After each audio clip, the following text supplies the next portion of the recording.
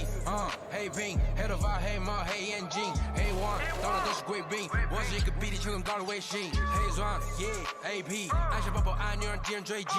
电话那个响，开个跨会议，先给一下账或者看看汇率。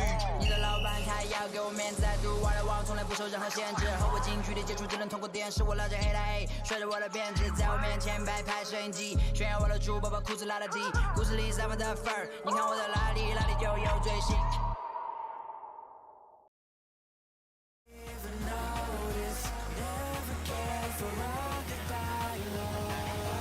I just wanna be alone.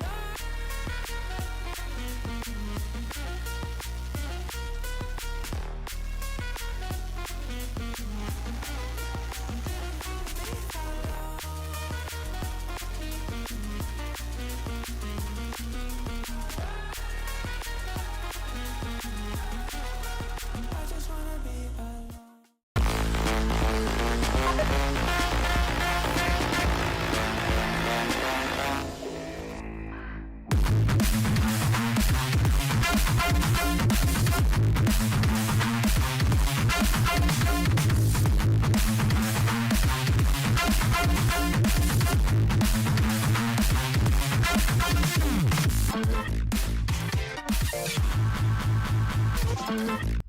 Hey, this is Walker with Carbon Paintball here to talk to you about our SC custom jerseys. To start your team's design, head over to crbnpaintball.com, fill in some team information, including what colors, what template you want to base your jersey off of, upload your main team logo and any sponsors, enter your name and your number, and we're going to kick you back a 3D image of your jersey. The custom jersey is built on a 5-panel design that's all customizable. The jersey features a DWR coating all throughout the jersey, so it is water resistant. It also is stain proof, and it has side mesh venting. The jersey is also very fitted, so it has a compact neck collar, and it also features elastic thumb loops to keep the sleeves in place while you're sliding or running. To start your team design, head over to crbnpaintball.com.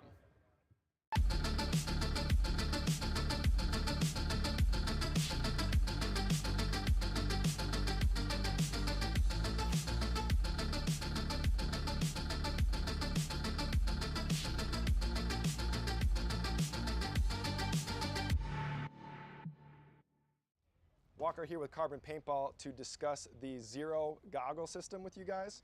We have the Pro version and then the SLD. What you're going to notice first is the color options. The Pro, it is a semi-translucent Airflex bottom. That's the mask region.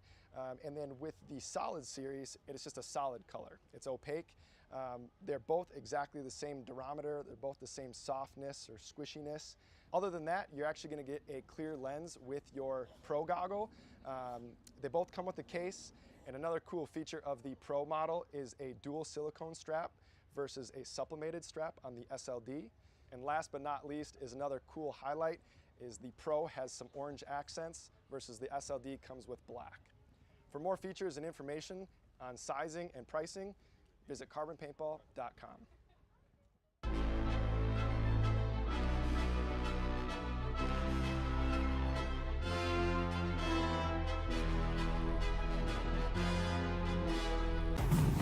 Hey, what's up, guys? My name is Errol. Hey, my name is Doug. Hi, my name is Slow. Hey, how's it going? My name is Alvaro. Hello, I'm Zeps, and I'm in the process of trying out for the movie.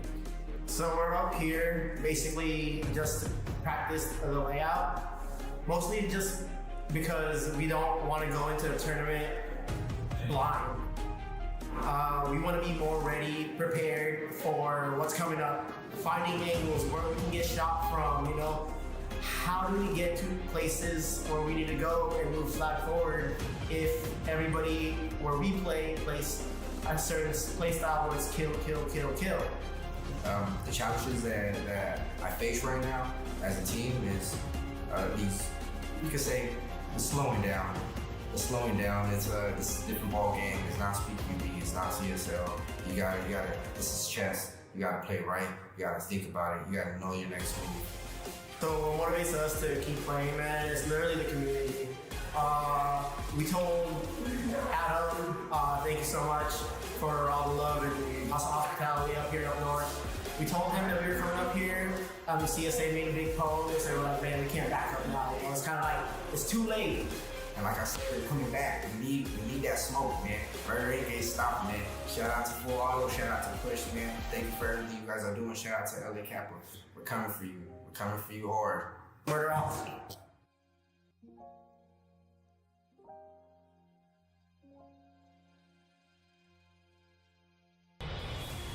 There, but it looks like he's good. Ref's gonna pull him. The body over here on the D side. Looking like it's 3-on-3. Snake drops. Oh, flag drops in the snake again. This game's over. Oh my god. We're gonna watch. There's gonna be a battle here at the castle. And there's gonna be a snatch. Oh boy. With the refs, hey, be on your game. You got to call your stuff and be honest out here. This is NSL. That's how we play. Exactly. These are the best teams here that deserve to be out here. Hi, this is Anthony Piacenti, and you're watching the NSL Pro Series.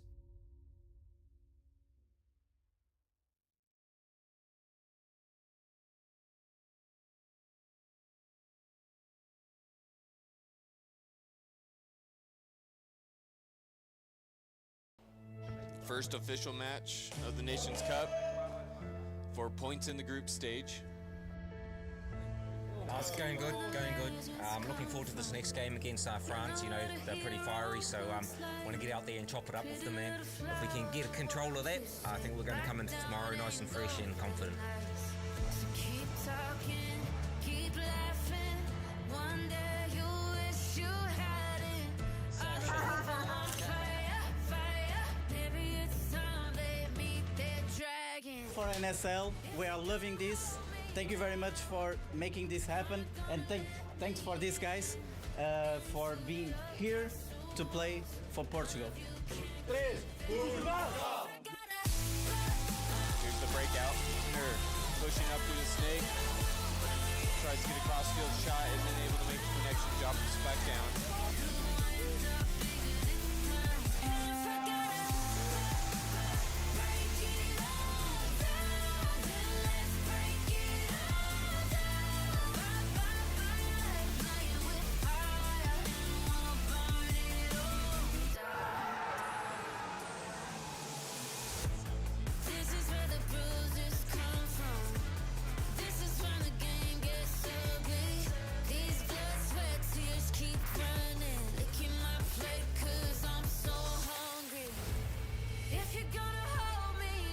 This is Jager, the captain from the Dutch team. I want to have a shout out to the NABV, to Shogun, and to Delta Air Events for sponsoring us this weekend. We're going to do our best to take home the trophy. See you guys.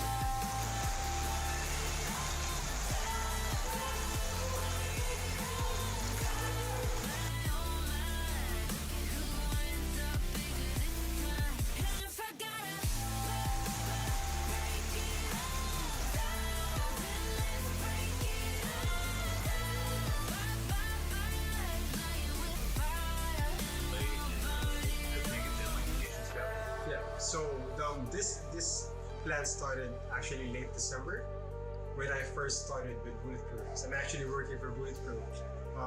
Michael, the manager, told me to let's make this sport, let's make Australia be on the map for speed. So let's send someone to the Nations Cup.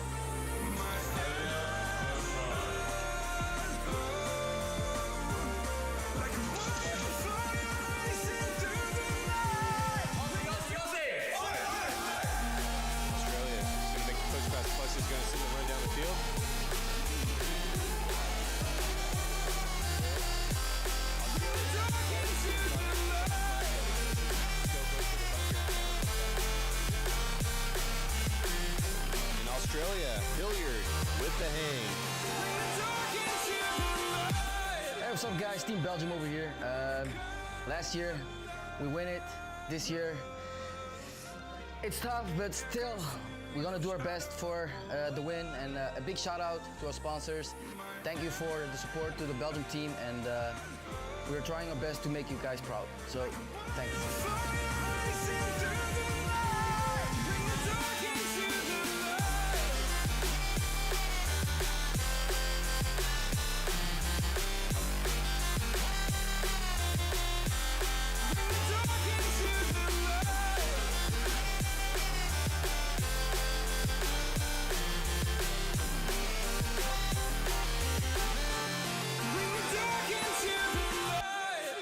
Belgium, Team Australia. I have with me Junkie and Ramirez. This was legit a hard-fought match. Team Australia kept Belgium on their toes this entire time. Gentlemen, please tell me how this went. It was intense, like versing Belgium. We had a hard time, but I told my boys, whoever walks in that breakout wall, we will make them suffer. Just being on this turf, just being on this arena, that's a win for us. Just to shoot BBs, just to see everyone, all the nations, that's already a win for us.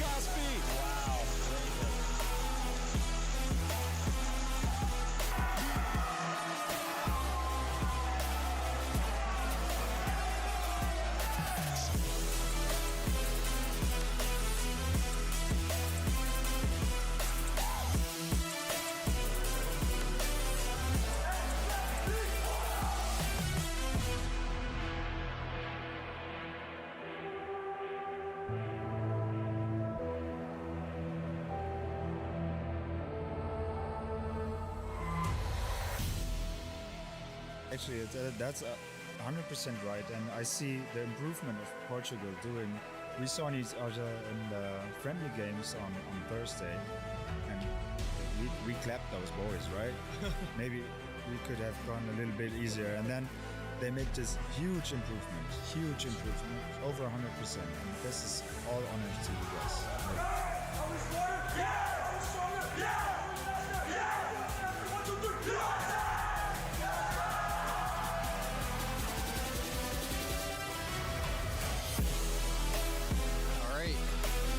For the battle between USA and Portugal.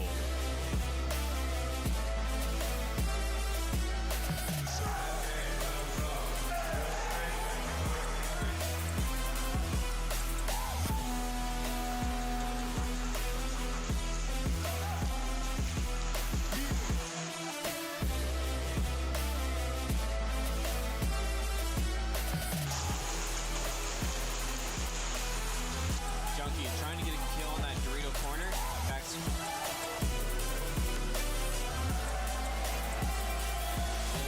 just gonna end it right there. Yeah, they decided it was 2.7 seconds.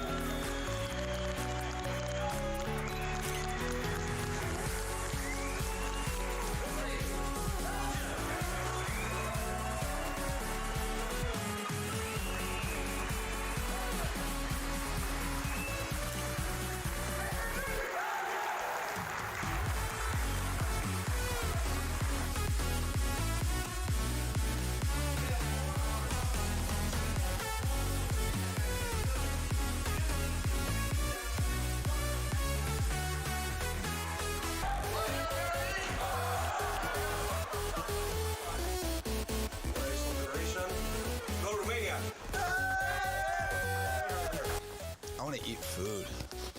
Is this on right? I think so. We love you all, guys. Thank you so much for coming out, and see you next year at Nations Cup 24.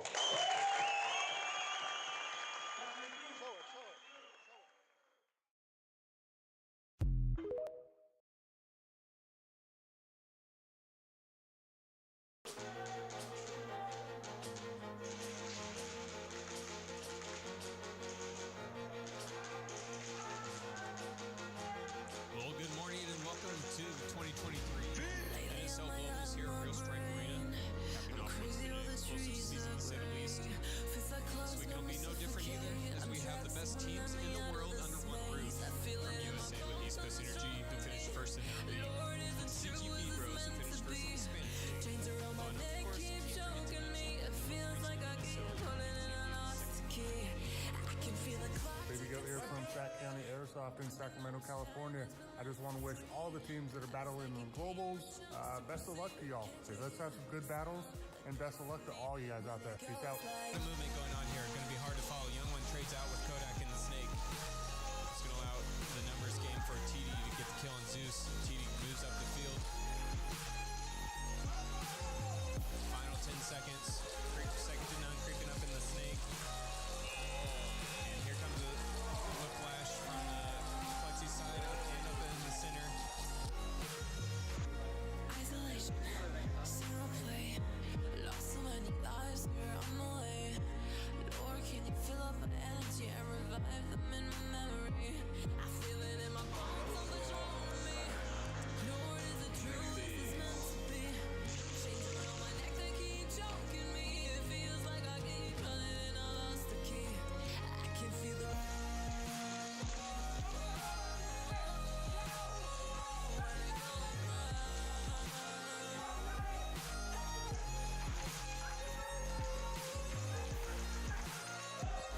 Player coming off Terranites, nearing the final minute now. Speedbones just need to hold out. It looks like they're preparing to do so.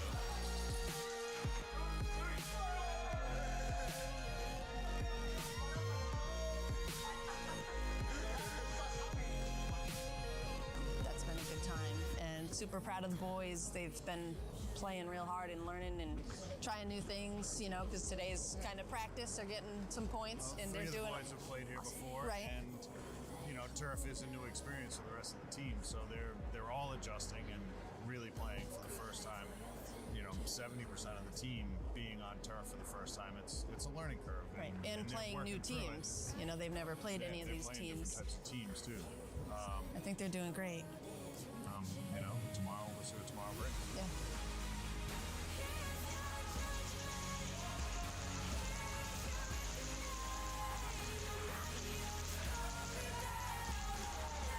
And second to none, the win streak comes to an end.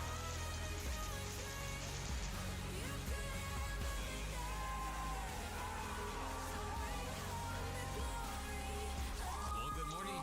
Welcome to day 2 of the NSL Globals here at Real Strike Arena for 2023. Golden day here. Some close games already ensued yesterday. We are moments away from seeing who climbs to the top as our global champions here on Holy Sunday. I've talked to one of your teammates. He mentioned that this has just been a learning experience and a lot of things have changed recently with the team overall. So just tell us what's going on. So at the start of the weekend, I think it was our first 3 games were very, very shaky. We won our first one, but then lost our next 2, and everything was really kind of all over the place, I won't lie. But I brought my boy Kyle over from Legion, so we've got a bit of a Legion Sexton on crossover going at the minute, and we drew plans up, and we've just been smashing it since then. Like everyone's found their spot now, everyone's killing it, and so far the weekend's looking real good. Yeah, I feel like as far as preparation's concerned, we've played how we wanted to. Some moments felt like we kind of ran out of time, like we started clicking and gelling and forcing players where we wanted to, and we just didn't have the moment to kind of cap off the games. So going into the quarterfinals, I know the games are going to be a little bit longer. Teams are going to be more prepared and ready to go, so as we should be as well. We're locked in. We're just coming to fucking kill you. Like, we're ready. We're ready. We're ready now. We've done our trial phase. We're fucking ready. We're coming to fucking kill you. All of you. It's worth mentioning it is cold here today for the players. A whopping 10 degrees Celsius. And knowing that the field is damp, it'll definitely impact these players.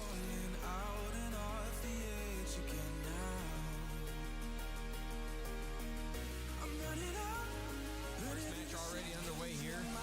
Wolves again attacking from the right. Again, 15 minutes now on the clock. CQ Bros making a good connection, getting ecos off the break.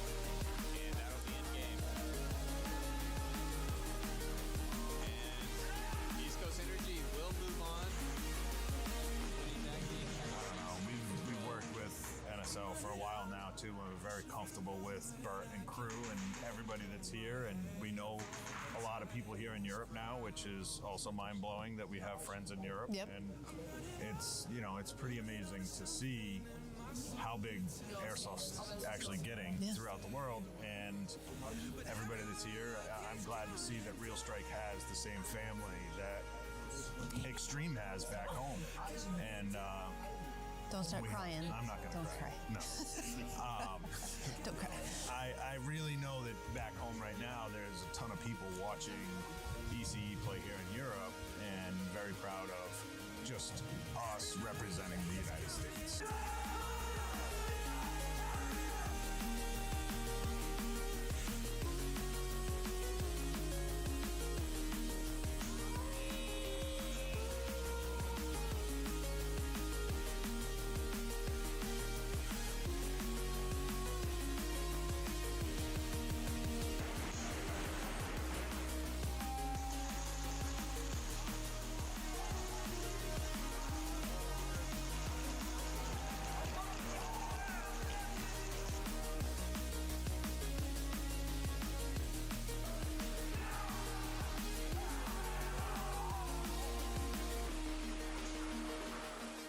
It's definitely been intense. Some of the most intense gameplay we've seen throughout the season. So kudos to you guys for really, I mean, you guys have to be on your A game, right? Yeah, it's a lot different than playing usually. Like, this whole reffing is just like, there's so much more to do to it, but you also learn a lot from the reffing as well. So that's why I think it's really good that these guys get in people to ref and experience it themselves. So you can see how it is, like, from a player and a ref perspective. Yeah, good luck to all the teams, and let's get a good day. Right on, let's get it.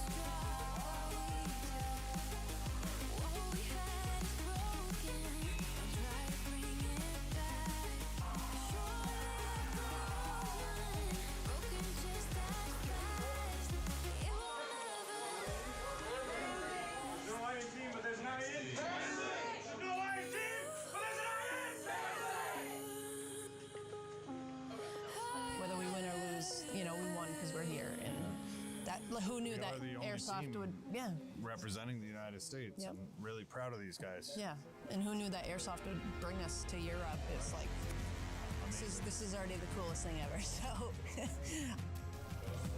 Heat 19, match 36, the final battle of the year. Saviors versus Second to None.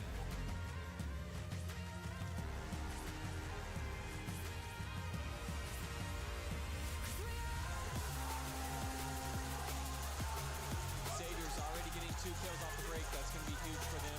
Jaeger creeping up through the snake. Jaeger going up the middle to the castle. Diablo on the Tomoxy Dorito.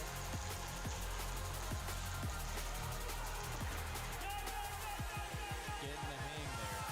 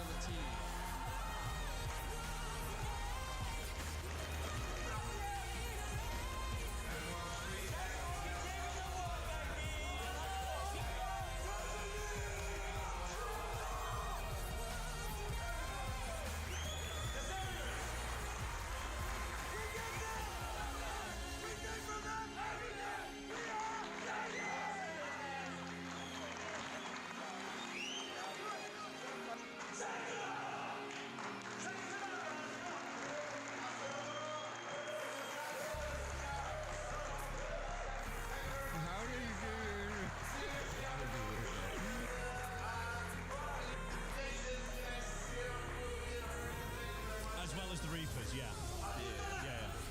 that's it. East Coast Energy. Yep. For the Nations Cup. Globals. For the Globals, excuse me. Mr. The Voice, MSL Voice, give him a big applause.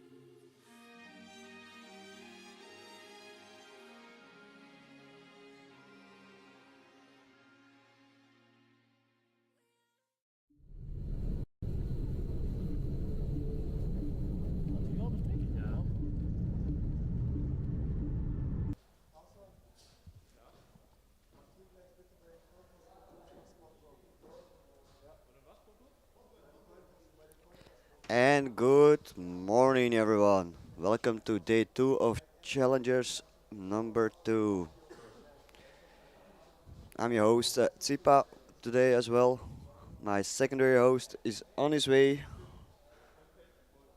It's gonna be Cringe from the Saviors, aka known also as Oliver. So, let's get ready for the first heat. It's gonna be NFA against Honey Badgers and Toyfos against DSD. Is the sound very good?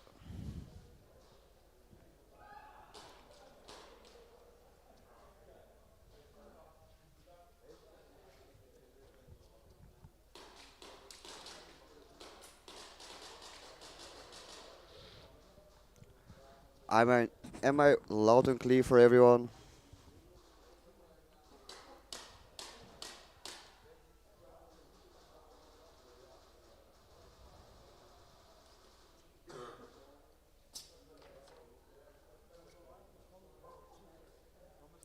We still have to play, let me see, 5 heats.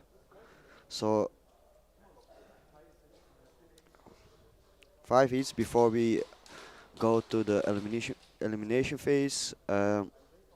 Still a lot can happen if you look at the Everyone over brackets. here, please put your mask on. NFA, Honey Badgers to the field. Team captains, please come to the headway for the coin toss. Referees on the field as well. Everyone else, please leave the field.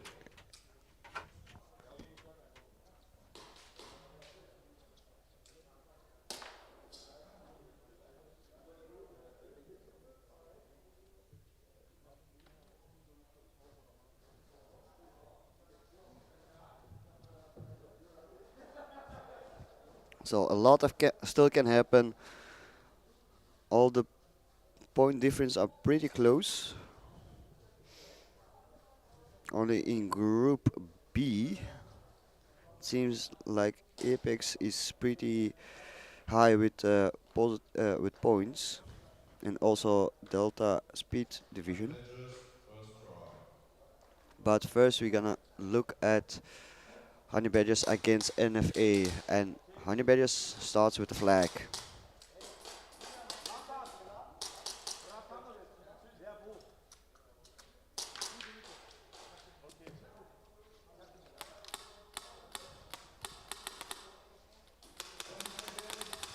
I'm curious to see if NFA did some counseling after yesterday's day to improve their gameplay today.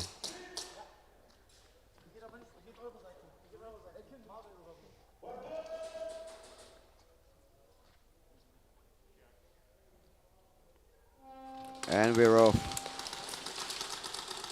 Both teams pretty same breakouts. Seems to and again, good communication from Honey Badgers. Honey Badgers already trying to push to the 50 line. They have one player at the 50 line at the pluses or the X's. Trying to get an angle on the enemy. But it seems there's some bit of gun problem in the snake for Honey Badgers. But he managed to fix it.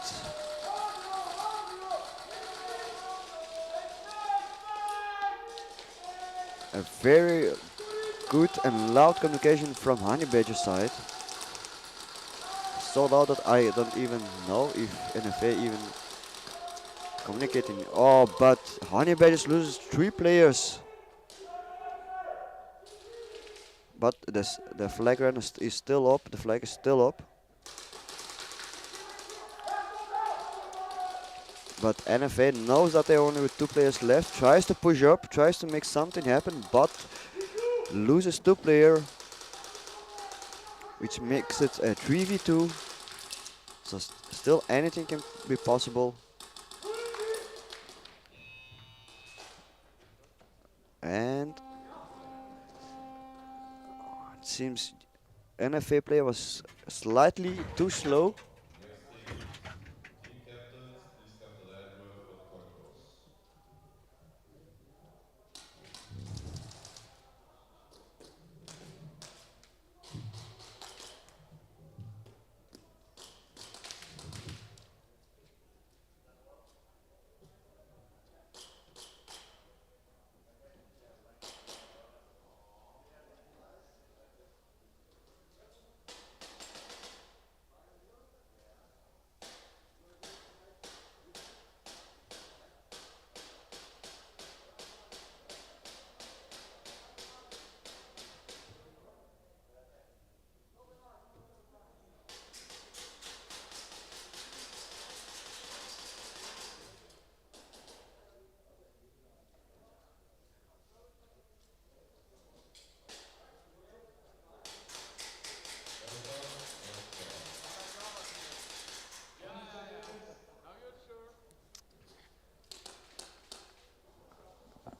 And my co-host just joined me. So, good morning, everyone. Yeah, Cringe, Airsoft here, player 99 from the Saviors. Glad to be doing some commentary for you guys today, along with Sipa from Terra Knights. So, hope we have a good, some good games today. I was watching the stream yesterday, saw some really good things. These challenger teams are definitely leveling up and getting experienced fast. Yes, because what I saw from the first Challenger series and now, it's definitely you see the improvement and growth from both, from all the teams that did compete in the first one. So, Day is Day sweeping the field on the D side, but the flag carrier is shot out. Teammate sees the flag, recovers, but can't get it in time. Yeah. You know, that's a sort of move where I question whether it was really worth it for the flag carrier to take such a big risk, right? Because a lot of what the flag carrier has to do is manage risk. So do I run, do I make the push, or do I let my teammates try the push first? If you let your teammates try the push first, well, maybe you're too far back and then you can't hang the flag. But then if you do the push and you make the move, well, maybe you get an easy flag hang. So, yeah. Yeah, it's managing the field at that point of time is very important. Like you said, if you have the flag and you're running up front, be sure that you have just wait and for your other teammates to support you and make a path for you so you can easily get the flag in. Exactly. So, if I'm not mistaken, Honey Badgers have been struggling a bit more this event compared to the previous one, right? Yeah, it's not the same like it was with the first challenges tournament, but they are doing the best to try to adjust, but it's always those small mistakes and sometimes being too aggressive without thinking first or seeing what the situation is. So right now it seems like they're, oh, wow. That guy just blew through the middle, taking down 2 Honey Badgers players with him. yeah.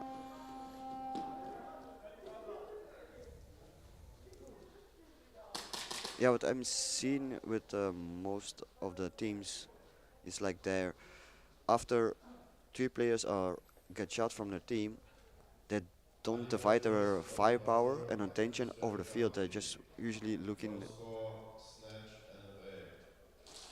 NFA. Yeah, so there was still a Honey Badgers player alive on the Snake side. Oh, so it was early buzzer. Yeah, so they got an early Oof. buzzer. And administrative penalty now. Yeah, I couldn't really see it. I thought he got shot, but no, it turns out, yeah, it was an early buzzer. Yeah, my focus was on the guy who was from NFA who was running toward the middle of the field. Yeah, that So was a good move. But yeah, what you were saying about after 3 of their guys get shot out, yeah, I sort of saw the same thing, indeed. One thing that I want to see more consistently from some challenger teams, if they're looking for an improvement point, is giving up as well. You know, so when you're the last person alive, just go and sacrifice your body. Even when you're the last 2 people alive, you know, defend against those snatches. Okay, we see Davey getting shot out at the home, so that's kill 1 for Toy Force. Toy Force with 4 people, now down to 2 people as 2 get shot out simultaneously.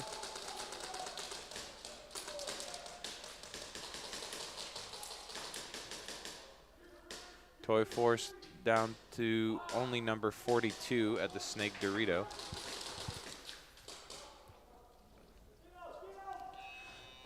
So it's, here we go, and Desde get his own 3. So you see, here's exactly what I was talking about earlier. This time, he let his teammates push and eliminate the last Toy Force player, but then he was too far back with the flag. Yeah. The first time when he did the push alone, yeah, he would have gotten the flag hang, but then he accidentally caught a BB. So it's finding that balance that DSD is going to have to do to improve. For those viewers that are in the chat, there's not many. I know it's morning, but please let us know how the audio levels are for the commentary, if we're too soft or too loud.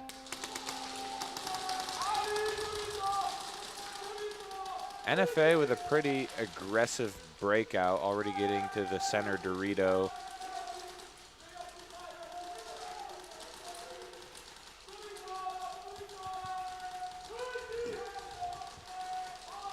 So Honey Badgers with 4 alive. I think NFA still up with 5.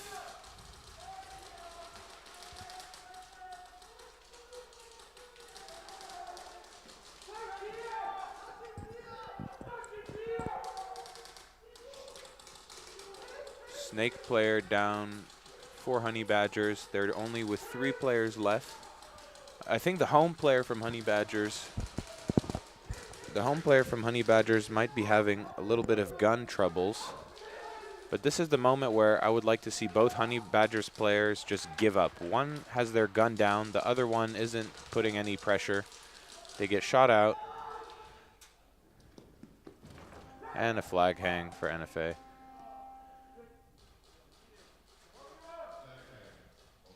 So we see some guy tuning in from Rhode Island at 2:40 a.m. So good morning to you too then, technically.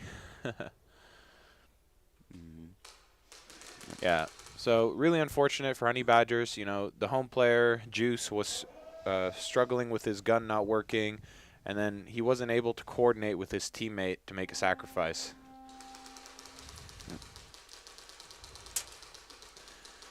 But maybe he redeems himself with the 1v1.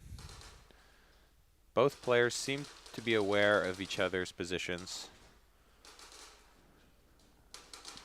Juice saw him move up. He's going to play very defensively, as he should, and takes him out. So well played by Honey Badgers in the 1v1. But I do see a improvement in NFA if I compare it to yesterday. They seem to be more collective than yesterday. Yesterday they were playing still good defensive, but their communication and trying to move up the field was lacking in coordination. But now, just with this, they saw the opportunity to push up and they used that advantage. Yeah, and they moved together as a unit. Yeah. So, you know, everyone running side by side. Okay. Seems like Toy Force home player gets shot out, and as well as the LA Kappa Customs D2 bunker player. Snake Corner shot out, and they started with 4, so in only 10 seconds, I think, Toy Force is down to their last player at the center Dorito. He's eliminated. They're going to go for the flag hang. And they got it. So a little bit of a, I think, miscommunication there from DSD. They started with 4, and I think they had, you know, kill 4 in their heads or called out on the field. So they were looking for the 5th player. But yeah.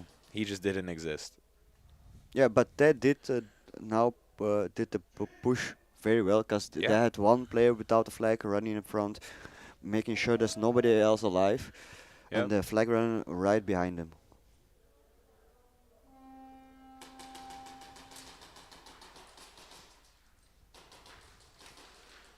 So we'll see how Toy Force responds with their defensive 1v1. I always think a defensive 1v1 is much easier than an attacking 1v1 because time is on your side on defense. Yeah. Very interesting technique, playing low in the snake. I think he got hit just before the wall. We'll see what the referees call.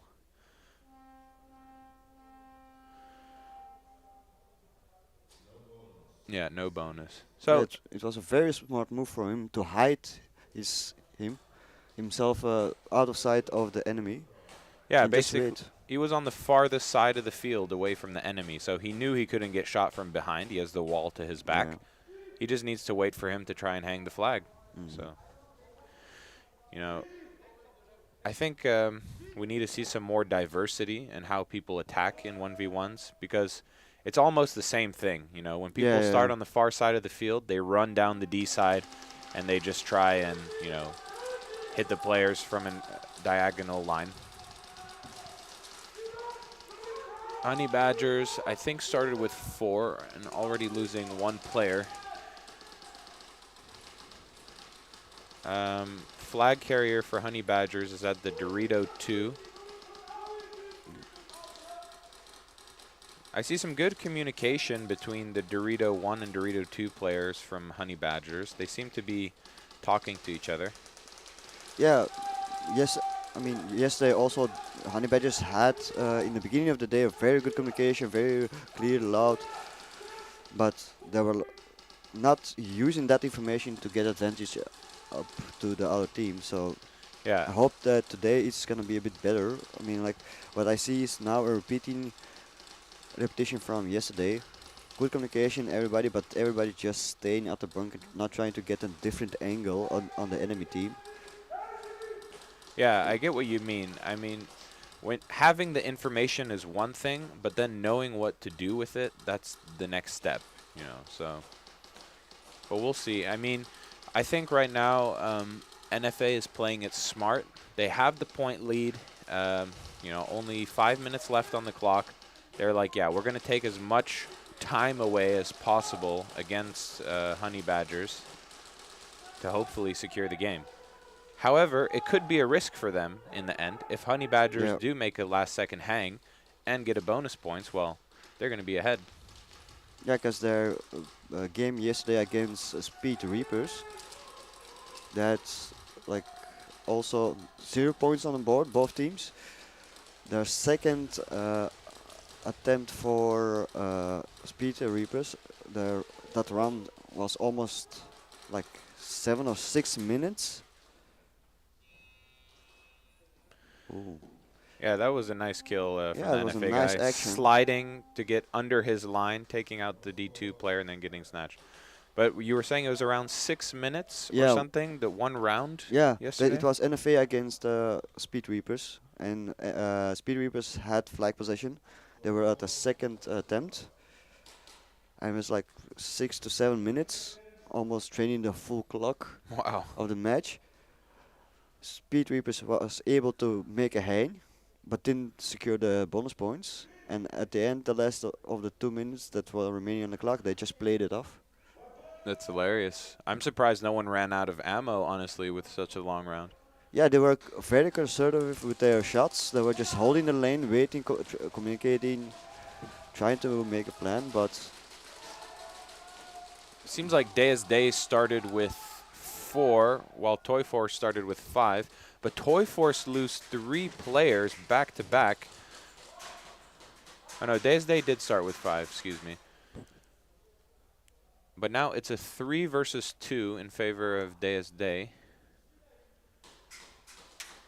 Toy Force is attacking, but Day as Day is in a good position for getting the snatch. And they get it.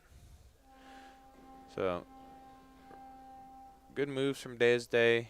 Yeah, it was smart to reposition himself, try to push on a different side of the field. I did feel like, though, that was very much a one-man push at the end there. Yeah. You know, his teammates on the Snake side didn't match the sweep. You know, you have to think about it like this, guys. The more players you have on the other side of the field when you kill the last guy, the bigger your chances of finding the flag, because you have more people spread out across the bunkers. One of them is bound to be next to the flag.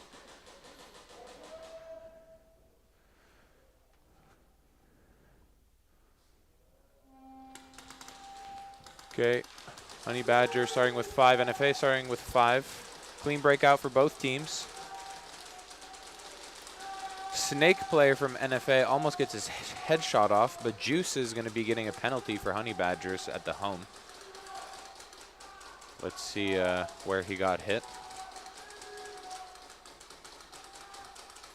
I think Honey Badger's Snake player is also having some gun malfunctions. Keeps testing his kappa. Already the second time, because in the first, very first round from this match, he had also some issues of, seems to be feeding issues. Yeah, he seems to be pressing his magazine into the adapter to get it to feed. Okay. Only 2 players left for Honey Badgers. NFA knows that they're trying to push up. Wow, really awesome snake play there from NFA. Going to the 50 block, crawling down and shooting the other snake player on the side. Ooh, early buzzer. Was that from NFA? I don't know. Because I don't think it was for Honey Badger, since they had a direct line of sight on their last player. Yeah. I think the NFA player might have been so low, crawling alongside the Honey Badger snake, that... No, it was Honey Badgers. Having too many people on the breakout.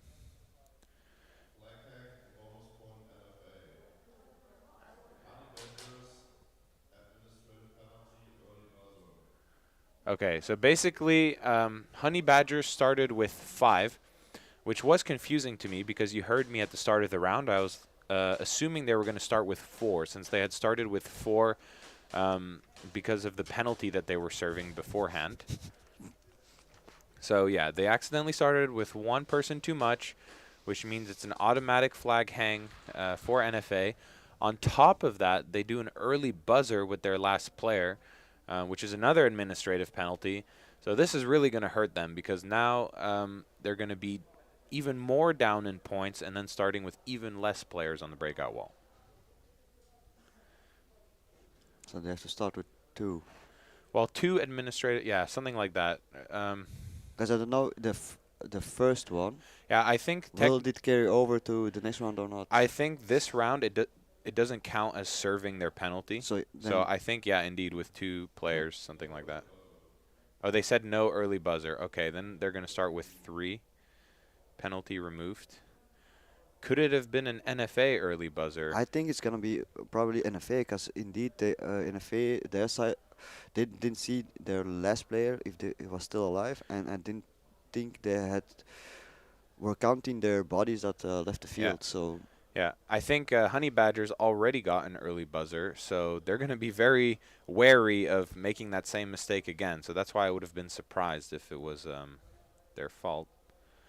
But anyway, we'll see what happens. One thing I would love to see maybe in the future in NSL is if some sort of light or, something is activated on the stream where you see which side presses the buzzer and when.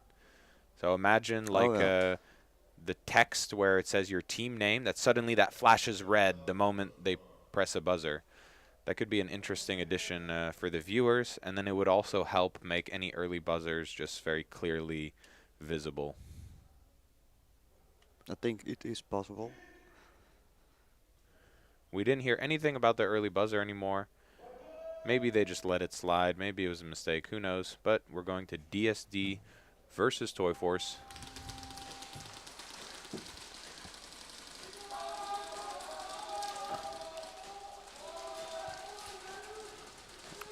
Toy Force loses 3 players in the first 15 seconds. They also lost 1 player. And Toy Force is fully eliminated from the field. And flag hang for Day in under 30 seconds, so they cannot buzzer.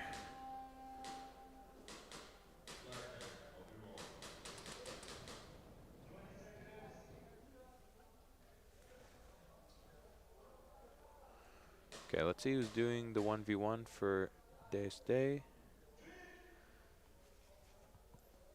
It's a little bit difficult. There's no player from Toy Force at the breakout.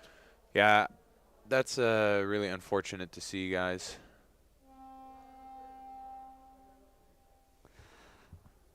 I think Toy Force, their spirits are very down from yesterday's games, because they lost all their matches yesterday. Yeah. I mean, I think it was also the same sort of story for their team in the first Challenger event. They didn't perform the best, but they have to stay resilient. They have to basically push through the mud, push through and spill that blood from their own wounds to actually level up in this game. So and part of that is showing up to the wall and playing. It doesn't matter if you're getting shot out. It doesn't matter if it's not going your way. You just need to get up there and try again. So hopefully they go to the wall next time in another 1v1. Yeah. And maybe to try something different from what they're used to doing. Try to see a different perspective. Yeah. Speaking of doing something different, Juice is not playing home anymore. He decided to go to the Snake Corner from Honey Badgers. And they also decided to send someone into the actual home bunker. Sneaky number 6 from Honey Badgers is playing that position. But the Castle from NFA is looking directly at him, trying to get his head. This is a very dangerous position for him if he peeks up. For starting with 3 players, though, Honey Badgers is holding it down pretty good. I like the angle. Also, they started with 3, not with 2. No, because one of the administratives got removed. right. The early buzzer was... Dorito 2 is shot out for Honey Badgers. So now I understand the tactic of Honey Badgers. You can see that sneaky number 6 was actually stashing the flag in the home bunker there. You can see it on stream. So the idea is to defend against the snatch, and then hopefully do an attack when they're allowed to start with more players on the breakout wall. I think that's their plan. Yeah, they should, because it's only 1 round that they have to start with 1 player less. So yeah, I mean 2 players because my bad. It's 3 rounds. So I think they'll be able to start with 4 next round. But the only thing that I don't really understand with their strategy, though, if that is their plan, is there's just not enough time on the clock. Now they're going to buzzer. He's going to look for the flag. And their plan works for not getting snatched, stashing it in that home bunker. But the problem is now is that they need to attack, snatch, and then attack again if they want any chance of winning, all in 90 seconds. And that with only 3 players, because they have to do 2 more rounds. Yeah, but I think that was for one of their administratives. I think the other one was like a different penalty. Was it a second, do you think? Yeah, we'll see.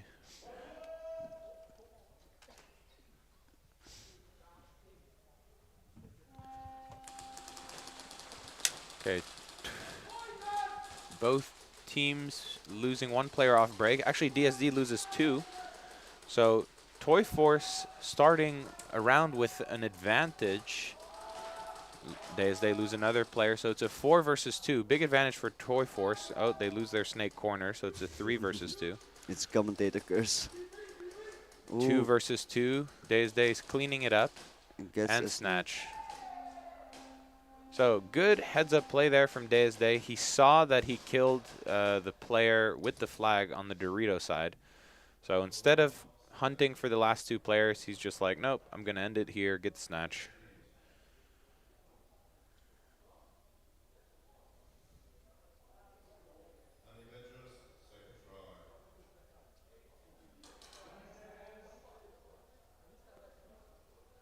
Okay, so let's see.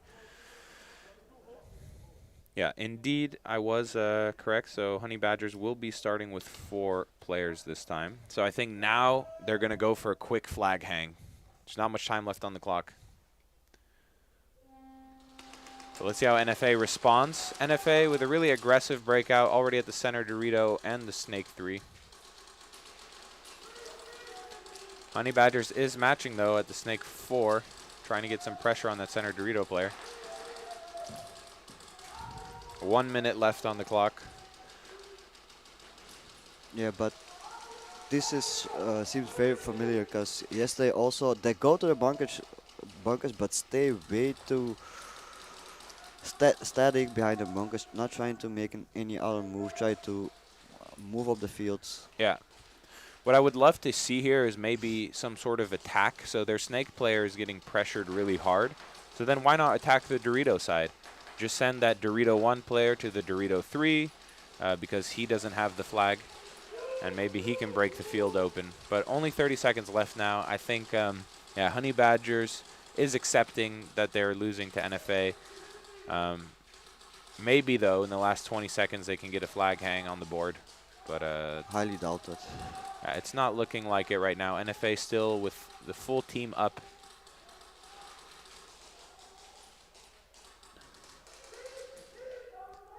Five, 4, 3, 2, 1. And it's over. End game. It's NFA still looking for the snatch, though, after the end game was called.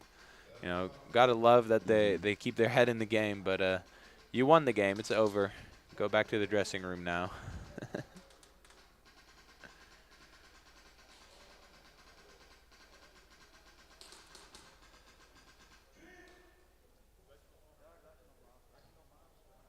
Toy Force versus Day. I want to see if Toy Force can get another breakout to go in their favor, like they did the last round. So Toy Force loses 2 off break.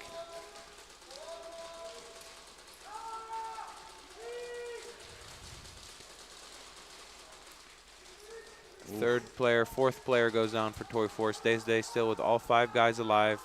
They're just going hard down the field. On the count.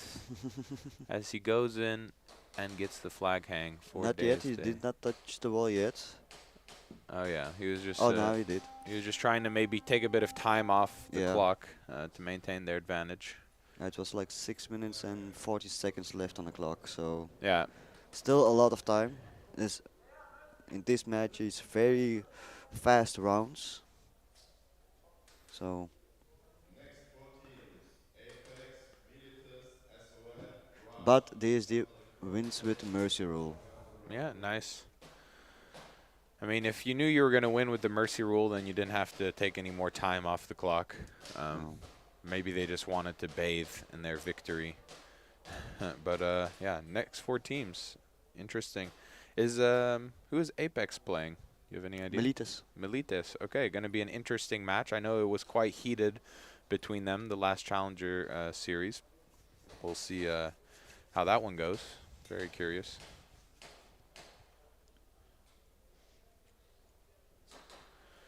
But yeah, guys, so we're slowly getting some more viewers in the chat right now, and also in the stream. I think we're at 46.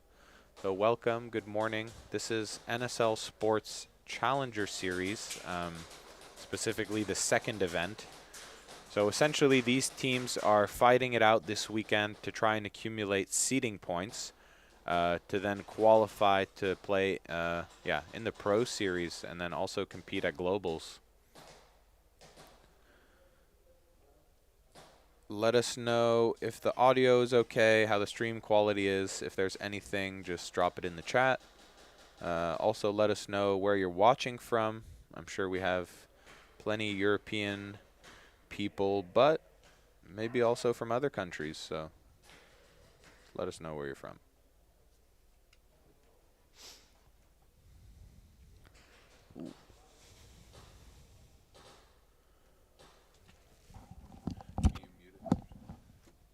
Yeah. I'm gonna go piss outside.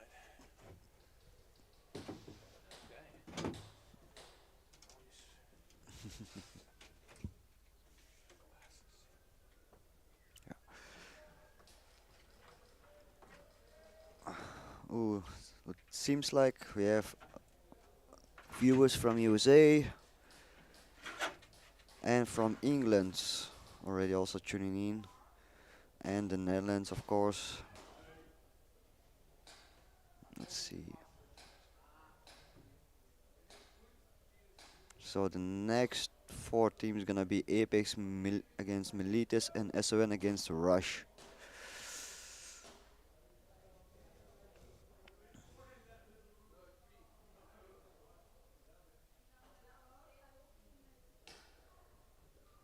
So let's see how they compare.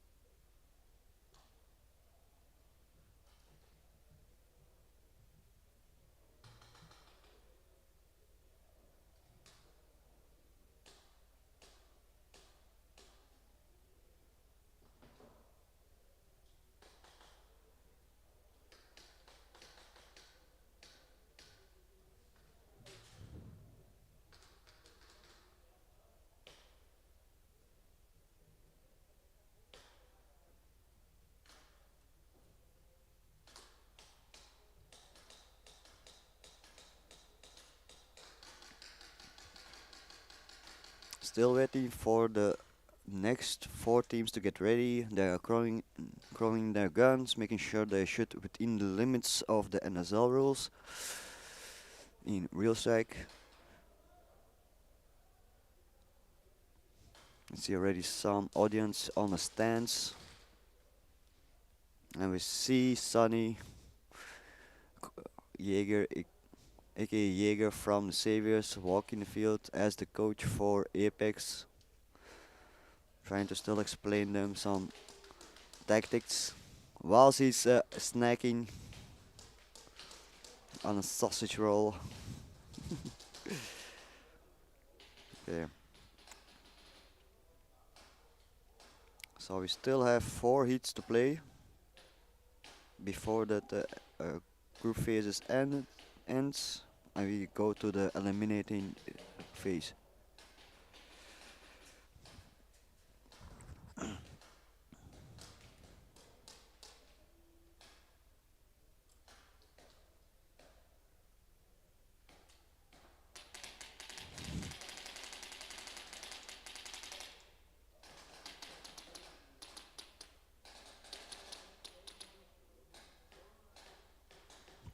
Okay,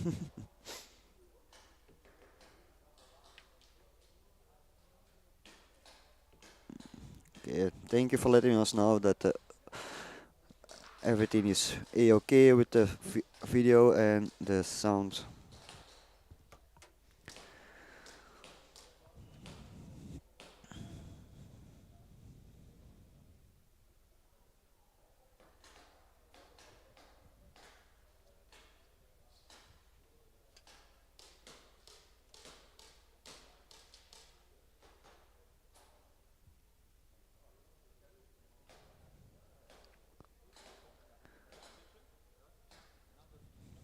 Apex is already fully ready to get started. And it seems like Milit is also joining the field.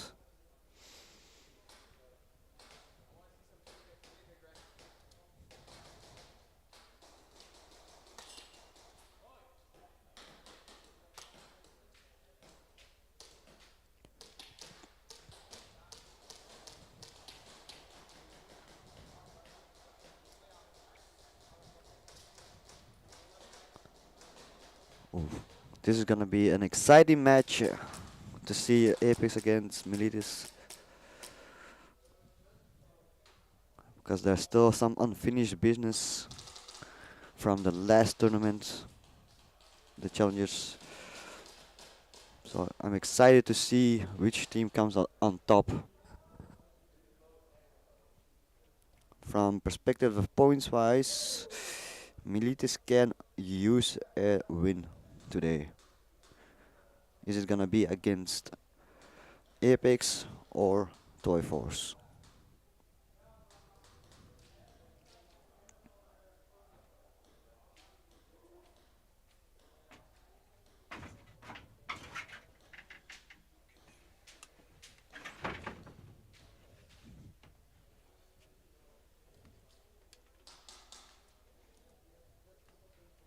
Apex, Militis, please come to the field. Team captains, do the coin toss with the head wrap. Everyone else, please leave the field. Muted, I guess? No. No? Okay. So, guys, I'm back. For those viewers who are just tuning in now, I'm Cringe Airsoft, joined by Tsipa. So, Tsipa is a player from pro team called Terror Knights. I'm a player from the pro team called Saviors. And today we'll be your commentators for this NSL Sports Challenger Series event number 2 tournament. We see Milites and Apex doing the coin toss to determine who will be the attacking team. Seems like Milites have won the coin toss, so they will be attacking first. Yeah, here we go. I'm expecting some big things out of both of these teams. I mean, they both train hard. They're both committed to the sport. So I'm excited to see what they have in store for each other.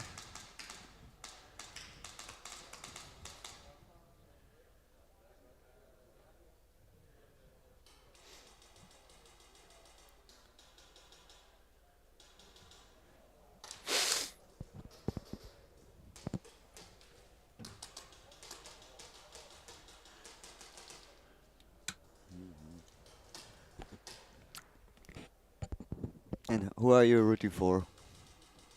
Well, I mean, as commentators, we're allowed to have bias. Yeah, why not? Unlike referees, so I'm definitely rooting for Apex. Yeah.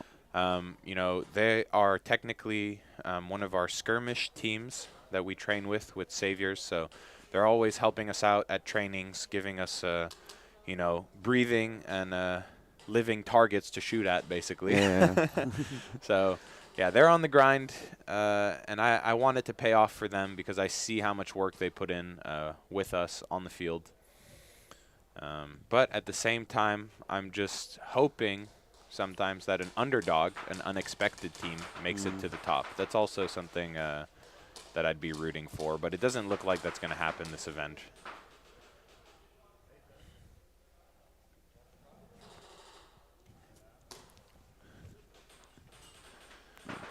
So, good morning to you, Zafei. All right, here we go.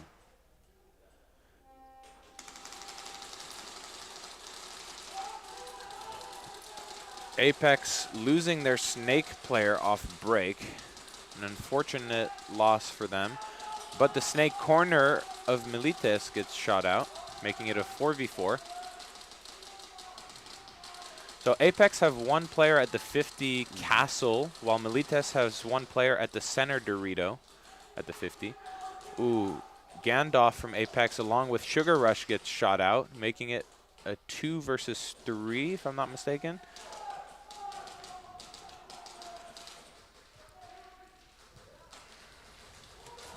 Yeah, I think. Also, Militis is in possession of the flag. 2v2 now.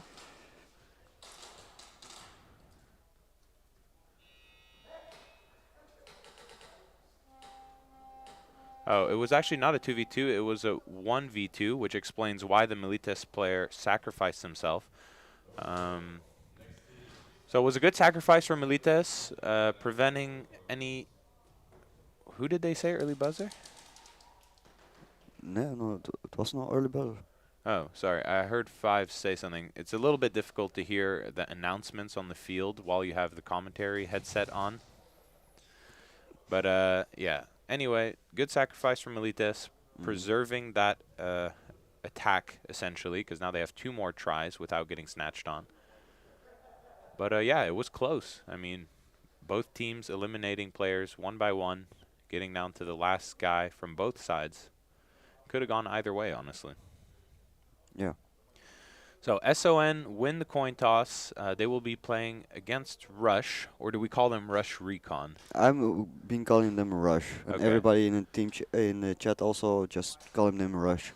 All right. So Perfect. Well, Rush versus SON. I really like the combination of colors SON have going on with their new jerseys and masks now. Looks really cool. yeah, it reminds me of that drink, the Indian tea drink. do you know what I mean? Like no, I don't, unfortunately. Maybe you can show me a photo. Yeah. But both teams survive the breakout, it seems like. No, never mind. SON losing bodies on the D side.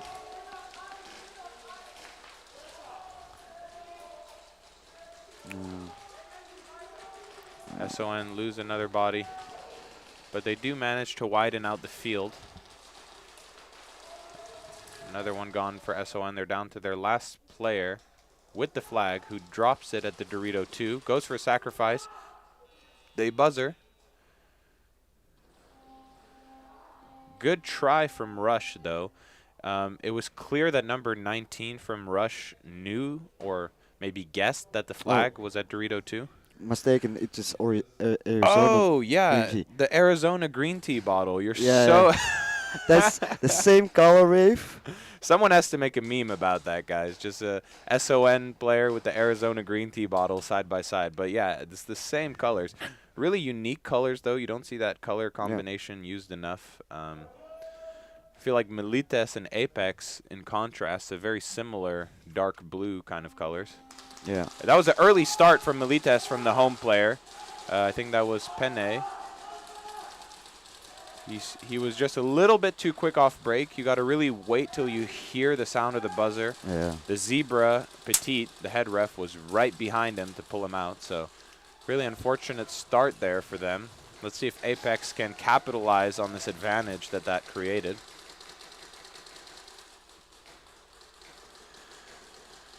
Another player goes down for Milites on the Dorito 2.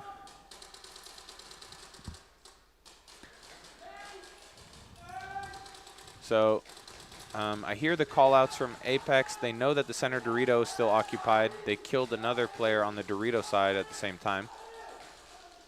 So now they have to get down the field to get in a nice position to get the snatch before they kill this Dorito player. They kill him now. They look for the flag. And they get the snatch. So this was a really nice push from Apex because they kept it calm and composed until everyone was at the 50 line. Then they make their push. Because the more bodies that you have on the other side of the field, like I said, the more chance you have of someone getting the flag. They were all looking at different bunkers at the same time. So it was a really nice play. Yeah, it was very coordinated.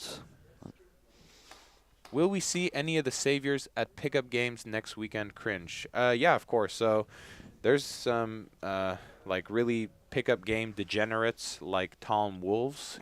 He's, I think, been going to pickup games every single time there has been a pickup game for the last 4 years. So you can expect to see him.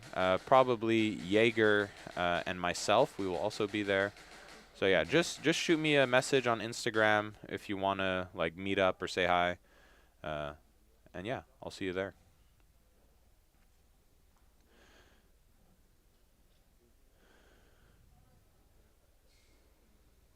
All right, so we see some stare downs going down now from SON and Rush. Yeah, and it seems like Team Rush getting some advice from player from SON Remy. Yeah, yeah, good to see it. You know, it's not the first time that we see Pro Series players going to help out challenger teams. Yeah, just look at Apex. You have Jaeger, of course. aka Sonny. Ooh. Yeah, so indeed it was an early start like I saw for Milites. But yeah, so we have the team captain of Saviors, Jaeger. He's also out helping Apex with some coaching. I think last time during the Challenger Series, we also saw someone from Wolves who was helping out. I don't remember exactly who. I think also Milites has a Pro Series person with them, if I'm not mistaken. But here we go. Rush versus SON. Both teams starting with 5. 3 guns up off break for SON, but none of the shots connect.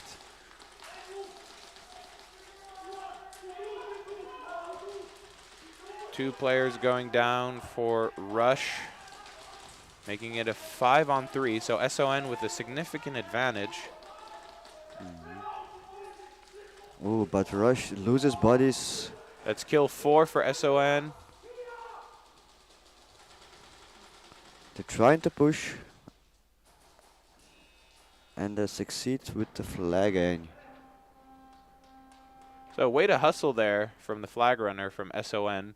Yeah. Really didn't slow out, or sorry, he didn't slow down at all before hitting the wall. It's nice that we have the cushioning finally. Yeah. We were me and Jaeger were discussing that yesterday also. Like we were sitting up here commentating, and then one of the players made a hand, and all this room was shaking. It was like a mini earthquake in here. Yeah, players are definitely hitting it harder now that there's the cushioning.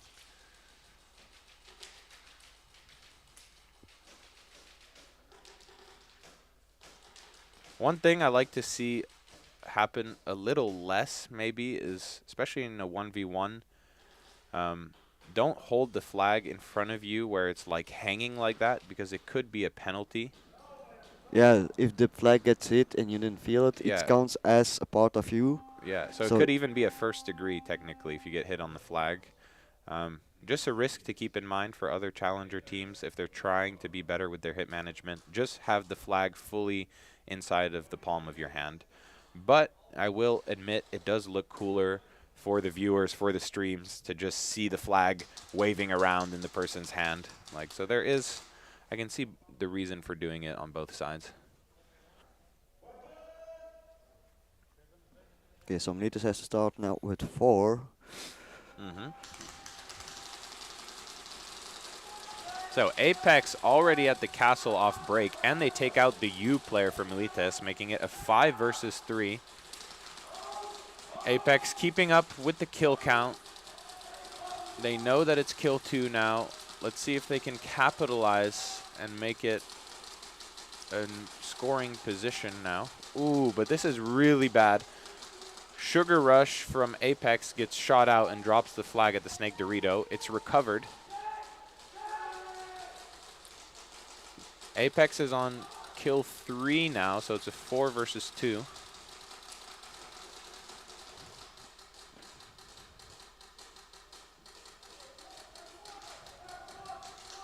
So I would love to see Mark from Apex get this flag hang, but I think he is one of the least experienced players for running the flag from Apex. So if he manages to get it, it'll be a big achievement for the team.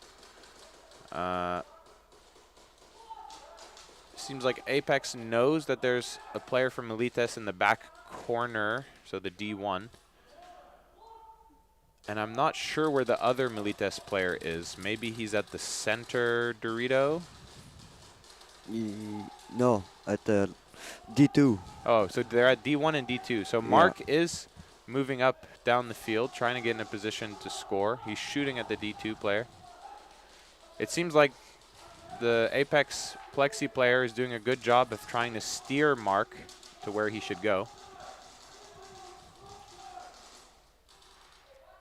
Ooh, but the Plexi player got shot out. It's a 2v2. Now this is actually a very dangerous position. 2v1. 1v1. Mark drops the flag, and he's going to go for the sacrifice.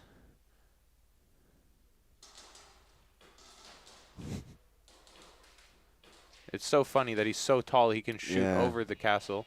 He gets shot out. Oh.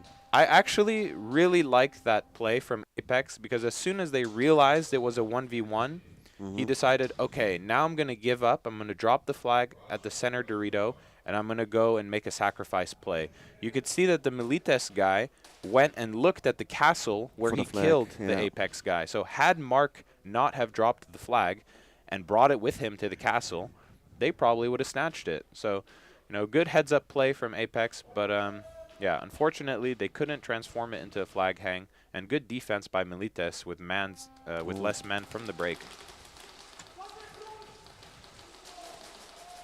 A very aggressive breakout for Rush. Yeah, I mean, they're living up to their name. They definitely like pushing down the field fast. Sometimes it costs them, but other times it pays off big. Like this time, it did pay off. Yeah, they killed one player from SON. I think already 2. Because only 3 players alive on SON side.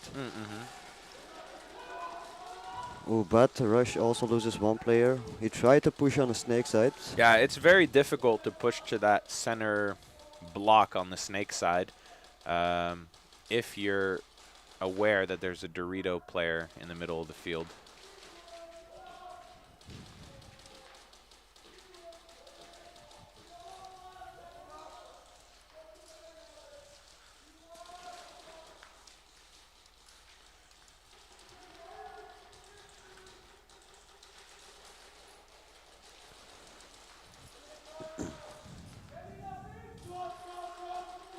Okay, we see SON trying to shoot out the player on the Dorito side from Rush. So I guess we call that the hashtag player from SON knows that there's someone pushing down the Dorito side. Oh, but as soon as he turns around, the Rush player pushes to the Plexi. Yeah, that was just bad timing. You know, sometimes that's just how it goes. You're holding a zone, you turn your back, and that's the moment that they push you. Ooh. SON just falls apart there at the end, and Rush make the flag hang. So he dives neck first into the breakout wall.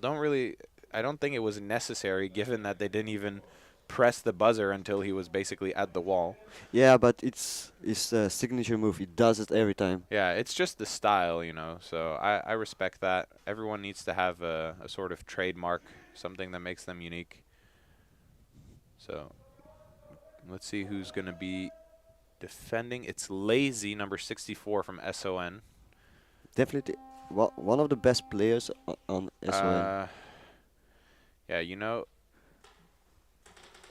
I really don't know what that was, because not only did he just get shot out without even shooting back, but I'm almost certain that he didn't even start with his gun on the breakout wall, the player from Rush. Like, he literally had his gun down to his side. It didn't look like it was touching, but whatever. No bonus points for Rush. It's going to be the second try for Apex against Milites now. Let's see if Milites can get that flag back. They're going to be starting with 5 players again after serving that penalty for the early start.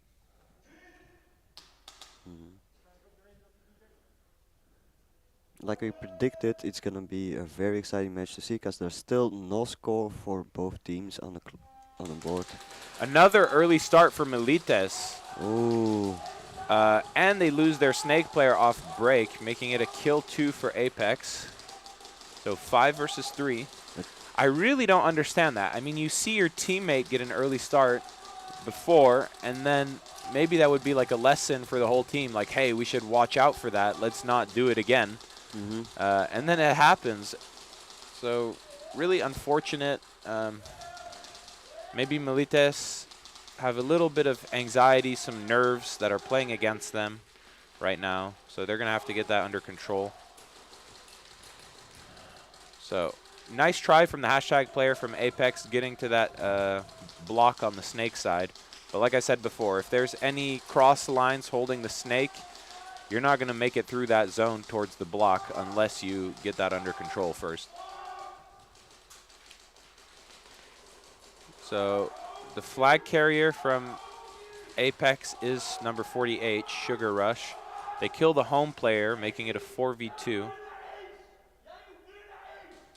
So we see Sugar Rush steering his team a bit.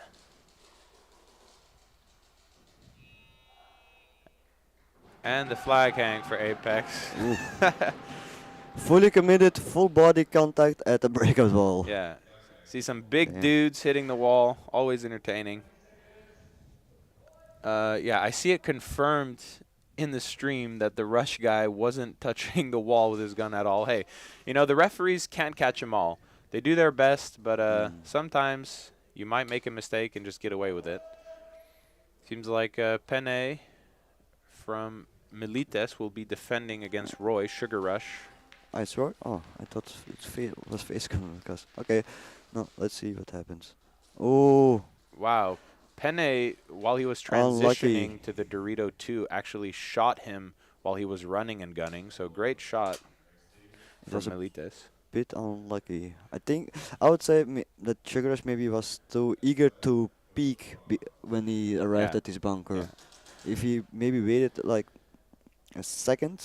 Yeah, or maybe hold like the tighter angle between the castle and the center Dorito instead of like the right side where everyone peeks.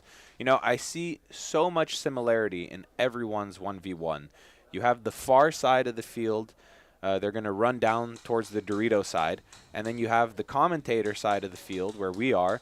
They just tend to go to the center bunker. Yeah.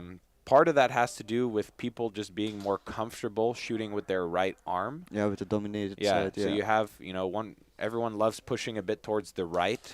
So then when you push on the side where the snake is on your right, well, you end up going to the center bunker because the other bunkers are too low, maybe.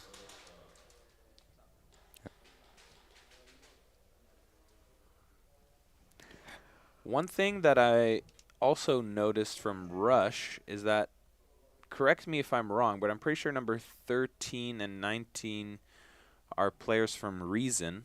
Yeah, it's correct. So, yeah, they're sort of a hybrid team, which is surprising because they are playing very well together.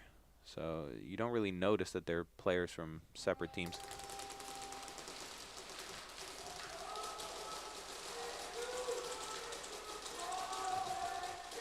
It's also gonna be for Team OB. They have also two players from Seven Sins playing for them. Yeah. I'm pretty sure the home player from Rush just caught a random ricochet BB because I was looking at him and I didn't see a single line on him. But nonetheless, it's a 3v3 or 3v4, I believe. But it's safe. It's better to be safe than sorry, right? Yeah, yeah. Like, I mean, I've had it myself. Last Pro Series event, I was at the Dorito 2, glued to my bunker, basically, with my hips pressed against it. And I get hit really hard in the back of the head, where I just knew I had to get out because it hit so hard. I thought maybe a teammate at the Dorito 1 accidentally shot me. But then turns out it was just some random ricochet. So always better to get out, especially if you're doubting where the BB came from.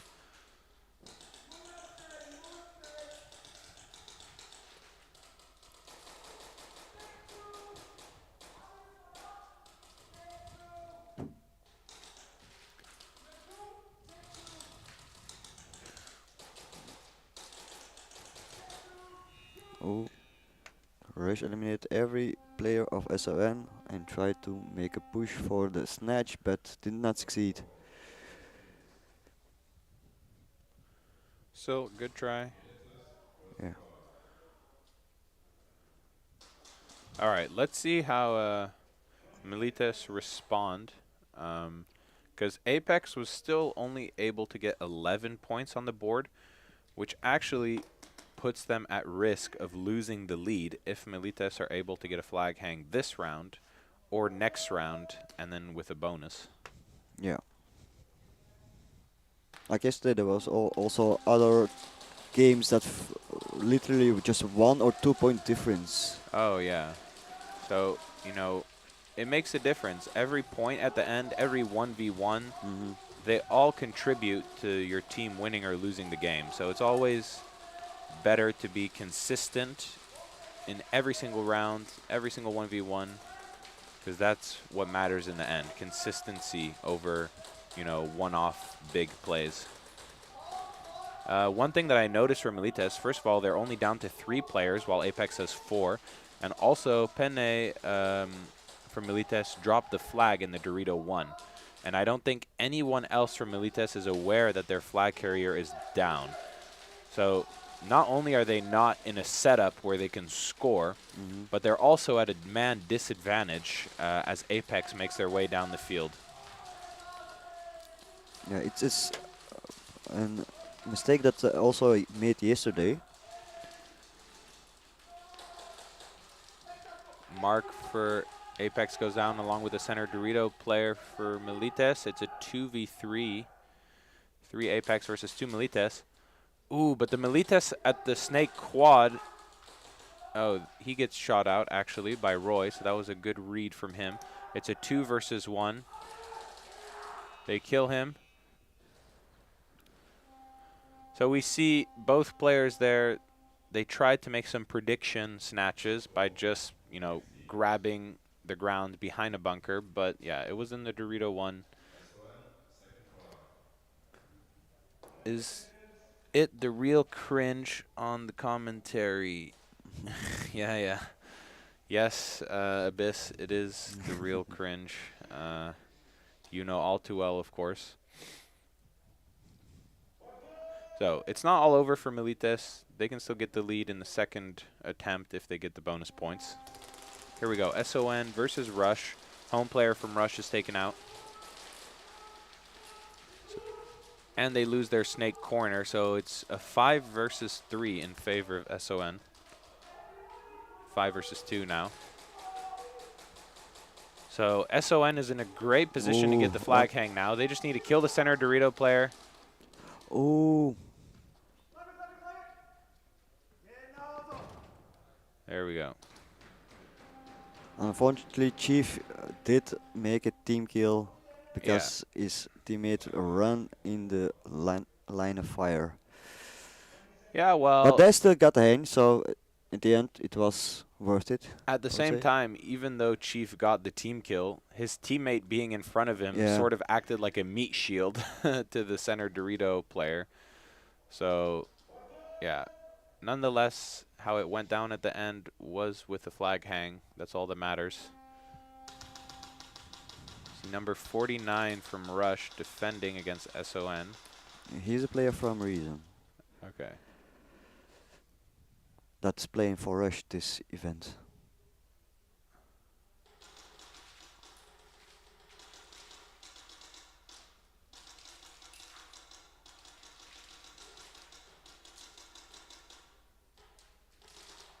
And he's hit. And the SON player is not hit, but can't get there in time. So this is what I was saying with the 1v1s before. Defending means that you just have to run down the time. You don't have to get the kill, right? Yeah. Time is on your side in those 1v1s. That's what I usually do, because I usually do the defending 1v1s in my team. So I mean, I've seen how you play your 1v1s. We've had many 1v1s against each other. Yeah. You sometimes don't even keep your gun up. You just keep an eye on the player and then move around in your cover appropriately. All right, so Second try for Milites. If they get the hang and the bonus points, they will take the lead. It's a 5v4 in favor of Milites now as they take out a player from Apex. 5 versus 3. 4 versus 3 now, but 4 versus 2. So still Milites with double the amount of players on the field as Apex, but the center Dorito of Apex does take out the D3 of Milites, so it's a 2 versus 3. That was a big kill from the center Dorito player of Apex because he killed the flag carrier at the D3. So Milites are going to have to recover the flag as well as kill the last 2 players from Apex if they want to get this flag hang. We see Apex going for the sacrifice. Apex hit the buzzer, and unfortunate, he tried to pick up the flag at the Dorito 3, but a little bit of butterfingers means that it stays on the ground.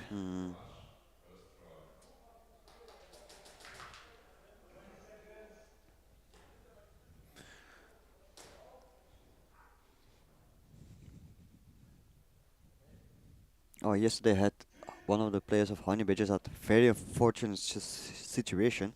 He had the flag, he got shot out, he tried to drop it, but the flag catches on his belt and he walks off the field. No way, yeah, really? Yeah, I saw it happening before me. It's like, and he didn't notice or no, something. he didn't notice until it was too late. And then that was like a penalty for walking off the field with the flag, I guess. Yeah, they got a penalty for that. Oh my gosh. You know, at the same time, you can learn from that experience, but I hope his team wasn't too mad at him because I really feel like there's nothing you can do if that happens to you. It's just bad luck. But SON still with 5 people alive. Oh, never mind. They lost. Yeah, the commentator's curse, as you say. The snake corner gets shot out. But Rush is falling apart, it seems like. They were looking for the flag. It was at the center Dorito. Unfortunate. Yeah, and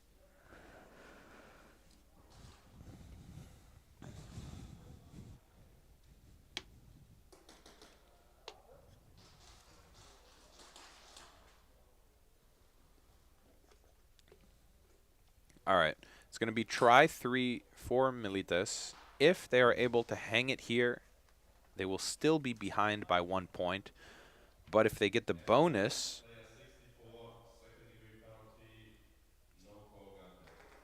no call gun hit for SON on that previous round, so that's going to be 2nd degree. But yeah, so what I was saying is if Milites get this hang, they get this bonus, they're taking the lead.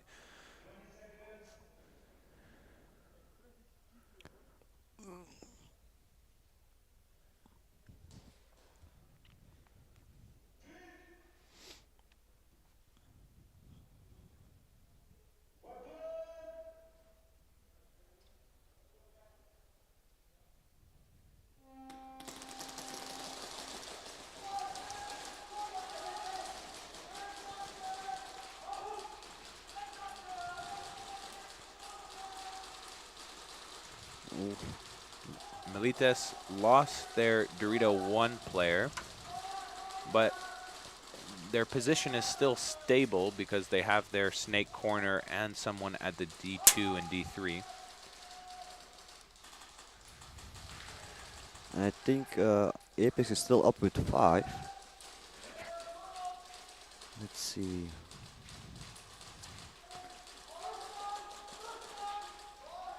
Yeah, still up with 5.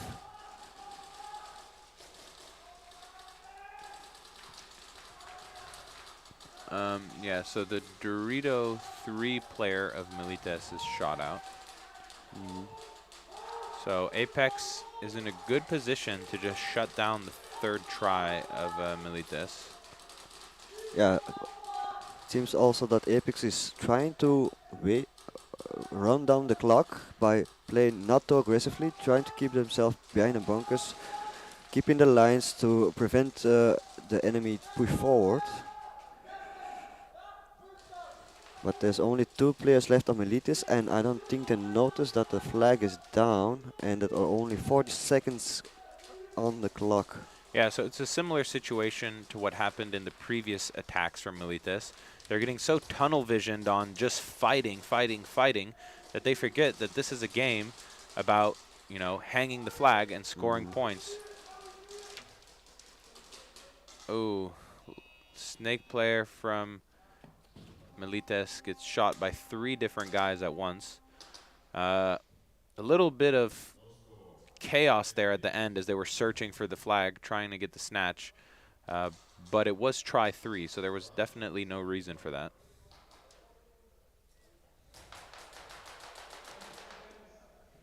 Unless you want to have a high snatch statistics at the end of the season, Yeah, then of you can go course. for it still. But if you're focusing for trying to win the game, then you can just ignore the snatch on the 3rd try. Yeah, you could argue that you just try and get the snatch every single, you know, defending round, because then Yeah. you're just practicing it for when it really matters. Yeah, I can do that. But it's always going for a snatch. There is some risk involved, because you never actually know where the flag is fully is, and sometimes you guess, like we saw with Apex, 2 players guessed behind that cover. But if you land, if you're not trained enough for that, to do that, you can injure yourself. So Yeah, yeah, definitely. It is a risky move, potentially, just especially if you're going to go for like some sort of belly flop head first into a bunker because you want to snatch so desperately. Yeah, we have seen some injuries from snatches, I think, in the past. SON really falling apart here compared to the previous round where they picked off Rush 1 by 1. So it's a good response from Rush. Unfortunately, I don't think they're going to be in a nice position to score here, as the last player from SON is in the corner. He's going to get shot out too soon. Yeah, he's shot out. They're going to buzzer. And just like I thought, they were all too far back. So still a nice try from Rush there. I don't know if I think it was zone 2.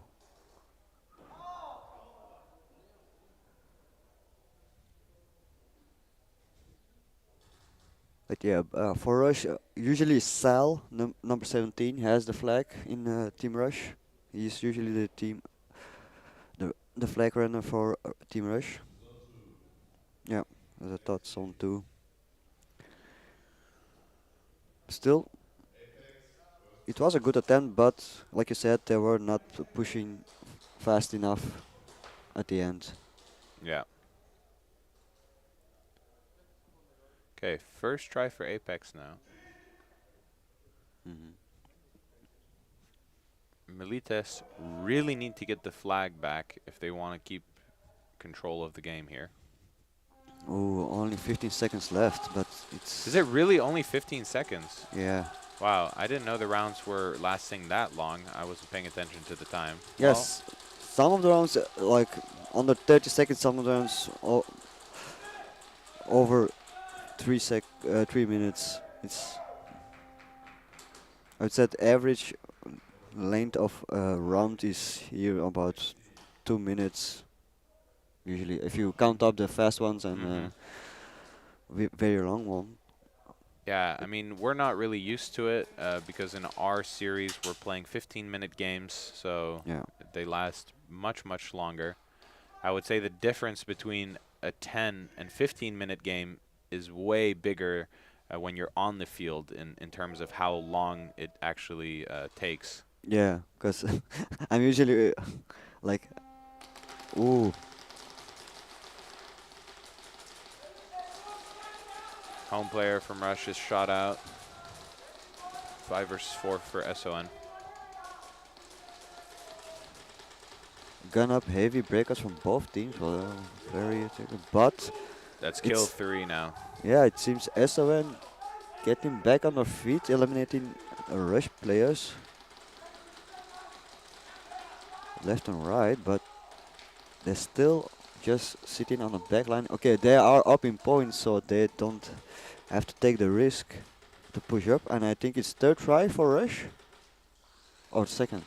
I believe it's their 3rd try. So yeah, 2 minutes and 10 seconds left on the clock.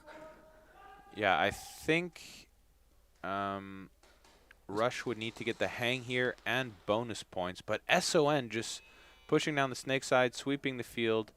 He knows it's the third try. He knows there's not a point to go and snatch the flag. And that's it for Rush. If they want any chance of winning this game now, they need to snatch that flag and then get a hang.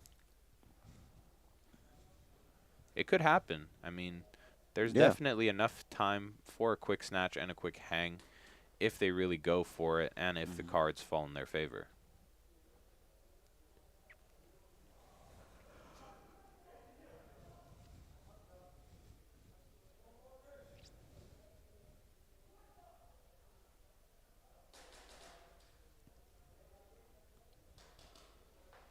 And also then they also now have to play back-to-back. So it also can affect the outcome of the match. If your team is not used to playing back-to-back quickly, being ready within a minute time, it may affect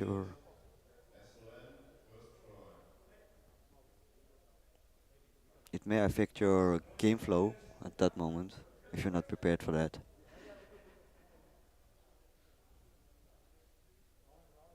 Yeah, definitely. I mean, suddenly the pace turns way up.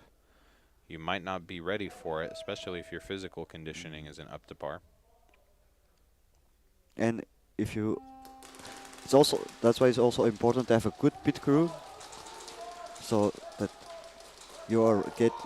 when you get shot at, so you can go to a pit crew, get your max that you need, fill your air if needed, maybe think about the situation what just happened on the field, try to discuss as quickly as possible and come up with a new game plan if necessary. Yeah, definitely. Pit crews help alleviate the extra stress of reloading and getting the gear ready from the players who need to be on the field.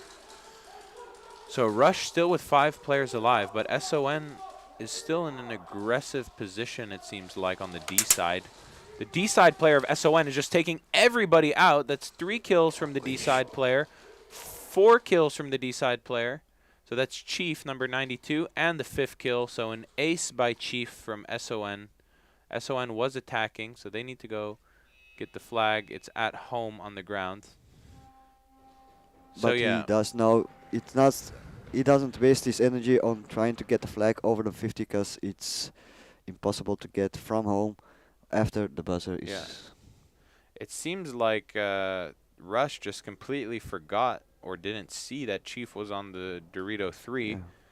So when they went for a sweep all on the snake side, Chief just responded by sweeping the Dorito side. Yeah, Rush's focus was fully on the snake sides.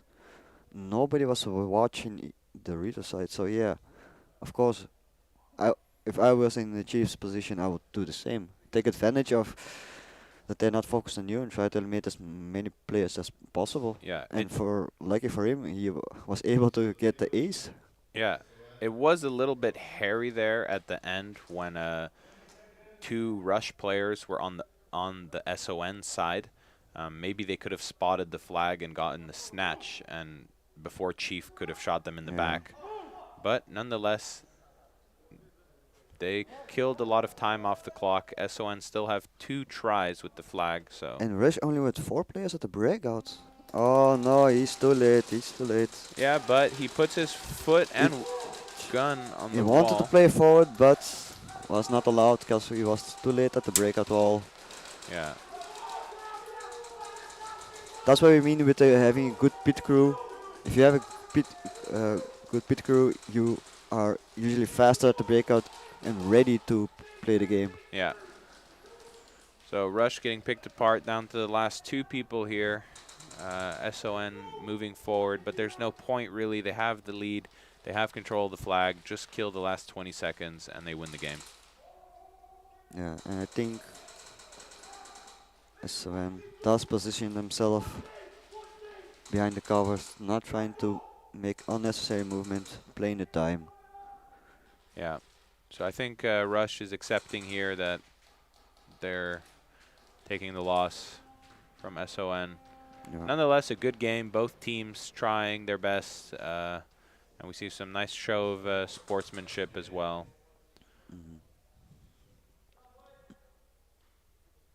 Are we gonna have a break? We have a 30-minute break. We are back Yeah. at 10:25 with Heat 13.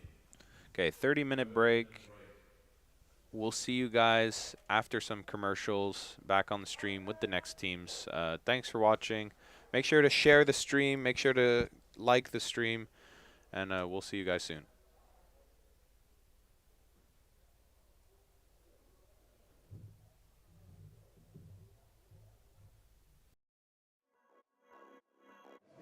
Why Monk Customs build is reliable for me. Well, to be honest, I was actually quite surprised at how well this performs all throughout the day as well, because sometimes, you know, when you're at a tournament, you can get things like, you can get gunk in the barrel, stuff like that. BB performance can be kind of bad, as well as, you know, having different kind of air pressures, but this thing shoots consistently, accurate, and really holds together well with all the, like, hustle and bustle, as it were, of playing in the tournament, so I simply can't recommend them enough. Well, actually, the reason why I picked the ARP is I'm a big fan of the mags, because M4 mags for me are slightly a bit more bulky, and like in terms of ergonomics and, you know, ripping them out the gun. It also means I can actually carry a lot more mags on my back. I actually play with 9 on my back and 1 in my gun, so roughly I'm running, you know, 1,200 BBs per match, per round. So it's just a nice, and because the mags are so slim and the mag release is right here, it's just a nice and easy, and just an easy stick in. It's perfect for me. I love it. Monk Customs has been an amazing provider and sponsor. They've always been there to help us out where we need it. They've supplied us with these great builds, with the belts, everything we need to secure our championships.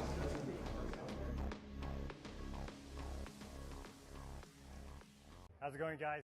Stephen Williams here from Transfuse. People want to know what Transfuse is. Transfuse is basically your sports drink, your coconut water, your immune booster, and your electrolyte powder combined into one serving.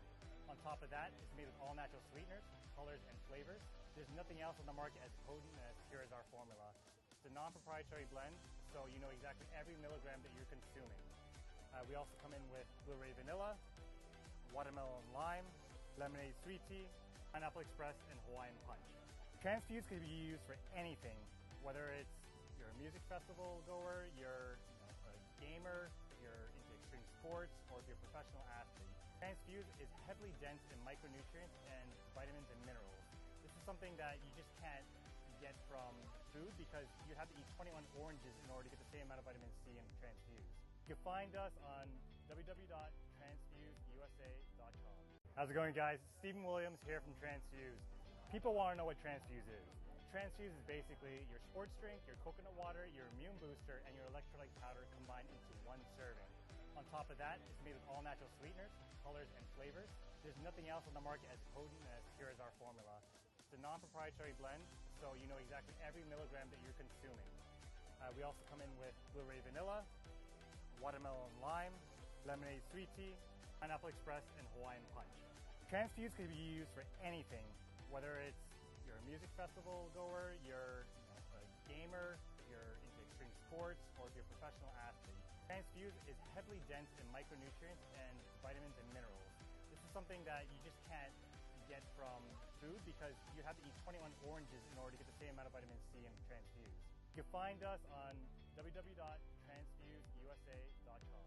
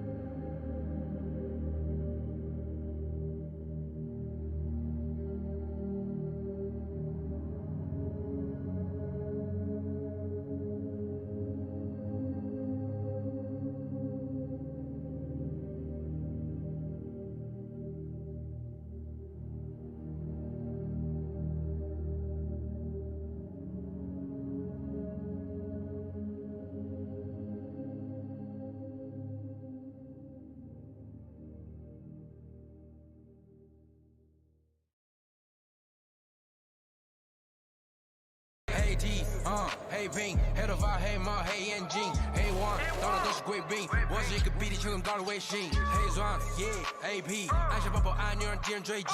电话那个响，开个跨会议，先给压账或者看看汇率。你的老板他要给我面子，在赌我的网从来不受任何限制，和我近距离接触只能通过电视。我拉着黑带 A， 甩着我的辫子，在我面前摆拍摄影机，炫耀我的珠宝，把裤子拉得低。故事里散发的粉儿，你看我的拉力，拉力就有追星。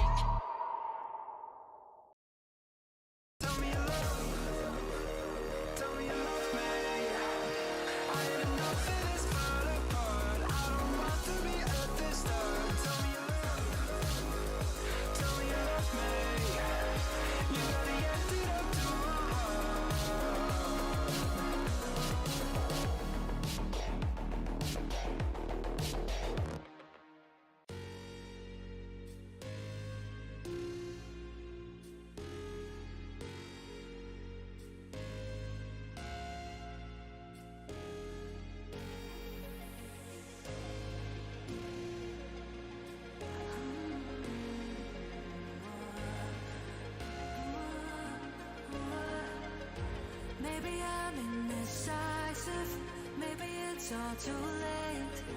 Maybe I'm just done fighting, maybe. Oh, maybe I'm indecisive, maybe it's all too late. Maybe I'm just done fighting. It's all too late. It's all too late. All too late. It's all too late.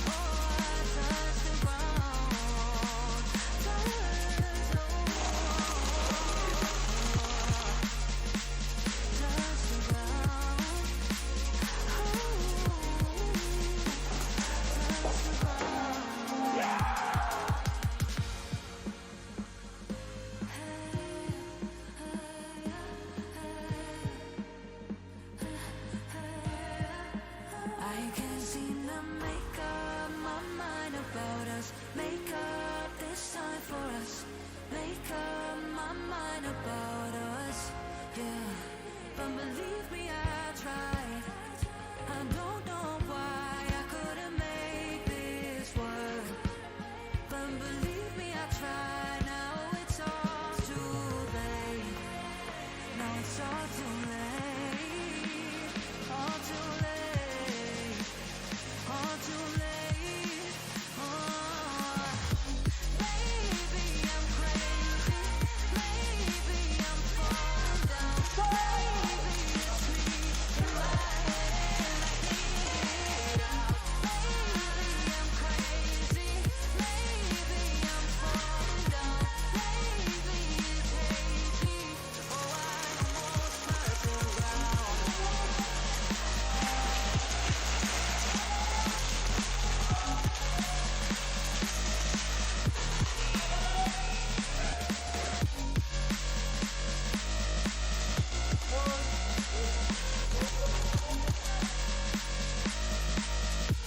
Excellent. Third place. Congratulations to you.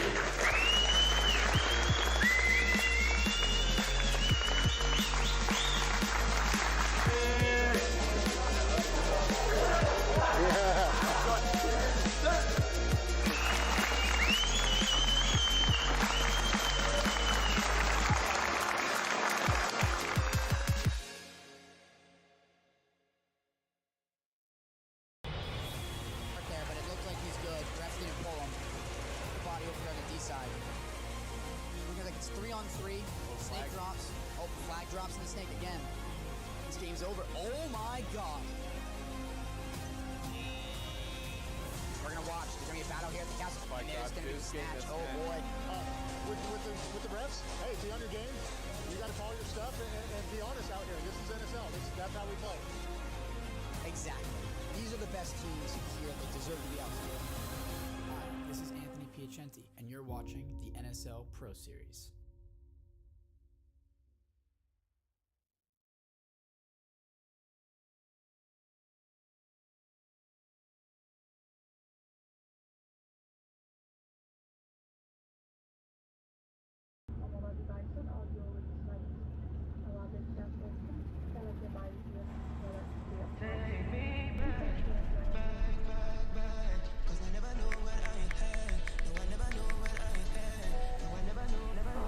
Well, looking back at it, I think of the teams that were here, the people that were involved, how little we knew about NSL, but how hungry we were for something new, something different. And Steve's like, I got this connection, man. I'm talking to these guys from overseas. They have just this crazy thing going on. And like, well, we gotta go, man. And so we're rushing to make it out to California, booking our planes, our flights, everything to get out there.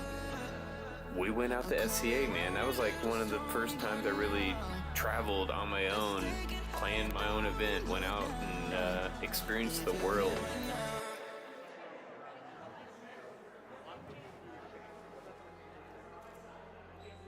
We know it started here a few years ago, and so this is where we want to finish it this year. To have some of the best teams, or the best teams in the U.S., I could speak on behalf of Troy to tell you that we are extremely proud and honored to be able to have the U.S. Championships at SCA. Greatest honor. Greatest honor. NSL USA Championship. To this day, that is one of my absolute favorite event weekends. It just seemed like everything finally clicked. Everybody played the best they could play. And every game was super entertaining for me. And I think that's something I'm very excited about.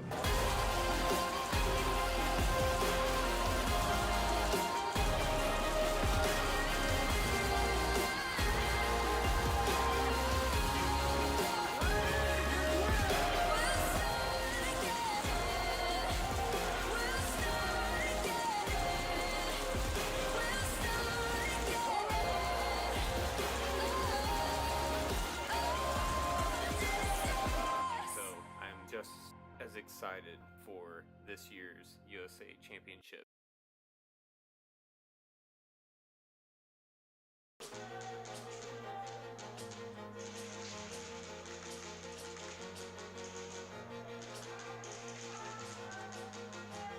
Well, good morning and welcome to the 2023 NSL Globals here at Real Strike Arena. Capping off what's been an explosive season to say the least. This week it'll be no different either, as we have the best teams in the world under one roof. From USA with East Coast Energy, who finished first in their league, from CGP Bros, who finished first in the Spanish league, and of course, Baby Goat here from Sac County Airsoft in Sacramento, California. I just want to wish all the teams that are battling in the globals best of luck to y'all. Let's have some good battles, and best of luck to all you guys out there. Peace out. The movement going on here, going to be hard to follow. Young one trades out with Kodak and the Snake. It's going to allow the numbers game for TD to get the kill on Zeus. TD moves up the field. Final 10 seconds. Second to none, creeping up in the Snake. And here comes a whiplash from the Plexi side up and up in the center. Isolation, zero play. Lost so many lives here on the way.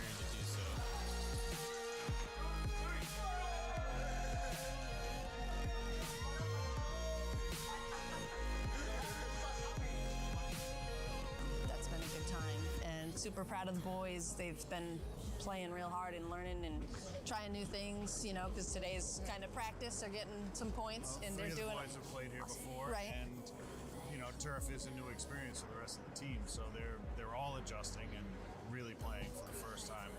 You know, 70% of the team being on turf for the first time. It's a learning curve, right? And they're playing new working through it. teams. You know, they've never played any of these playing teams. Different types of teams too. I think they're doing great. You know, tomorrow we'll see what tomorrow brings. Yeah.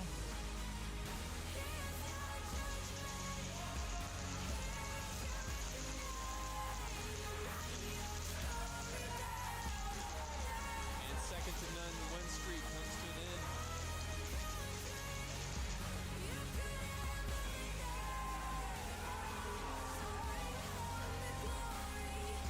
Well, good morning. Welcome to day 2 of the NSL Globals here at Real Strike Arena for 2023. Golden Day here. Some close games already ensued yesterday. We are moments away from seeing who climbs to the top as our global champions here on Holy Sunday.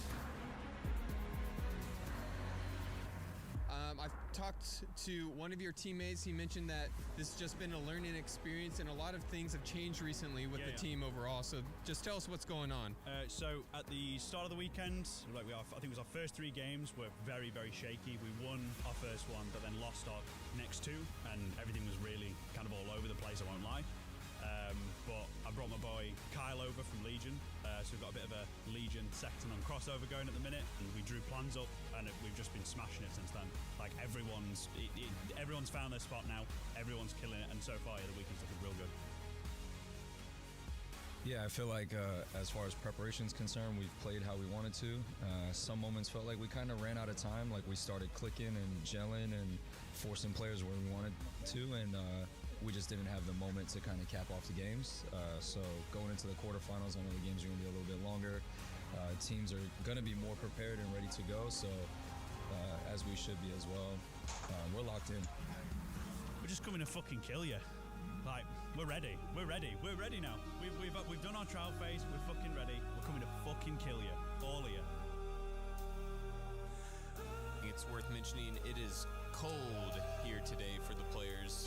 A whopping 10 degrees Celsius. And knowing that the field is damp, it'll definitely impact these players.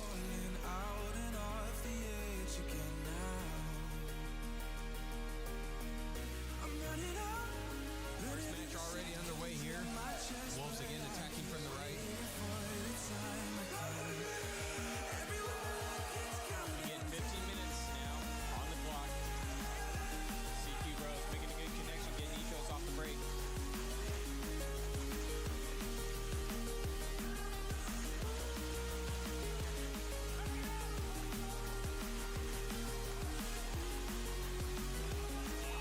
D-Rose going to swing out wide, getting into the line. It's here. And just creeping in, running the clock. And that'll be in game. And East Coast Energy will move on. Winning that game. We've worked with NSL for a while now too, and we're very comfortable with Bert and crew and everybody that's here, and we know a lot of people here in Europe now, which is also mind-blowing that we have friends in Europe. Yep. And it's pretty amazing to see how big airsoft's actually getting throughout the world, and everybody that's here, I'm glad to see that Real Strike has the same family that Extreme has back home. And Don't start crying. I'm not going to cry. No. Don't cry. I really know that back home right now, there's a ton of people watching ECE play here in Europe, and very proud of just us representing the United States.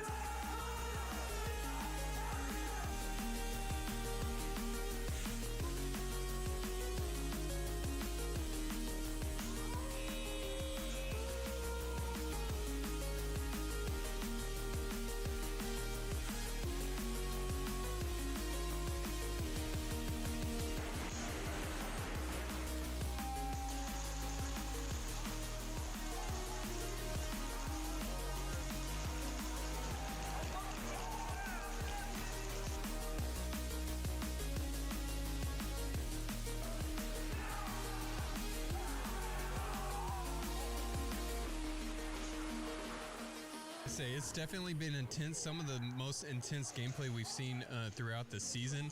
So kudos to you guys for really. I mean, you guys have to be on your A game, right? Yeah, it's a lot different than playing usually. Like this whole reffing is just like there's so much more to do to it, but you also learn a lot from the reffing as well. So that's why I think it's really good that these guys get in people to ref and experience it themselves. So you can see how it is like from a player and the ref's perspective. Yeah, good luck to all the teams and let's get a good day. Right on, let's get it.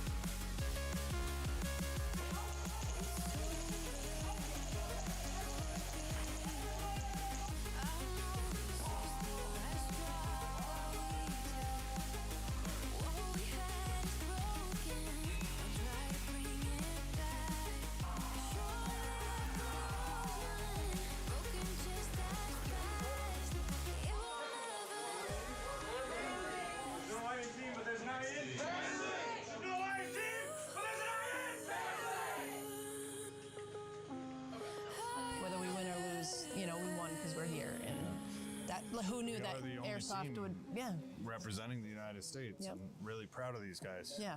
And who knew that airsoft would bring us to Europe? It's like, this is already the coolest thing ever, so.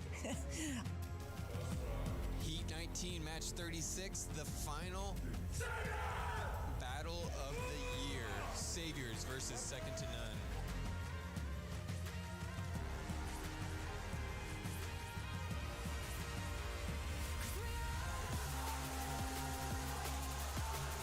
Saviors already getting 2 kills off the break. That's going to be huge for them. Jaeger creeping up through the snake. Jaeger going up the middle to the castle. Diablo on the Pussy Dorito.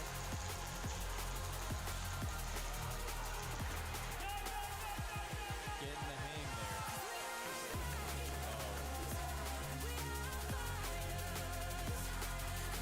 Jaeger trying to shoot into the snake. Open an opportunity for them to make the rush up the middle. They get a kill there. Jaeger trades out.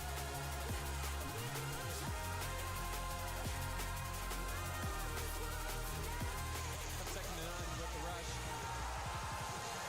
So there's going to be the official ruling. Second to none takes the win there, 26-17.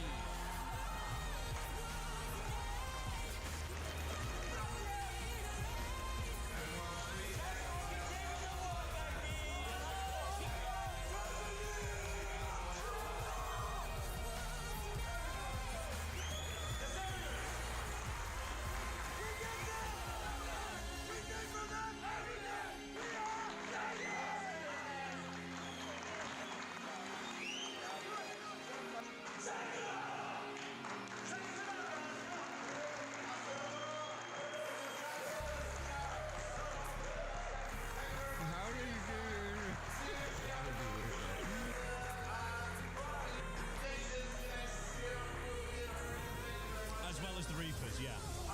Yeah. That's it. East Coast Energy. Yep. For the Nations Cup. Globals. For the Globals, excuse me. I mean, Mr. Du Bois and Zalfois, give him a big applause.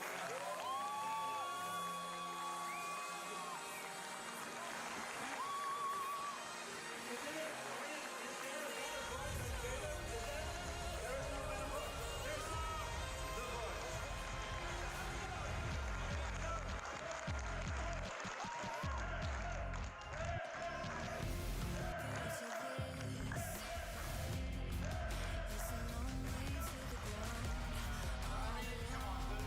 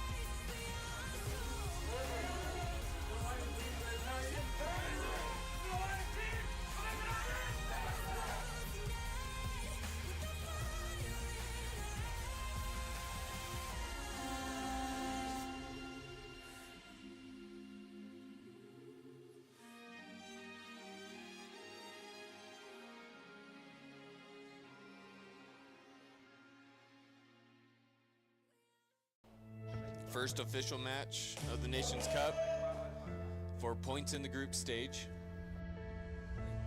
It's going good, going good. I'm looking forward to this next game against France. You know, they're pretty fiery, so want to get out there and chop it up with them, and if we can get control of that, I think we're going to come in tomorrow nice and fresh and confident. Keep talking, keep laughing. One day you wish you had it. Our love on fire, fire. Maybe it's time they meet their dragon. For NSL, we are loving this. Thank you very much for making this happen, and thanks for these guys for being here to play for Portugal. Here's the breakout. Pushing up through the snake. Tries to get a cross-field shot and then able to make the connection, drops this back down.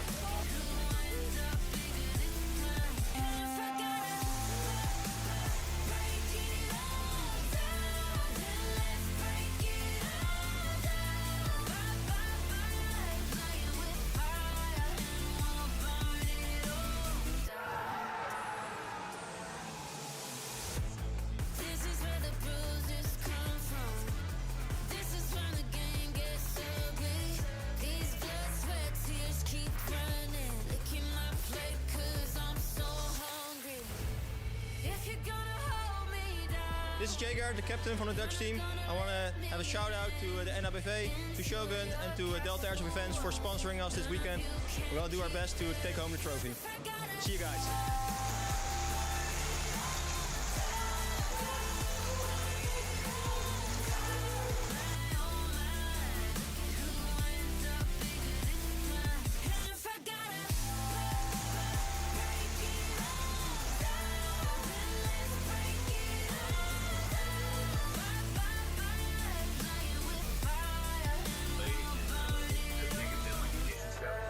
So this plan started actually late December when I first started with Bulletproof. So I'm actually working for Bulletproof.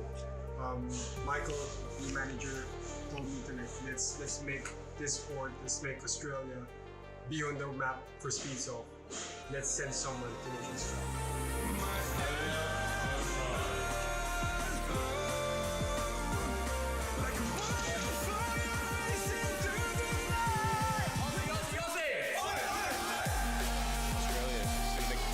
Is going to send it right down the field.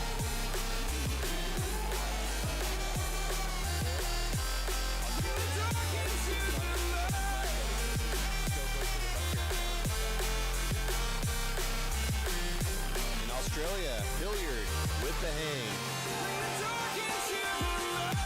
Hey, what's up guys? Team Belgium over here. Last year, we win it. This year, it's tough, but still, we're gonna do our best for the win, and a big shout out to our sponsors. Thank you for the support to the Belgium team, and we're trying our best to make you guys proud. So, thanks.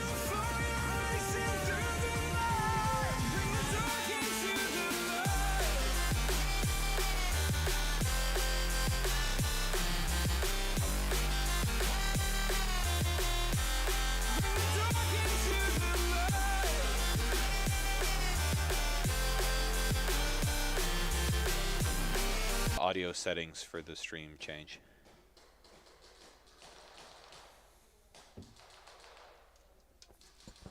All right, I think we are back. Let me know if you can hear us in the stream. So I'm Cringe Airsoft, player 99 for the Saviors Pro Series NSL team. I'm joined here with Tsipa, team captain of Terra Knights, also a Pro Series NSL team, and we will be your commentators for this weekend. So hope you're enjoying the stream so far, guys.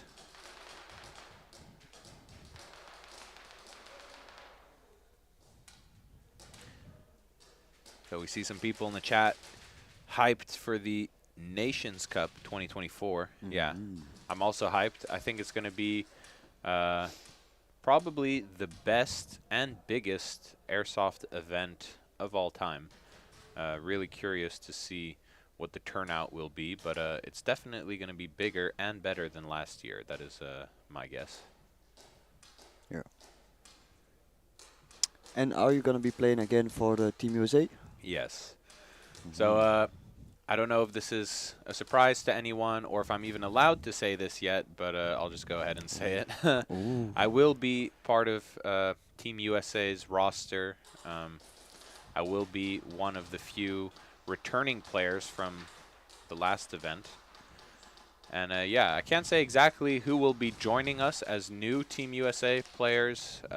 We'll have familiar faces as well as some new blood looking to prove themselves. But yeah, you need to watch out because it's going to be some heavy hitters for sure. And what about yourself, Tsipa? Are you going to be playing for Belgium? Yes. Okay. I'm gonna also not just do secret stuff. No, I'll be playing for Team Belgium. And is the roster going to be similar to last year, or are you planning to add some new people with tryouts, or how is that going? We still have to do our first tryout, and it's gonna be next week. So we have a lot of people that are invited. Yes, a few newer players, but definitely with potential, I would say. So we will see next weekend. Is that going to be in your home field in Kortrijk or something? Yeah, we're gonna do our first tryout there, yes, to see how the people perform. Very Make sure nice, we very nice. choose the correct people, the most not experienced, but most how you say it, with the most potential. Yeah, maybe. most potential. Yeah, I get that. I'm sure there's going to be players who maybe tried out for the team last year and didn't make it, but then, you know, got better over the season and then are going to be trying out again. Maybe some players like that will get a chance in the team. But, yeah, you'll have to see. Like you said, you only want to pick the best and the people who really have the most potential in helping the team secure the win. Yeah.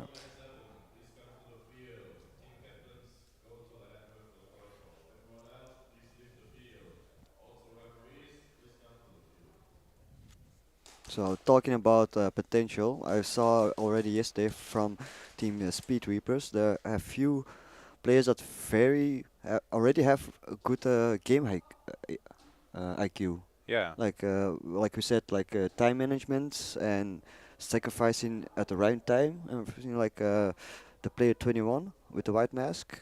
There was one round. They had to start with 3 players because of a penalty, but at the breakout, the other 2 players got shut out. He was the only one player left, but he was checking the clock to make sure that the 30 seconds were up before he runs to the field and does a suicide run. Wow. So it was very soon. And also like another player from him, he saw an opportunity. He saw that there was nobody watching his side, and he took that chance and made a push. And made, I think I think some points, if I recall correctly. But he definitely stood out yesterday for me. That's really nice. So are most of the Speed Reapers from the UK, right? Yeah, I think. the Okay. Speed Reapers is fully UK. Nice. Yeah, I mean, part of having a game IQ is first, you know, fully understanding the rules, because you can't play in the smartest way if you don't understand all the rules. I think there's an early start from 187. The center Dorito player was a little bit too quick off break, so he's going to get pulled. Yep. That's going to be kill 1 for Speed Reapers. Oh, Speed Reapers very snake heavy. Yeah, and I think they lost, or no, they didn't lose, but they have exactly people in the middle or on snake side, so their Dorito side isn't filled out. As I say that, the home player goes to the Dorito 2. While for 187, they're more Dorito heavy because they have 3 players on the Dorito side. Yeah, but the one thing I'm noticing right now from Speed Reapers is they're all playing low to the ground. At least 3 of them are in very low positions, which could mean that 187 has some freedom to move down the field in positions that aren't being looked at.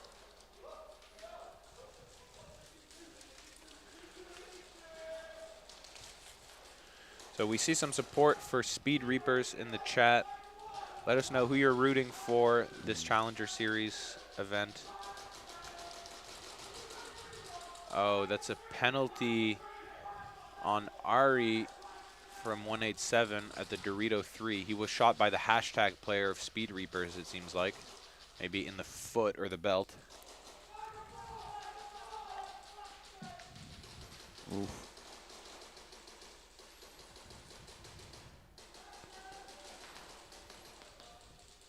So Speed Reapers down to only 2 players, both on the Snake side. 187 is down to maybe 1 player. Yeah, I think only 1. But that player has the most luck with timing that I ever seen. The first tournament and this already also the game that they play, the timing when he sometimes it's like he moving up a bunker, and every time he tries to move a bunker, almost like I would say 70%. When he does that, the enemy team just switches from looking the sides or has to reload. Like Yeah, timing is definitely a big thing in this game. I mean, for those people who maybe don't play competitive NSL, competitive Speedsoft in general, maybe you can relate to it in video games. Yeah. So, you know, if you think of games like Rainbow Six Siege or something, yeah, or Call of Duty. Call of Duty, you're holding an angle, right? You're waiting for the enemy to peek you or push or whatever, and then you're like, yeah, I'm gonna go look at another angle. I'm gonna go reload or do something else, and that's the moment that you get lasered straight in the face. So same thing happens here on the field. It can be quite frustrating. Maybe another element. Yeah, so indeed, I saw it correctly. It was an early start from 187. We'll see what the penalty is on the Dorito 3 player who got pulled. I think it was Ari. Maybe there's an additional one there. But what I was saying before is actually in Speedsoft, another frustrating thing that can happen is that you're not aware that you're about to run out of ammo. In video games, you have your ammo counter. Yeah, second-degree penalty, so he's probably shot in the foot or the belt or something. So that's really unfortunate for 187. They're going to be starting with 2-man down now. But yeah, in Speedsoft, you don't have an ammo counter like you do in video games, and you can't just spam R to reload after every kill that you make. So it does happen sometimes that you're going to hold an angle. The timing will be on your side, that the person will peek you, but then you run out of ammo or your gun is empty. So a lot of factors at play here. It can be quite frustrating. Yeah. That's why there's luck involved sometimes. It can't all just be about skill. But hey, that's what makes it exciting, I think. I mean, you can prevent an empty mag in your gun if you do a tactical reload, if you could say. Before you try to move up, make sure just put a fresh mag in that you know it's full, and then go forward. Definitely. But while you're in mid-fight and then pushing up, it's a bit harder to do that. Yep. So we see a lot of support for Speed Reapers. It seems like Ash was the person who ran across the field from Snake to the Dorito 3 to try and get the snatch. Was just a little too late. Now we're going to see the boys facing off against Honey Badgers. Interesting matchup, 2 German teams. Yep. I think these teams have played against each other in trainings or skirmishes in their local fields in Germany. Okay, clean start for both teams. Honey Badgers started with 4 players, so it's automatically a disadvantage for them. And the boys are in flag position. Yep. So let's see what they will do. I mean, once again, we know that Honey Badgers have very good communication on the field, trying to do their best, but not always profiting from that communication to try to achieve something on the field. Yeah, I mean, speaking about the communication from the Honey Badgers side, we see the Dorito 2 player from Honey Badgers. He's looking back at his home player and at his D1 player and just speaking to them directly, saying instructions, saying what he sees. So he's really playing with his team and communicating with his team. But let's see if they're able to translate that communication into, you know, making a move on the field. So the boys losing one player. Honey Badgers down to only 3. Snake 50 is occupied by the boys, so this is a really dangerous position for Honey Badgers. I do like the lines that Honey Badgers is holding. It seems like they're covering each other's back pretty well. The boys lose their center player, but then the home player of Honey Badgers is also shot out. Now so seems like there's going to be an intentional team kill then by Honey Badgers before a sacrifice play is made so that they can buzzer, and it's a zone 1. So I have to say, out of everyone on the field there, it really seems like the Dorito 2 player of Honey Badgers was in control of what his team was doing. He was a main pillar of the setup on the field. Yeah, definitely. So we see that in different teams. A lot of the time, there's one player who's going to sort of steer the communication or steer how the team is going to, you know, close out the round. You know, I would call that sort of player the anchor of the team. Yeah. So they really stabilize the communication and stabilize the positioning. So, yeah, because of the 2 penalties, 187 starting with 3. Seems like once again, Speed Reaper is going heavy on the Snake side, leaving the Dorito side completely open. We'll see if the home player from Speed Reapers bumps out to the Dorito 2.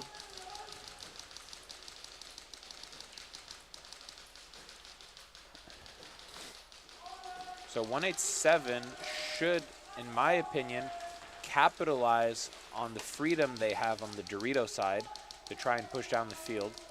A little bit of frustration there going on as the 187 D1 player is shot out. So it's a 5 versus 2. One thing I don't understand here is why Speed Reapers isn't increasing their aggression. 187 have the flag. They could snatch it from them. Only one player left from 187 at the D3. He's shot out. 187 very late with the buzzer. And they're just too late to get the snatch.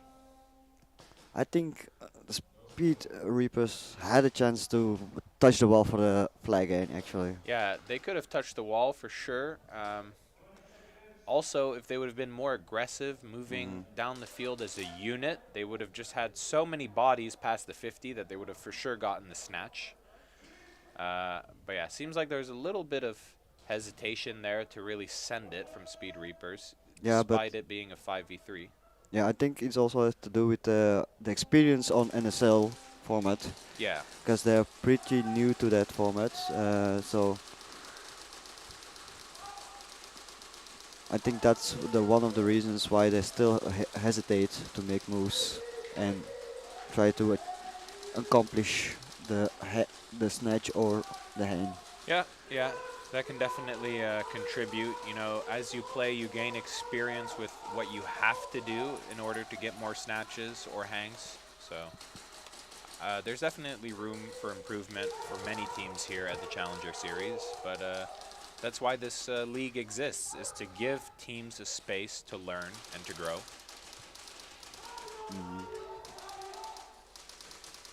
So, Honey Badgers with 3 players left. I think the boys might also be with 3. Oh, now I think they're down to their last player at the D2. Whoa. A little bit of a collision there going on. Oh, but nobody's watching these sides. There's kill 1.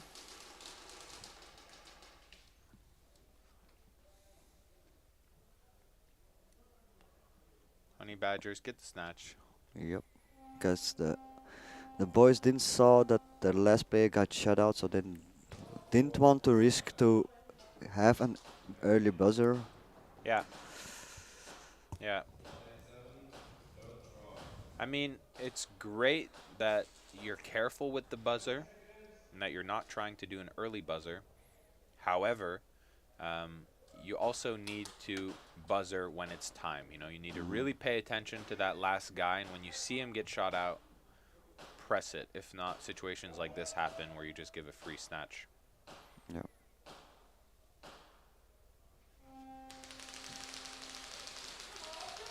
187 starting with 5 again. Seems like a clean breakout for both teams. Both teams have a player in the hashtag. Yeah, this is something I'm seeing more and more. Let's say the first 2 events, Pro Series and Challengers, the hashtag wasn't used as much, I feel like. You didn't really have players setting that trap from there, but that was a nice kill from the hashtag player of Speed Reapers, peeking over the bunker. 187 also lost their castle player, making it a 5-on-3 in favor of Speed Reapers. So the D2 for Speed Reapers, a shot out.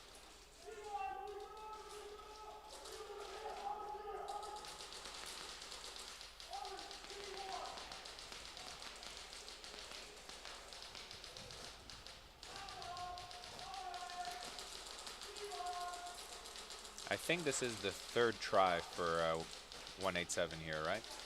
So they're really going to give it everything.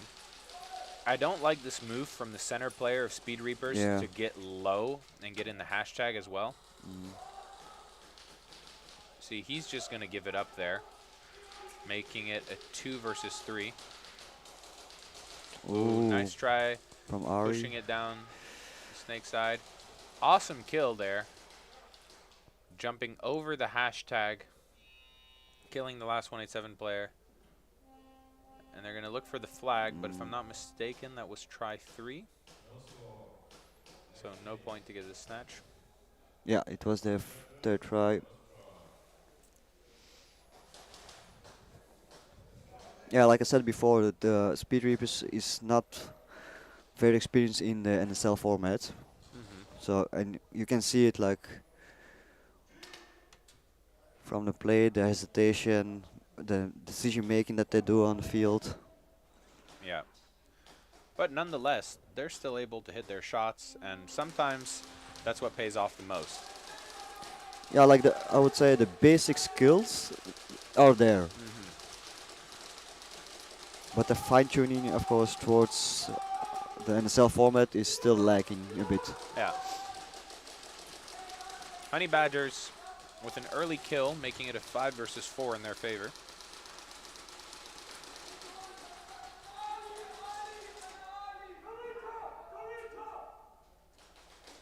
But their Snake 4 player gets shot out, so it's a 4 versus 4. Home player needs to watch out here from Honey Badgers, as the Snake player was shooting right over his head. Yeah.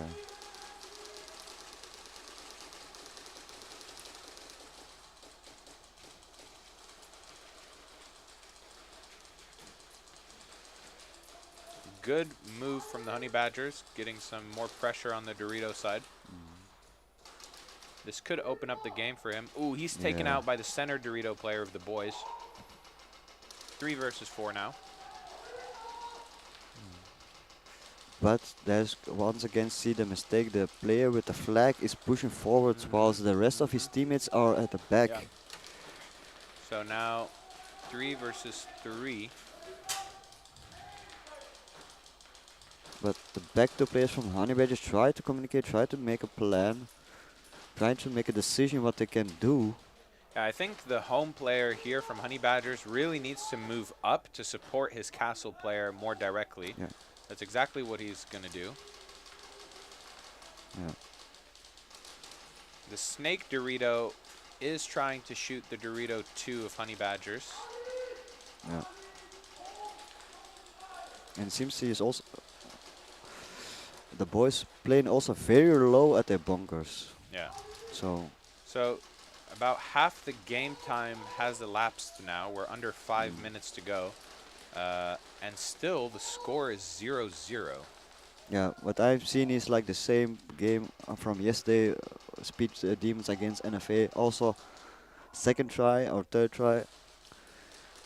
And that round was very long, like this. Everybody just trying to find a way to push up to get advantage against the other team, but not succeeding because both teams are trying to adjust to each other mid game. 3 versus 2 now, though. So flag for Honey Badgers is with the player at the castle who's playing low to the ground. The boys have a Snake player and a Snake Dorito player. 2v2 now. Snake player for the boys is fighting the Snake player of Honey Badgers. Trade goes down in the Snake. It's a 1 versus 1 now. Yeah. Will Doc dare to hang the flag? Ooh. And he hangs it. It was a good move from Doc. He heard the enemy players start running and gunning to suicide. He waited them up, get the upper hand, and able to get the hang. Yeah, it was a nice peek shot. So he stayed in cover and then just peeked out. Yeah. Shot 2 shots, went back into cover. Really unfortunate that the boys' final player didn't connect his shots, because getting a trade there would have prevented the flag hang. Juice takes him out, meaning Honey Badgers secure bonus points. You can really see the frustration building up in the boys. They really didn't want to get hanged on in that situation, but next round they will have the flag and they will have a chance to respond. All right, so Speed Reapers have the flag now. 187 was not able to score in their last 3 tries. So we'll see if Speed Reapers can get some points on the board. But will they still play Snake heavy, or will they adjust now? For the last 3 breakouts, it's been the same. Another early start for 187. Yeah, he has to get pulled out. But 187 makes it to the plexi, though. But now he's stuck there. Only he can do now is communicate where the enemy players are and stay put. Ooh, he got shot on the regulator. Ooh. The regulator of his tank was just barely sticking out behind the plexi, and he got shot on that metal part. Yeah. 187 falling apart now, with 1 player left at the D2. But Oh, early buzzer. There was an early buzzer. I think what happened there is Speed Reapers had a player past the 50 on the D side who then ran behind the Dorito 2 player.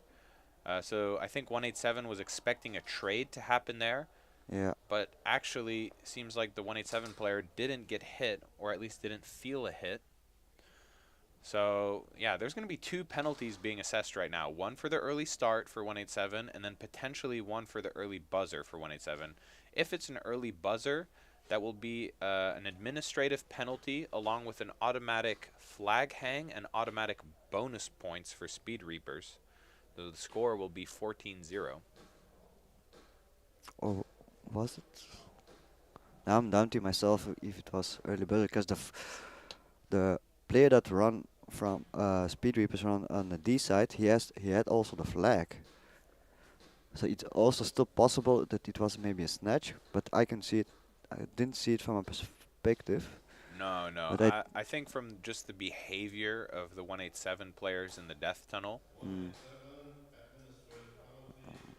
Yeah.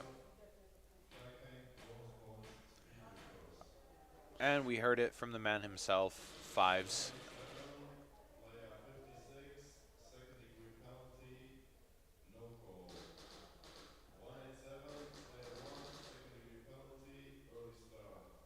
Oh, that is painful. So basically, there was the early start, which cost them a penalty. There was the guy at the plexi who got shot on the regulator of his tank that was on his belt. That's a second degree. And then finally, you had the administrative penalty and the free flag hang for Speed Reapers because of the early buzzer. So that means 187 is going to be starting with 2. Oof. And that's a really bad position for them because now they can't really score points, and they might give up flag possession if they get snatched on. So 5v5, clean breakout for both teams.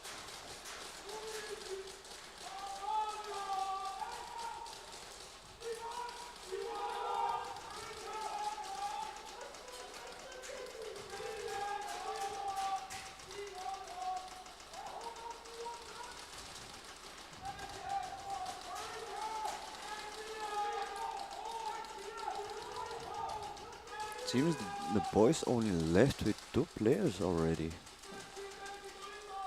Okay. I see one. Or maybe in the 3. I definitely think they have at least 3. There's a Snake 4 for the boys, a Dorito 2, and a home. Is there a home player? Yeah, there's a home player. I saw. Oh yeah. Now I see him now. Okay. Yeah. So according to the Honey Badgers, it's kill 2 for them. They kill the Snake 4 of the boys, so it should be a 4v3. I think it's a 4 versus 2 now, but it might even be a 4 versus 1. There's a home player for the boys. I don't know where the other player for the boys would be. Maybe in the Snake corner.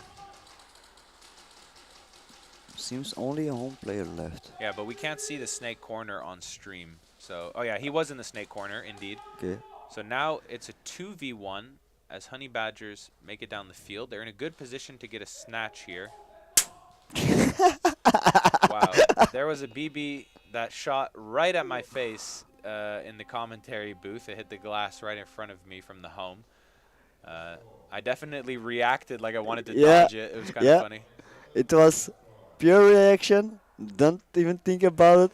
Just try to dodge it. Yeah, it was funny because the home player for Du Bois saw the Honey Badgers player at the center Dorito trying to jump shot him. So that's why he pre-fired over the bunker. So it was a nice try. Yeah. But it's funny to see that your muscle memory does. You have the muscle memory to dodge the BBs. Yeah. Oh, seems like an early start for Speed Reapers. And they get the snatch regardless.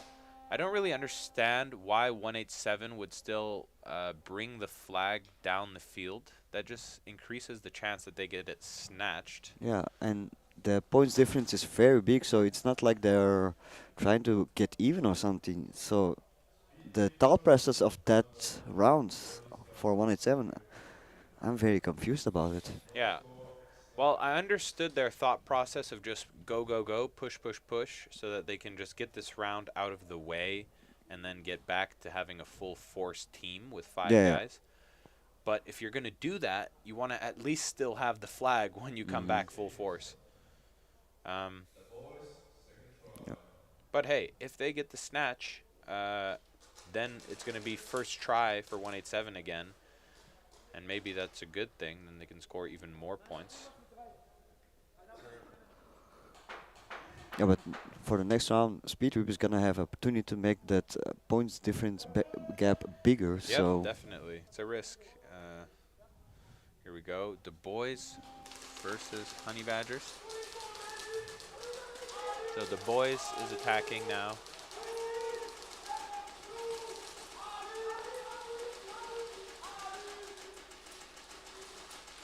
First one to drop is the Snake 3 player for Honey Badgers. The boys lose their Snake Dorito. 4 versus 4 now.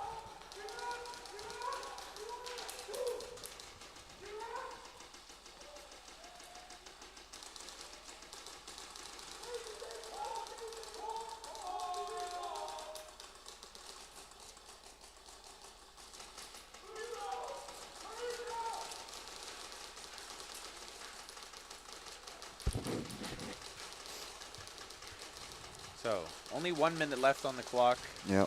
The boys really need to make a miracle happen here. But it is their first try, if I'm not mistaken, so... Yeah, but it doesn't seem that Honey Badgers is playing just the try to play the clock down, because they did try to do something, and it's cost them their one player. So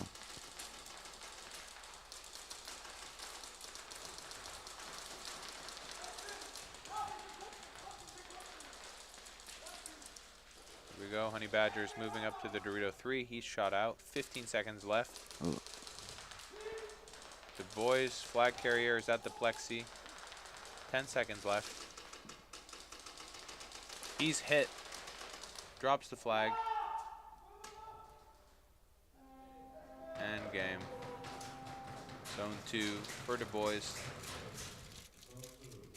Was a nice try to run the flag down the field. I feel like the flag carrier was more aware of the time than the other Du Bois players. Because if the other players of Du Bois would have pushed first, then I could have realistically seen a flag hang happening in that situation. But unfortunately, he had to push solo and was shot out. So congratulations to Honey Badgers on the win. Here we go. 187 back full force now, I believe. no, 4 With should four be 4, players. because they still have to play Speed this. Reapers also with 4. Because they had the penalty for the early start. Yep.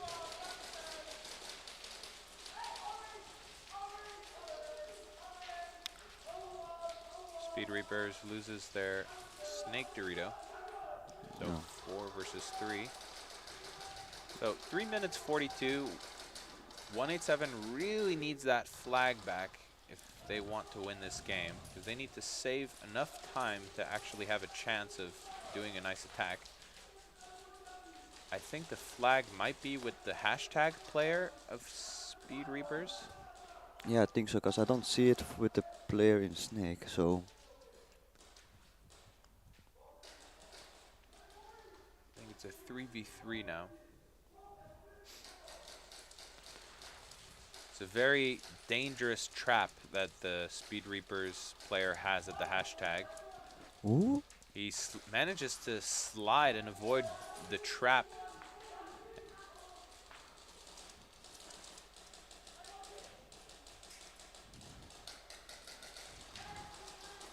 Nice trade there from the center Dorito player of Speed Reapers to take out the player of 187 who was creating a problem on the D side.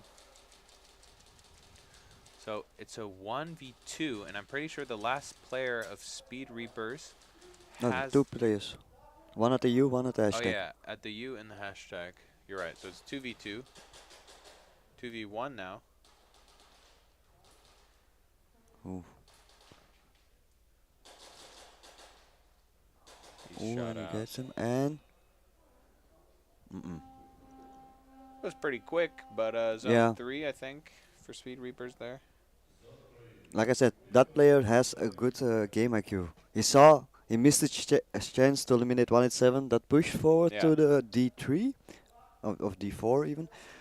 Saw it, knew that position was not more beneficial to him. He changed. Yeah, and he switched to the other side.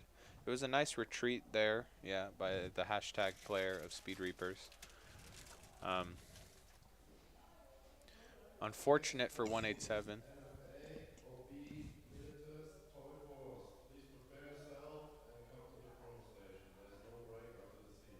Okay, so there's going to be no break after this heat, guys. So for all the viewers in the chat, which we're at 86 now, so more and more people tuning in as we, slowly wake up on this Sunday morning.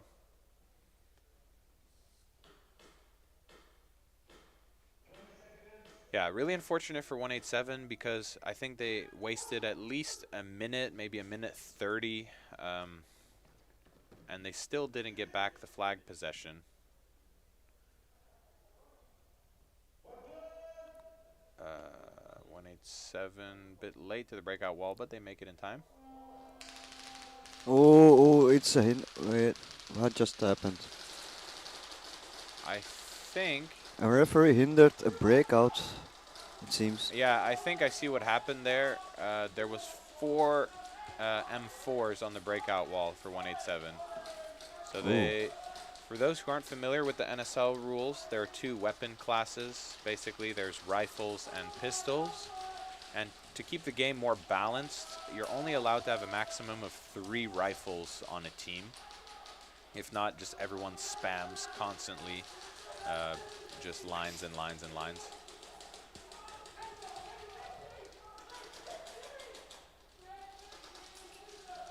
Hashtag player from Speed Reapers takes out the 187 player at the Snake 50. We see a huge bump out from 187 to get into the corner. Hashtag player is shot out. But I do think the flag is dropped at hashtag. It's a 1v1 now. Oh, once again, lucky timing. Okay, 1v1. Flexi side versus Dorito Snake side. No. Yeah. I'm unsure why he's hitting the wall there.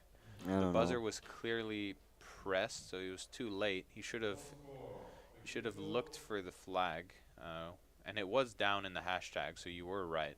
It's a very difficult position to snatch the flag from. I don't think many people would look there. So 187 with not much time left, and it's going to be the 3rd try for Speed Reapers.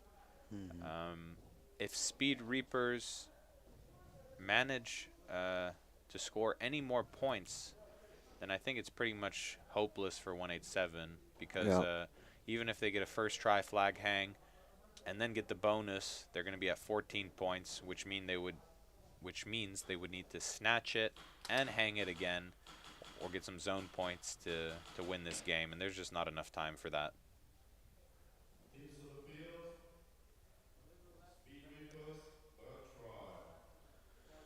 So if I'm Speed Reapers in this position, I'm playing pretty calm. I know that the chances that 187 comes back from this are very low, so I would be looking here to just run down the clock, just hold on to the flag for as long as we can in this 3rd try.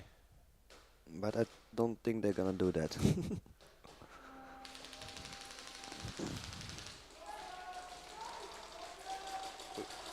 Home player for Speed Reapers is shot out. No. Snake player for 187 goes down. 4v4 now. 30 seconds left on the clock.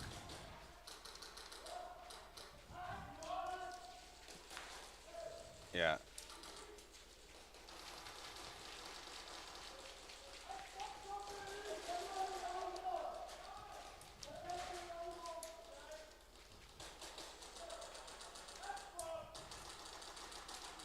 .187 making some aggressive moves, but I don't think it really matters at this point. The game outcome is essentially decided. Big play by the hashtag player. Zone 2, maybe? I don't think he had the flag. I think they kept it with... No. Did he? Player 21 had the flag. I don't know if it's zone 1 or 2, because the U has the border crossing towards it, so I'm not sure. Oh yeah, he did have the flag, you're right. It might have been a zone 2. No, zone 1. Alright, congratulations to Speed Reapers. Congratulations to Honey Badgers. Speed Reapers, 1st degree penalty for a false breakout. Oh, that's done for the home player then. Yeah. Because it said, or Mushia in the chat says, breakout was 1 kilometer away. Like the barrel. Out of line. Yeah, so his barrel wasn't in the breakout wall, something like that. Oh, okay.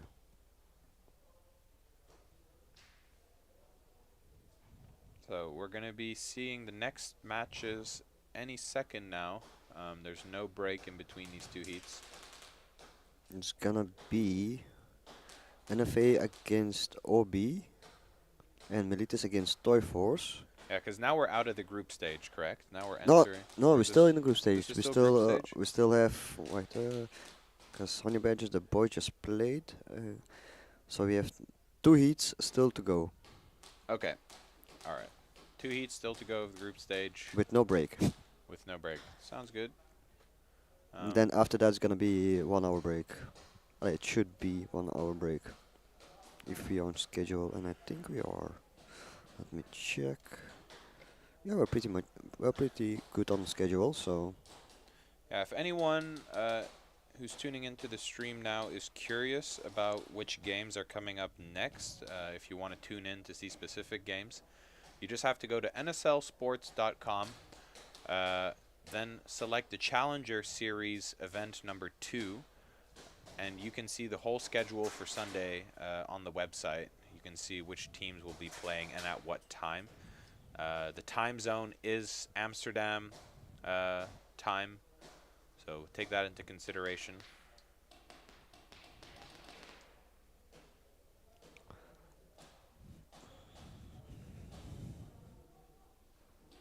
So Honey Badgers played all their games. Oh. It seems they're not gonna be making the knockout stage. Yeah, with how the points are lining up per team in terms of win-loss especially, yeah, maybe they don't make it to the knockout indeed. I don't think it's possible for them. But yeah, we'll have to see how the next few games unfold, and that will give us the true standings for then the knockout stage. And the 187 also played all their matches. With updates.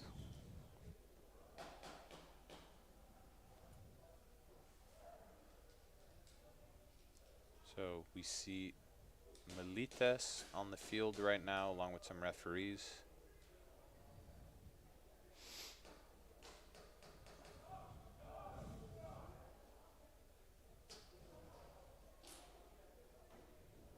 So in just a few minutes, guys, we're going to be doing the coin toss to see which team attacks and defends.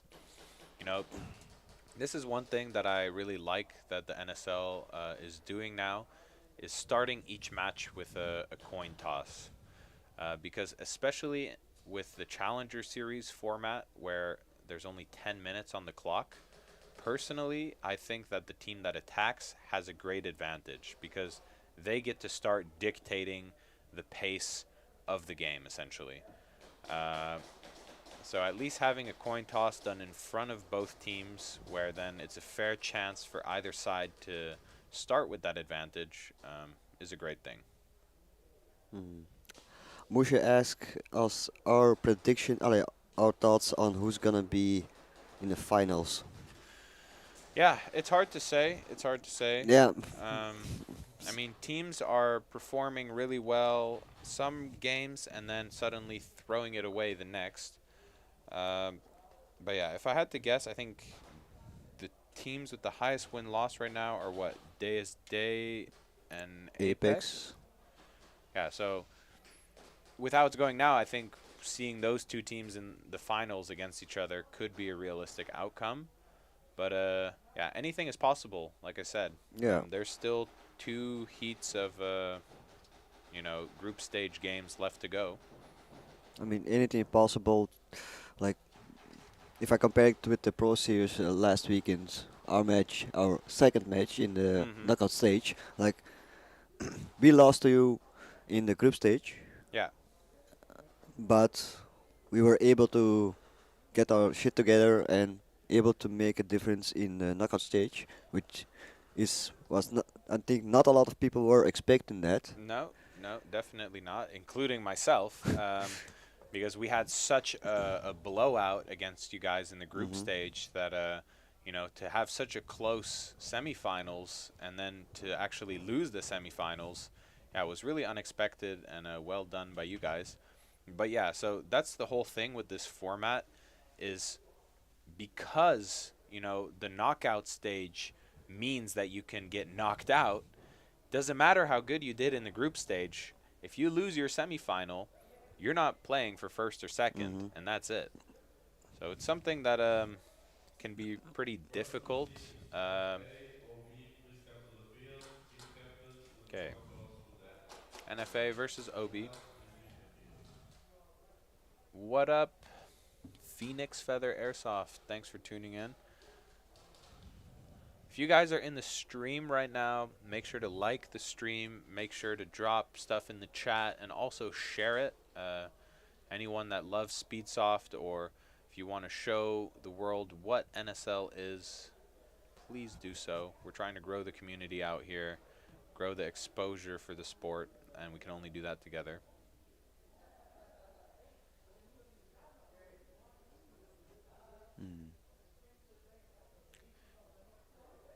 Here we go. Coin toss, NFA versus OB.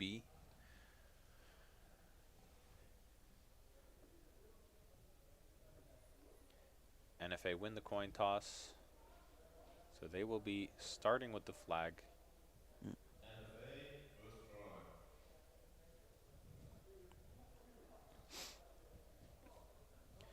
So what country is NFA from? I'm not exactly Polish. familiar with them. Oh, they're Polish. Yeah, for Poland. So Poland versus the UK, essentially, with these two teams. Yeah.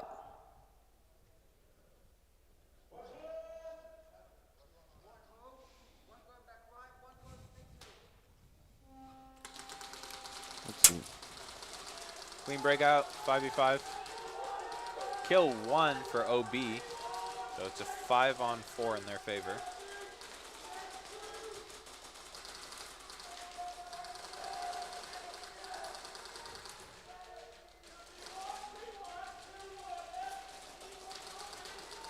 See good communication on the OB side, which is our side of the field right now, where the commentator booth is. Yeah, overall OB did okay. They had their ups and downs in a few matches. You saw it. For NFA, it's almost the same. A bit also. They did train a couple times on this layout that I know of. But this is their first tournament that I do this season of NSL. So, and what we saw previously, they did manage to make a better game plan, and it seems like they giving OB a good fight.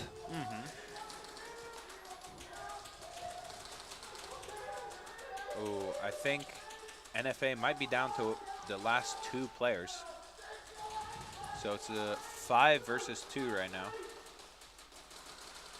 NFA have 1 in the snake, and I'm not sure where their second player is.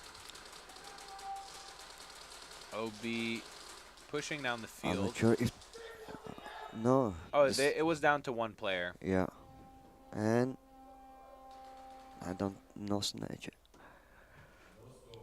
Yeah, hard to tell from our side if they snatch the flag or not, because it's on the other side of the bunkers. Yeah, I'm hoping that when I the other perspective of the field, so that I can maybe try to watch, but yeah, it's a bit difficult because there's also a slight delay with the stream. So yeah, what we see is not exactly what's going on in the stream. But now it's going to be the coin toss between Milites and the boys.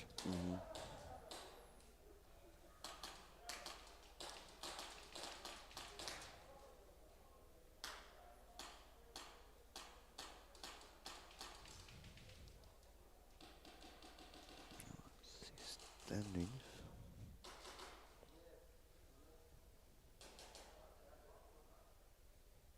Milites.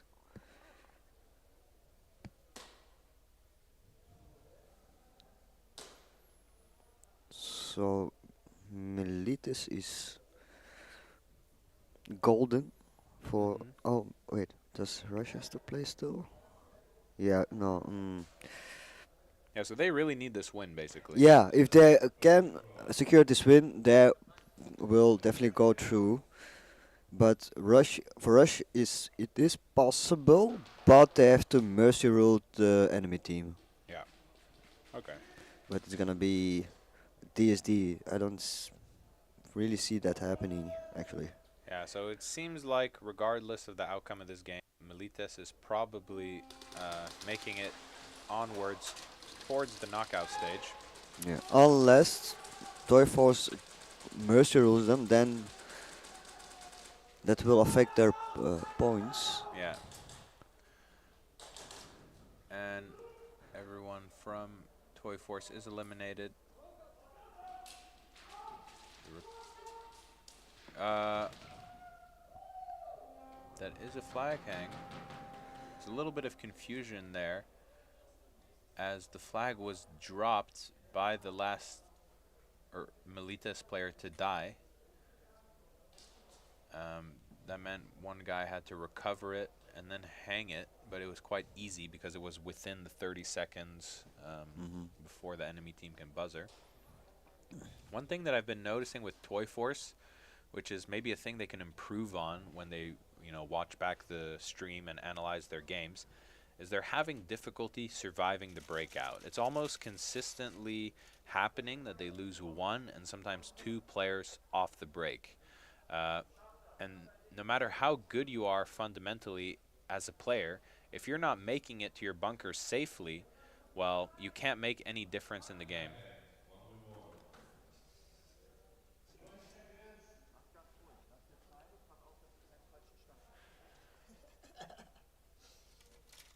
So yeah. So for Toy Force, maybe practice on that athleticism. So being a bit faster, being a bit quicker, practicing your slides, because if you survive the breakout, that's step one towards winning the game.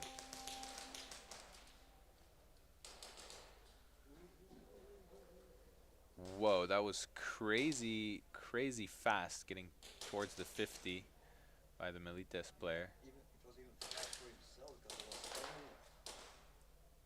Takes him out and hangs the flag. He almost tripped over himself and fell on the ground.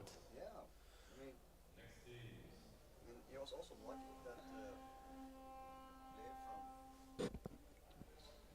from Toy Force didn't saw him stumbling. Otherwise, he could have taken advantage of that. Is your mic working, Tipa? Because I actually don't hear you in my... Oh, okay. Yeah, so I was saying, like, Milites player was very lucky that the player of Toy Force didn't see him stumble. Yeah, it could have been an easy kill for the Toy Force player had he kept a better track of his enemy.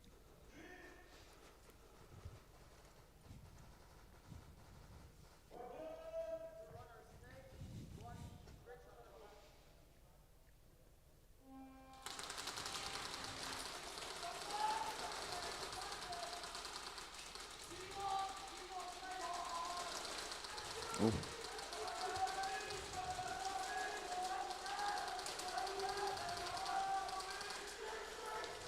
So both teams just calling out each other's positions. It's a 5v5 still.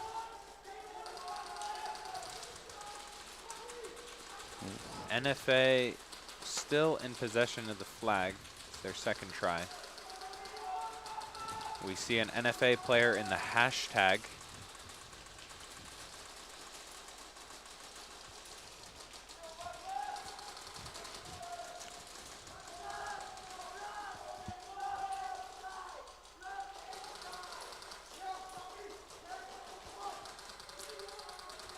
Two players drop for NFA, along with one player from OB, making it a 4 versus 3.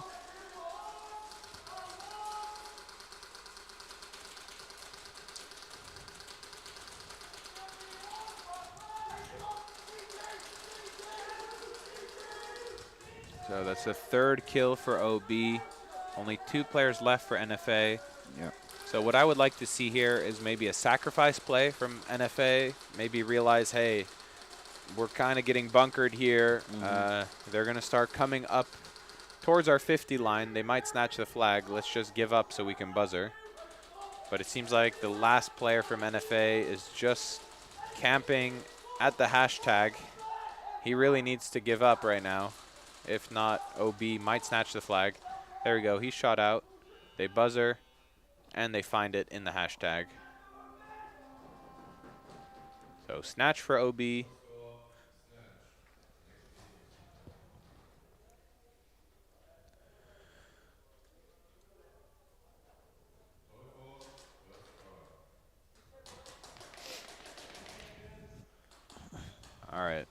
let's see how Toy Force responds here.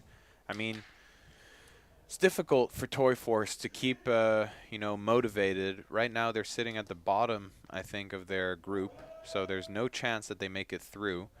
But they just have to have the mentality that they have nothing to lose, so might as well go out with a bang. Toy Force lose their Dorito 2 player, and they lose another player, making it a 5-on-3, 5-on-2 now. So this is what I was saying, that the breakouts tend to not land in Toy Force's favor.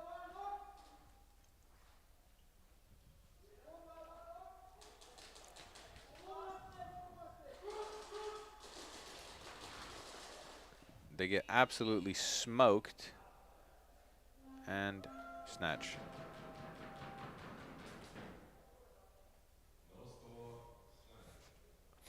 All right.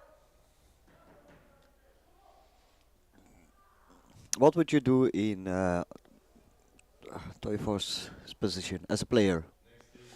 As an individual player, Yeah. it's tough to say because let's say if I keep seeing my team getting shot off of break, that's something that's very much out of my control. Wow, there's a little bit of chaos as OB decide very last minute which side they want to attack. But yeah, one thing I would do as a player is really try to push my teammates like, hey, you got shot out this time. Next time, you're not getting shot out. Be faster. Come on, be better. You got this. Just some reinforcement that they can indeed survive the breakout. Because if you keep dying over and over off break, eventually you sort of mentally give up. You're like, yeah, there's no hope anyway, and then you just keep running slowly. I think OB lost one player, so it's a 5 versus 4.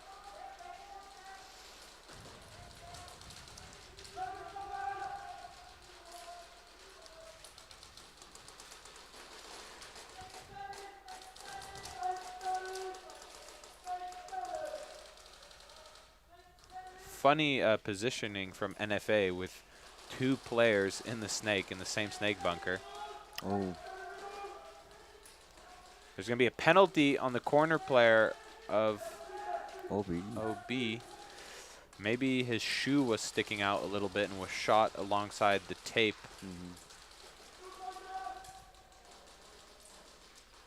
And I see 2 different types of players on NFA side, because you have some that very aggressively trying to pick shot the enemy and try to move forward, and you have more the passive players keeping up the communications, holding their line. So it's, I mean, it's a good mix to have, but I don't think their positioning on the field is maybe the best options, in my opinion, of course. Yeah, I can see that definitely. Nonetheless, NFA did close out the round without OB getting the chance to score any points. So they're going to have 2 more tries to try and get the flag back from OB, and OB's going to have 2 more tries to score points. But right now, NFA versus OB, still a 0-0 match. Could go to either side. Okay, Milites versus Toy Force. They're still sitting comfortably with a 14-point lead. I see Mushia in the chat saying, if you lose too many players off the break, that means you need to change something. Yeah, that's also an option, Mushia. So let's say you're getting shot off the break. Well, some of the hardest bunkers to make it to are maybe like the corners, so D1 and the snake corner. Maybe don't send a player to those bunkers off break if you keep losing them. Try and make them stay home or go down the center, something like that. Could be indeed a good approach. But in the end, I think long term, what you have to do is just get faster and improve your athleticism as a player to then survive the breakout, because that's what's going to help your team the most in the end. So I think there's some discussion now. They're assessing the penalty on the OB player who was shot somewhere in the snake corner by NFA.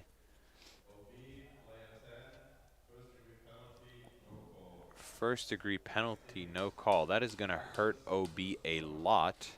That means they're going to be starting with 3 players next round, giving NFA a really good chance to get the snatch. But it doesn't mean that OB has to just like say, oh, we have. OB has then 2 options to try to make the rounds go faster, to save time and try to get back with 5 players back at the breakout as soon as possible, of course. Or they still can try to resist NFA. Yeah, that's definitely an approach. I would opt for, you know, being safe with the flag and just trying to finish out the rounds carefully. Wow. And Milites, get the hang. There's the mini earthquake. Yeah. You know, we saw the exact same thing happen again with both players who tried to run to the snake side from Toy Force just got shot off break immediately. You know, maybe just try standing still and shooting back at the breakout wall. If they're going to shoot you anyway, maybe you can take him down with you, you know? Yeah. Lots of ways for them to improve. But here we go, 1v1. Let's see if Milites gets the bonus points.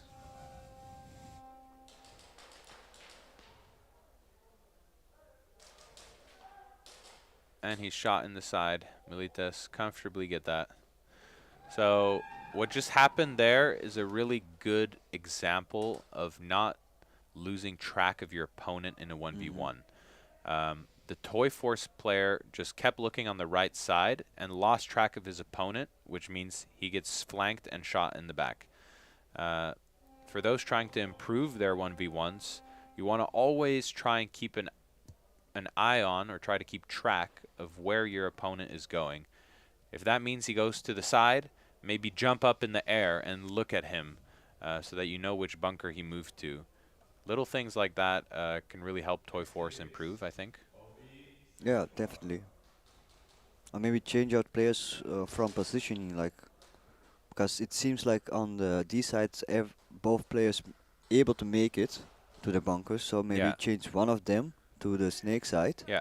So you at least split your firepower, survival chance evenly around the field. Yeah.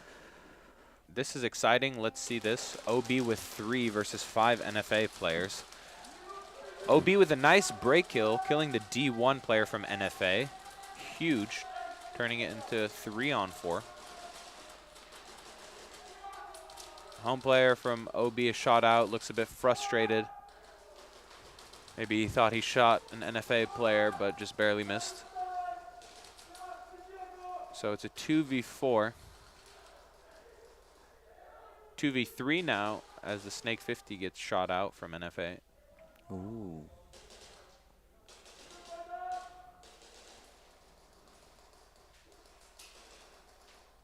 Ooh, 2v2.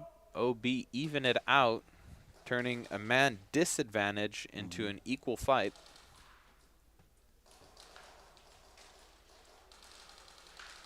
Yeah, last weekend we had that also same situation in our match against Siki Bros. Also got a penalty that we had to start for with 3 players at the breakout. I was shut out from break, but my other 2 players kept on playing and were able to even eliminate the full team. So it's possible. Yeah, definitely. I think the reason that we see that happen as well is the team that knows that they're starting with an advantage sort of get cocky. Yeah, it's and like try to they push too hard. They fall into the traps. It's like, yeah, let's go. We already have getting kill careless 2. and not still thinking that you can get shot. Yeah, exactly. Milites lose 1 player off break.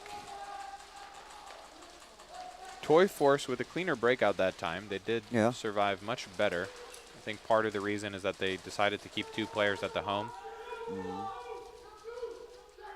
It's going to be a kill 2 now for Milites, so 4 versus 3.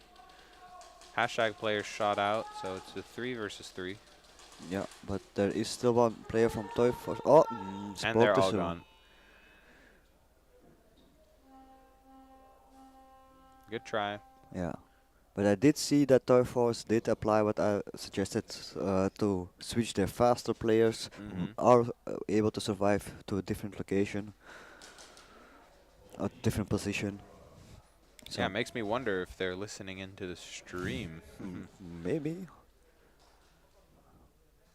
I know some teams, including myself, we sometimes tune into the stream in our games to just double check how much time we really finished with a certain round in case we forgot.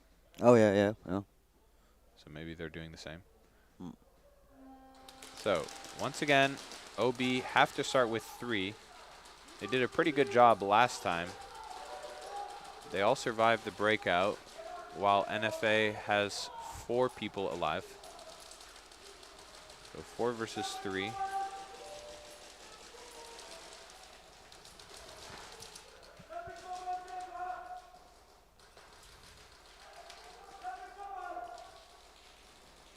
And the face trying to push up past the 50. Trying to play aggressively.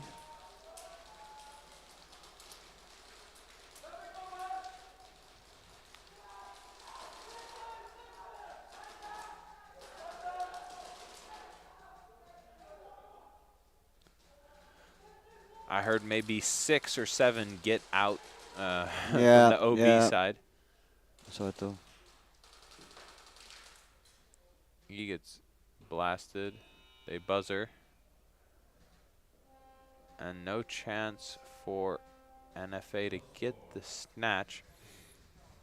Yeah, So player 18 of OB is getting frustrated because he's starting to yell more and more. Yeah, so I think what was happening there is the player from OB was at the home trying to shoot the snake for NFA player. But the head referee was literally looking right behind him alongside his barrel and could see that the shots were barely missing. So sometimes it's hard to tell at the very end of your range where the BBs are actually landing. Some players get frustrated because of that. But yeah, I don't think the player was getting hit. At least from my angle, it really didn't look like it. No, I don't saw. Only impacts that I saw was against the Snake 4 or behind it against the wall. Yeah. I didn't see any even closely to the player. So. What? Wrong breakout? Oh! Wrong breakout. That's an interesting This is call. one of the first. Does that? I think that has to do maybe with the weapon classes or something, because they did start with 4. Maybe they were supposed to have 1 M4 less, something like that. Regardless, that means I think the last round for OB of their attack might be actually a good chance for them to score. Toy Force lose their hashtag player. 2 more players drop for Toy Force. Milites now with a huge man-up advantage.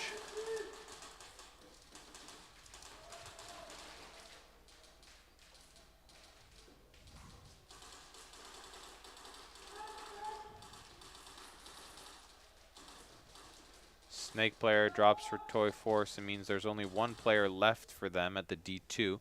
But at the same time, there's only 1 player left for Milites. So it's a 1 versus 1. Still 7 minutes on the clock. He's taken out. Toy Force hit the buzzer. He's looking for the flag.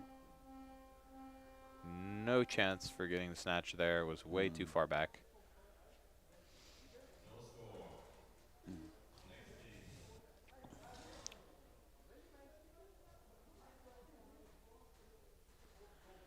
Okay, so this is going to be the last attacking try for OB.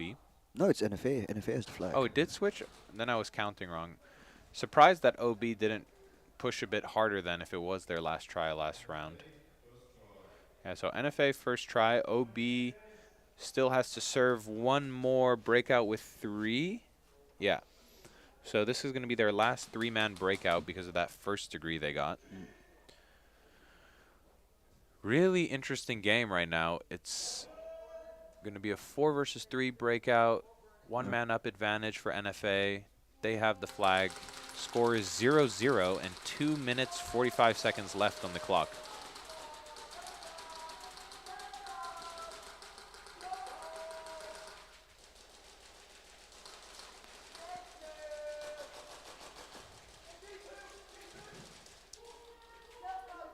We see an NFA player getting pulled. That's going to hurt.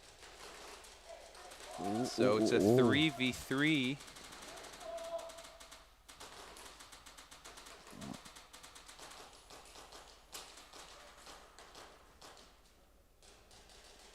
Not much time left on the clock at all. 2 minutes, 0-0. I think OB really need to get this snatch so that they can have an opportunity to score points on the board. If not, NFA is going to have 3 tries to just get a zone 1, basically, to win this game. Yeah.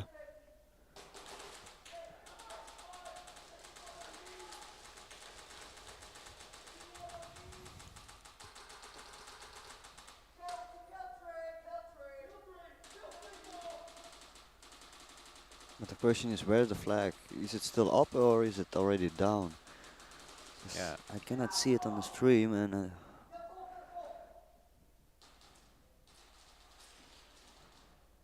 and they get a snatch. They got it. They got it. I don't understand why NFA was not hitting the buzzer there. Because they still had 1 player in the snake. Did they? Yeah. Oh, yeah, you're right. Yeah, I see him walking off now. Oh, and the face already leaving without getting the. So now OB is going to have flag possession. Yes. With less than 2 minutes to go, and NFA is going to be serving a penalty for that player who got hit going to the D3. Second degree. So NFA is going to be starting with 4, and OB is going to be back to full force with 5 players. So OB is going to be in a great position to basically run away with the win here. Okay. Toy Force still on attack.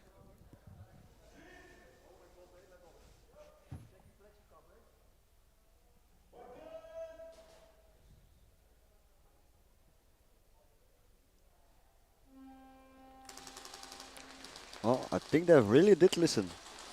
Yeah, it seems like they listened by just kind of standing still at the breakout. But what I noticed from Toy Force is there was a friendly fire that happened at the breakout wall. One of them shot their teammate in the back. But how is it that they're all at the 50? What is going on? Oh my god. And he gets the hang. Oh my god. What a throw for Milites. Just completely ignoring one side of the field. Toy Force get a free flag hang. Okay. So unexpected there. Really nice play from Toy Force. I have to say it was chaotic off break. Yeah. Yeah, but that chaos gave them the opportunity to able to push on a D side, whilst the rest of Milites was way too focused on the snake side. Yeah, I think also this was maybe a position where Milites was a little too comfortable with their point lead. They were making such good break kills and scoring so much that they weren't really expecting such a big attack. But like I said, Toy Force has nothing to lose, so why not go all in, go out with a bang, basically. Ooh, very nice kill from Toy Force there. I think Penne from Milites was not exposing himself that much, so it must have been a small target to shoot at.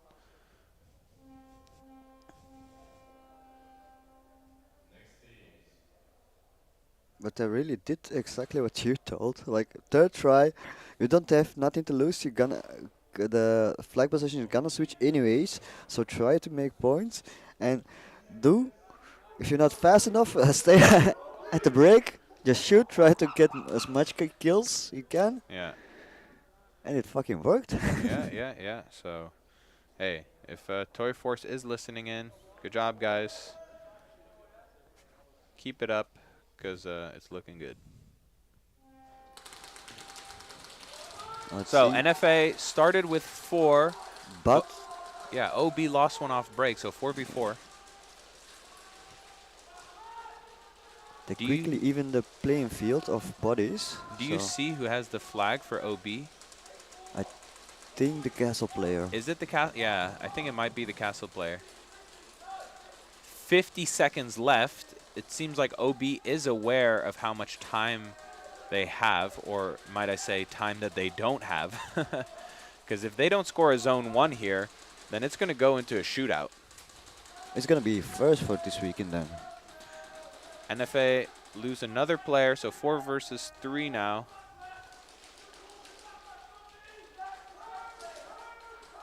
Ooh. Castle player gets shot out for NFA. He was lucky not to die. And there's is someone. Drops Ooh, but the he got flag. shot out. I don't think it's going to matter in the end. I think that does secure them the win. Yeah, and for the next try, they only just have to play time. The Yeah. last 8 seconds on the I clock. wouldn't be surprised, though, if there's some sort of VAR check or something for what went down at the castle, because the NFA player was not content, Yeah, he clearly looked frustrated. He slid into the castle to trade out with the flag carrier from OB, but somehow only one of them walked away despite them being barrel to barrel. So there's definitely going to be some sort of replay. You can see on stream we have 2 VAR cameras directly above the castle, so I'm sure they have a great view. Very high frame rate, high resolution cameras. We can't show you exactly what the VAR sees, but I've seen it myself, and it's pretty remarkable how crisp and clear and how slow you can rewind the footage. So we'll see if it's a VAR check. If, it's a zone 1, and it seems like there's no penalty assessed. So that seems like OB is winning this game with 1 point. Only 8 seconds left to go, and they still managed to hold the flag. So congrats to OB.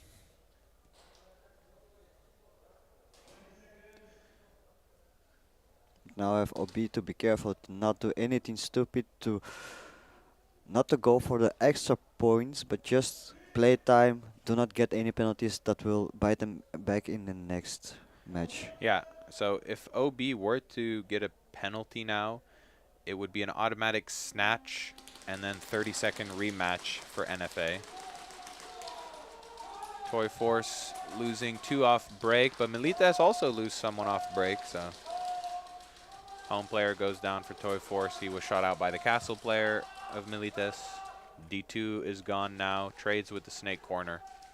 So Snake Corner player of Toy Force is the last man alive. Yeah, but he's looking at the clock, checking, making sure that the 30 seconds are gone. And no. I believe... No, that's still not a mercy rule. No, because Toy Force had a flag hang. Yeah, but definitely widening the gap between the 2 teams right now. Milites getting a 3rd flag hang. Oh, wait.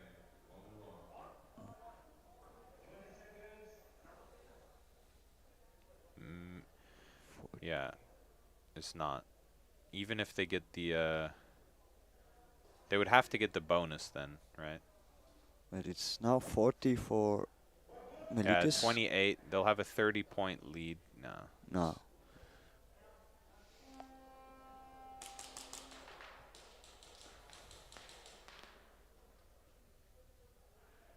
So. And jump. Oh. Gets taken out. Nice try there.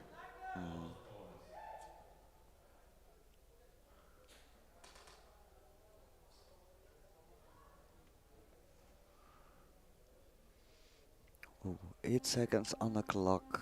Obi has the flag position. Mm-hmm.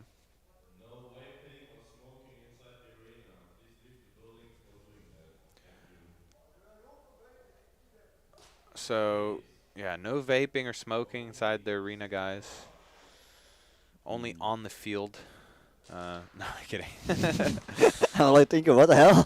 Yeah, imagine someone just ripping a cloud before snake. they make In snake and form. snake as a cover before they move to the next bunker.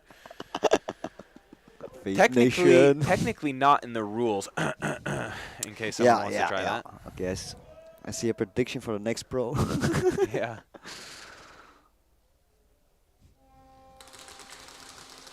All right. 5v5. Yeah.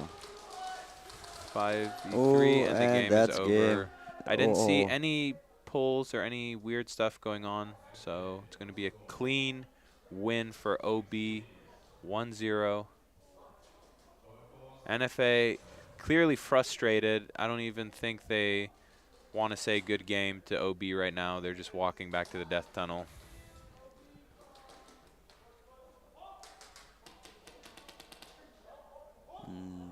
So, boys from across the pond from the UK, congratulations on the win.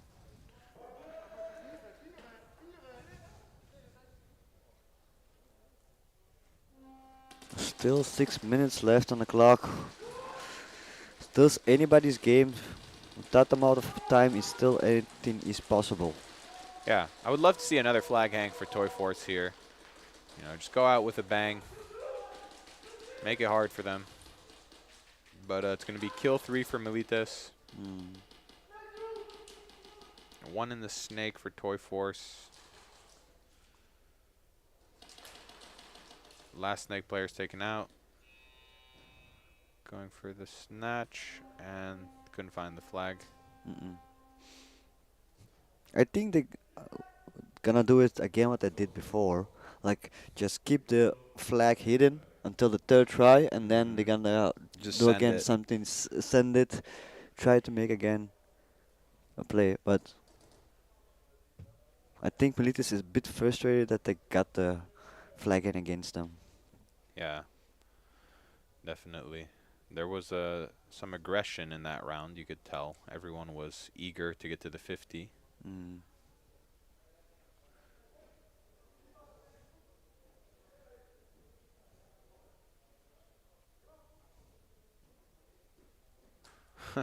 Interesting technique to give a mag. number 91 mags, kind of pushing it through the window under the netting. Then he was lucky that it's not screwed down at the bottom. You know, there's actually in the back snake corner a place where the netting is loose, and it's not screwed down alongside the tape of the snake. So technically, if you were to crawl in there, you could run between the netting and the wall and run all the way through snake behind the net, basically. It's not in the rules, guys. If you want to risk it, go ahead and try. But you didn't hear it from me. No. It's always the serious guys. Yeah. Finding the fucking loopholes in the rules. Okay. Toy Force with a clean breakout. Getting 1 kill on Milites. 2 kills on Milites. 3, but lose 1 player themselves. It's going to be a 4 versus 2. I think Toy Force is just going to send it. Still a lot of time left in this game, though. 5 minutes. We're just reaching the halfway point now.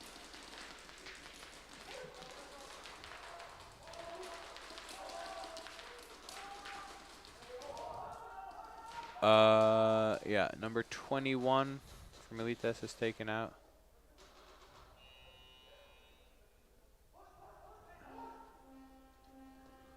Oh no, the Toy Force player forgot that they had the flag. Yeah, seems like there was a moment of confusion. He's like, what's my job again? Oh yeah, I gotta touch the flag to the wall. But then the buzzer was already over.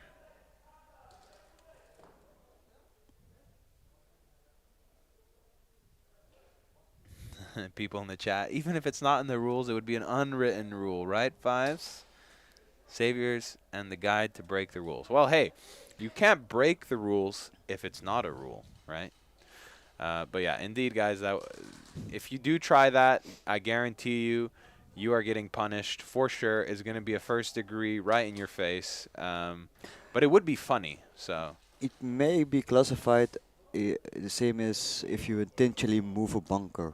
Yeah, it something may like be that. classified under that circumstances. Yeah, yeah.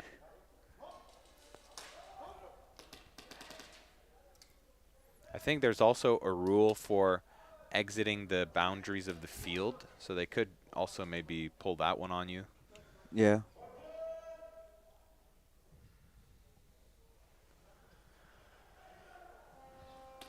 Okay. Then it would be probably. Ooh. Toy Force was 3 guns up against Milites. Unfortunately, the shots didn't connect that time. 4 players down for Toy Force, 5 players down. It's over.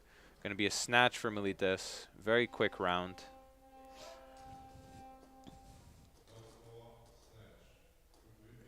Yeah, and if you go out of boundary of the field, it's counted as intentional suicide. Yeah, it could be, indeed. So, who knows that they would classify it? Wanna test it out? Yeah, and maybe in the Spring Cup, right? You can, yeah. Why not? Wait, aren't you guys reffing the Spring Cup? Yeah, I think.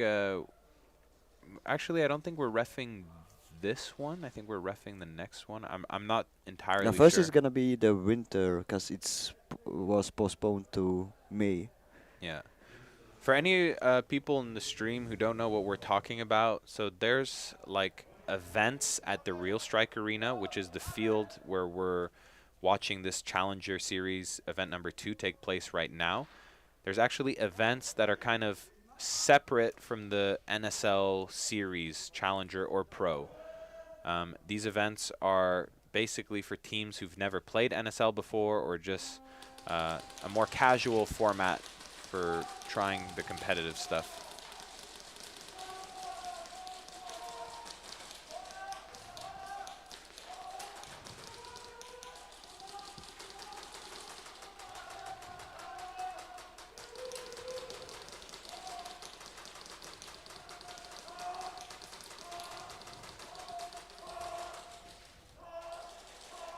If Milites get the flag hang here, it's going to be a mercy.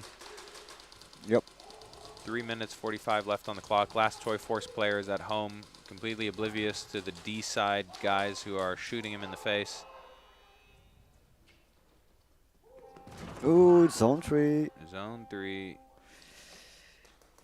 Seems like the bottle is almost falling out of the belt there for number 89.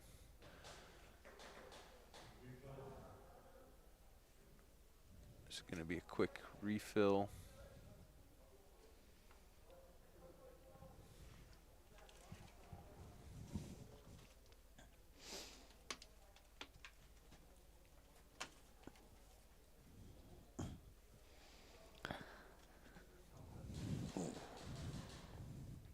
Yeah, after this game, I'm gonna take a small quick break. Yeah. Whilst the other team's gonna be chronoed. Yeah, because there's going to be one more heat, and then after that, we're going to have a 1 hour break, correct? I think so. Let me double check it. Yes. Yeah.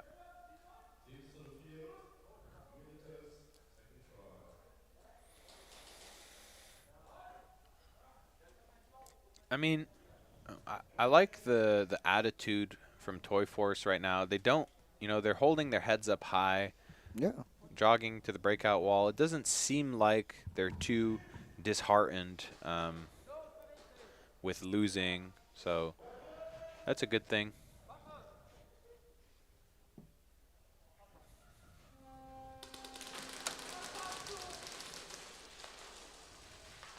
Ooh.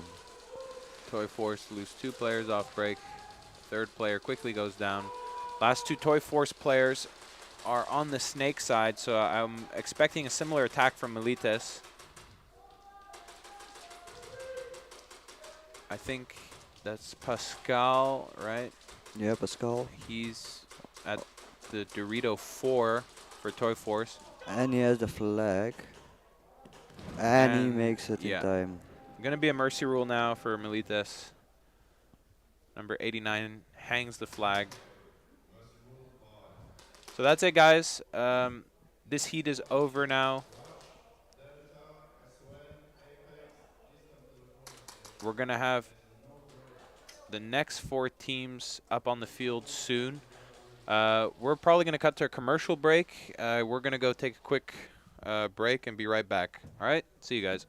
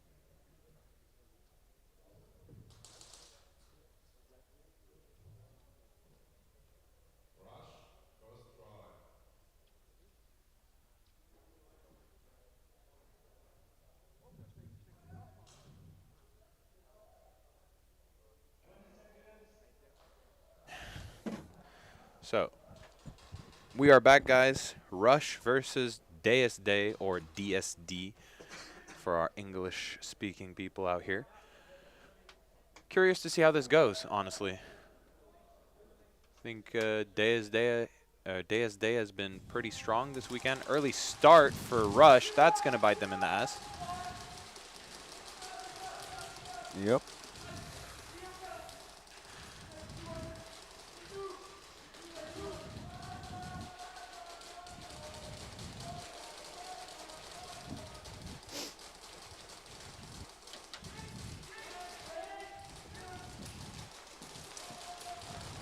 They lose their snake player, though.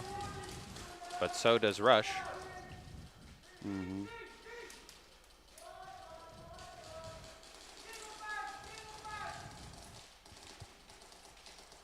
Here we go. Day moving down the field. Trading out with the center Dorito. And it's going to be a snatch. He managed to touch the wall just in time before the buzzer was pressed. So that's good game IQ there from the DSD player, because, you know, sometimes you get on the other side of the field and you're just like, I need to look for the flag. Where is it? That you forget that you have the option to touch the wall if the enemy team hasn't buzzered already. So good job there. DSD taking an early flag possession.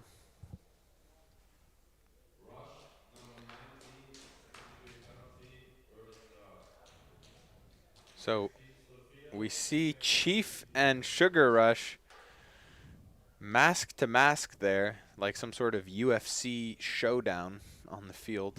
Kind of funny. But it's in good spirits. We see them all giving handshakes before the game. Mm-hmm.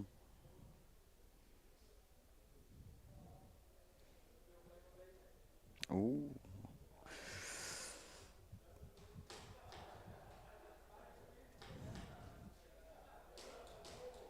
It seems like for the Group A, the 4 teams that's going through to the elimination rounds are Speed Reapers, OB, The Boys, and NFA. Okay. So that means 187 and Honey Badgers are out from the group stage. Yeah. All right, so you heard it here first. Just to repeat it, that means from the first group, Speed Reapers and OB are tied for win-loss. The Boys and NFA are following closely after, but those 4 teams are definitely making it through to the knockout stage. And then the outcomes of these matches will determine the standings for the other group of teams. SON versus Apex. Apex has the flag. It's their first try.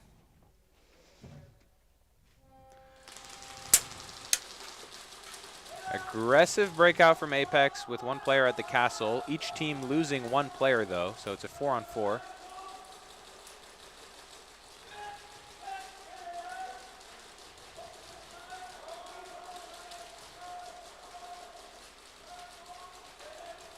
So the home player from SON knows that the castle player from Apex is there. So the castle player from Apex needs to watch out because his position is called out. Apex moving up into the hashtag, so they do have 50 control from both sides. SON is playing a little bit more in the back, it seems like. Chief is shot out from the D1 for SON, making it a 4 versus 3 in favor of Apex.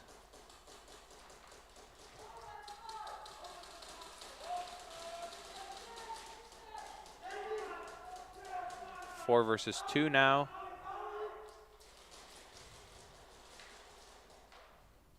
Ooh, he drops the flag in zone 3. So, fair gameplay there. The flag runner was a little bit too far forward with the final push from Apex, and he caught a BB in the process. And then a little bit of a misplay from the last player of Apex to not realize that his flag runner dropped the flag, because I think he might have had enough time to make a recovery if he would have reacted right away. Nonetheless, Apex definitely setting the pace right now against SON, but maybe SON has a response.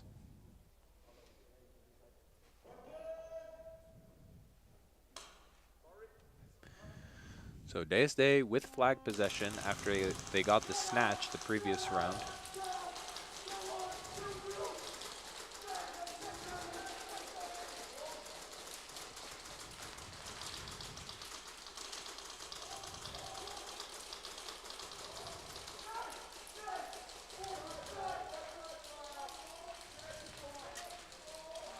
Home player got a BB dropped on his head from Rush, so he's taken out. Rush also lose the D2. So Rush left with only 2 players in the Snake right now, Snake 4 and the Snake corner. But DSD throwing it away with that move towards the D side. Trade going on at the Snake 50. So it's a 1 versus 1, maybe 1 versus 2. Rush have 1 player in the Snake corner, while we see Davey shot out. Yeah, so Davey from the Dorito one shot out this back Snake corner of Rush. So then Rush pressed the buzzer, and DSD was in no position to score, so it's a no score.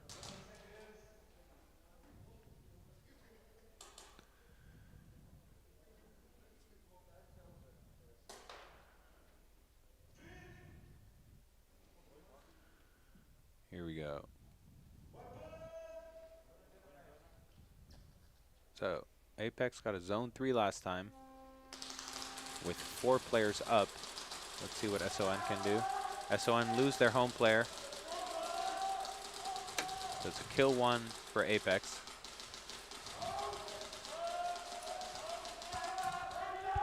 Kill 2 for Apex as they shoot out the U player of SON. Home player, though, from Apex is going to take a walk, so it's a 4 versus 3. SON still in a strong position here as one of their players moves up to the D3. Apex are aware that he's there. The Castle player needs to watch out. Castle player manages to escape with his life. They trade. Ooh. So a little bit unfortunate there as Sugar Rush ran alongside the Snake to try and go hang the flag, but his teammate was blocking his path. Stuff like that can happen. I still think Sugar Rush was a little bit too far to get that flag hang from that position, even if his teammate wouldn't have been there. So I don't think he can be too mad about it. But yeah, nonetheless, I understand how it's frustrating.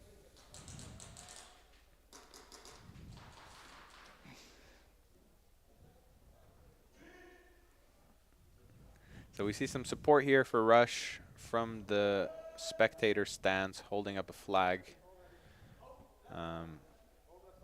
DSD still very much in control of this game with flag possession.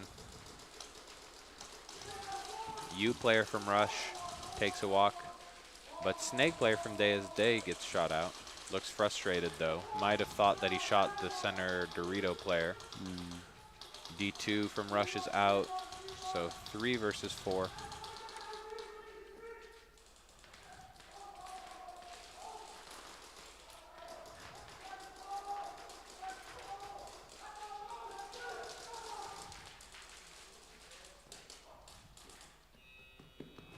He got blasted at the center Dorito, and DSD get the hang. What's funny is that the center Dorito player from Rush was really expecting the D side push, which was coming, but didn't expect to get shot in the back of the neck from the other center Dorito player that flanked him.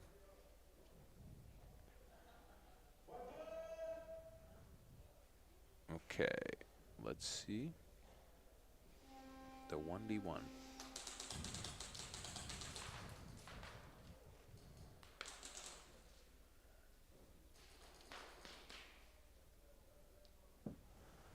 So they secure that 1v1 quite comfortably. It's going to be bonus points for them. So taking the lead 13-0 against Rush. Now this is the third try for Apex against SON. They've had 2 zone 3s, sort of fumbling their attacks in the last moments. Let's see if they can clean it up and finish this with a flag hang. SON, in my opinion, I think they're just going to do a big attack now and go really hard, really fast, just to shut down the third try of Apex. So both teams losing players off the break. SON lost 2 and Apex lost 1. So it's a 4 versus 3. So Apex still with a 1-man up advantage.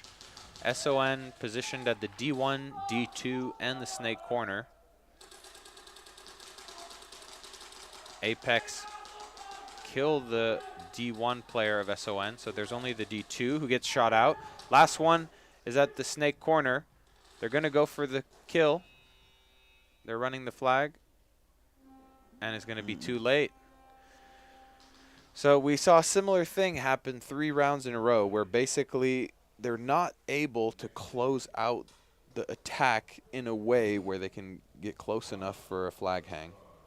So really unfortunate there for Apex, but, you know, in its totality, they got 9 points.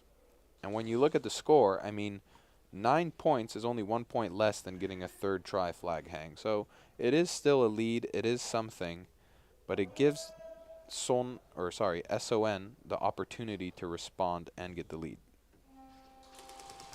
Yeah.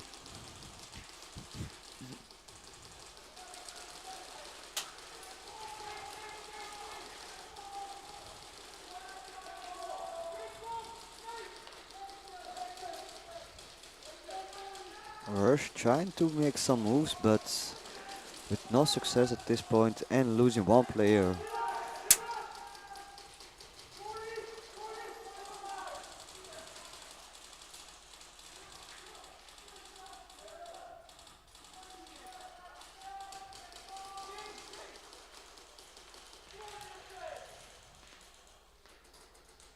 Okay. Davey from DSD kills the Dorito 3 player of Rush. I think Rush is left with only 2 guys left now, if I'm not mistaken. A Snake 4 and a Dorito 2, while DSD have 3 left alive. Another player from Rush is taking a walk. Davey from DSD moving down the field. He is aware that the Snake is occupied. They're looking for the snatch. Davey was shot in the back. They're going to buzzer. No, but you know what I think just happened there? I think the Rush player saw Davey going for the snatch, shot him in the back, and then there was some confusion, and Rush actually pressed the buzzer. I don't think he was actually shot. Is that possible? Or he was shot, but at least didn't make it obvious enough? Regardless, I don't think there's going to be anything called on that. No, it was not an early buzzer, so. Yeah, he was shot by the corner, right, of DSD, probably. At least he was just out in the open.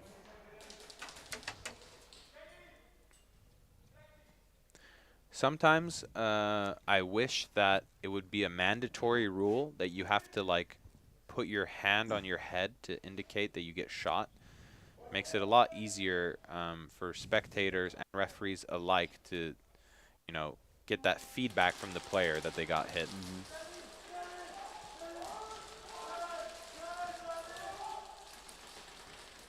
All right, so SON on their first attacking try, surviving the breakout, but the snake corner will actually get shot out along with the D2. And the hashtag player gets shot out, and the D1. Now they're all dead. Oh, they need to touch the wall. Oh my gosh. Barely in just time. in time.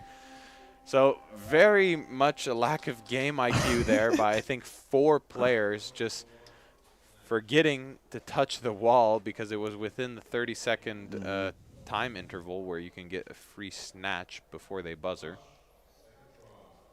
But nonetheless, they got it. I think with 1 second to spare, I can just imagine what it's like to be in the death tunnel in that situation, just spam clicking the buzzer like, please, please, please. Yeah. Oh my gosh, that's really funny. Well, be stupid, be stupid, be stupid. Yeah, keep being stupid. Come on, come on, come on. And then, yeah, nice try from SON though. Yeah.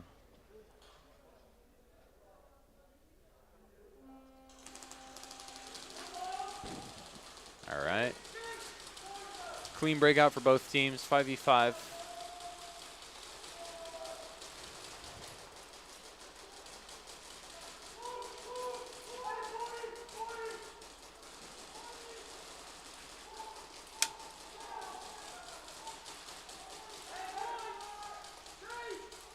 Snake player from Day's Day takes a walk.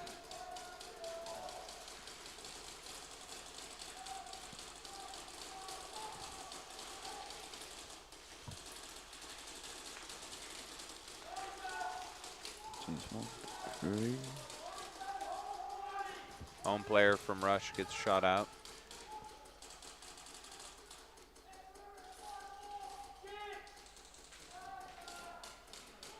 Ooh, DePus gets shot out by the snake corner of Rush. So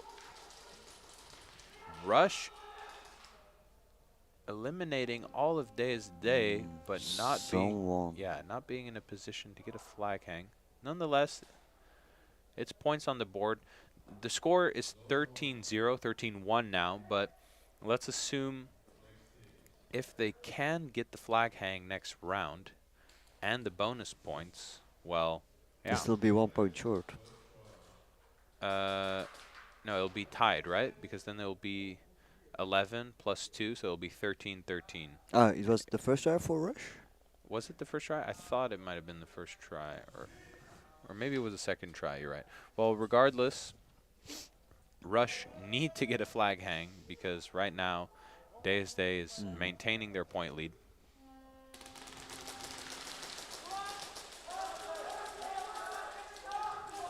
Okay, it's going to be the first kill for SON, taking down one Apex player in the center. So SON really need to get that flag back. If they let Apex get another hang, it's going to really make it difficult for them with almost half of the time being elapsed. Yeah, so SON have a second kill. It's a 5 versus 3. 5 versus 2 now. SON really needs to get active and get down the field to get this snatch. But they're staying at their starting positions for a long time. And Apex is giving up. Buzzer.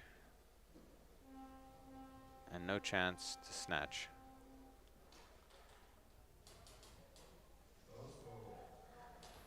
Yeah, so in the chat it says Rush was try 1. Oh no, third try. Okay, so the chat is wrong, I'm wrong, and Tsipa is the master commentator. But yeah, third try for Rush. That means if they score here and get the bonus, they will indeed be 1 point behind, because all the zone points that you make before a flag hang of that set actually get removed from the total points.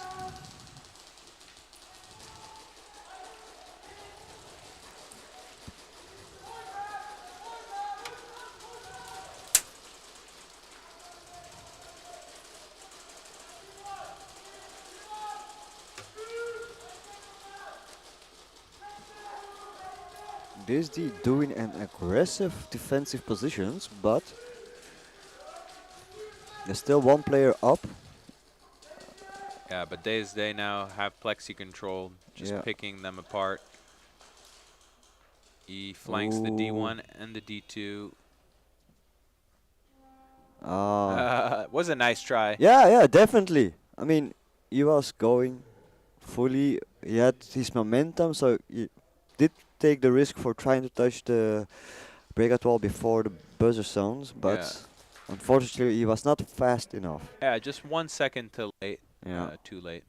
Yeah, but sometimes in these games can 1 second be break it or make it moments. Yep.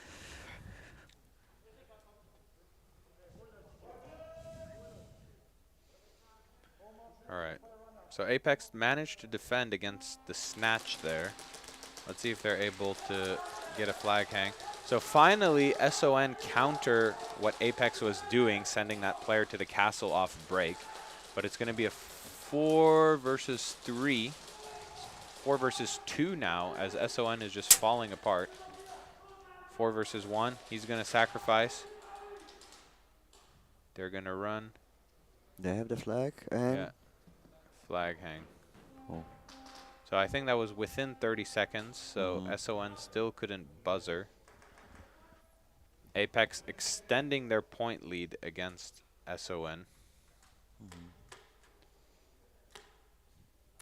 Once again, lazy for the 1v1 for SON side, and it's gonna be number 16 for Apex. Yeah.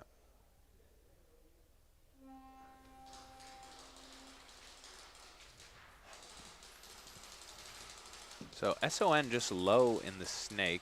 Interesting. And he's just going to watch the zone right before where the flag is. It's an interesting strategy. And gets shot in the leg. And it pays off. So yeah, we've seen other teams do a similar tactic in the 1v1 on defense. Is you basically just hide on the side opposite to where the player's pushing you. And you just set a trap right before the wall, basically, that they are forced to walk into. I think it's still pretty risky because you aren't keeping an overview on your opponent, so they could flank you if they're smart. Yeah. But it does seem to pay off more often than not, so well played. Also in the snake you have a lot of options and you can move, position yourself without getting seen where you're exactly at, so it's still a gamble. That's true. Both teams losing a body off the break, but Rush just lost their snake player as well. So it's a 3-on-4. DSD have the flag, they have the point lead, and they have the man-up advantage. So everything is in DSD's favor right now.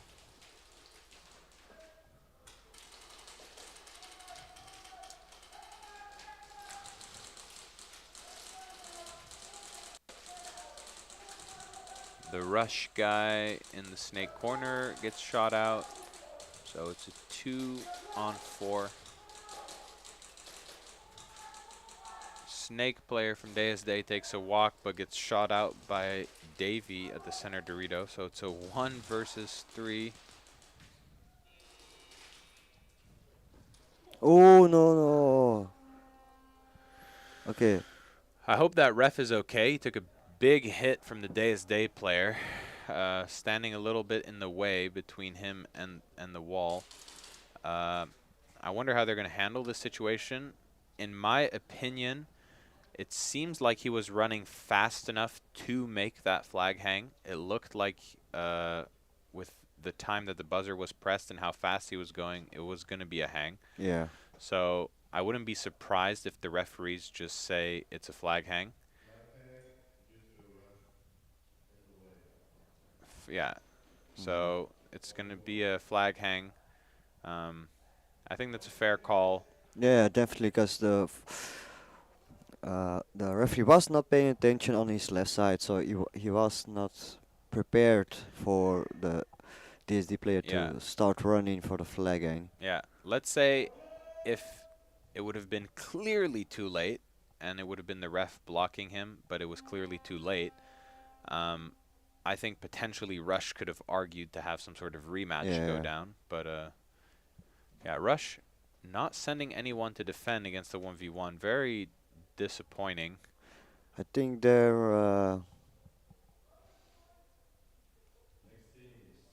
spirits are not at the highest moment at the moment. Yeah. For them. Yeah. But you know, it's also a thing.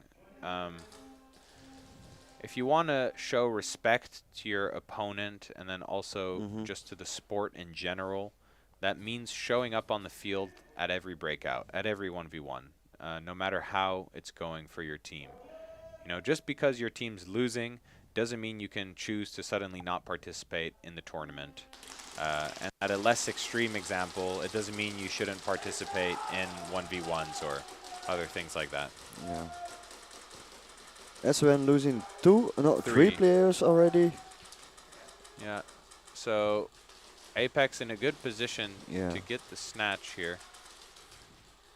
Seems like Roy is going to blow it open down the middle, but Snake player from SON is going to take him out. Last player from SON is in the Snake.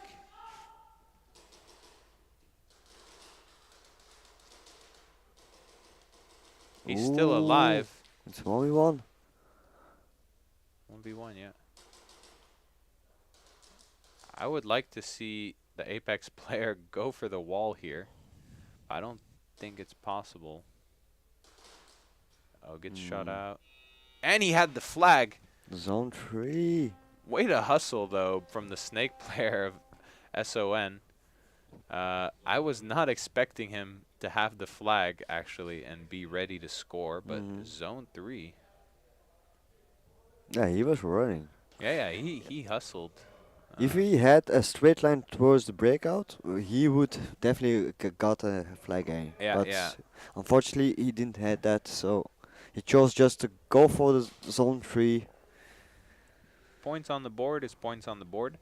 One thing that I noticed with this layout is the big bunkers at the 50 line of the field actually don't give many running lanes to get flag hangs. So it can be quite difficult to run in a straight line towards the breakout wall.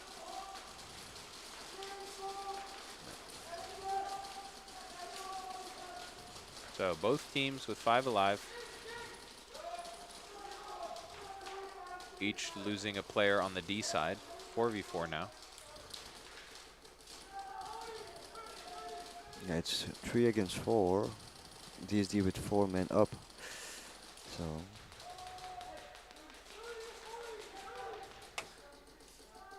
Oh. Rush losing all the players but 1 in the Snake. Yeah.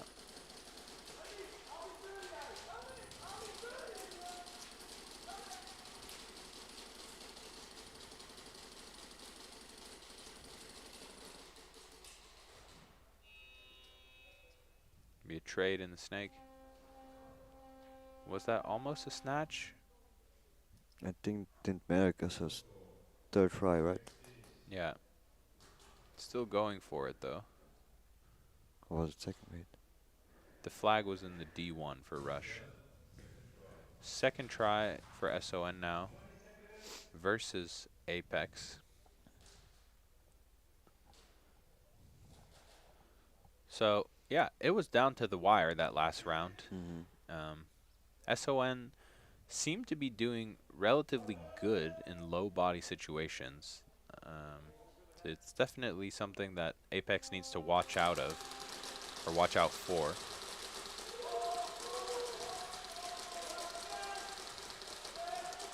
Okay, Sugar Rush from Apex at the center Dorito, but we see that SON also have a player at the Dorito 3. It's a 5-on-4. SON lost their Snake corner. Ooh, 2 more players dropped for SON, making it a 5-on-2. 5-on-1. Still 1 player left in Snake. Oh, but he decides to move. They're looking for it. They're looking for it. And where was it? Maybe in the Snake again? Yeah, it seems in the Snake. So last time we saw the SON player in the Snake with the flag who got the zone 3. This time it's the same thing. Flag was in the Snake.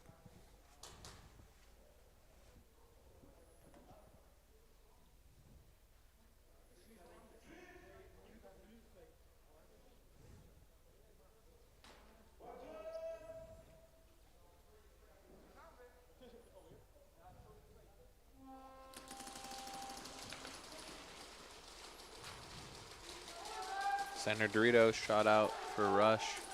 5-on-4.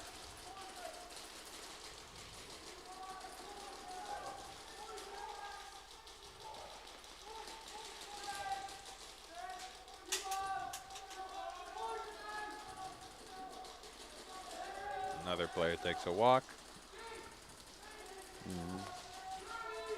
DSD still up with 5 players. The Snake player has been very aggressive, trying to push past the 50. Yeah, Rush is only with 2 players left at the D1 and the D2.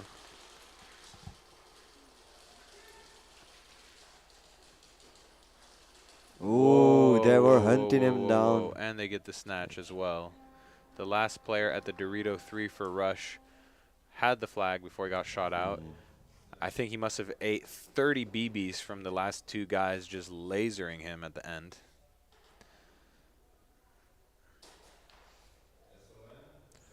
But at the same time, I think he was a good sport about it, about getting shot so much. He even gave one of the Day players a tap on the back, saying like, hey, good job.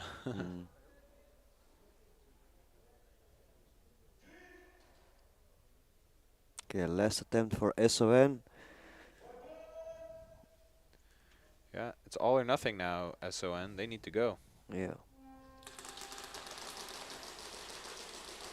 Home player from Apex is taken out, along with the snake corner. SON also lose their snake corner. Apex down to only 3 players. SON also down to 3. Ooh, down to 2 now for SON. Still anything can happen. We saw it before. Still only once. The left players is the last player of SON is in Snake. Yeah, I think so.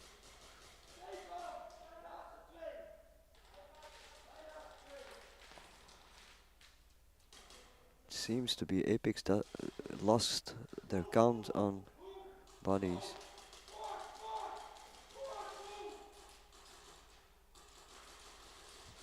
Apex crawling down the snake. And Last player's gone. And good game IQ. Little Yeah. celebration there from Apex. They knew they don't need to get the snatch. They just finished that without getting scored on. So maintaining their point lead. And now they're going to get the flag possession. I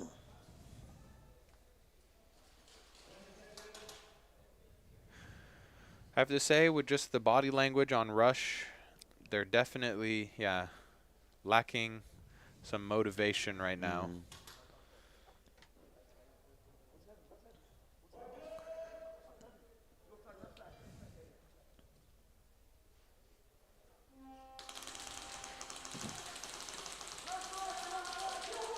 One player gets shot out of the snake from Rush, but They lose 2 off break. So actually, Rush have a 1-man advantage right now. But Day have the flag possession. There's only 1 minute left. This game is just finished. Yeah, one of the players of Rush has some problems with his pistol in the Snake, but it seems. Yeah, it's not firing or something. Maybe his air tank is out or it's just jammed. But here comes the push from Day. No, it seems a problem with the cycle. I think he had just an empty mag or something. Yeah. Home player shot out. Oh, early buzzer, early buzzer, early buzzer. It was an early buzzer for Team Rush. Yeah, that means it's going to be an automatic hang and bonus points for Day, so a mercy rule against Rush.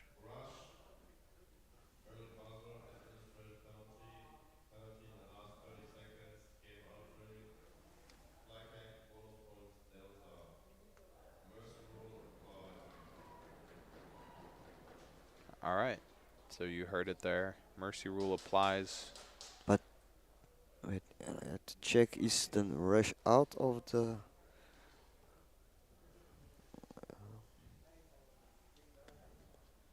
Yeah, then it means that Rush is out. Along with Toy Force for sure, right? Yeah. Okay. So. Then Congratulations, SON. You're going to the knockout stage. Yeah. So perhaps we'll see SON making it through to the finals because they're going to have a chance in the knockouts. The knockouts is really anyone's game.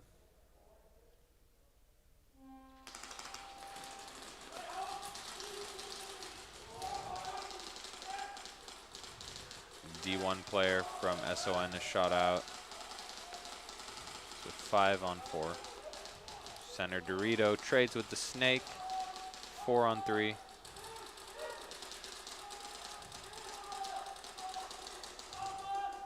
Four on two. Apex maintaining the advantage.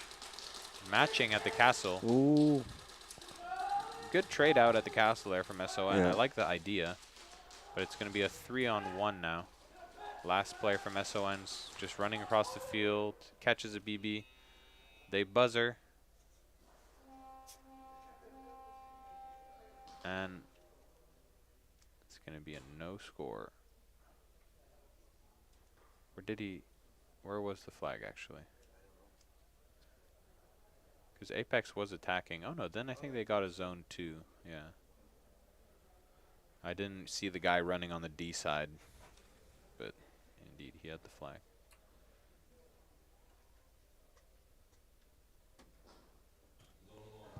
Zone 1. Zone 1. Yep. 1 minute and 55 seconds left on the clock.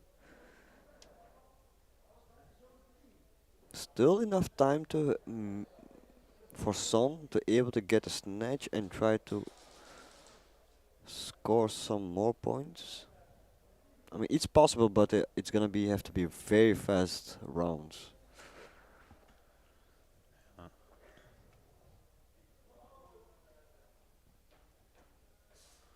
We see some sort of discussion going on with the captain of Apex and the head referee.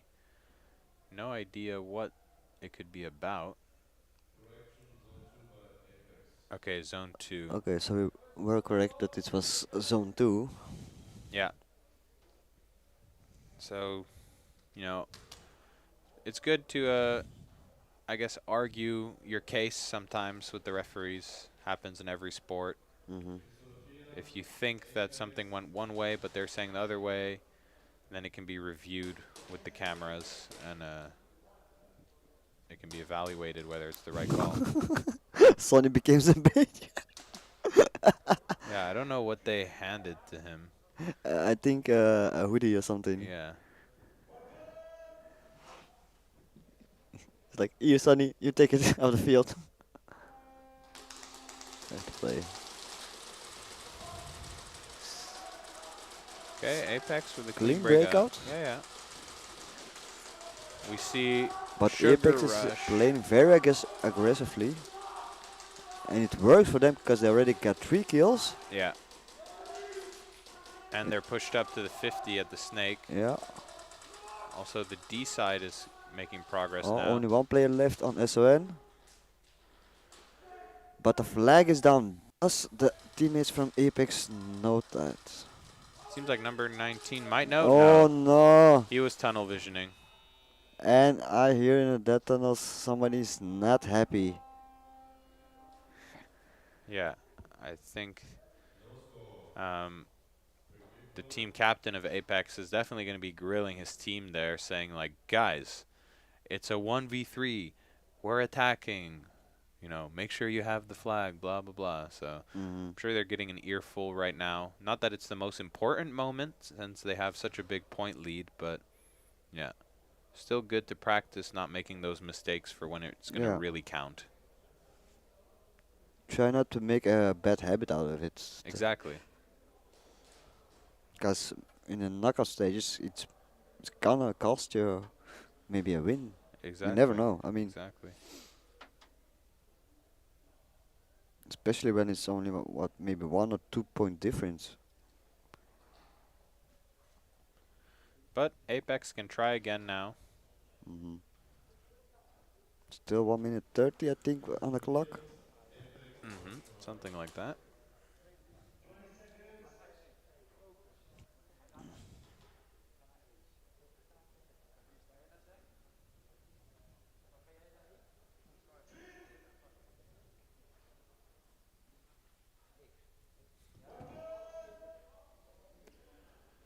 Okay, let's see. 2 break shooters for both teams, I think. Ooh. Apex lose 2 off break. SON lose 1. Apex down to only 2 bodies. 1 body left. Ooh. All dead. But was it third try? Well, that oh, that Deuce nice. is going like a locomotive, not stopping for anyone. No, he was running towards that breakout wall. He knew how quickly everyone got shot out and that there was more than enough time to get the free snatch. So well played by Deuce from SON. Really surprised how that round went. SON took them out so quick. I wonder what they changed to get that to happen. They had 3 shooters on the break. Yeah. They were faking it, but because one of the third shooter was positioned to run, so he faked his breakout stance. Yeah. And he started shooting at the break, so maybe that helped.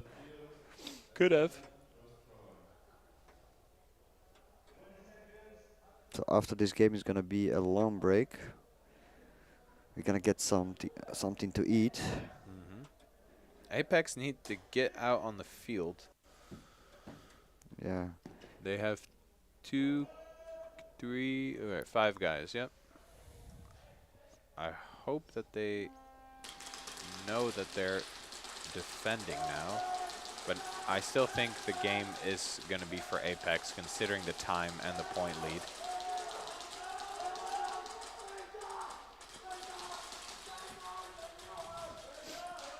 It's going to be kill 3 for Apex, I think. So 3 on 1 now, kill 4.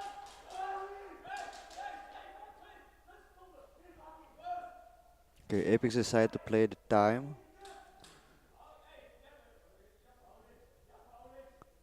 SON is also playing time, but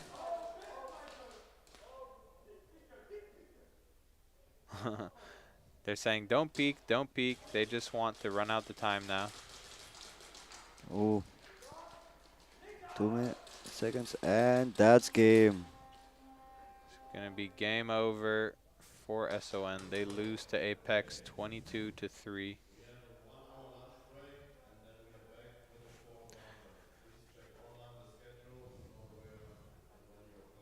All right, guys. See you back in 1 hour. The group stage is over. The 8 teams who are moving on to the quarterfinals have been decided. You can find that on nslsports.com. Go to the Challenger Series #2 event on the website, and you can check out which teams are moving and which teams are going to be playing which. Yeah, thanks for tuning into the stream, and we'll see you guys after the break. Goodbye.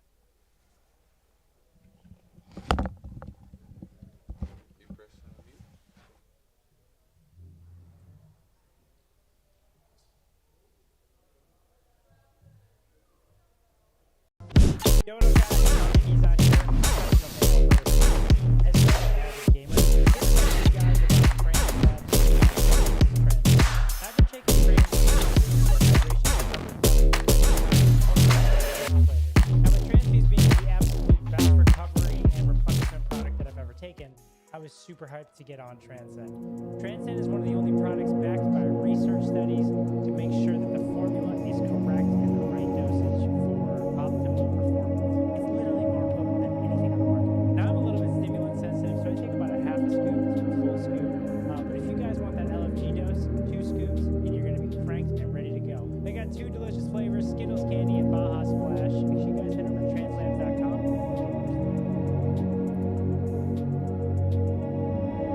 Welcome everybody to the long-awaited NSL 2024 season kickoff. My name is Caleb Freeland, and I will guide you through this video. Last year we visited 6 different fields across Europe and the United States. However, only one field was considered a NSL partner field, Real Strike Arena in the Netherlands. This year we are happy to announce 2 more fields in the United States as official NSL fields. Sac County Airsoft in Sacramento, California, also known as SCA, and Extreme Airsoft in Rhode Island. Both fields proved themselves in the 2023 season as true supporters of the NSL vision and offered players and teams alike the best facilities in the United States.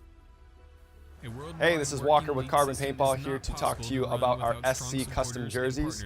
To start your team's design, head over to crbnpaintball.com, fill in some team information, including what colors, what template you want to base your jersey off of, upload your main team logo and any sponsors, enter your name and your number, and we're going to kick you back a 3D image of your jersey. The custom jersey is built on a 5-panel design that's all format. Check your local field's website to sign up for these tournaments. Another change happening in the US for the 2024 season. We learned that traveling for qualifying tournaments turns out to be hard for a lot of teams. Instead of having one league through the entire US, we decided to create 2 conferences. The Western Conference will be held at Sac County and East Conference at Extreme Airsoft. Each conference has 3 standalone events where your team can collect seeding points. There will be 15 teams allowed to enter per an event. After all 3 conference tournaments have been held, the top 6 teams of each conference will qualify for the U.S. Championships at Sac County. We have adjusted seeding points gained per an event to help create a more interesting and challenging leaderboard. You will not want to miss one of these tournaments. The first and second place teams will qualify for globals, which takes their competition to the next level, the world stage. Before we get there though, let's go ahead and take a look at what Europe has going on this season. To the US conferences, there will be the European Challenger Series consisting of 3 tournaments as well. Like in the US, EU teams have the chance of collecting seeding points through these events. However, unlike the US, the EU teams only have 1 spot to qualify for globals. If you paid close attention, you might wonder, where's the EU Championship? Well, this event is getting replaced by a very special and exclusive tournament series, the Pro Series. Speedsoft and the NSL are still a young sport with a lot of new teams. However, there are several teams playing in the sport on the highest level already, creating organizations and building a strong name for them and their group. Last year's first edition of Globals proved that in the right environment, these teams can deliver an unmatched quality of gameplay and until the last second with exciting games to watch. We want to support that level of play by giving 7 handpicked teams from the 2023 season the opportunity to be the leading examples of our sport and move things into a professional environment at the top. Let me be the first to introduce you to the 7 Pro NSL teams. Starting with the proven best in the world, stats and hardware to back it up, last year's global winners second to none. Next team in the Pro Series, placing second at Globals and are a well-established team in the scene for years, the Saviors. With a strong season finish, they surprised a lot of people and fully deserved their spot in the series. Wolves CA. The reigning U.S. champions, role models of athleticism and sportsmanship, East Coast Energies also earned a spot on this Pro Series list. Also an institution in the scene with some major firepower in their bag is the Terranites. Another hungry and professional team to be on the lookout for in this series is Team Hakai. And to close things out, we have the powerhouse of a team from Spain, CQ Bros, being in this league as well. For the 2025 season, the 2 highest placed teams of this year's US Championship and the winner of the EU Challenger Series will also earn their spot in the Pro Series. Of course, the 7 pro teams will automatically qualify this year for globals as well. Besides the media attention and the best competition, another reason your team should want to make it out to the Pro Series is the strong support our partners this year can supply the 3 Pro Series events without any entry fee. Globals. Speaking about the Globals, this year's edition will be held at Extreme Airsoft in Rhode Island. We are very happy to announce that also this tournament will not have any entry fee for qualifying teams. Once again, this is only possible due to the massive support of our partners. This tournament will be the ultimate clash of titans. Can your team claim the title Best in the World and add a silver star to your jersey? It's time to announce it again. Our most emotional and world-connecting tournament, which will already be on its 3rd edition, the Nations Cup. Once more, it will be held at Real Strike Arena and will be 4 days long. Detailed information on those signups will follow soon, but we do hope to welcome even more nations from all over the world in this year's Nations Cup.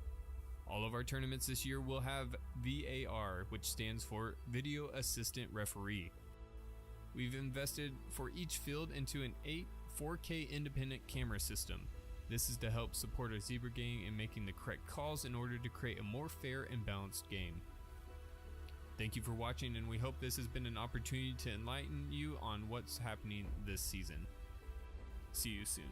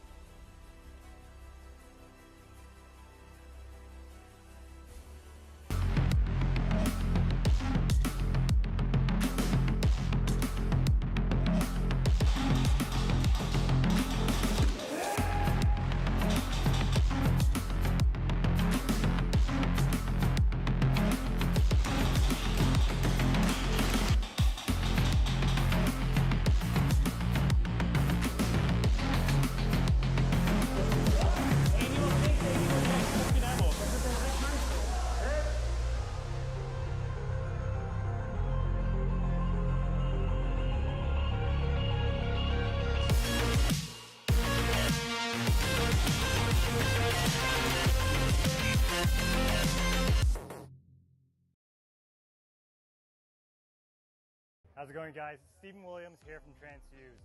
People want to know what Transfuse is. Transfuse is basically your sports drink, your coconut water, your immune booster, and your electrolyte powder combined into one serving. On top of that, it's made with all natural sweeteners, colors, and flavors. There's nothing else on the market as potent and as pure as our formula. It's a non-proprietary blend, so you know exactly every milligram that you're consuming. We also come in with blueberry vanilla, watermelon lime, lemonade sweet tea, pineapple express, and Hawaiian punch.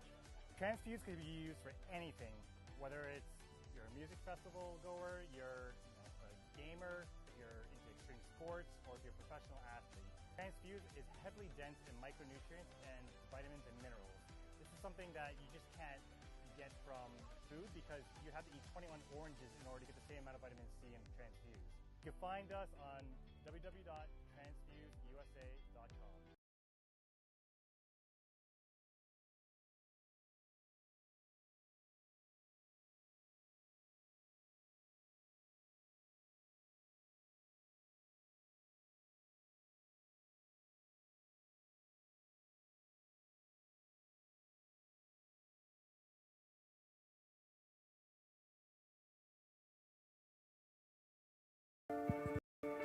Good morning, everybody.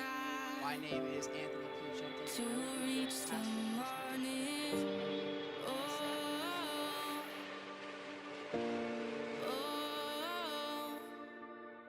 Well, they have some players from the region now, and they really play like the paintball style, okay? Maybe not so much the NSL style, but what that means is that they're really good at just staying small behind their bunker and holding some cross angles.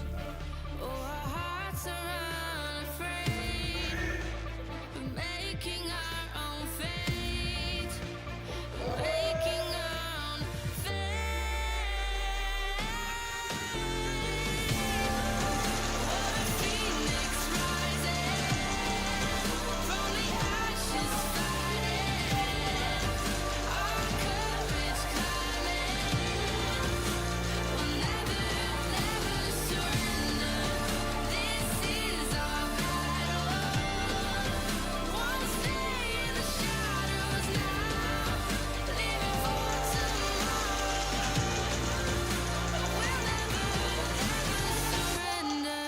I'm Anthony Piacenti from the United States of America, and you're watching the NSL Pro Series.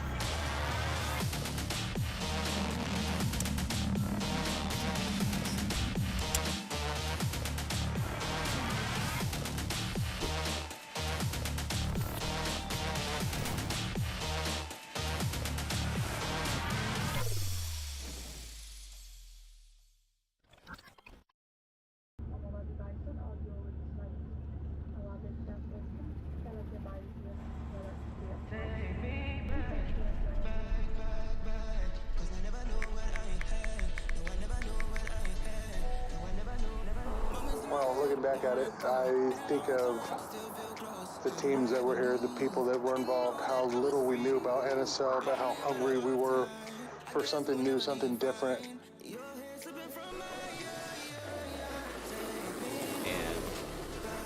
Steve's like, I got this connection, man. I'm talking to these guys from overseas. They have just this crazy thing going on, and like, well, we gotta go, man. And so we're rushing to make it out to California, booking our plans, our flights, everything to get out there. We went out to SCA, man. That was like one of the first times I really traveled on my own, planned my own event, went out and experienced the world.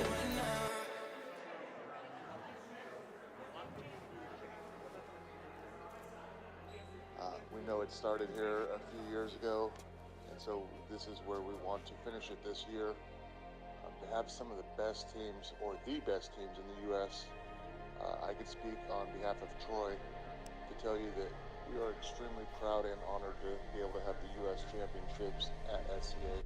Greatest honor, greatest honor. NSL USA Championship.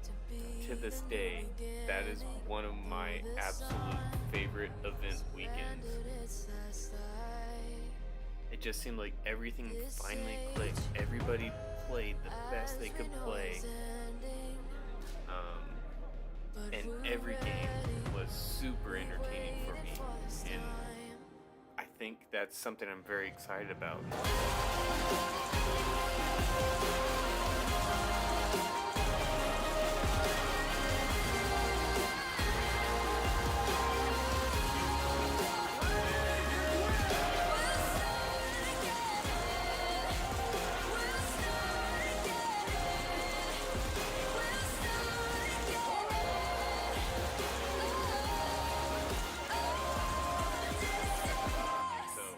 Just as excited for this year's USA Championship.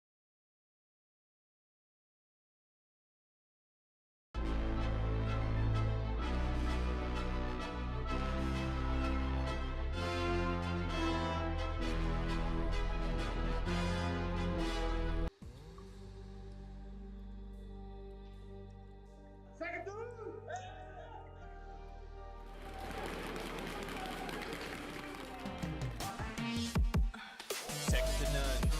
Green on the left.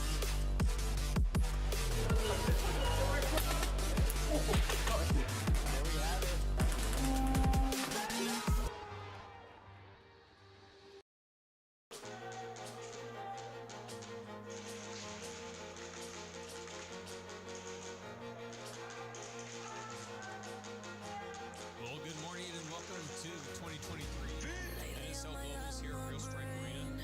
Capping off what's been an explosive season to say the least. This week will be no different either, as we have the best teams in the world under one roof. From USA with East Coast Energy, who finished first in their league, from CGP Bros, who finished first in the Spanish league, and of course, can't forget to Baby Goat here from Sac County Airsoft in Sacramento, California. I just want to wish all the teams that are battling in the globals best of luck to y'all. Let's have some good battles, and best of luck to all you guys out there. Peace out.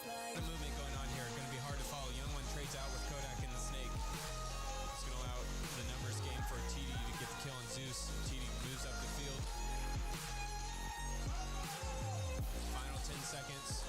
Second to none, creeping up in the Snake. And here comes a whiplash from the Plexi side up and up in the center. Isolation, zero play. Lost so many lives, you're on the way. Lord, can you fill up my energy?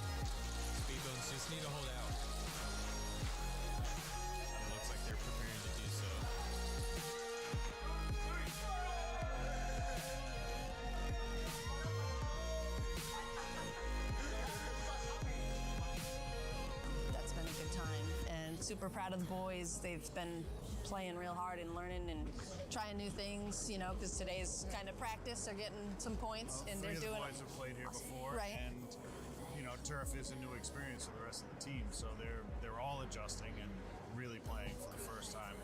You know, 70% of the team being on turf for the first time. It's a learning curve, Right, and they're playing new working through it. teams. You know, they've never played any of They're these playing teams. different types of teams too. I think they're doing great. You know, tomorrow we'll see what tomorrow brings. Yeah.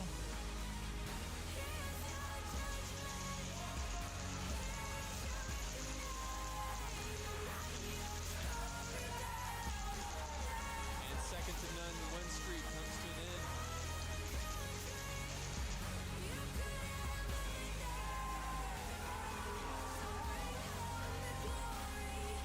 Well, good morning. Welcome to day 2 of the NSL Globals here at Real Strike Arena for 2023. Golden day here. Some close games already ensued yesterday. We are moments away from seeing who climbs to the top as our global champions here on Holy Sunday. I've talked to one of your teammates. He mentioned that this has just been a learning experience and a lot of things have changed recently with the team overall. So just tell us what's going on. So at the start of the weekend, I think it was our first 3 games, were very, very shaky. We won our first one, but then lost our next 2, and everything was really kind of all over the place, I won't lie.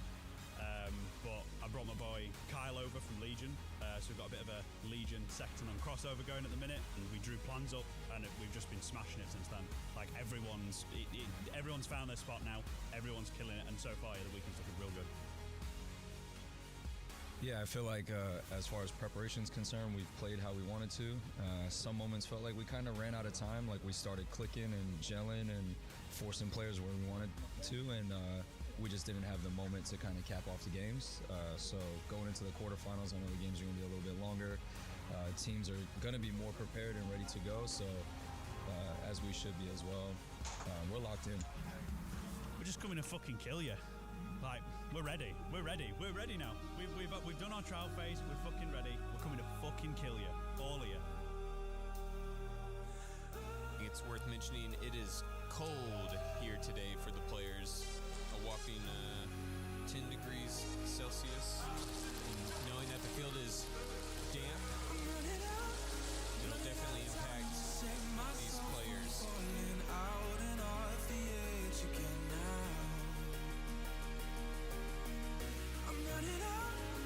First match already underway here. Wolves again attacking from the right. Again, 15 minutes now on the clock. CQ Rose making a good connection, getting Ethos off the break.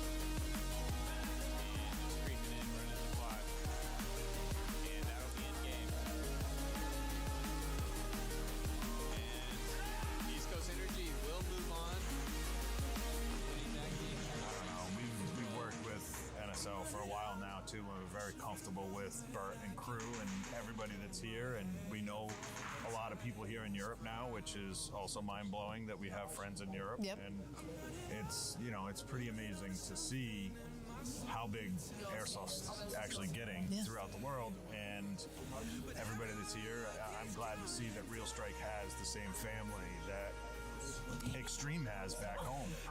And don't start crying. I'm not going to cry. No. Don't cry. I really know that back home right now, there's a ton of people watching ECE play here in Europe, and very proud of just us representing the United States.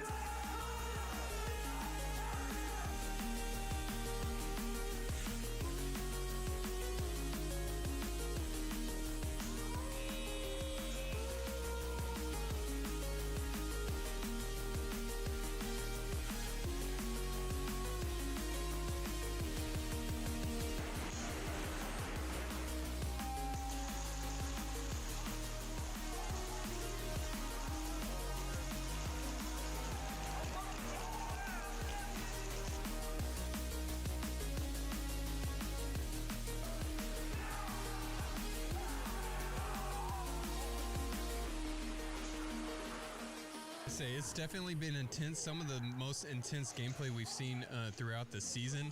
So kudos to you guys for really. I mean, you guys have to be on your A game, right? Yeah, it's a lot different than playing usually. Like this whole reffing is just like there's so much more to do to it, but you also learn a lot from the reffing as well. So that's why I think it's really good that these guys get in people to ref and experience it themselves. So you can see how it is like from a player and a ref perspective. Yeah, good luck to all the teams and let's get a good day. Right on, let's get it.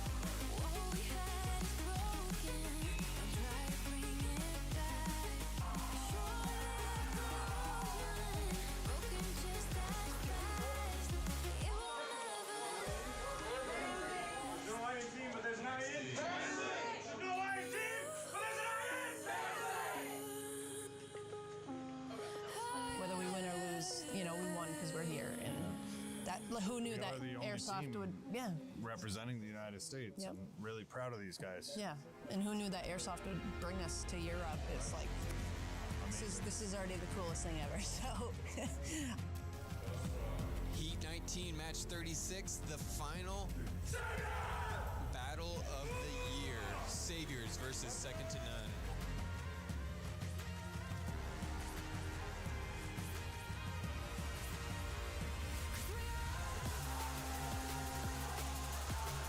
Saviors already getting 2 kills off the break. That's going to be huge for them. Jaeger creeping up through the snake. Jaeger going up the middle to the castle. Diablo on the Pussy Dorito.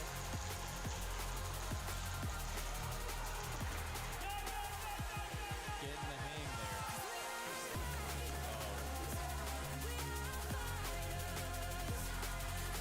Jaeger trying to shoot into the snake. Open the opportunity for them to make the rush up the middle. They get a kill there. Jaeger trades out.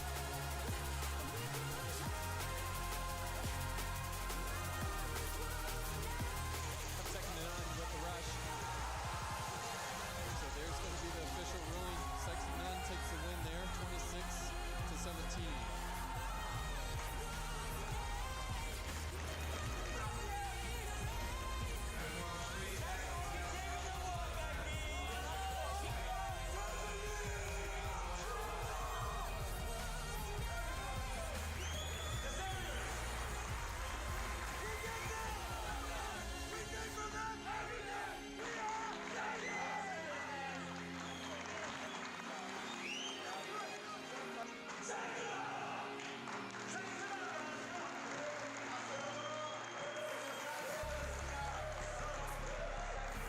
How do you do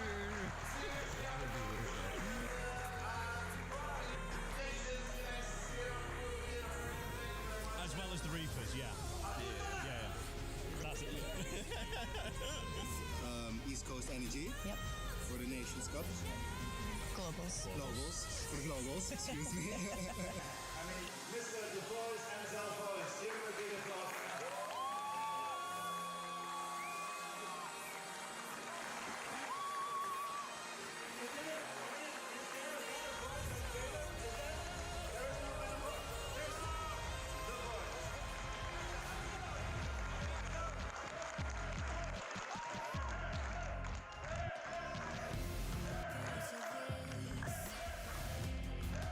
It's a long way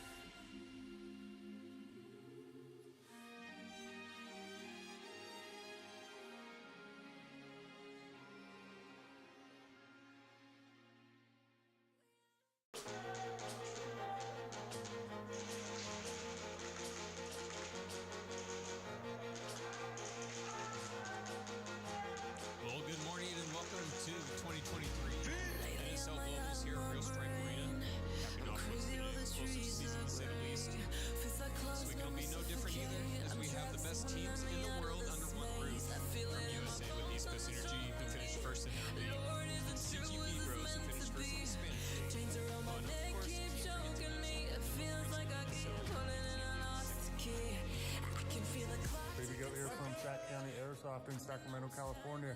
I just want to wish all the teams that are battling in the globals, best of luck to y'all. Let's have some good battles, and best of luck to all you guys out there. Peace out. The movement going on here, going to be hard to follow. Young one trades out with Kodak and the Snake. It's going to allow the numbers game for TD to get the kill on Zeus. TD moves up the field. Final 10 seconds. Second to none, creeping up in the Snake. And here comes a whip flash from the Flexi side up and up in the center. Isolation, zero play. Lost so many lives here on the way. Lord, can you fill up my energy and revive them in my memory? I feel it in my bones, so much over me. Lord, is it true? Is this meant to be?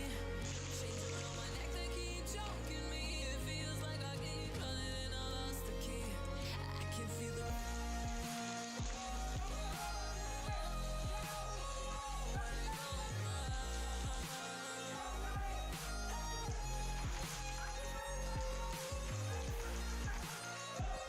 Player coming off Terranites, nearing the final minute now. Speedbones just need to hold out. It looks like they're preparing to do so.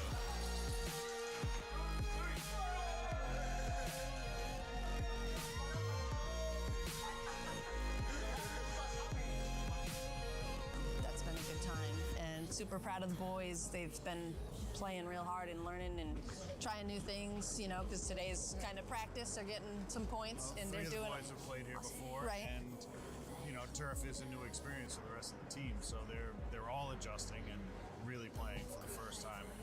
You know, 70% of the team being on turf for the first time. It's a learning curve, right, and they're playing new working through it. teams. You know, they've never played any of They're these playing teams. different types of teams too. I think they're doing great. You know, tomorrow we'll see what tomorrow brings. Yeah.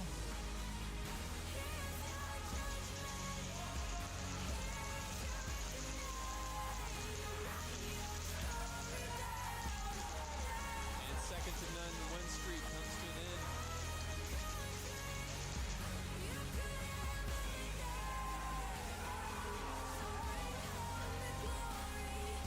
Well, good morning. Welcome to day 2 of the NSL Globals here at Real Strike Arena for 2023. Golden day here. Some close games already ensued yesterday. We are moments away from seeing who climbs to the top as our global champions here on Holy Sunday. I've talked to one of your teammates. He mentioned that this has just been a learning experience and a lot of things have changed recently with the team overall. So just tell us what's going on. So at the start of the weekend, I think it was our first 3 games were very, very shaky. We won our first one, but then lost our next 2, and everything was really kind of all over the place, I won't lie. But I brought my boy Kyle over from Legion, so we've got a bit of a Legion Secton on crossover going at the minute, and we drew plans up, and we've just been smashing it since then. Like everyone's found their spot now, everyone's killing it, and so far the weekend's looking real good. Yeah, I feel like as far as preparation's concerned, we've played how we wanted to. Some moments felt like we kind of ran out of time, like we started clicking and gelling and forcing players where we wanted to. We just didn't have the moment to kind of cap off the games. So going into the quarterfinals, I know the games are going to be a little bit longer. Teams are going to be more prepared and ready to go, so as we should be as well. We're locked in. We're just coming to fucking kill you. Like, we're ready. We're ready. We're ready now. We've done our trial phase. We're fucking ready. We're coming to fucking kill you. All of you. It's worth mentioning it is cold here today for the players. A whopping 10 degrees Celsius. And knowing that the field is damp, it'll definitely impact these players.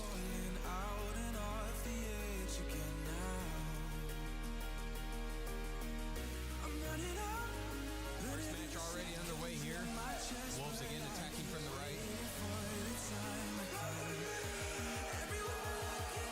Again, 15 minutes now on the clock. CQ Bros making a good connection, getting ethos off the break.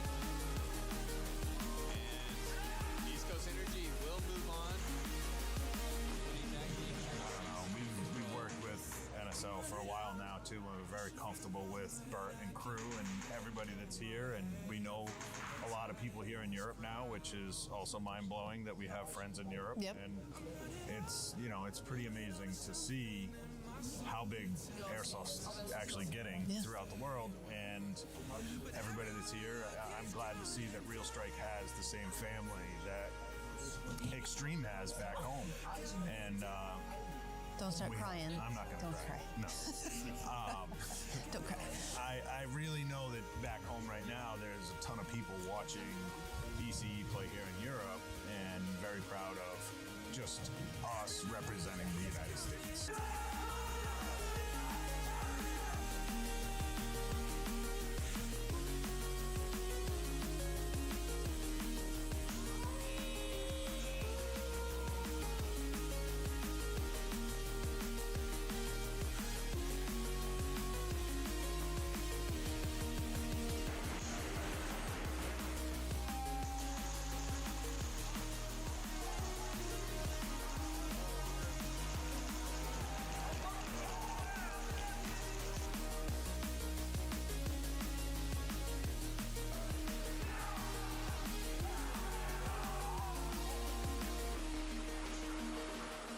Say it's definitely been intense. Some of the most intense gameplay we've seen throughout the season. So kudos to you guys for really. I mean, you guys have to be on your A game, right? Yeah, it's a lot different than playing usually. Like this whole reffing is just like there's so much more to do to it, but you also learn a lot from the reffing as well. So that's why I think it's really good that these guys get in people to ref and experience it themselves, so you can see how it is like from a player and a ref perspective. Yeah, good luck to all the teams, and let's get a good day. Right on, let's get it.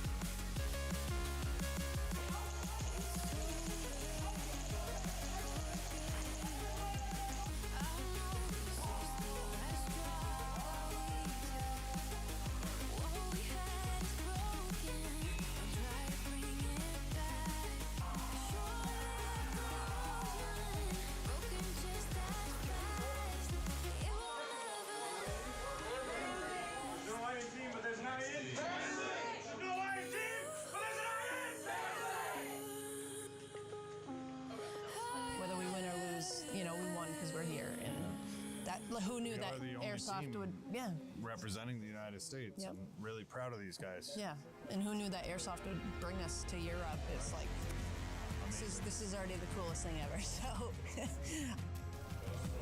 Heat 19, match 36, the final battle of the year. Saviors versus Second to None.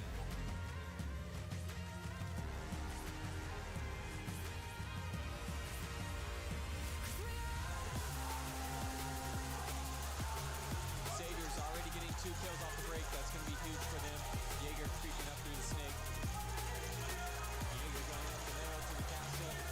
Diablo on the Pussy Dorito.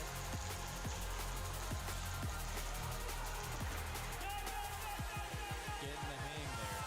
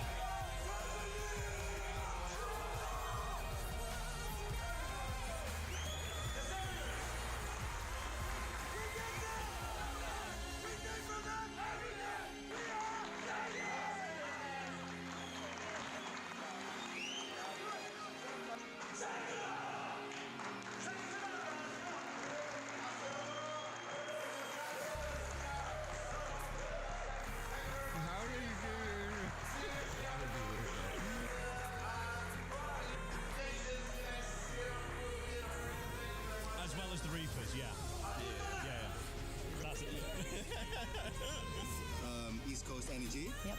For the Nations Cup. Globals. For Globals, excuse me. Mr. The Boys and Zell Boys, give him a big applause.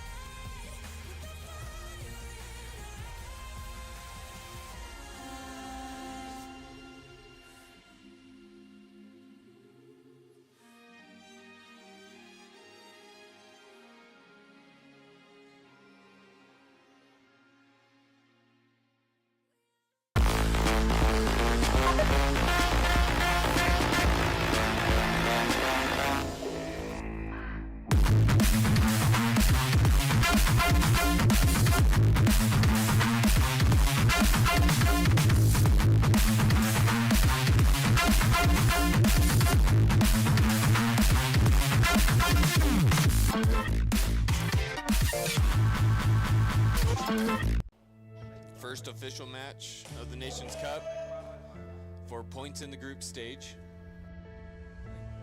It's going good, going good. Looking forward to this next game against France. You know, they're pretty fiery, so want to get out there and chop it up with them, man. If we can get control of that, I think we're going to come in tomorrow nice and fresh and confident. Keep talking, keep laughing. One day you wish you had it. On fire, fire. Maybe it's time they meet their dragon. For NSL, we are loving this. Thank you very much for making this happen, and thanks for these guys for being here to play for Portugal. Here's the breakout. Pushing up through the snake. Tries to get a cross-field shot and then able to make the connection, drop this back down.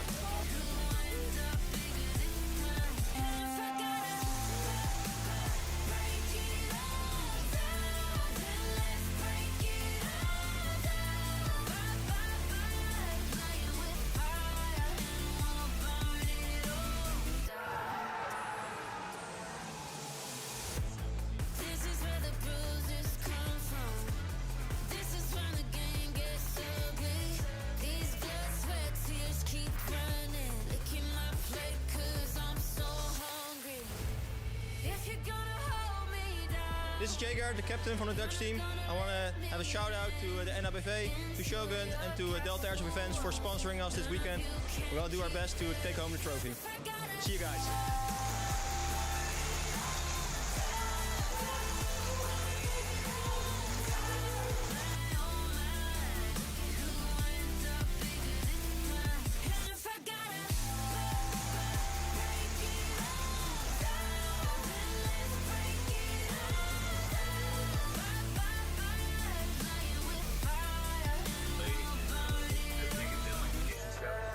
So this plan started actually late December when I first started with Bulletproof. So I'm actually working for Bulletproof.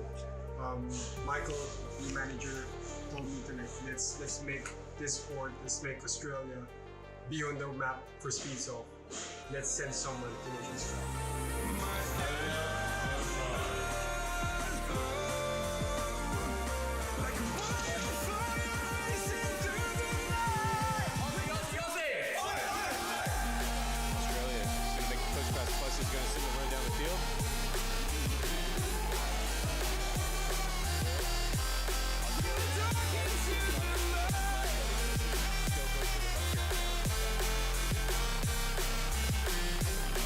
Australia, Hilliard with the hang.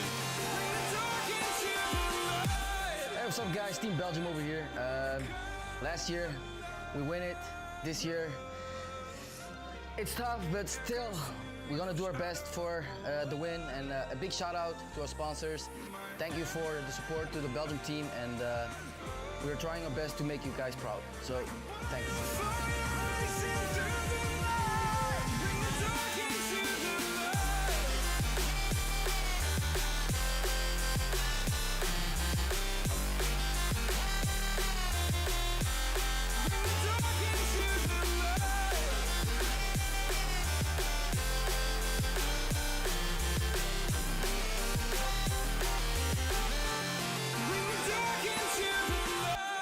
Team Belgium, Team Australia. I have with me Junkie and Ramirez. This was legit a hard-fought match. Team Australia kept Belgium on their toes this entire time.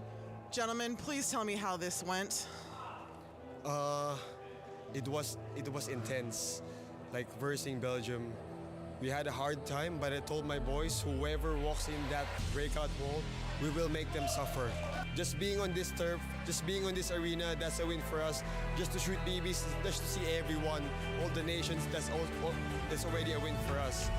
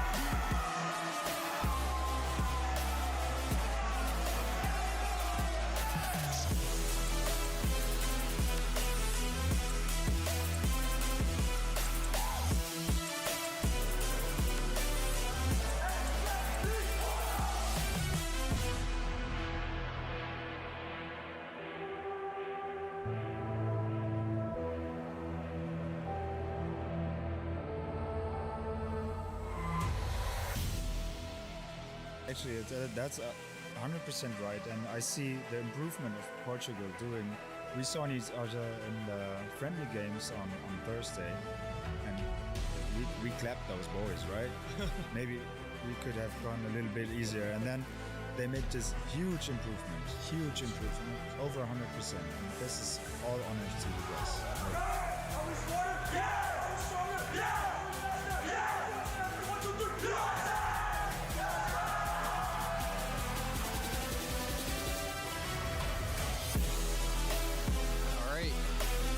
For the battle between USA and Portugal.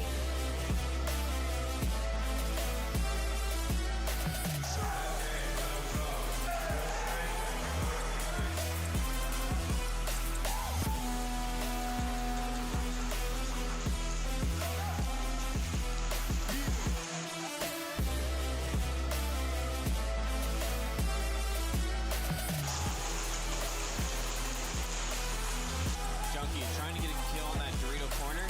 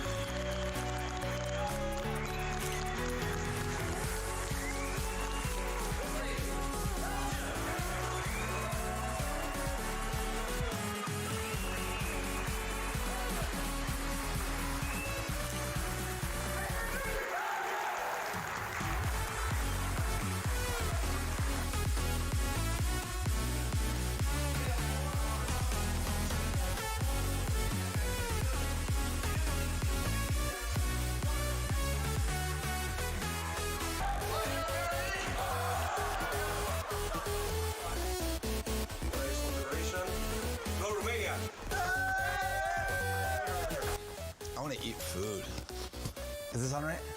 I think so. We love you all, guys. Thank you so much for coming out, and see you next year at Nations Cup 24.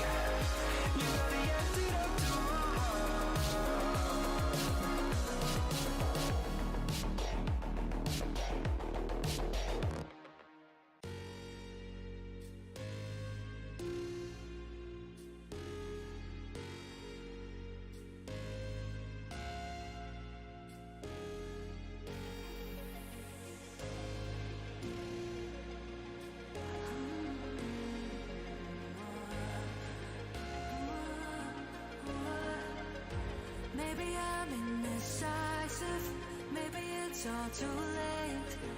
Maybe I'm just done fighting, maybe. Oh, maybe I'm indecisive, maybe it's all too late.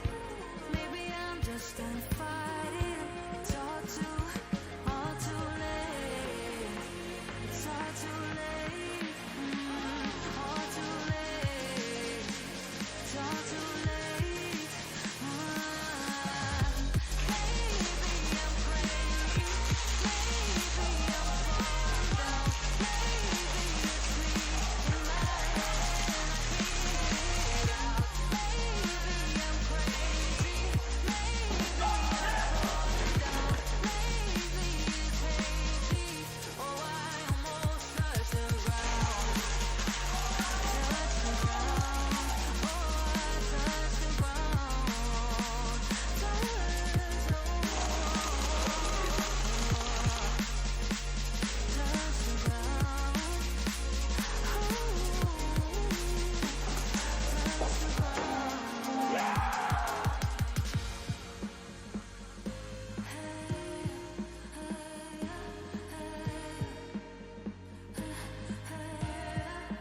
I can't seem to make up my mind about us. Make up this time for us.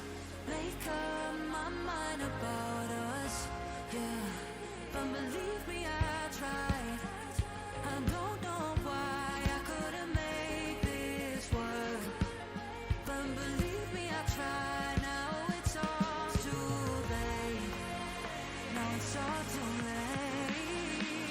All too late. All too late. Oh, maybe I'm crazy. Maybe I'm falling down. Maybe it's me in my head. I can't get out. Maybe I'm crazy. Maybe I'm falling down. Maybe it's hazy. Oh, I almost cut around.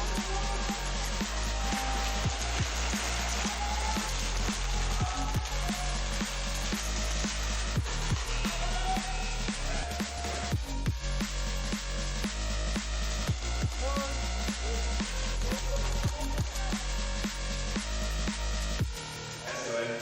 Third place. Congratulations to you.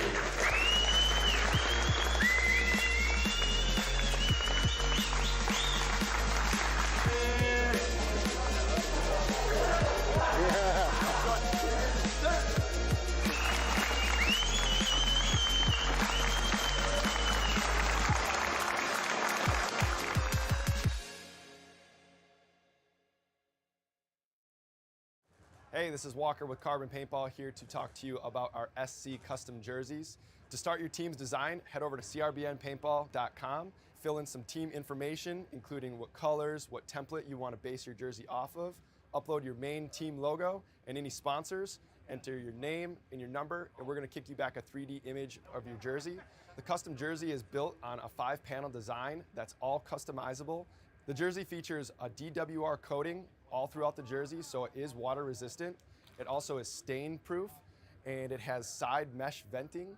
The jersey is also very fitted, so it has a compact neck collar, and it also features elastic thumb loops to keep the sleeves in place while you're sliding or running.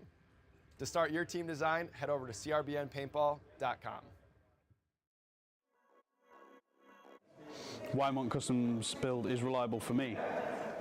Well, to be honest, I was actually quite surprised at how well this performs all throughout the day as well, because sometimes, you know, when you're at a tournament, you can get things like, you can get gunk in the barrel, stuff like that. BB performance can be kind of bad, as well as, you know, having different kind of air pressures, but this thing shoots consistently, accurate, and really holds together well with all the, like, hustle and bustle, as it were, of playing in a tournament, so I simply can't recommend them enough.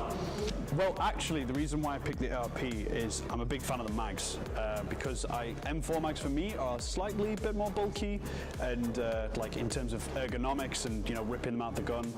It also means I can actually carry a lot more mags on my back. I actually play with 9 on my back and 1 in my gun, so roughly I'm running, you know, 1,200 BBs per match, per round. So it's just a nice, and because the mags are so slim and the mag release is right here, it's just a nice and easy, and just an easy stick in. It's perfect for me. I love it. Monk Customs has been an amazing provider and sponsor. They've always been there to help us out where we need it. They've supplied us with these great builds, with the belts, everything we need to secure our championships.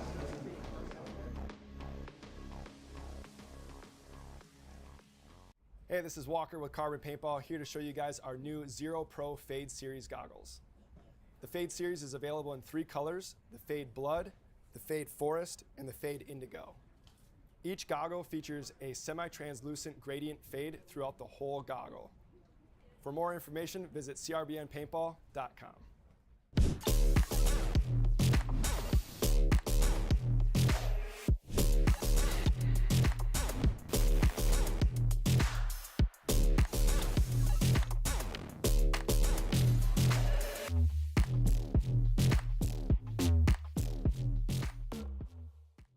How's it going, guys? Stephen Williams here from Transfuse. People want to know what Transfuse is. Transfuse is basically your sports drink, your coconut water, your immune booster, and your electrolyte powder combined into one serving. On top of that, it's made with all natural sweeteners, colors, and flavors. There's nothing else on the market as potent and as pure as our formula. It's a non-proprietary blend, so you know exactly every milligram that you're consuming. We also come in with blueberry vanilla, watermelon lime, lemonade sweet tea, pineapple express, and Hawaiian punch. Transfuse can be used for anything, whether it's you're a music festival goer, you're a gamer, you're into extreme sports, or if you're a professional athlete. Transfuse is heavily dense in micronutrients and vitamins and minerals. This is something that you just can't get from food because you have to eat 21 oranges in order to get the same amount of vitamin C in Transfuse. You can find us on www.transfuseusa.com. Heavy snow dropping significant amounts easily means blizzards. It all adds up to some pretty atrocious travelling conditions we are expecting. We have a game plan and we stick to it. Our strength is adjusting the team during the game. But outside. Wow. You can see the solid respect between both teams. They are both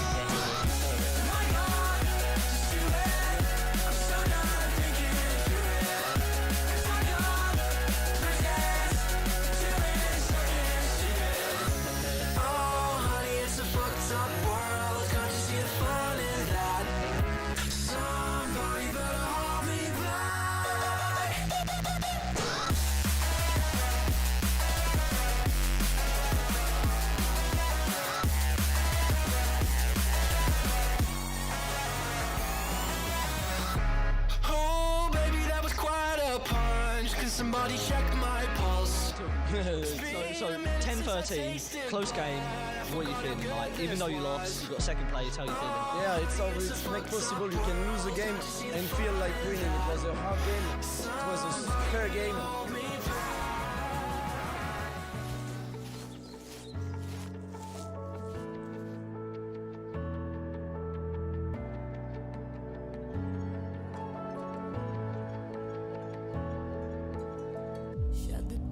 Plague Doctors versus THM, which again, they This heat is a very nice heat to see. This is exciting.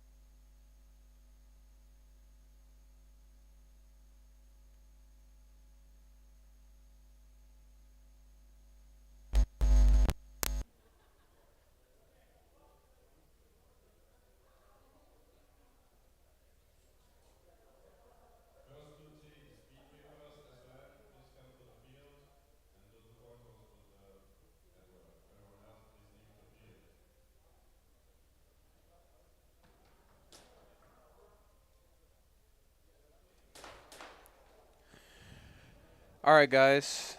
Thanks for tuning back in.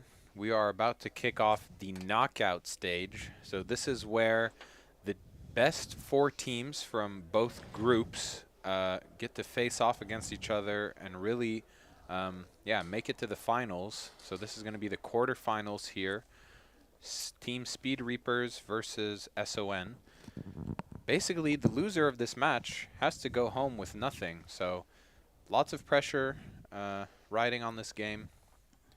Doing the coin toss now. And SON is attacking. Yeah. I would not say nothing. They still get some experience out of it. Learning experience, would say. True. And technically, you still get some seeding points for Yes. making it this far, so it's not like it I was believe for it's nothing. 75, if I'm not mistaken. Something like that. But nonetheless, I know all these teams want to end up on that top spot, or at least finish this weekend with a podium position. Hey, from Australia. Is it bad, Michael? Okay. Yeah. I'm assuming. Welcome then from Australia. Okay, so like I said before, SON is attacking. It seems like Team Speed Reapers is starting with 4. They might be serving a penalty from an earlier game. SON lose their Snake player. Speed Reapers lose their center Dorito, making it a 4-on-3.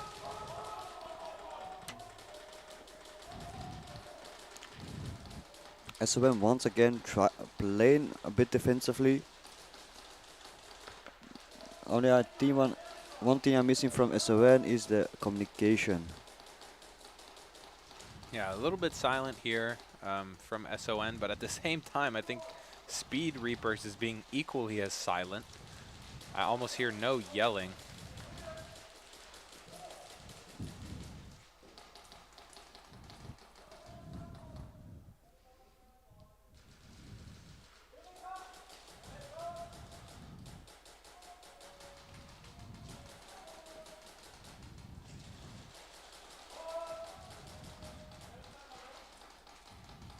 Okay, it seems like, yeah, Speed Reapers still playing more passively, trying not to make mistakes, waiting for SON to make mistakes, and slowly picking one by one out. Yeah, 3v3 now. SON is pushed up on the D2 and D3, while it seems like Speed Reapers are holding kind of like a V formation at the D2 home and Snake corner. Interesting bump out there from SON, going from the center Dorito to the block at Snake 50.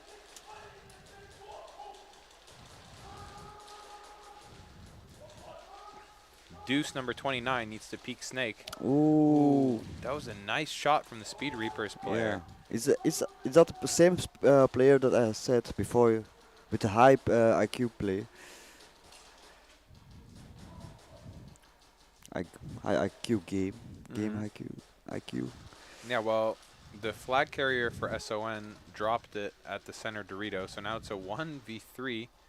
He's going to go for the elimination. Takes him out. Gets it. He's looking for it. Sees it? Oh, just too late. Oh. Just too late. Careful. I think technically he wasn't in the way enough to have prevented that snatch. No, but the player itself was a bit too slow to realize where the flag was. Yeah. So. But his awareness did shift directly to that bunker, so he sort of had a feeling that the flag was there. Yeah. So like you were saying, that guy seems to have a good game sense from Speed Reapers. He also knew after SON dropped on the D side that the Snake player at the 50 was last, so he could just rush him. So overall, a good play from Speed Reapers. It seems like their strategy is just to play passively, control zones, and then once enough bodies fall, they make their move. Yeah. Oh. Now it's going to be DSD against NFA. Yeah, I think NFA are going to be really hungry for this win right now after losing to, who was it, OB, right? I think they lost by 1 point. Yeah. Yeah, so that probably didn't feel good for them. Let's see if they're able to make something different happen against DSD.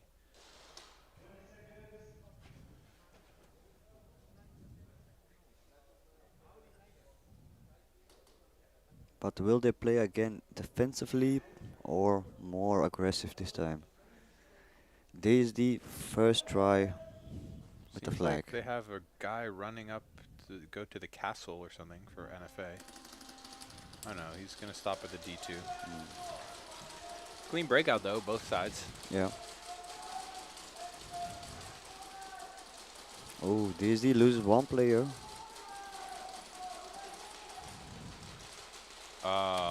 There goes the second Yeah, one. Davey just barely caught a BB. It just touched his hair. I saw it move from the U player. But yeah, the U player of NFA gets shot out. So it's a 3-on-3, right? 3-on-4. 3-on-4, yeah. Only the U player drops from NFA. The D1 player of DSD is really fully bunkered, getting shot down the tape and on the inside.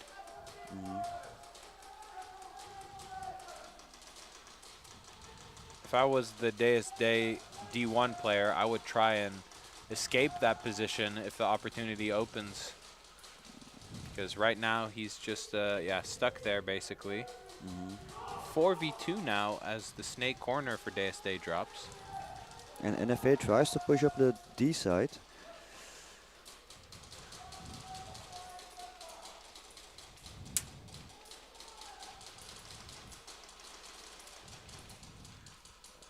We see a question. Who do you guys think is going to take the win this weekend? Cringe and Sipa. I think we answered this already earlier in the morning, but the two strongest teams this weekend seems to be DSD and Apex. So just looking at win-loss and this weekend's performance alone, I would expect to see those two teams in the final, but anything can happen during the knockout stage. Yeah. DSD going for the sacrifice. Zone 3, it looks like. Or maybe his foot was just on the line. They might call it a zone 2. Zone 2. Yeah. Still a good attempt. I mean, it did try to push up on the D side. That's something that we didn't see before from them. I mean, it's much better than the game they did against OB. Yeah. Now on their first attack, they already have 2 points on the board. So good start for NFA. We'll see how the game progresses. So now, Speed Reapers. Second try. Versus SON.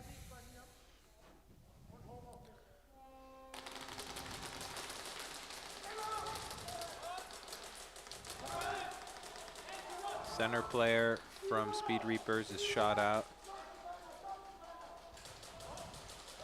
Now we can hear the good communication on SON side. But unfortunately they lose also one player. Yeah.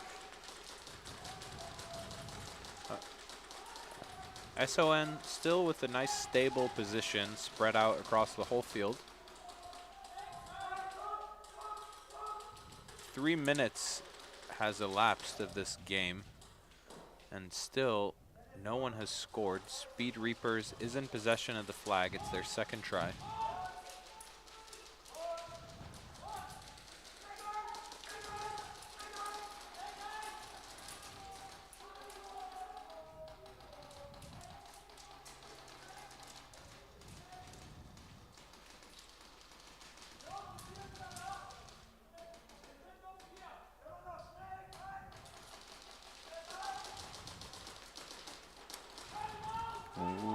Speed Reapers lose their snake Dorito, so it's a 4v3, 3v3 now. As a kill on the snake side evens it out.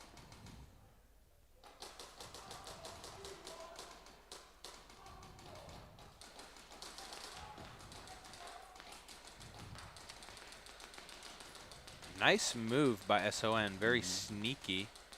I don't think the snake player even saw him crawl all the way over there.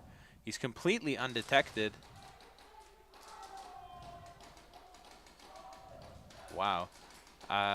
Very high IQ movement, I think, from the SON home player, crawling into snake 3, then back to the U, all undetected. So let's see if his movement pays off. But one of the Speed Reapers is able to push to the plexi. He's taken out though by the U player of SON. Nice. 3v2 now. Speed Reapers is really having their attack fall apart right in front of their eyes. They're going to have to maybe sacrifice to try and prevent the snatch. Yeah, but I don't know they are realize that they have to do that, because like I said before, they're not as experienced as other teams. Trade with the center Dorito, it seems like. Hashtag player is shot in the back of the head. And yeah, he does it. Yeah, but okay, nice. Sorry, I thought Speed Reapers was attacking because of The like scoreboard. the scoreboard, which indicated that they were. But it was SON, so good job Okay. SON with the hang. Yeah, sometimes that can be confusing. Maybe was it also on stream? Wait, let me see. No, on stream it was correct. It showed SON was attacking. It was our scoreboard here that was off. Yeah. So it's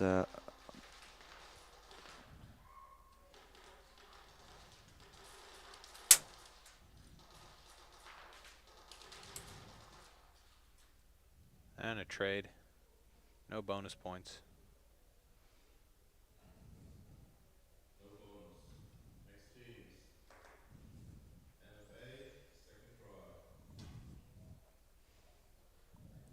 Second try now for NFA.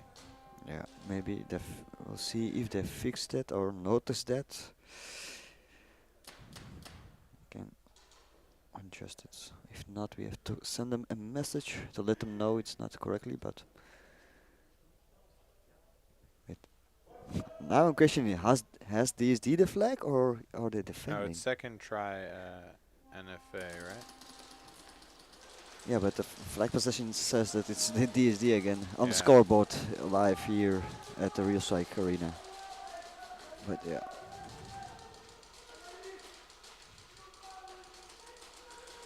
So Day with 4 players up. I think NFA still has 5. Yeah, for D1, D2, Snake 1 and Snake 3, it seems. So yeah, 4.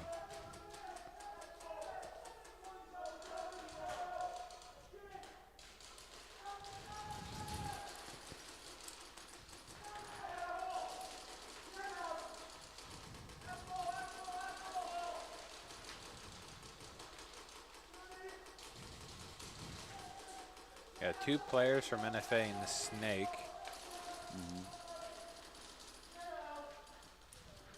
NFA moves to the D3, but is he detected? Yes, he is. He's fighting with the castle player of Day. Oh, there's gonna be a pull. There's gonna be a pull on NFA. The D3 player probably got shot in the belt by the Snake 4 is my guess. Oh, but DSD loses 3 players. Yeah, last player's in the Snake. I don't think he knows he's alone. Maybe now he realizes. Kills the Plexi. 2 NFA players left versus 1 Deus Day. Yeah, the scoreboard is not correctly.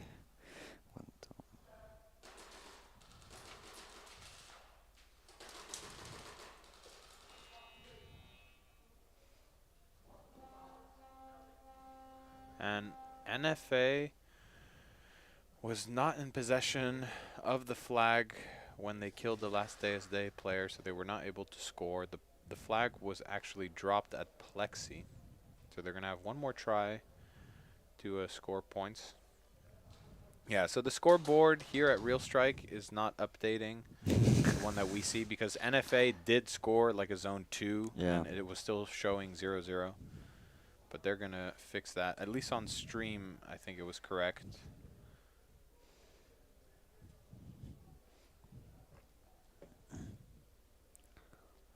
Okay. So SON is up 11 points against Speed Reapers. There we go. The scoreboard is fixed now. Yeah. Good start for SON. But Speed Reapers is now in possession of the flag, about to do their first attacking try. If they get this flag hang, they're going to be up 1 point.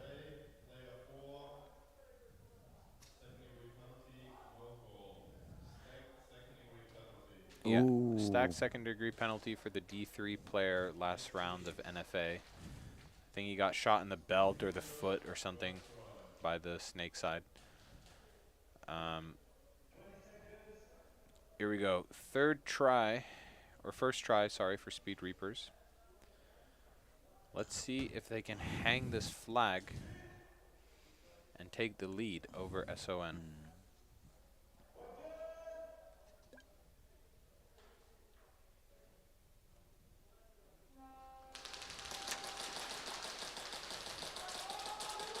2 players get shot out of the D side from Speed Reapers, while SON lose their home.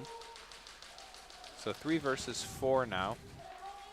Advantage is still for SON, but maybe Speed Reapers can find 1 more kill to even it out. SON with a big move to the D3.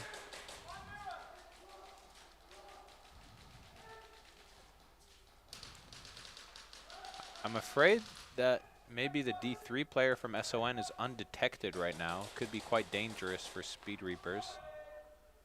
Yeah, but the Dorito Snake No, player now from they know. Ooh. Yeah, he definitely dodged the BBs there. Oh. That was a nice kill at the hashtag.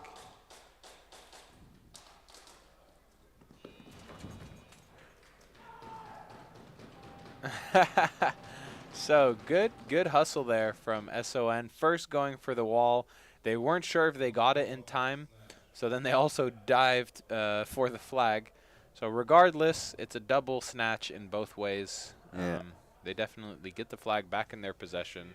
But did you saw the pistol player trying to run to the hashtag to eliminate the enemy Yeah. player there? His gun Fire jammed. did not shoot the first time. Yeah. He ducked in cover, re-racked his gun, popped up again, shot it. Yeah. Starts to run to eliminate the last player of Speed Reapers. And it jammed again. And jammed again. Yeah.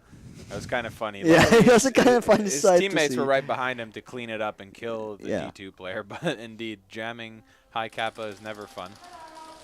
So 4 players for NFA because they're serving that second degree. Day still up with 5, so it was a clean breakout for both teams. D2 player from Day dropped, so it's suddenly even 4-4.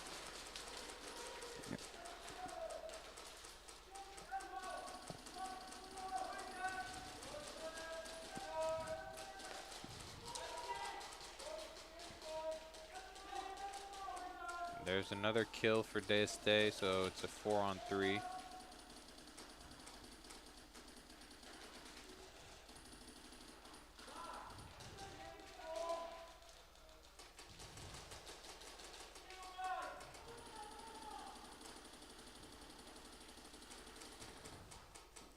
So I think this is the last try for NFA, right? Yeah.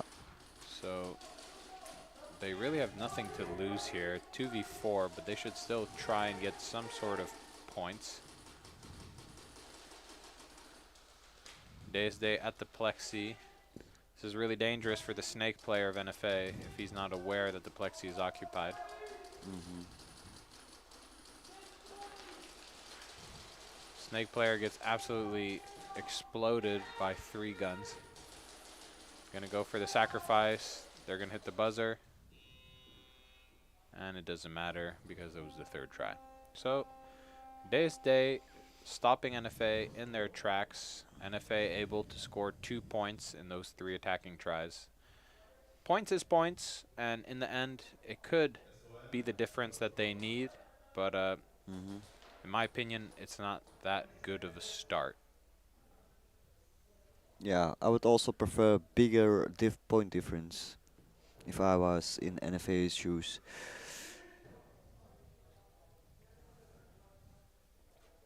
Also, NFA had only played with 4 because they got penalty. Yeah. So 5v5. not a lot of breakout shots from the Speed Reaper side. No. While SON was double laning from home, but didn't connect. So SON, with their first attacking try, they kill the snake corner. It seems that why did he run off? Oh no! I'm worried that that might have been an intentional suicide from the center Dorito player of Speed Reapers. Maybe his gun wasn't working. Yeah, I think so. And he just thought, oh, my gun's not working, can't do anything, let me walk off the field. But I don't think he caught a BB. No. If the refs call that, that's going to be a penalty. Nice try from SON to push to the plexi side, but the player from Speed Reapers in hashtag did caught him. So, yeah. Oh, Speed tried to move up, but didn't know that an SON player was keeping that line. Yeah. Wow. He's killing everyone. Oh no, no, early buzzer. An early buzzer once again. Yeah, this was insane. I mean, the cross player, literally, I watched it, put 4 BBs on 4 guys from SON. Every single one of those 4 players from SON got shot in the back, called their hits, but the hashtag player from Speed Reapers never caught a BB. They all had their back turned to him. What a throwaway. Absolute throwaway. Yeah. I mean, this was an amazing play from the last Speed Reapers player to stay undetected and shoot the flag carrier in the back along with all the other players. But just a complete misread from his team to not see that he didn't get shot. So really, really unfortunate there. I think they even forgot that he was there, because they saw their center player get shut out, and saw that SON start pushing, so they, I think out of panic, did press the buzzer. Yeah, yeah. It happens. Early buzzers are a tough thing to accept. You know, one thing to consider with early buzzers is if they're going to get the flag hang anyway, just let them get the flag hang if you're not sure about the buzzer. Yeah. Because then you can still try and defend the bonus points. An early buzzer gives the bonus points away for free. And you are then still full force at the next round at the breakout. Yeah.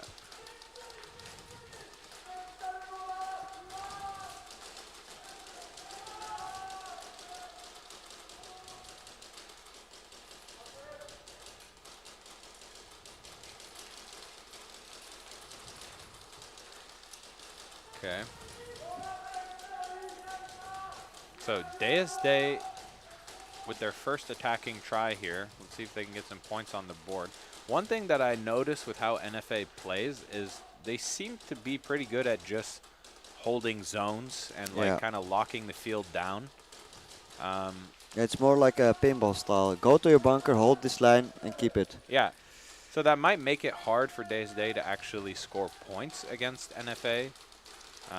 Maybe NFA is able to hold their 2-point lead for the last 3 minutes and 40 seconds. It's still possible. I've seen it yesterday, or was it, yesterday. Game between NFA and Speed Reapers. 6-minute round. Very crazy, very long.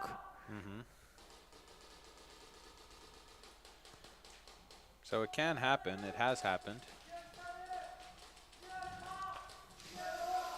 I like the position of NFA in the hashtag bunker. He's basically pushed up on the inside part of it near the snake.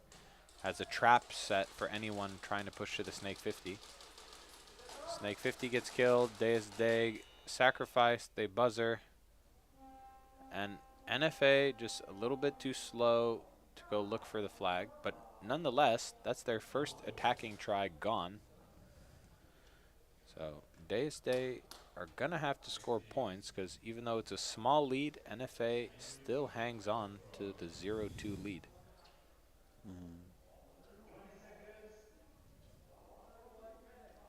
So Speed Reapers have to start with 1 player less at the bracket for the next 3 rounds.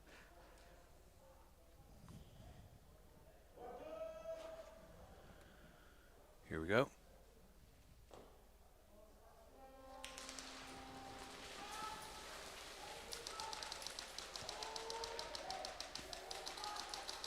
Somehow, Speed Reapers both make it to that U bunker off break without getting shot, even though Son was trying to lane them from home with 2 guys.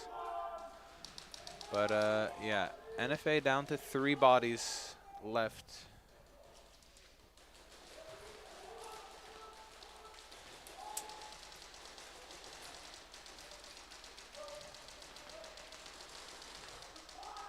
Or sorry, it's Speed Reapers. I said NFA. So Speed Reapers playing low at the hashtag and center Dorito, trying to set some traps on the D side.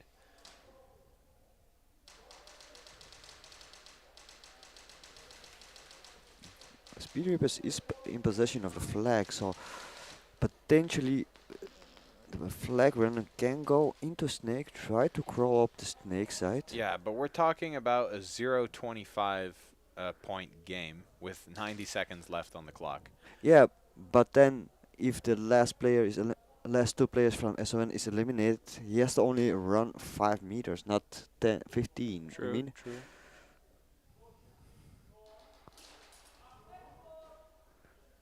But with how it's going now, my prediction is that Speed Reapers has given up this game to SON. There's a minute left. They're down an enormous amount of points. There's basically no chance that they win.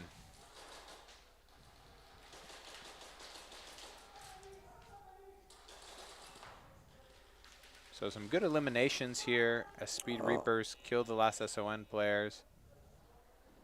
But a flag hang. do get the flag hang. 42 seconds left on the clock. 1-1.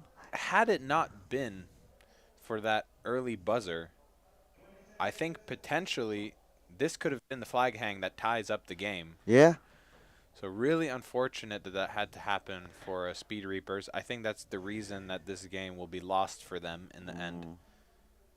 If SON is smart enough to play very defensively, just lock down their lanes and prevent Speed Reapers to make any moves on the field forward and just play it time, then SON will win.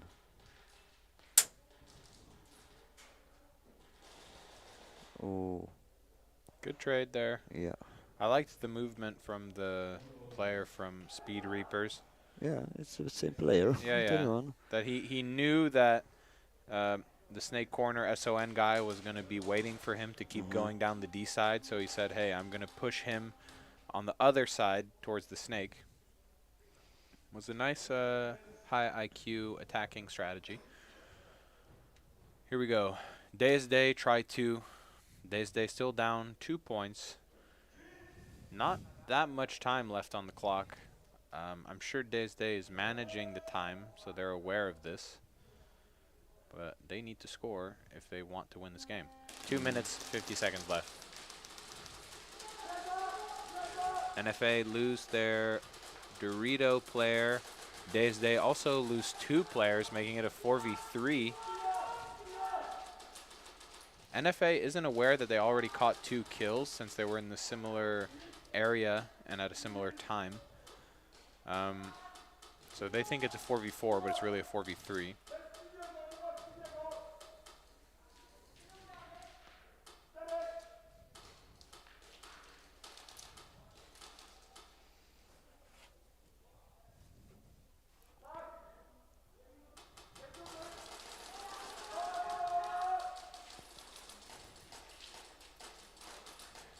So we see, I think, is that Davey push onto the Dorito 3 for Days Day?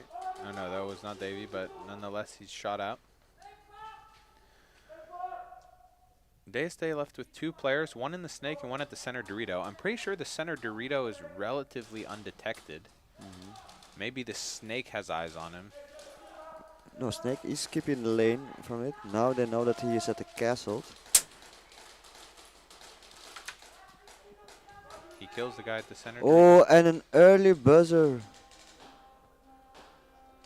That must have been an early buzzer from Days Day. Oh.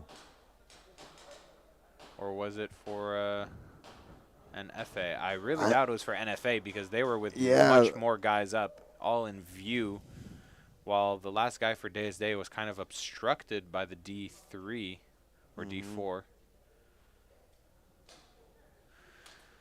Oh.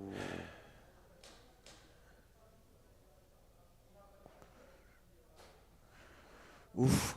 Yeah, oof, indeed. Yeah, I mean, nonetheless, that means it's going to... It was No NFA. way. Wow. So I really don't understand what happened there. Why NFA would have pressed the buzzer so early, because I think it's not even that they were down to the last player. I think they still Ah. had 2 standing on the field. 3. There are 3 No, players. well, the center Dorito guy got shot out, and they saw that. So he was walking off the center Dorito Yeah. when they pressed the early buzzer. So there was the D2 and the snake guy still alive, right? But regardless, just a big fumble, giving a free flag hang to DSD. I'm gonna blame it on their jerseys, their lookout, because it's black on black. They didn't see any movement, so they thought, oh, he was the last guy. They pressed the buzzer. They need some higher contrast jerseys like SON. Yeah, or like Saviors or Yeah, Terror yeah. Knights. Okay, really aggressive breakout from Speed Reapers at the plexi off break, but they lost another body. Ooh, 2 players already on the 50 line. Yeah, 2 of- Speed Reapers at the 50 from all 3 positions, middle and the corners. SON lose 1 body. Ooh. SON lose another body. Huge position right now for Speed Reapers. 6 seconds left to go, though. I think it's going to be over. It's game. It's gonna be game. Was GG, a good SON. try. Yeah. Also, a GG for Speed Reapers for their first event, NSL event. Yeah. Getting past the group stage. Yeah, you know, that's an achievement in itself, making it out of the group stage and still putting up a good performance against SON. I think their main enemy this game specifically was themselves with the early buzzer. I Yep. think had it not been for that, they would have had a much better chance of winning. But hey, anything can happen in NSL. SON move on to the semifinals, and Speed Reapers is eliminated.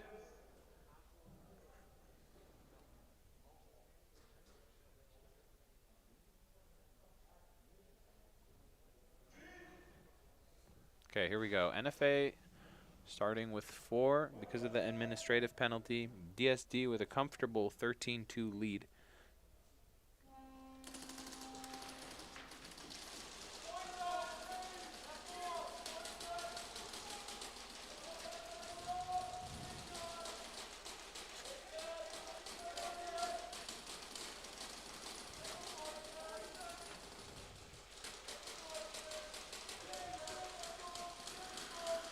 Yeah, so I think day is day right now with how they're playing. They're holding each other's crosses. They're playing really tight to their bunkers.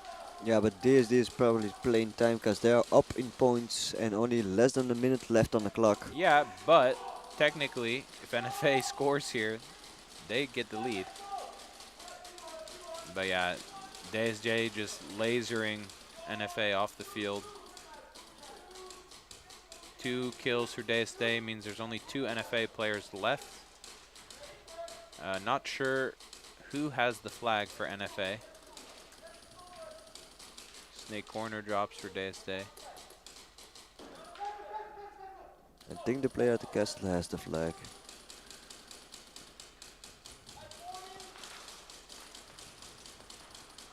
They're going to attack on the D side. 15 seconds left. This could be a play, actually. Yeah.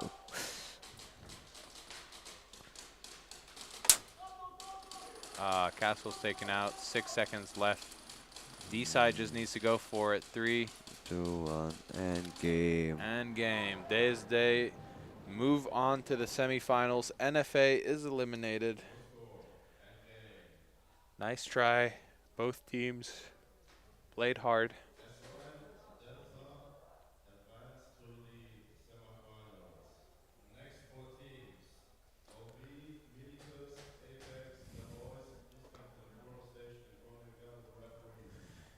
Yeah, so it's going to be OB versus Milites, and then it's going to be the boys versus Apex. Hey, this is Walker with Carbon Paintball here to talk to you about our SC custom jerseys. To start your team's design, head over to crbnpaintball.com, fill in some team information, including what colors, what template you want to base your jersey off of. Upload your main team logo and any sponsors, enter your name and your number, and we're gonna kick you back a 3D image of your jersey. The custom jersey is built on a 5-panel design that's all customizable. The jersey features a DWR coating all throughout the jersey, so it is water resistant. It also is stain proof, and it has side mesh venting. The jersey is also very fitted, so it has a compact neck collar, and it also features elastic thumb loops to keep the sleeves in place while you're sliding or running. To start your team design, head over to crbnpaintball.com.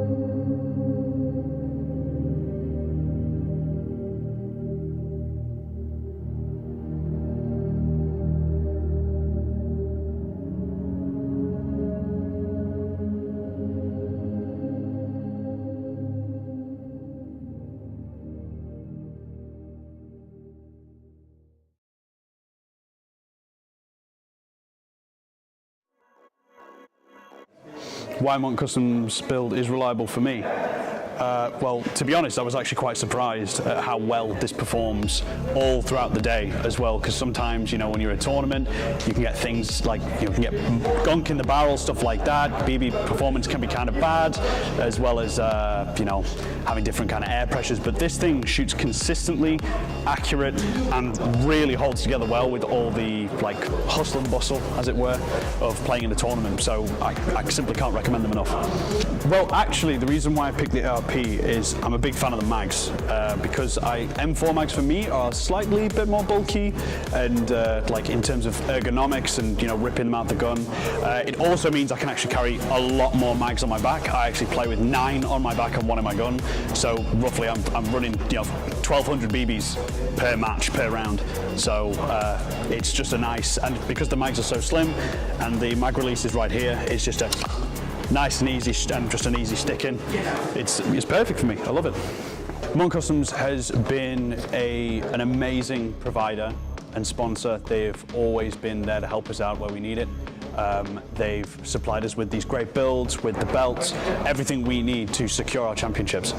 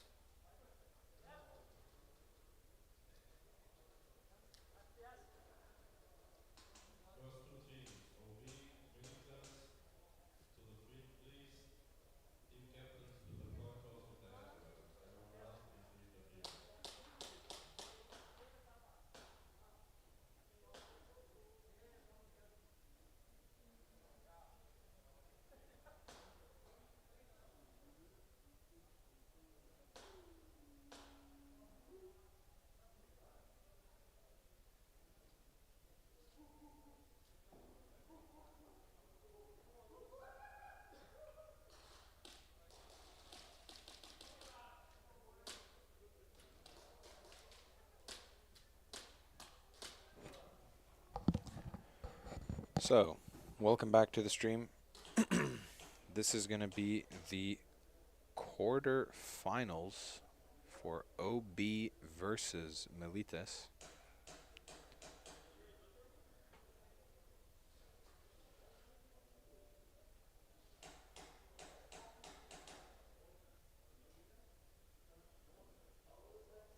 So, it's going to be the coin toss. OB win the coin toss. They're picking which side to attack. And they're going to pick the far side, aka cafeteria side, because the cafeteria part of the field is right behind the wall over there. While Milites will be attacking from garage side.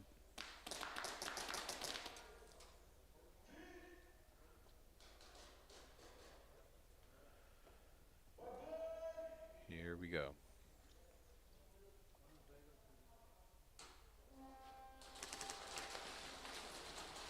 OB double lines towards the snake, managed to connect. So that's Milites losing one body, but OB quickly lose one themselves. Snake goes down for OB. He's shaking his head, looking frustrated. So it's a 4-on-3 in favor of Milites now, as they're up one body. They're up two bodies now as the OB snake corner goes down. So a 4v2. Milites playing calm, controlling their zones. The snake from Milites slowly making his way towards the 50. OB respond by going towards the center Dorito.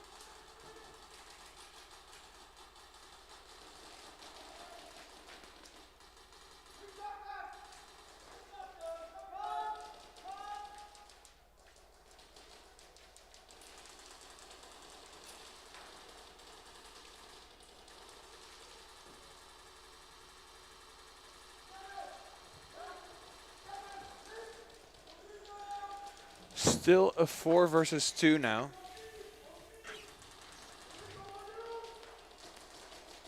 That's gonna connect. Yeah. So that's a 3 versus 1. Last OB player gets shot out from the center Dorito. Almost a snatch for Milites.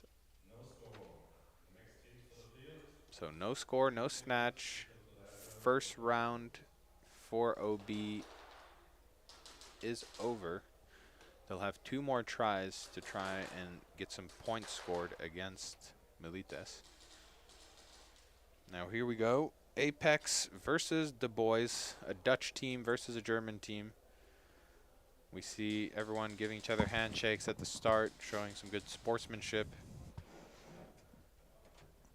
We're going to go to the coin toss to see who gets the privilege of starting with the flag.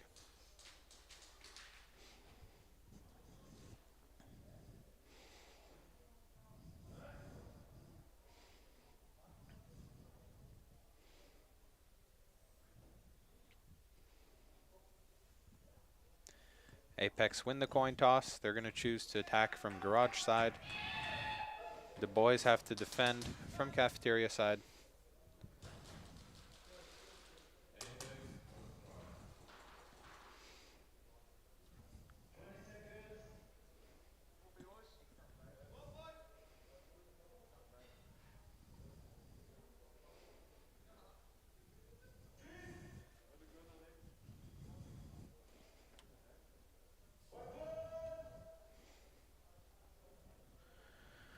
Here we go.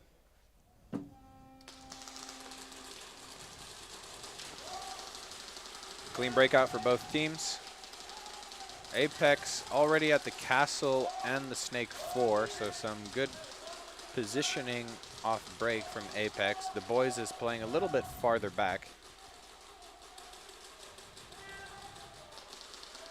That's the D1 gone for the boys, so it's a 5-on-4 advantage for Apex. Home is going to take a walk though, so 4-on-4.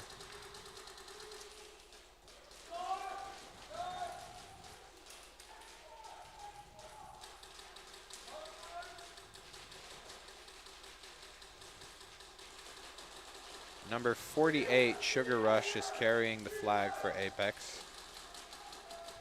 They are aware that the boys is also pushed up into Snake 4. The Castle player from Apex is looking for him. The Castle player from Apex is going to catch a BB from the D2, so it's suddenly a 4-on-3 advantage for the boys.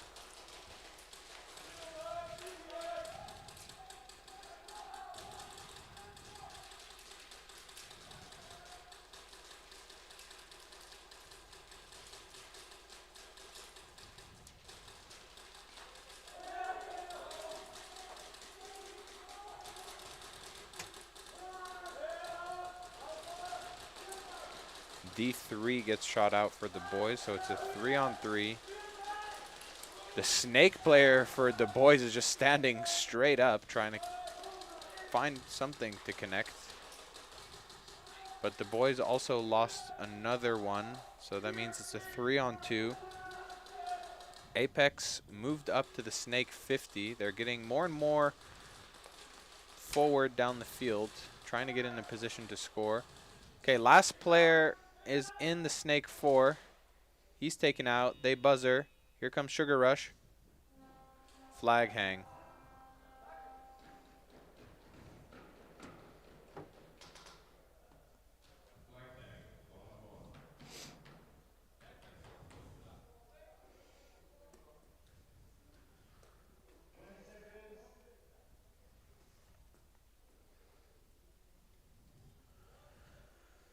So, good attack from Apex, managing to score on their first try.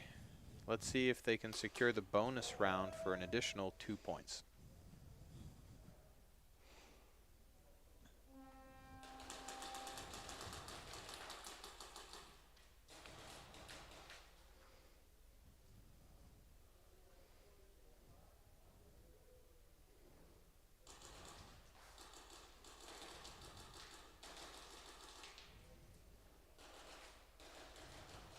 Ooh, he gets spotted moving to the hashtag. 6, 5, 4, 3. And he gets it. Yeah. Ooh. Nice try. That was just in time, but I'm afraid that sometimes the time on the screen is not the actual game time. No, they give it to him. Sometimes there's like a slight 1 or 2 second delay. So if you actually hang the flag when it's 1 second left on the screen, the time might have actually ran out. Yeah, that's what happened to me last weekend. I made really? a hang. I thought I was confident I was in time. Yeah. But apparently it was not. So I got the zone 3 then. Yeah, exactly what I'm talking about, indeed.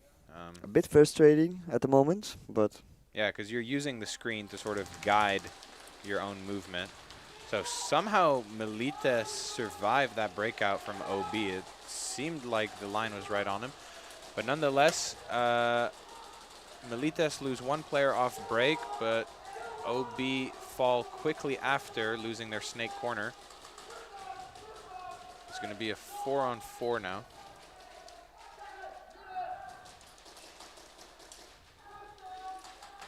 OB tries to push up on the D side. And he succeeded until the Plexi side because nobody was watching them. Yeah, he takes out the Dorito, the center Dorito, and he takes out the Dorito too from Plexi. OB putting in work on the Plexi side. Last 2 players from Melites are in the Snake. One Snake player from Melites gets shot out. Last one is in the corner. He's going to go for the sacrifice. Will OB be able to score? And they score. Good coordinated attack there from OB.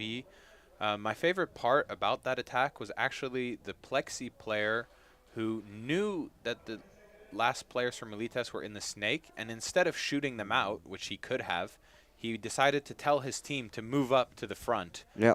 So that's the sort of gameplay, game knowledge we like to see here in NSL. It's not just about shooting them out, it's about hanging the flag.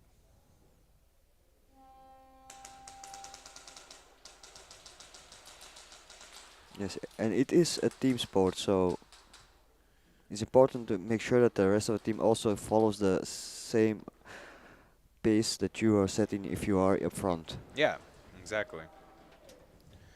And part of like having a good team synergy is not needing to yell to your team to come up to the front with you, but it's that everyone sort of moves like that automatically.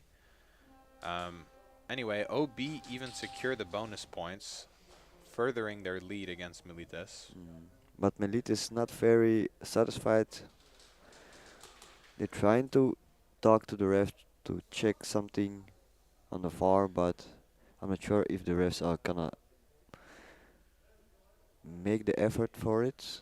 I'm not sure. Yeah, I mean, you can ask for a VAR check all you want, but at the same time, it's going to be the discretion of the refs whether or not to actually look into that. Because if we start looking at the VAR every single time a player says something, well, we're never going to get through a tournament weekend. Oh no, no, it's like maybe maximum two heats that you're able to play for one day then. Okay, first try for the boys against Apex. Apex really set the pace here for this game, getting a first round flag hang and bonus. Seems like the boys setting up to have 3 runners on the snake side. Yeah, 3 runners on snake side for the boys.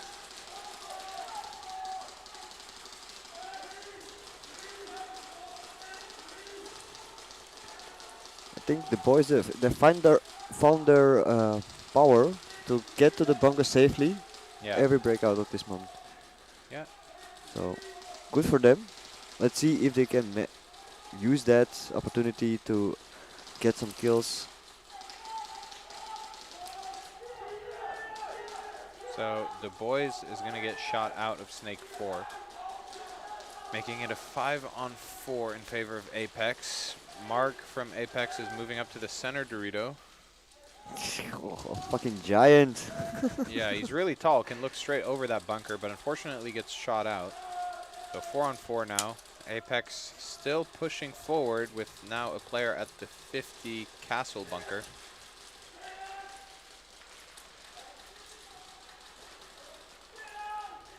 Corner player from the boys is also shot out. 4-on-3 now. Oh. Sugar Rush is going to drop. 3-on-3.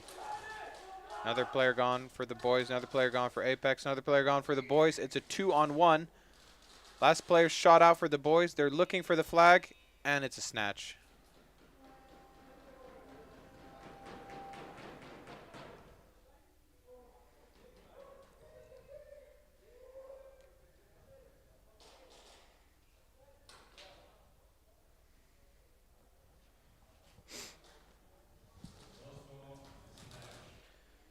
All right, was a little bit chaotic at the end there with people dropping back and forth from both teams, but in the end, Apex still gets the snatch.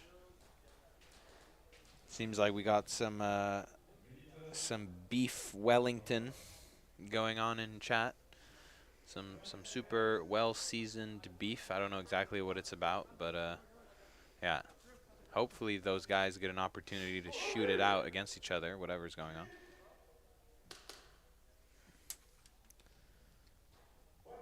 Okay. Milites now has the chance to respond. It's try 1 for them against OB. Clean breakout for OB. Milites already at the 50 castle and also 50 hashtag bunker. Hashtag gets shot out for Milites.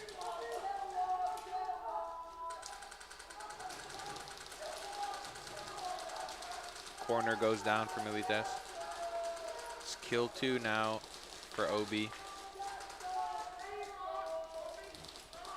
The D1 player is going to go hunting for the castle player of Milites.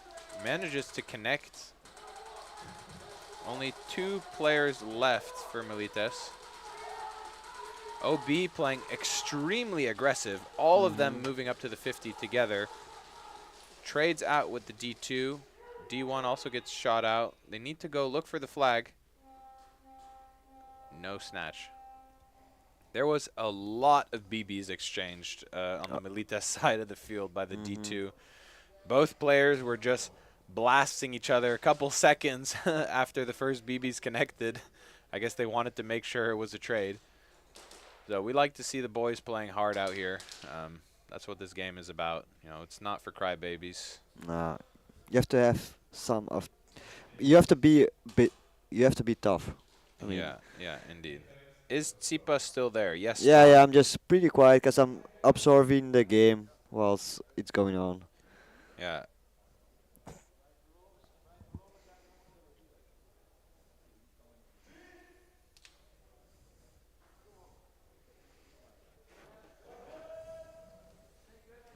Okay, so Apex back in the flag with the flag possession. It's their first try after getting the snatch against the boys. Clean breakout for both teams.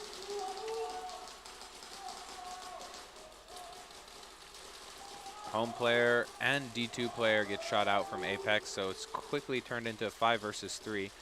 I think Sugar Rush needs to realize that his position is unstable now and needs to make a bump out to the Dorito side, perhaps. That's exactly what he's going to do, but gets shot out in the process. 2 on 4 now for Apex versus the boys. But he did drop the flag on the Dorito snake. Yeah. 2 versus 3 now. Flag is down for Apex. The boys making their way down the Dorito side. Could be dangerous for both players if they don't watch the D side, but they're going to sacrifice. Oh my gosh, Apex player flanks behind everyone. Gets shot out. They're going to buzzer. It's too late to go for the wall. Yeah. And he doesn't see the flag. So I have to say, though, in all honesty, that was a very composed buzzer from Apex. I was really afraid that they were going to early buzzer or something. Yeah, because he run. Yeah, because he was on the other side of the field shooting them in the back, and it was so chaotic. I'm sure that was difficult for them to see, but they really waited until he gave the indication that he got shot by the final Plexi player before they pressed the buzzer.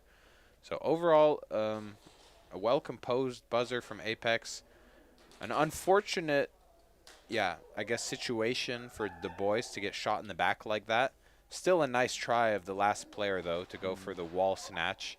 But yeah, just missed out on the snatch there. Yeah, but there seems to be a discussion between the ref and the Big Brother 5.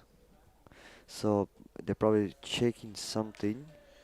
It could be that the Apex player was actually shot, maybe the boys player or something, and he didn't call it. Maybe he thought it was like a ricochet or something because he wasn't expecting to get shot in the back. Yeah, it seems that way if we look how the refs are standing on the field and is trying to and discussing the situation. It's definitely seems like the Apex did connect before. Yeah, because part of hit management is knowing where you can get hit from. You know, if you know, the angles and the people that you're fighting against, then you're sort of aware of the danger zones. But what can happen then is if you get flanked completely and caught off guard, that you're not expecting to feel BBs in your back, basically, and you might think, oh, it's a ricochet or whatever. Regardless, this situation can still be avoided by just learning the difference in feeling between how hard a ricochet hits and how hard a BB hits. But yeah, who knows what's going to happen. We'll see what the refs call. I'm sure they're checking the VAR right now. They can slow everything down and zoom in on, I think, something like at least 12 angles they have on the field, if not more. We will see. Yeah, but it's also sometimes hard to make difference between a ricochet or a direct hit. Of course. Like I mean, we all get out, right, to Ricos sometimes, myself included. Yeah. Because some of the ricochets feel like they're direct hits. Yep. You also have to be careful because sometimes from a referee perspective, if you get hit, let's say in the mask, by a really hard Rico, and then you flinch, because it hit you so hard, but then you don't get out, they might decide to pull you right there. Maybe later they check with the VAR and they realize, oh yeah, it's not a headshot, no call, but it was a Rico. Still, they might have pulled you out of the game just because of that situation. So let's see. The boys play a 30 second degree penalty, game altering play, flag hang, bonus points, apex. Ooh. Yeah. Next team. So it was determined to be a game-altering play. He got shot in the back and played on. While Apex gets the free flag hang and bonus points. So that's going to really extend the lead for Apex versus the boys. And the boys have to now play 3 rounds with 3 players because of the. Wait, was it the first or second? It was a second degree Okay, penalty. second. Okay, 1 round with 4. Yeah, and maybe they will have a response, but yeah, we'll have to see.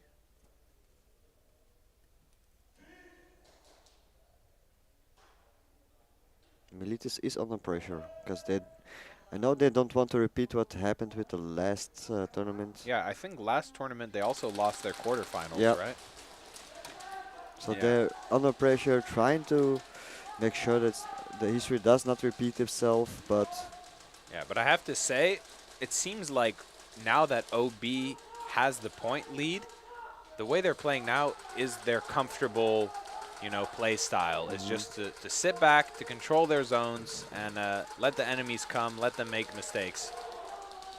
So the hashtag player is shot out for Milites, making it a 5-on-4. Still plenty of time left on the clock, 5 minutes, 50 seconds. It's going to be a 4-on-3 now. OB still hanging on to a one-man advantage over Milites.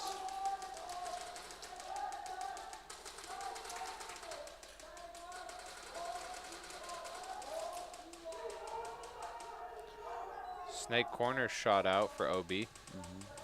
The Dorito 1 player from OB is like very animated when he's communicating to his team. Yeah. He's like literally with his back to the bunker just talking to them. But hey, you know, it's working, seems like. 3 versus 3 though. Ooh, 3 versus 2. Milites suddenly switch it in their advantage.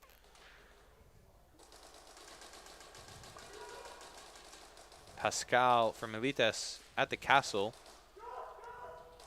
He's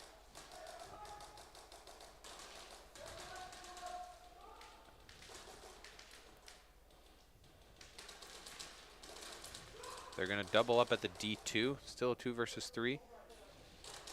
Pascal with a nice 1 ball onto the D2 player. There's one last player at the D2. But does he know that? I think something's wrong with his airline or something. His gun is down. He just needs to give up. No time to fiddle around with the Kappa. He gets his gun working again. Ooh, nice shot onto Pascal. Takes him out. Is eliminated.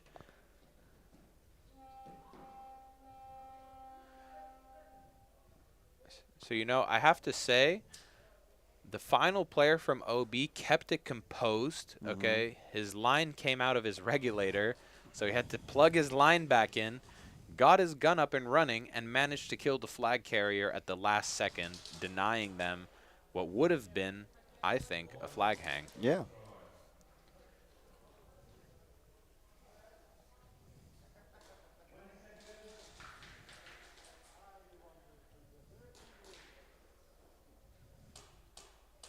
Seems that the boys, their spirits are a bit broken, because they're walking with their heads down towards the breakout wall. Yeah, I mean, given the point difference and the amount of time left, I can imagine that it seems like it's an impossible task to win this game, but it's still possible. Definitely possible. 5 minutes is not a small amount of time by any means. I mean, it took Apex 5 minutes to get this point lead. It can take the same amount of time or less for the boys. But the boys lose a player, so it's a 5-on-3.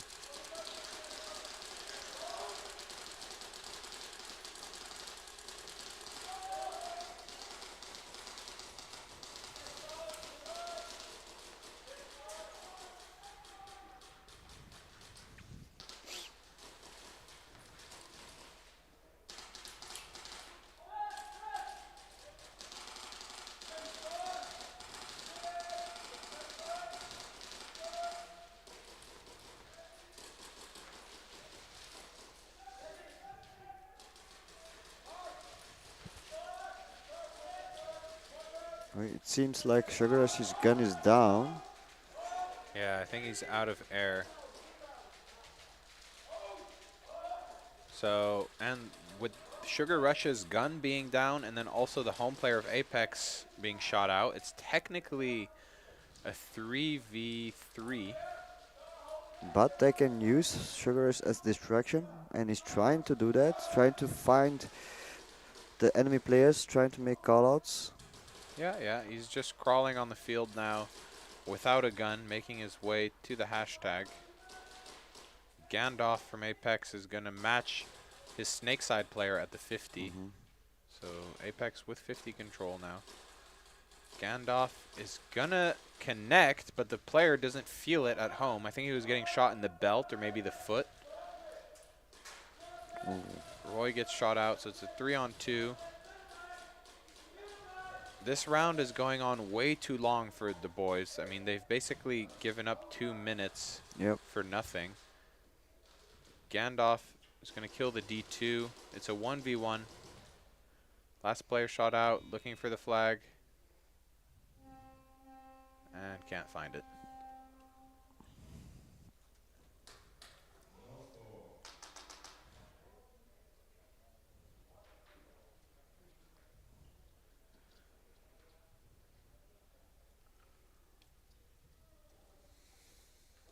Do you think troubleshooting your gun mid-game is a skill, or do you think it's like... It depends, honestly. I think it might represent a skill of keeping calm under pressure. So, especially if you're able to quickly fix and troubleshoot your game in a very stressful or important match, like a quarterfinals, then I would say that is some sort of skill. But at the same time, some people might stay too calm and try to troubleshoot their gun for too long. And then that same skill, you know, turns against them. So at one point, if you can't quickly diagnose and troubleshoot the malfunction, you might just want to give up and contribute to winning in other ways, whether that's by sacrificing yourself or by just giving callouts. And being distraction, Because for me, I have multiple times that I had like gun malfunction mid-game. Was able to troubleshoot it pretty fast and found the trouble. What the problem was. Was able to keep playing, not at the. First degree for getting shot from the Plexi player of Apex. So I think it's over now. Yeah. But like I was managed to keep on playing, but not at my full potential because the equipment was not following the speed that I'm used to. So, and now we're like, okay, next round I just need to swap guns, be ready for the next round. Yeah, I don't think I've actually ever had my gun go down on the field. I have run out of ammo once and needed to get a mag.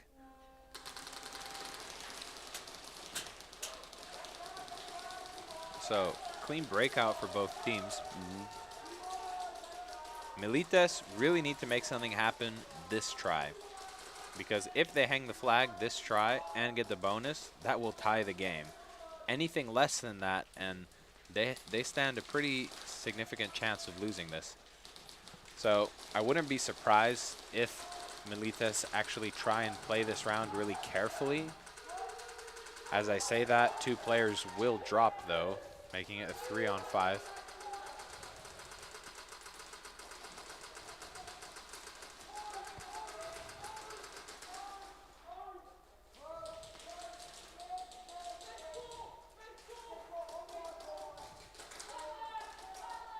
OB loses a player.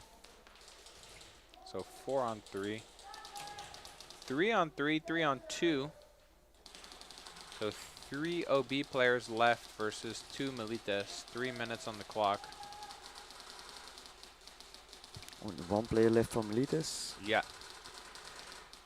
3-on-1. 3 minutes left on the clock.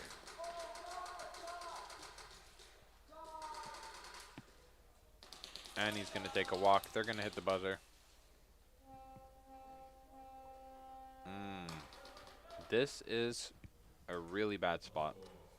because right now it's going to be the third try for Milites, which means they are no longer in a position to tie the game. Even if they get a flag hang and a bonus, they're going to be behind OB, which means they would need to snatch the flag again and then get some zone points to win.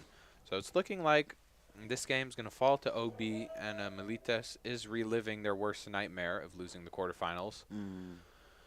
Unfortunate to see. It's going to be kill 3 already for Apex.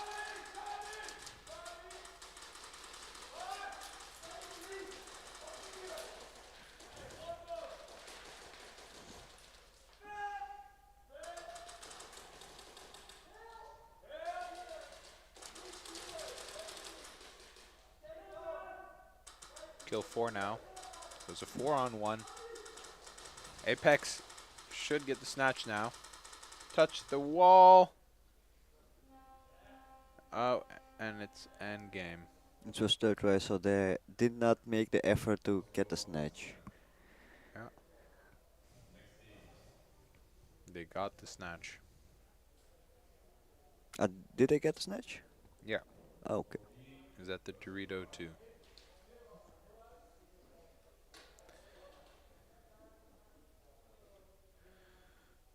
Oh wait, sorry. So that was the third try for Milites. Sometimes I find it difficult to keep up with what try it is specifically. Well, even worse then, they have to snatch it, hang it first try, and get the bonus.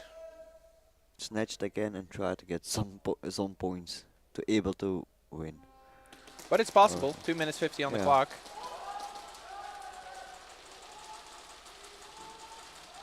Milites with a clean breakout. Still 5-on-5. OB really, putting on the pressure, especially on that D1 player of Milites. He's completely bunkered. But he manages to escape the pressure and put a line on.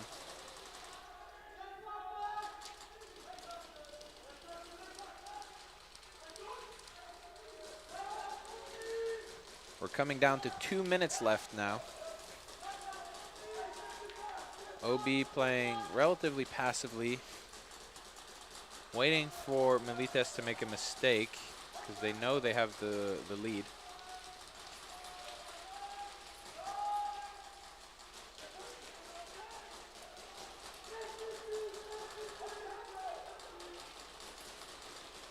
OB starting to get aggressive now, moving to the snake 4 and center Dorito. Number 91 from Milites takes a walk. Snake corner of OB along with the snake corner of Milites simultaneously trade with each other. So I think it's a 3-on-4. OB still holding it down. They've basically killed 90 seconds off of this game.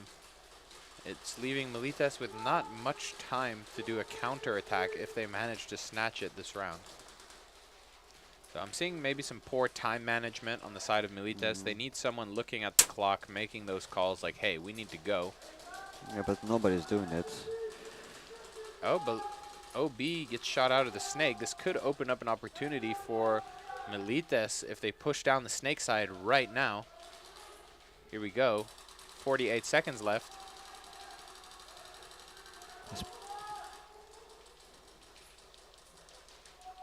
I mean, player 99 of Milites gives covering fire for the other teams, but the teammates didn't act on it. Last 30 seconds. Oh. Last player of Milites is in the snake. Seems to not really be aware of the game situation. He's just looking for some kills. It even sounds like his Kappa is running out of air. Yeah, he's out of air, but it doesn't matter because it's only 10 seconds left on the clock. With OB control of the flag.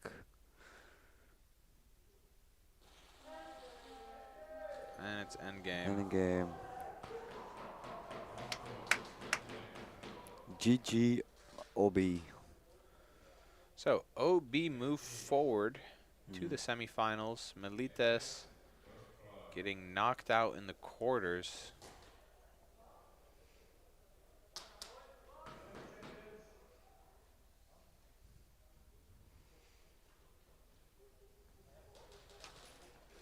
So,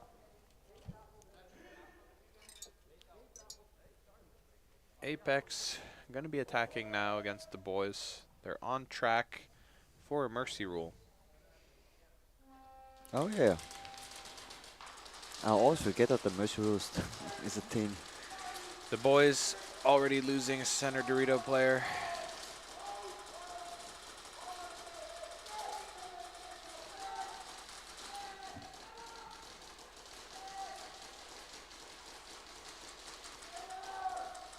Apex moving onto the plexi side.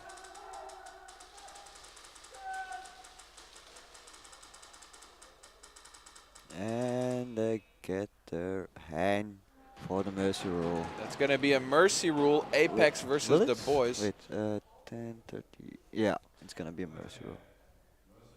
What I find pretty funny about this game is actually in the first Challenger event, Apex lost pretty hard to the boys. The boys smashed them. So this was quite a rematch for Apex. It must feel really good to get their revenge.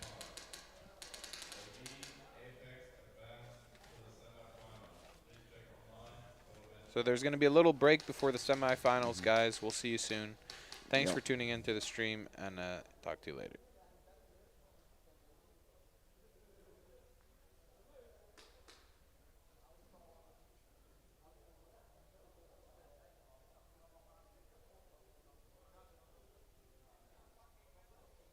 Through the shadows and the light, the chaos and the night, we won't break. We're one step away from the fire in your eyes, the place we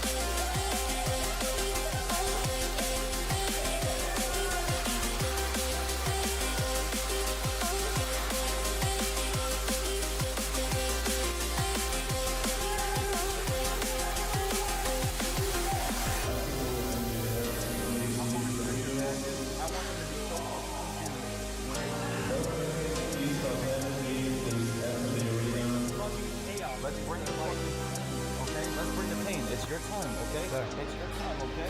This is our moment. This is easy. To me, this is easy. Energy on me, energy on 3. 1, 2, 3, energy!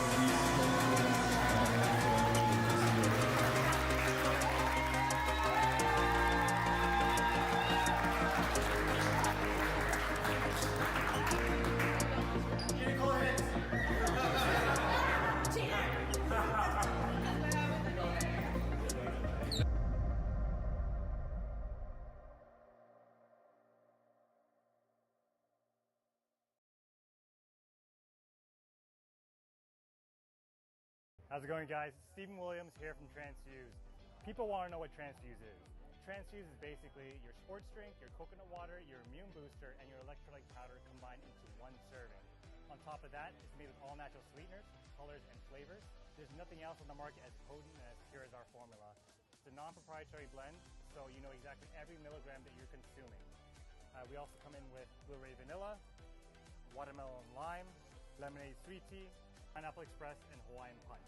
Transfuse can be used for anything, whether it's you're a music festival goer, you're a gamer, you're into extreme sports, or if you're a professional athlete. Transfuse is heavily dense in micronutrients and vitamins and minerals. This is something that you just can't get from food because you have to eat 21 oranges in order to get the same amount of vitamin C in Transfuse. You can find us on www.transfuseusa.com.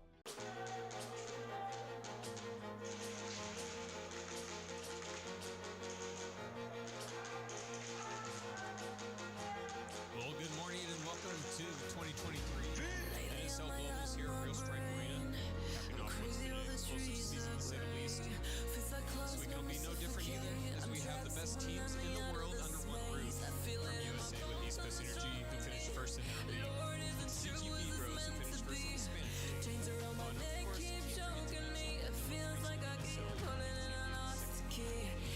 And of course, Baby Goat here from Sac County Airsoft in Sacramento, California. I just want to wish all the teams that are battling in the globals best of luck to y'all. Let's have some good battles, and best of luck to all you guys out there. Peace out. The movement going on here going to be hard to follow. Young one trades out with Kodak and the Snake. It's going to allow the numbers game for TD to get the kill on Zeus. TD moves up the field. Final 10 seconds. Second to none, creeping up in the Snake. And here comes a whiplash from the Plexi side and up in the center. Isolation, zero play. Lost so many lives here on the way. Lord, can you fill up my energy and revive them in my memory? I feel it in my bones, all the joy of me. Lord, is it true? This is meant to be. Chains around my neck, they keep choking me. It feels like I keep running and I lost the key. I can feel the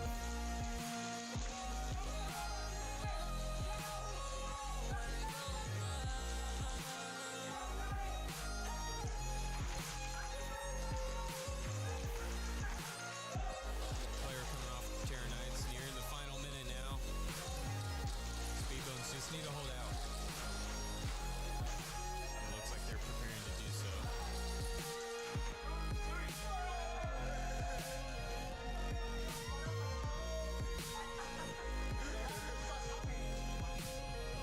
That's been a good time, and super proud of the boys. They've been playing real hard and learning and trying new things, you know, because today's kind of practice. They're getting some points, and they're doing Three of the boys have played here before, right? And you know, turf is a new experience for the rest of the team, so they're all adjusting and really playing for the first time, you know, 70% of the team being on turf for the first time, it's a learning curve. Right, and they're playing new working through it. teams. You know, they've never played any of They're these playing teams. different types of teams too.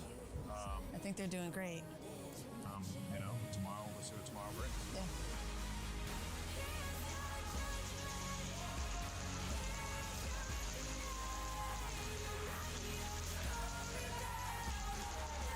And second to none, the win streak comes to an end.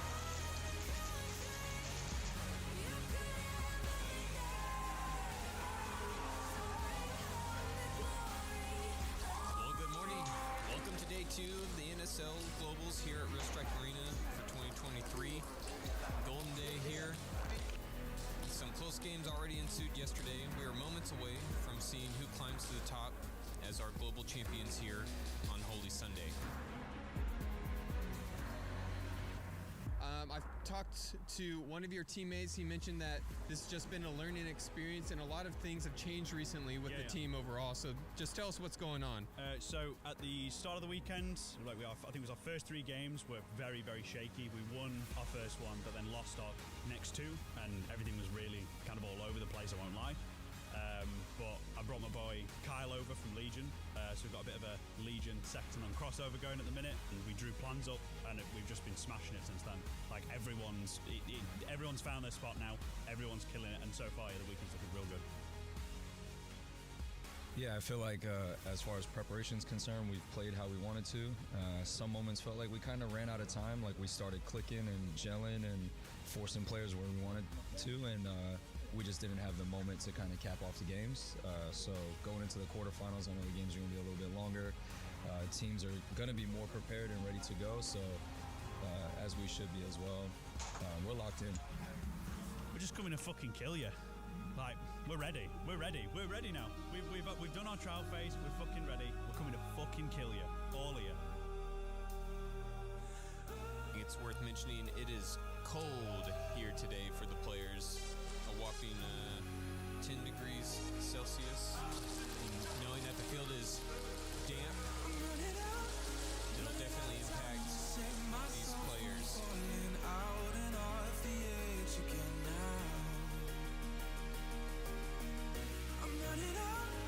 First match already underway here. Wolves again attacking from the right. Again, 15 minutes now on the clock. CQ Rose making a good connection, getting Ethos off the break.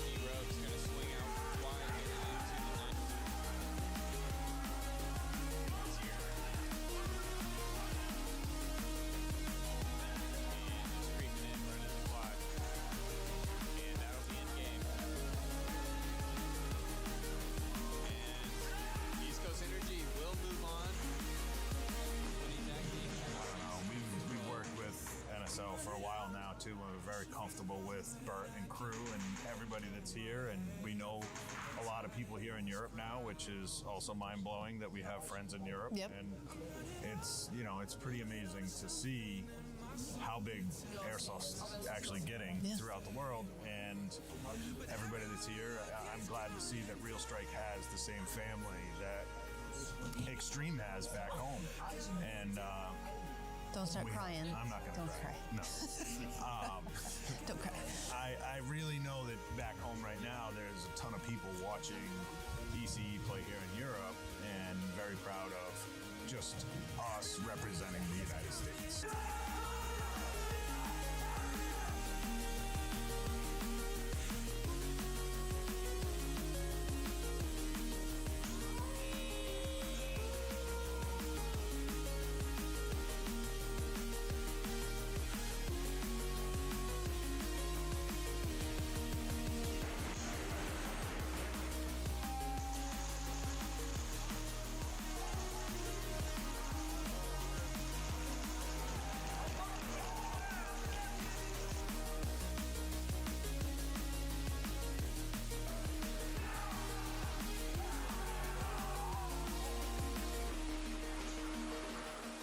say, it's definitely been intense. Some of the most intense gameplay we've seen throughout the season. So kudos to you guys for really, I mean, you guys have to be on your A game, right? Yeah, it's a lot different than playing usually. Like, this whole reffing is just like, there's so much more to do to it, but you also learn a lot from the reffing as well. So that's why I think it's really good that these guys get in people to ref and experience it themselves. So you can see how it is, like, from a player and the ref's perspective. Yeah, good luck to all the teams, and let's get a good day. Right on, let's get it.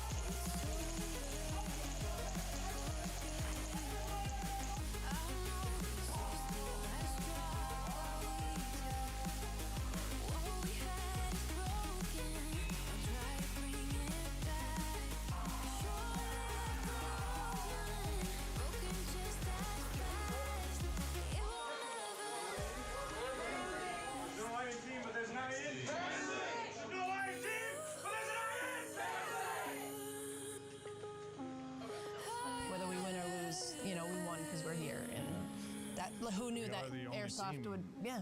representing the United States. Yep. I'm really proud of these guys. Yeah, and who knew that Airsoft would bring us to Europe? It's like, this is already the coolest thing ever, so.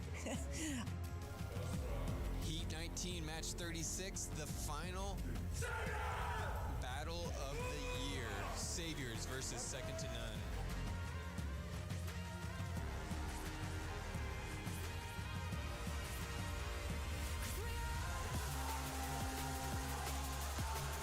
Saviors already getting 2 kills off the break. That's going to be huge for them.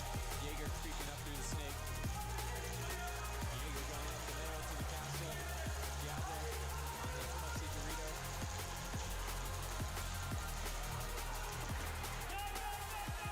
Getting the hang there.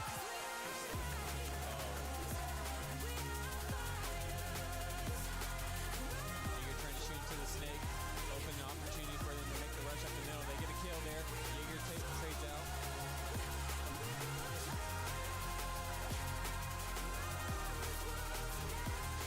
Second to none with the rush. So there's going to be the official ruling. Second to none takes the win there, 26-17.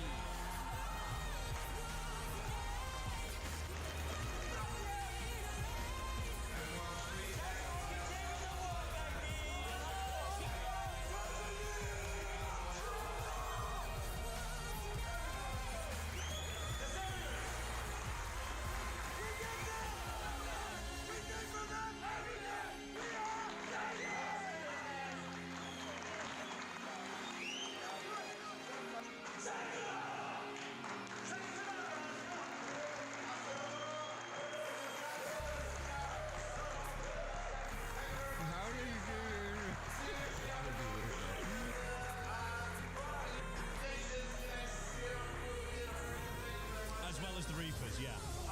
Yeah. That's it. East Coast Energy. Yep. For the Nations Cup. Globals. For the Globals, excuse me. I mean, Mr. The Boys and Zell Boys, give him a big applause.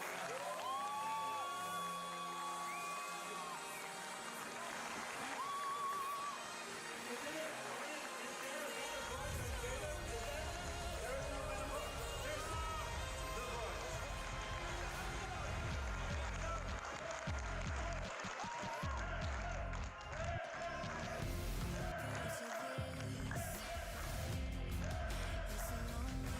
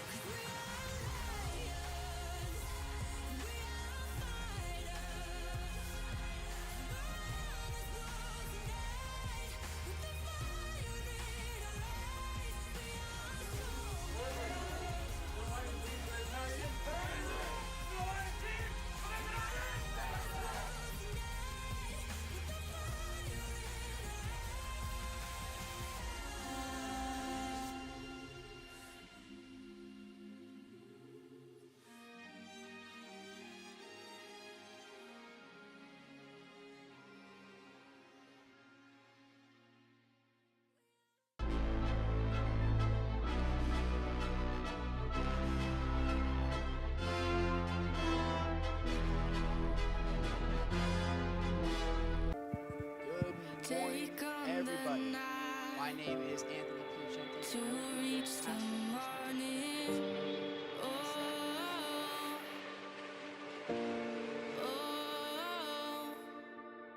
Well, they have some players from the region now, and they really play like the paintball fundamental style. Okay, maybe not so much the NSL style, but what that means is that they're really good at just staying small behind their bunker and holding some cross angles. Oh, our hearts are unafraid, making our own fate, making our own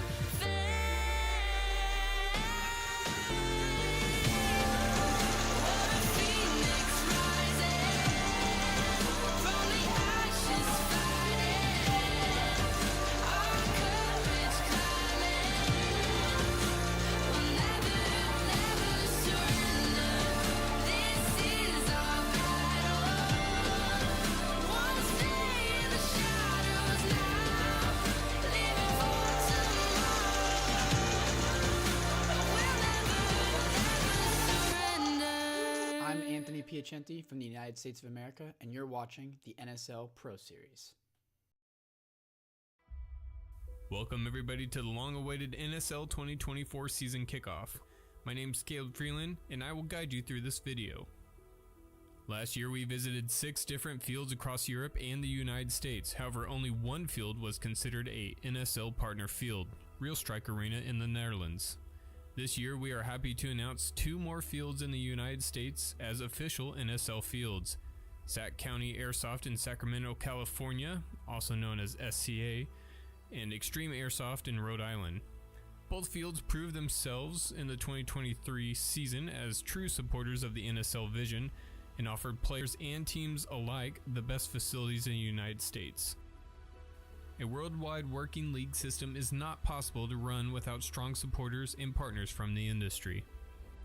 After listening to your feedback from the 2023 season, one core goal of this season is to extend the access of the NSL tournament through already established regions.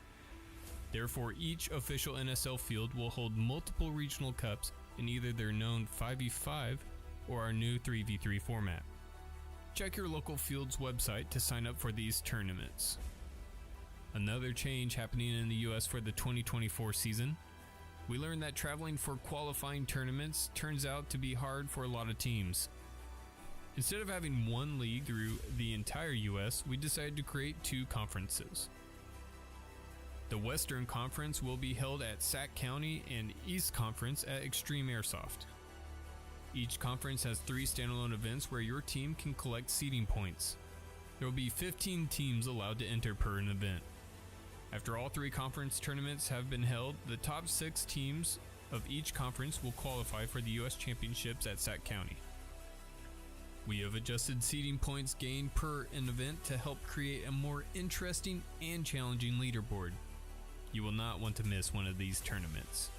The first and second place teams will qualify for globals, which takes their competition to the next level, the world stage. Before we get there though, let's go ahead and take a look at what Europe has going on this season.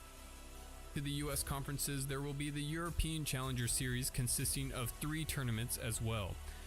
Like in the US, EU teams have the chance of collecting seeding points through these events. However, unlike the US, the EU teams only have 1 spot to qualify for globals. If you paid close attention, you might wonder, where's the EU Championship? Well, this event is getting replaced by a very special and exclusive tournament series, the Pro Series. Speedsoft and the NSL are still a young sport with a lot of new teams. However, there are several teams playing in the sport on the highest level already, creating organizations and building a strong name for them and their group. Last year's first edition of Globals proved that in the right environment, these teams can deliver an unmatched quality of gameplay and until the last second with exciting games to watch. We want to support that level of play by giving 7 handpicked teams from the 2023 season the opportunity to be the leading examples of our sport and move things into a professional environment at the top. Let me be the first to introduce you to the 7 Pro NSL teams. Starting with the proven best in the world, stats and hardware to back it up, last year's global winners second to none. Next team in the Pro Series, placing second at Globals and are a well-established team in the scene for years, the Saviors. With a strong season finish, they surprised a lot of people and fully deserved their spot in the series. Wolves CA. The reigning U.S. champions, role models of athleticism and sportsmanship, East Coast Energies also earned a spot on this Pro Series list. Also an institution in the scene with some major firepower in their bag is the Terranites. Another hungry and professional team to be on the lookout for in this series is Team Hakai. And to close things out, we have the powerhouse of a team from Spain, CQ Bros, being in this league as well. For the 2025 season, the two highest placed teams of this year's US Championship and the winner of the EU Challenger Series will also earn their spot in the Pro Series. Of course, the 7 pro teams will automatically qualify this year for Globals as well. Besides the media attention and the best competition, another reason your team should want to make it out to the Pro Series is the strong support our partners this year can supply the 3 Pro Series events without any entry fee. Globals. Speaking about the Globals, this year's edition will be held at Extreme Airsoft in Rhode Island. We are very happy to announce that also this tournament will not have any entry fee for qualifying teams. Once again, this is only possible due to the massive support of our partners. This tournament will be the ultimate clash of titans. Can your team claim the title Best in the World and add a silver star to your jersey? It's time to announce it again. Our most emotional and world-connecting tournament, which will already be on its 3rd edition, the Nations Cup. Once more, it will be held at Real Strike Arena and will be 4 days long. Detailed information on those signups will follow soon, but we do hope to welcome even more nations from all over the world in this year's Nations Cup. All of our tournaments this year will have VAR, which stands for Video Assistant Referee. We've invested for each field into an 8 4K independent camera system. This is to help support our Zebra gang in making the correct calls in order to create a more fair and balanced game. Thank you for watching, and we hope this has been an opportunity to enlighten you on what's happening this season. See you soon.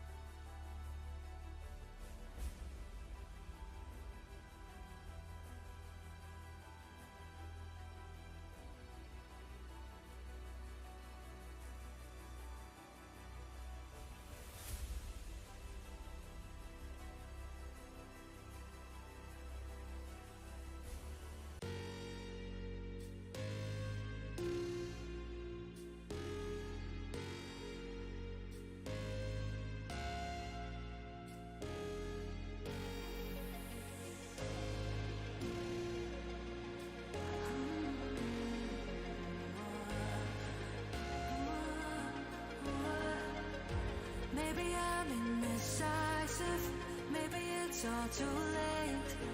Maybe I'm just done fighting, maybe. Oh, maybe I'm indecisive, maybe it's all too late.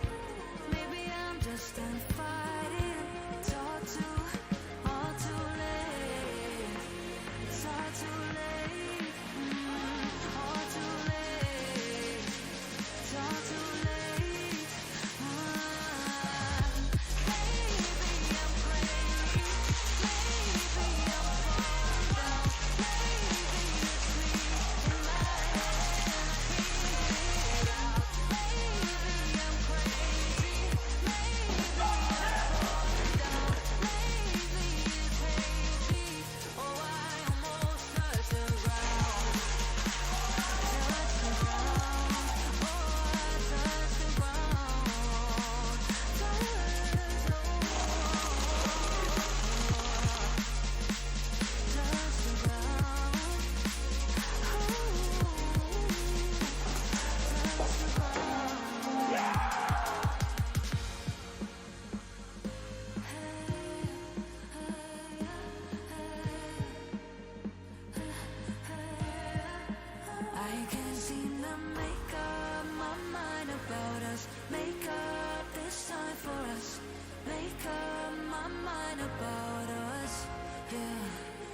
believe me, I tried.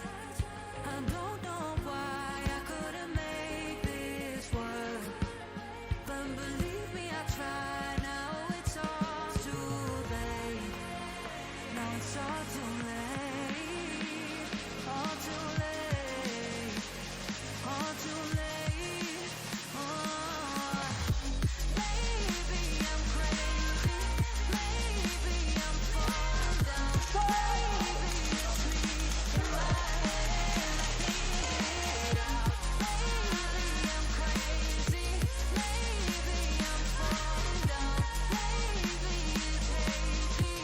Oh, I almost cut the ground.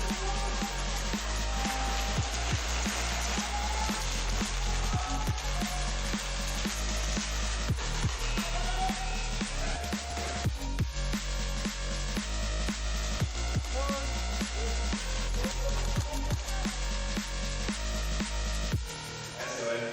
Third place. Congratulations to you.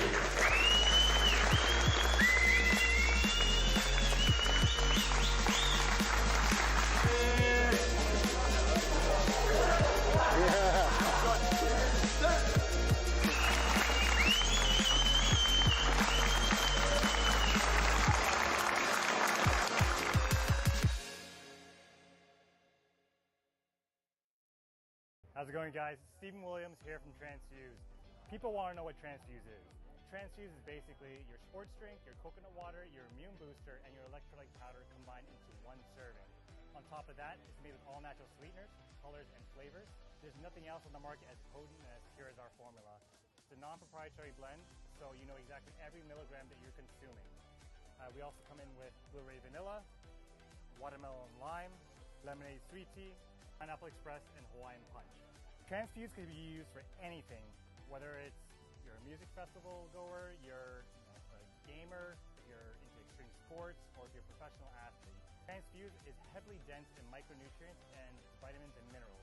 This is something that you just can't get from food because you have to eat 21 oranges in order to get the same amount of vitamin C in Transfuse. You can find us on www.transfuseusa.com.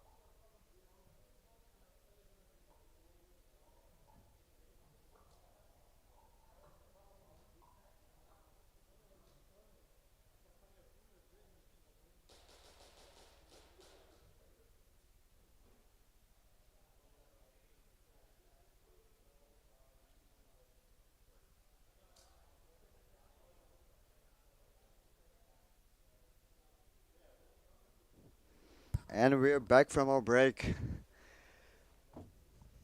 So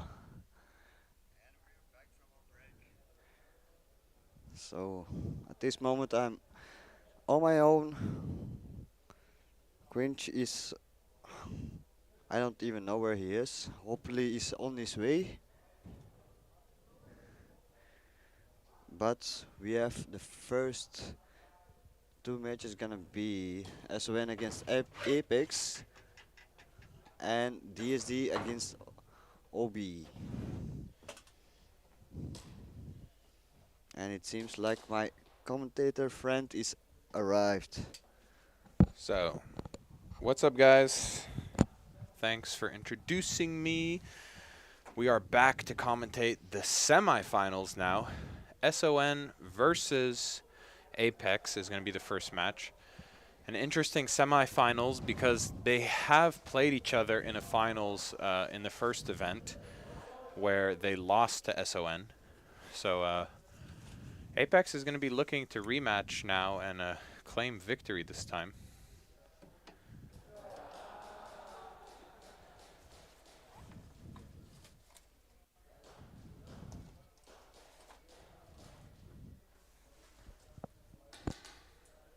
I didn't tell, or I couldn't tell who won the coin toss. Wasn't paying attention for a second. SON seems. Yeah. So SON attacking. Yeah, I mean, for the semifinals, we're still playing 10-minute games. So I think the attacker-defender advantage is much bigger because of that. So Apex is going to have to not waste too much time and really get that flag back as quick as they can.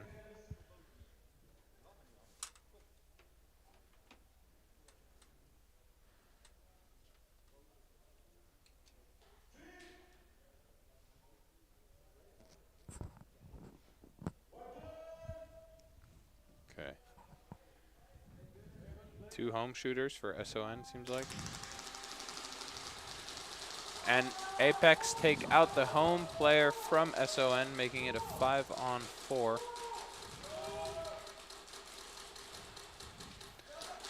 There's a trade going on, so 4 on, or no, sorry, Apex is, yeah, 4-on-3. Yo, what's up, Cabby? Apex pushing down the field. The last SON player just standing out in the open. They're looking for the flag.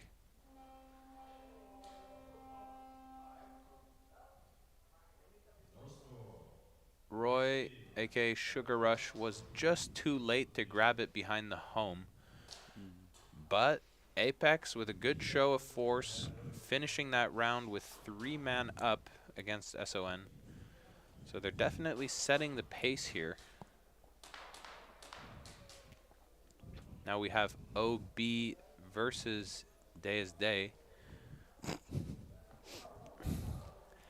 Or DSD. Delta Speed Division. I don't know what OB stands for, actually. Me neither. Maybe try to find out next break. Like, yeah. Or does somebody in the chat knows the meaning of OB? Yeah, I'm sure we got some OB fans in the chat. If you know the meaning, let Maybe us it's know. only British. Yeah. I mean, I don't know. I'm just guessing.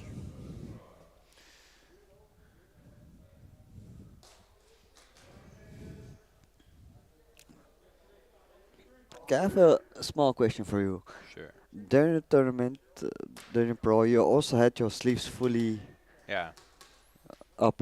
Yeah. What is the reason behind that? Oh, my jersey was just too long in the sleeves, and it was starting to annoy the hell out of me. And I was getting hit in the sleeves, even though my arm was behind cover. Oh, yeah, So- not a problem, yeah. So then I was just rolling them up so that I could play tighter and get hit less. And Yeah. it worked compared to the time where I had my sleeves not rolled up. And it's also a fashion statement. Yeah, because one of the players of DSD also doing that, so Yeah. I was thinking, is he fanboying the cringe or? Maybe a little bit, right? I set the trends, the rest follow. No, but in all honesty, I don't care. Roll up your sleeves. Roll one up, maybe. That's even funnier. But yeah, so OB with 4 players left. I think Day have 5 alive. Day are the ones attacking because they won the coin toss. We see some aggression going on the Dorito side. Nobody paying attention. Now they do. Home player is going to drop for OB. The Snake corner needs to start shooting back at that Plexi player, but I don't even think he's aware that the Plexi is there, so he's going to get shot out. The D2 player tries to communicate with the Snake player, but it seems not going through.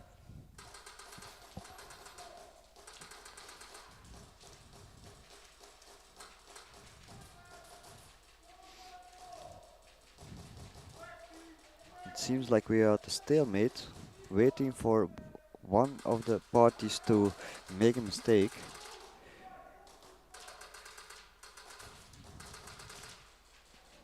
Yeah. Day just playing it calm. I think what they're looking for is to get one elimination. Just like that, so that they can run and make the flag hang. And here we go. Flag hang for Day. So way to set the pace there. Getting the hang. That was also the person I'm talking about. Also doing the rolled up sleeves. Yeah, it looks, it looks pretty gangster. It's like when you're about to, I don't know, start cooking or something. Yeah. You don't want to get your sleeves dirty. You got to roll them up. So let him cook. We shall see. Yeah, Weeby's mad in the chat because he spends half a month's salary on masks and other stuff and doesn't get noticed. So, yeah, just unfortunate, Weeby. Yeah. And it seems like we have like Oga boys. Yeah. The meaning behind the OB. Ooga boys. Of Ooga boys? Oh, yeah. That could be it. I'm not sure if it's just a troll comment, though. The Ooga boys. I'm not going to call it that just in case it's a troll comment. Because it sounds kind of funny. But if it is the case, all right. It is the Ooga boys. Yeah. You gaslight me or you're telling the truth. I don't know. Yeah. We have to ask the OB boys directly. All right. People are correct. All right. Then it's the Ooga boys. So SON versus Apex. SON is attacking now after Apex managed. Oh wait, no, sorry. They I thought Apex got the snatch, but Sugar Rush actually just missed it. Now I remember. Yeah. So SON is still attacking. It's their second try. They already lost one player. Apex still with 5 players up. There's the trade going down, so 4 on 3 now. I don't know if it's just me, but it really seems like SON is playing this very scared. Like I almost don't see anyone peeking out of cover, putting on some pressure. Apex seems to be deciding how aggressive they want to play this. Yeah. But as I say that, Apex lose 2 bodies. So commentators curse at work. To 2 versus 3 now. Yeah, I know from experience seeing S1 play, they always play a bit passive, aggressive. So they keep in the lines, making sure that the enemy not able to move too freely until a certain point, and then they start making kills, making moves, going up the field. Yeah.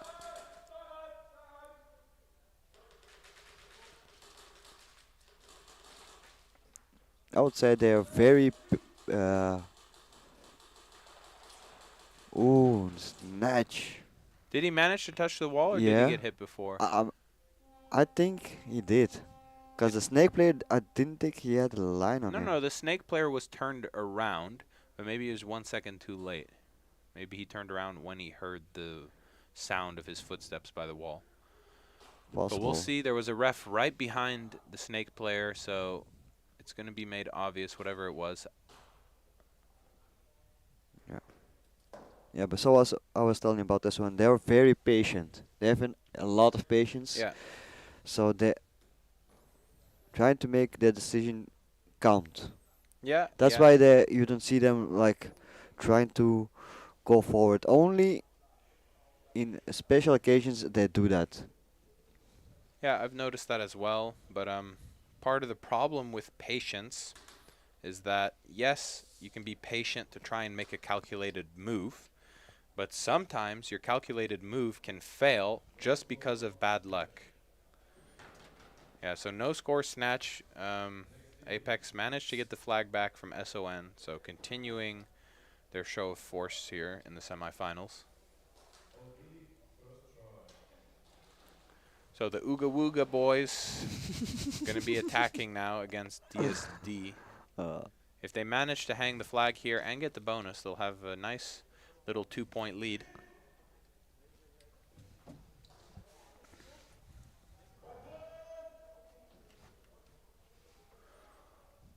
Jip adds 1+ skill point.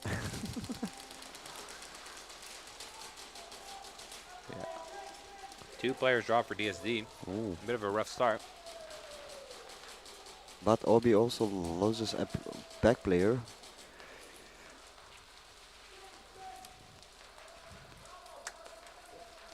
As I said that, as third player from DSD got shut out. Yep.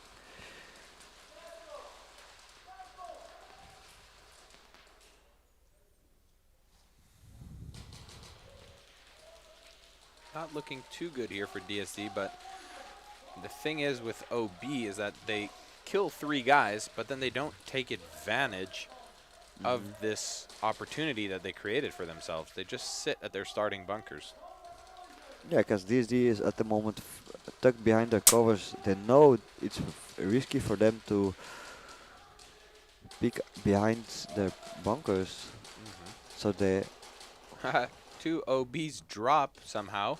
I don't Yeah. even understand how. Must have been a cross-field line from the Snake Dorito player from DSD, but yeah. Or Snake too. Yeah. D2. Yeah, I yeah. bet. Well. What? Yeah, so that sort of fell apart in the end for OB. It could have really been something, I feel like, had they capitalized on the man advantage. Now, Apex, first try.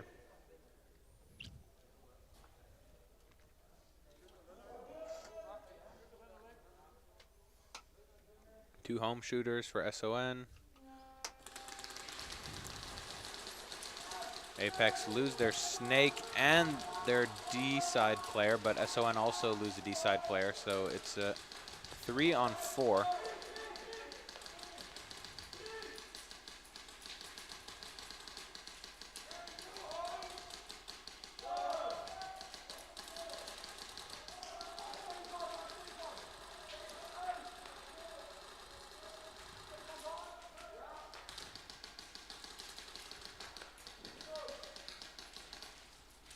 You see a big move from Apex, going to the center Dorito, but gets shot out by the Snake in the process.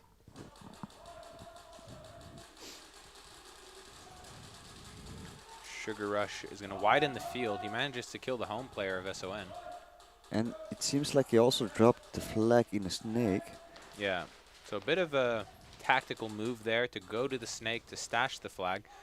But as they kill more SON players, this also means that he won't be able to pick the flag back up.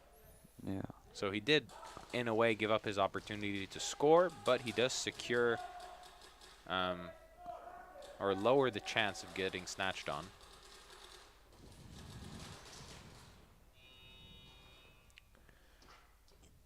So indeed, the plan works from Apex to go stash the flag away in the Snake mid-game. SON was not able to find it. Yeah, but it's a gamble if you thinking about doing it. It's always a gamble because you never know. Sometimes you get lucky, get more kills than you expected, and then you're up in bodies. Yeah, what I would have preferred to see there is that Sugar Rush just holds on to it, and the moment he catches a BB to the face, if that happens, then he drops it and stashes it in the Snake. You know, there's no need to pre-stash it if you're still alive. But yeah, nonetheless, here we go. OB versus DSD. DSD is defending. OB, it's their second attacking try. Clean breakout for both teams, 5-on-5. Still more than half the game time, though, left, so OB could turn this into their favor. They would just need to get a flag hang and a bonus round to get a 1-point lead now.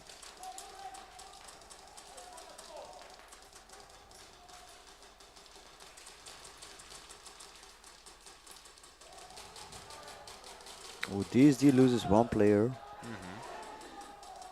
Yeah, that was the Dorito one that dropped. Yeah.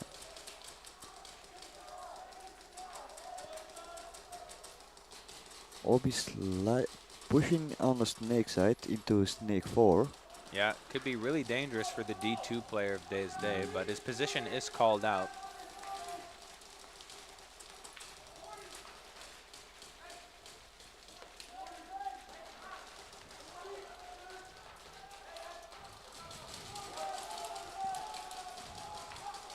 DSD keeping up the communication pretty good. It may not be very loud, but I can even hear it, so. I think by far, Davey still might be the player that shoots the most in NSL. I mean, right now I see a little pile of 4 empty mags next to. Huge kill from OB. DSD is going to give up now. You're going to get eliminated. And the flag was left at the D2. So OB did a good move, blowing it open from the plexi side. But they just didn't have the coordination to realize that the flag was down and that they weren't ready to score yet. I mean, you mentioned that Tapas used 4 mags, but at least he didn't throw them this time. Usually he throws them Really backwards, far, yeah, very far. Sort of a little fashion statement with some flashy mag Flair. flips.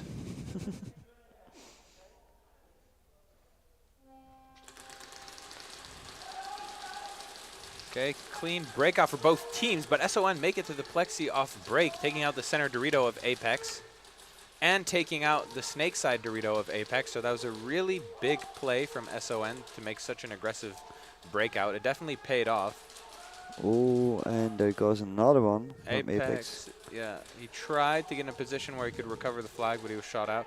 Plexi gets shot out, though, from the Snake 4 from Apex, so that's a huge kill, sort of stopping the bleeding on that side of the field now.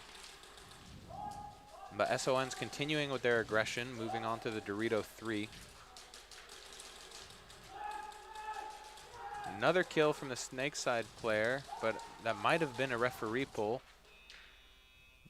No. Ooh! Just barely misses it. And he's not happy about it. A little bit of a flop there onto the ground trying to get it, but good effort nonetheless from SON. That was a really aggressive round, I have to say. It seems they found their groove. I mean, found the flow of the game. Yeah, maybe something flipped in the death tunnel or in their room between rounds. They were like, hey guys, do you want to really fight for 3rd and 4th place? No, we want to win this. And they came back on the field rejuvenated with a little bit of extra spice. Oh. Davy's going to get shot off break for DSD, so their anchor. Yeah, it was a very aggressive breakout for OB with 3 guns up. So, and it did pay off. Nevertheless, DSD is still the first team to get a player on the 50 line. Oh, but OB's player also silently crawling to the 50 line. Almost mirroring the player from DSD. And he knows. Ooh! How did he know? Was it a shadow or something? Or maybe he heard his gun? Sounds from the BBs. Yeah, that if was you're going too fast. That was really a huge read from the hashtag player from DSD to realize he was being mirrored and then to make that peek from above the bunker. They're looking for the flag. They don't get it, but of course it doesn't matter because that was their 3rd try for OB. So unfortunately, OB give the flag back to Day without having scored any points. So it's going a little bit rough for them, but there's still enough time to where I could realistically see them snatch it and get a flag hang if they really play it right. Ooh. It looks like Titi is also in the chat together with Vatios again. And What up, what up? HK Hakai Dan. All right, let's see how Apex respond.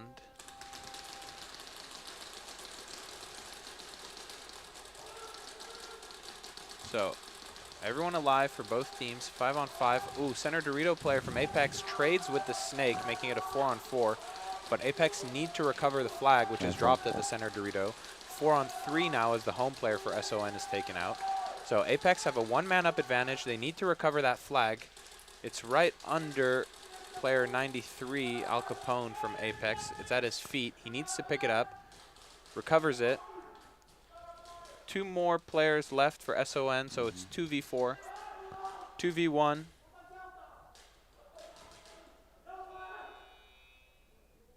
No. Oh.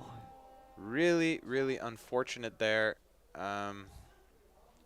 Could have been a flag hang. I don't understand why the player from Apex didn't just run in a straight line. Instead, he chose to run around the bunker. I think maybe, yeah, he didn't realize that the player was shot out at the end from SON. Still, nothing to say there. I mean, Apex with 4 bodies up against SON.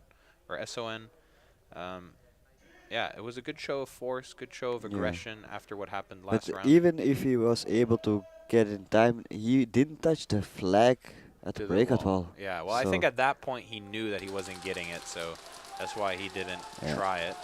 Maybe, I don't know. Let's see. Davey with an early walk-off again for Day, making it a 5-on-4 in favor of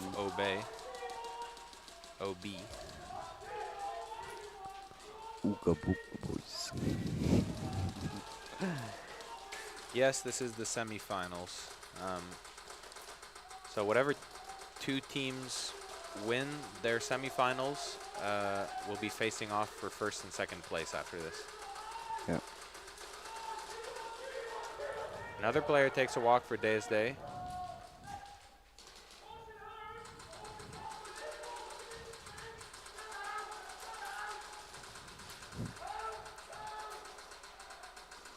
We're hearing a lot of get outs. Obi still up with 5 players alive. Yeah, it's a 5-on-3, 5-on-0 now.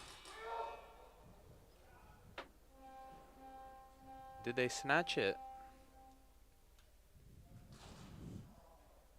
It seems like there's going to be some sort of ref call because a Day player ran down the D side to sacrifice, but the ref chased after him, even though once he got to D3, he put his hand on his head. So maybe he was hit earlier and then started running down the Dorito side, but didn't call that earlier hit. We'll see what the outcome of that is.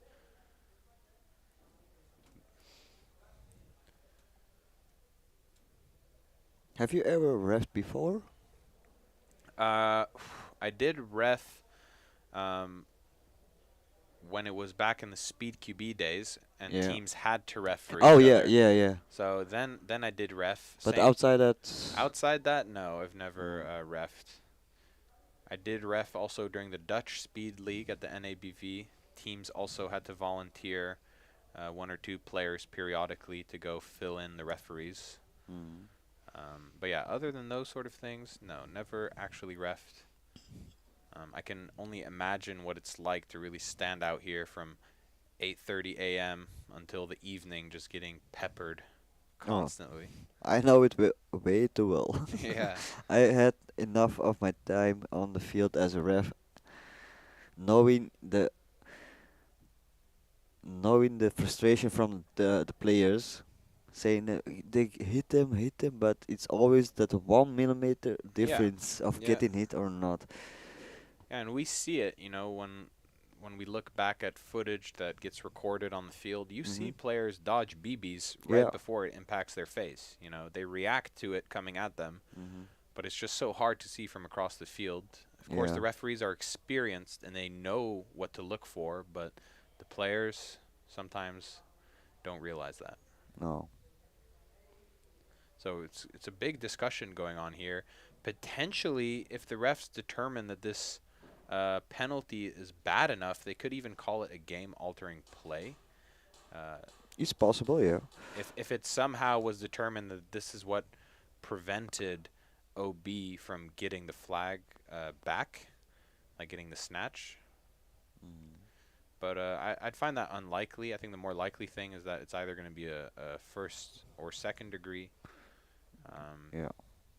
Which means that DSD will have to do their second attacking try with less players.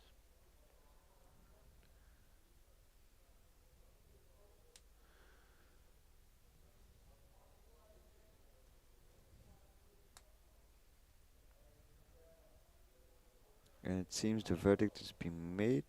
Yeah, they're asking for the player number so that they can note it down.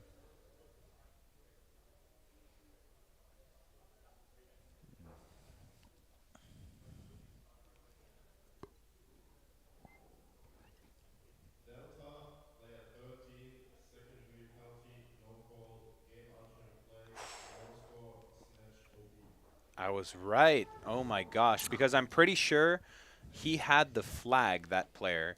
So because because he got hit at his bunker, which was the D2, and then he ran with the flag to go make his sacrifice plays. He brought the flag to another location than where he got hit from. So that actually explains why it's a game-altering play. Yeah, really unfortunate for DSD. It's going to give OB a chance to actually come back here. We'll see what happens. Yeah. So Apex with their second try now. An early kill from Apex onto SON makes it a 5-on-4.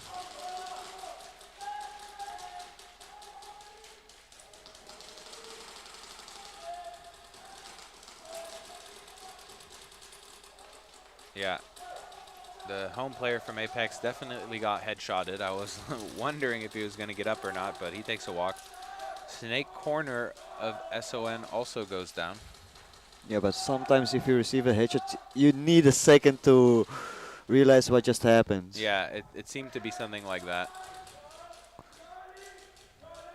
It's going to be kill 3 for Apex here, so 4v2. Last players for SON are at the home in D2, I think. Ooh, home player catches someone slipping on the D side, making it a 3v2. Flag is with, I don't know, is it the castle player? Yeah, so last two players are at D1 and D2 for SON.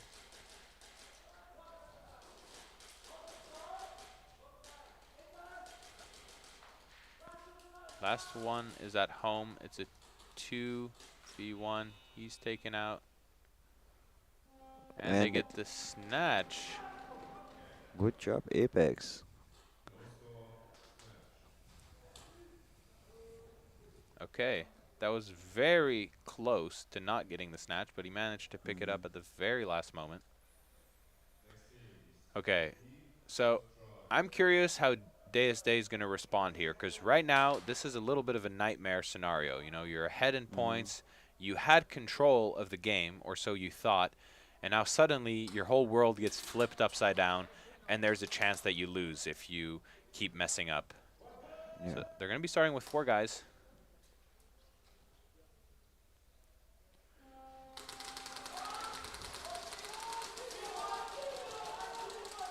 So still a 5-on-4. DSD managed to escape the breakout cleanly, even though they started with 1 man down.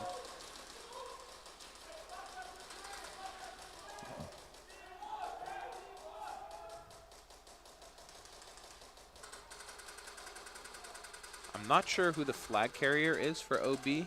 Whoa, huge move from OB getting to the plexi. He went from D1 to plexi in one move. I think it's number 17. He has a flag. Oh yeah, at the D2. All right, so we saw one player drop for Deus Day, so it's a 5-on-3.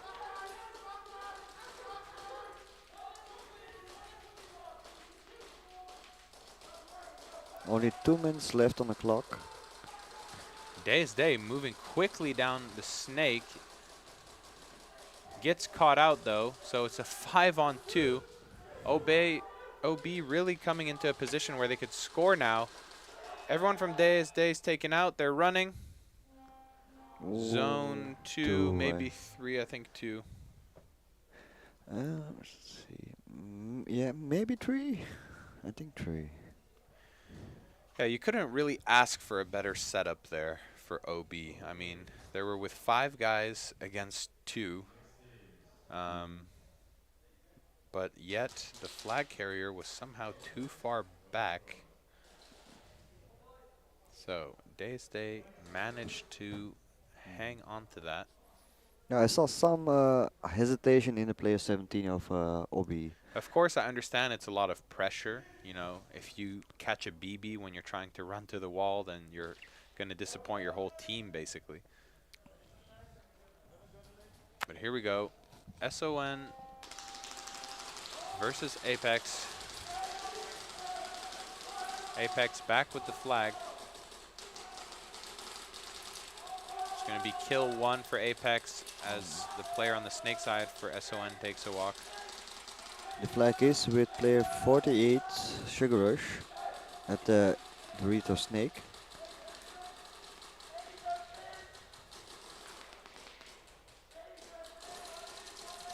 Oh, but he got shot out. Yeah, that was a nice wrap from the center Dorito player of SON to kill the snake Dorito of Apex. Really unexpected angle.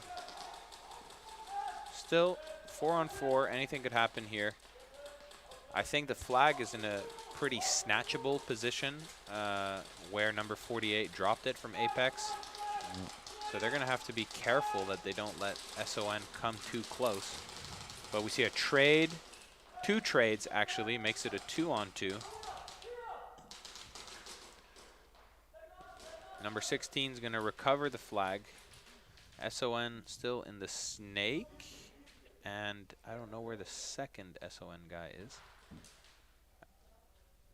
Is it a 2-on-1 or is it still a 2-on-2? Because there's for sure the snake. I don't know where else. Maybe on the Dorito side? No, it seems not to be. I think it's 2-on-1. And, ooh. Mark gets him. He's running. No. Still a good hustle, though. Yeah, You yeah, have to admit. definitely. I mean, he's a big dude. Running between those snake barriers isn't easy, having to quickly cut like that diagonally. Nonetheless, gets a zone 3. Mr. Giant. Cringe on the commentary. Yo, what up, Anthony? Yes, sir. Me, for those just tuning in, I'm Cringe, Cringe Airsoft, player 99 for the Saviors. I'm also joined here with Tsipa, the team captain of Terra Knights, and we're here helping out, giving commentary for this Challenger series. Hope you're enjoying so far.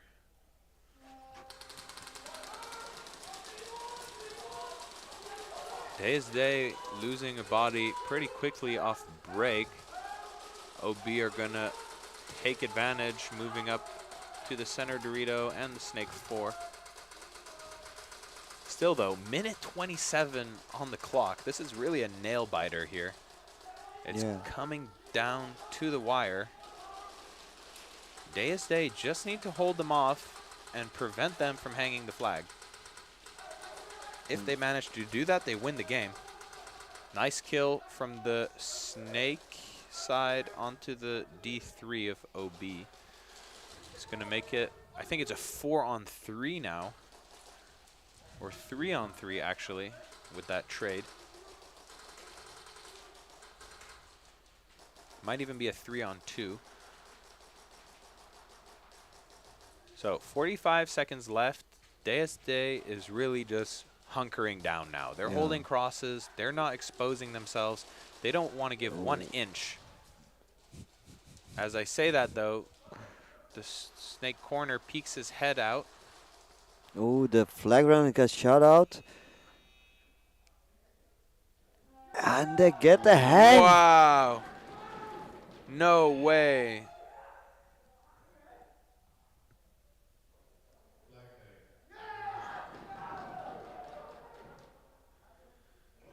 So Day clearly not happy with that.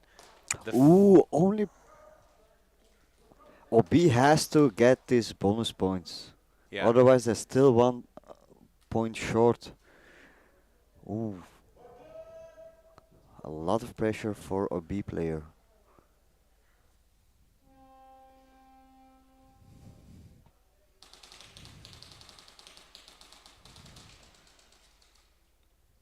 And he gets taken out.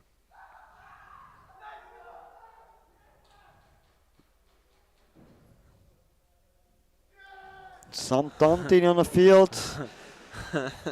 Oh. This is spicy. I mean, OB now takes over Day with a 1-point lead. Yeah, however, I think there's like 20 seconds left. If Day just send it into zone 1 or zone 2, well then it's a tie game or maybe they even win. Yeah, but it's a risky move because it's under the 30 seconds.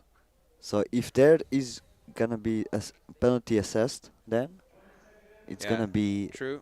altering gameplay automatically. Yeah, true. So then they would throw it away anyway. Yeah, so it's high risk, high reward. Yeah. Like you saw it with Hakai during the Pro Series. Same, almost same situation. Had to had 1 point difference. Yeah, exactly. Ooh. Okay, yeah, I was about to say, no way that Plexi player didn't get hit like 10 times. So SON lose 1 body with an aggressive move off break. Ooh, Apex is going to get a penalty, though. Luckily, it's not in the last 30 seconds. There's still a minute left on the clock. Apex still up with 4 balls. Yeah. SON only up with 3. And Apex still have control of the flag right now. So as long as they just run down the clock, they could finish the game right here. But who has the flag?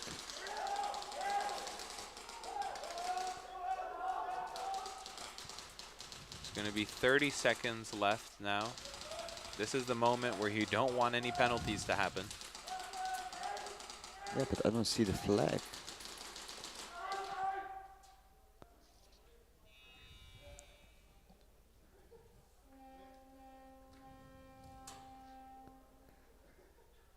Yeah, where is the flag? Was it in Snake? I don't know. I don't even see it. Was SON attacking? Maybe it was just the scoreboard that was wrong. That's possible. That's why. That would explain why they were playing aggressively. Because we saw Apex attacking last round for sure, but that might have been their 3rd try. I don't recall exactly. But it seems like there's a bit of confusion. Is it possible that they didn't start with the flag? Oh yeah, there was a pull for Apex, huh? Right? Yeah, there was a penalty in the Snake, that's for sure. So they're going to be assessing what that Snake... Yeah, so it's going to be a 2nd degree for number 25 of Apex, getting shot out of the Snake. But here we go. It's going to be first try for DSD. They need to make a miracle happen here, and they need to do it cleanly. OB needs to Ooga their way to victory by just holding some lines and letting DSD just to walk through them.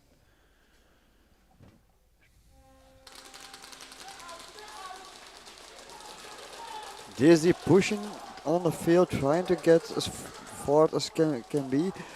Ooh, and they get zone 1. It seems like a zone 1 indeed. But Snatch. snatch. It definitely looked like a zone 1 to me because I know Nobody the was angles. shooting at him. Yeah, exactly. I know the angles quite well. Zone 1 snatch. There it is. So Day managed to tie it up. 10 seconds left on the clock. I think we're going to go to a shootout here. Or OB also tries to go forward, also get to In zone 10 1. seconds. 10 seconds? It's possible. It's definitely enough. And you know, if I were OB right now, you know, trying to devise my strategy on how I might do this, I would just risk it. I think going down the middle, where you have just some guys running in front of you and the flag carrier kind of runs behind them as a meat shield, Yeah. could work. Just send it straight down the middle, basically. Yeah. Or do it like Musha did there in the pro. But here we go. The refs are going to be discussing what just happened because I think they want to make sure it's a zone 1. Because they don't like the shootouts. But oh yeah.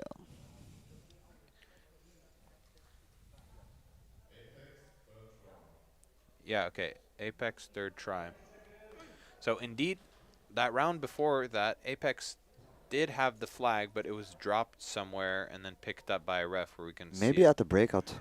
Could it's be. possible because we cannot see it Yeah, from our position. that could be where they dropped it, indeed.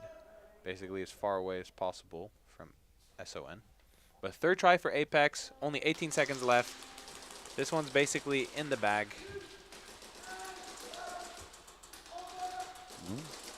SON just getting absolutely exploded through the meat grinder. 3, 2, 1, and flag hang. I think he just got it. I think he just got it. It really looked like it. At the last millisecond then. I wonder if they're going to play out the 1v1 now. Yes, they do. Wow. More entertainment for us. So let's go. Really funny. Sugar Rush saw everyone was shot out. They couldn't buzzer, so he managed to get the flag hang for the cherry on top of this well-deserved victory for Apex.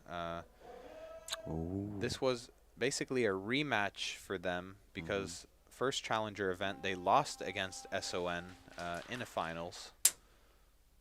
So yeah, must feel good.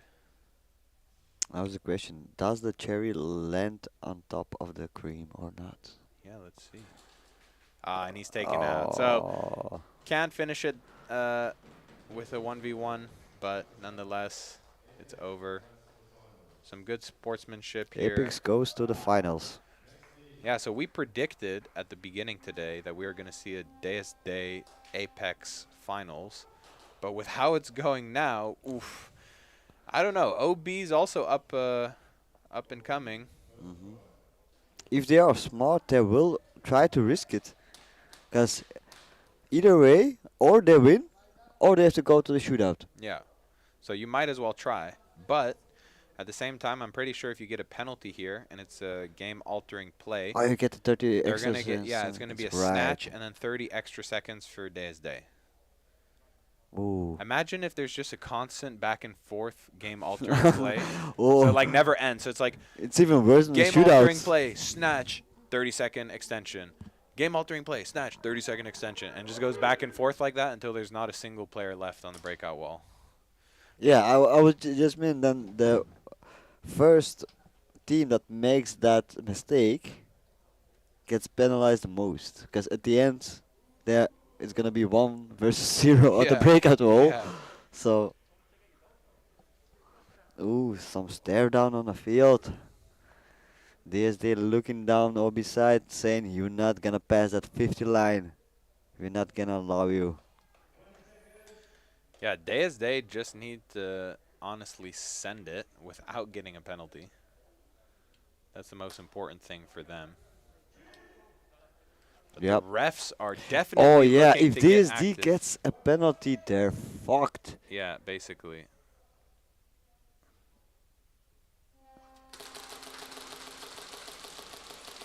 Three, 2, 1. Did he get it on 1? I think. Oh, wait. There, Petit, the head referee, was standing behind Davy and saw the moment that he got shot, that it was right before the line. So it's not going to be a zone 1 for OB. It's going to be a tie game. They're going to go into a shootout. Definitely a lot of spicy, saltiness going out on the field right now. The UK lads are not messing around.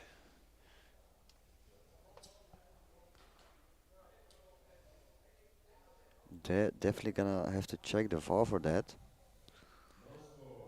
No score.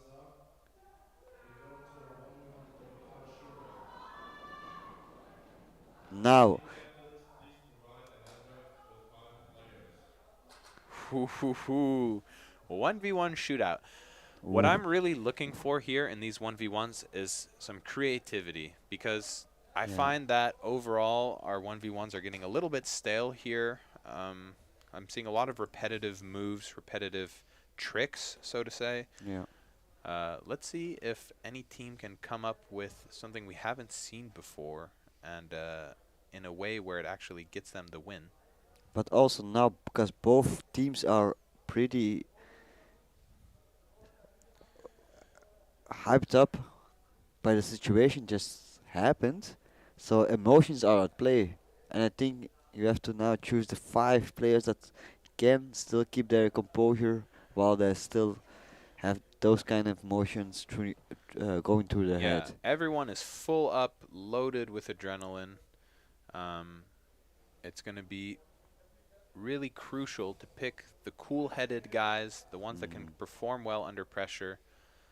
Also, there might even be some sort of strategy to who you send out first and who you send out last. You know? Because you have to follow the order that you give so to the refs. Exactly. So maybe, you know, putting in your most clutch players / your best players last could be a strategy, because if it gets down to the wire where it's really, really close in the shootout, they might have the biggest chance and perform the best under pressure. But yeah, I really think that OB fought hard to get to this shootout. I mean, they were down by a flag hang from DSD. The game-altering play meant they got the flag back. They managed to hang it, and they managed to get the bonus to tie the game. So they're really, you know, showing a good, you know, amount of force, a good performance representing the UK over here. Let's see who wins. What would be Xavier's top 5 to do the 1v1 shootouts? Yeah, so just so you can start preparing already in case we get to that point. I don't give a fuck about. I even give my own with who I would choose. Realistically, it's hard to say, because we have players which are better for attacking and players who are better for defending. So I really have no idea, to be honest. I just want I think definitely Jaeger and Gray would be some of the first players to go out there. Who has the flag? There's no flag. It should be with Petit, I think. No?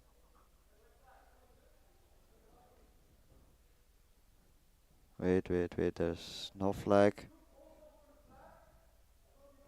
It was there at the 50 at the castle. Where the fuck is it gone?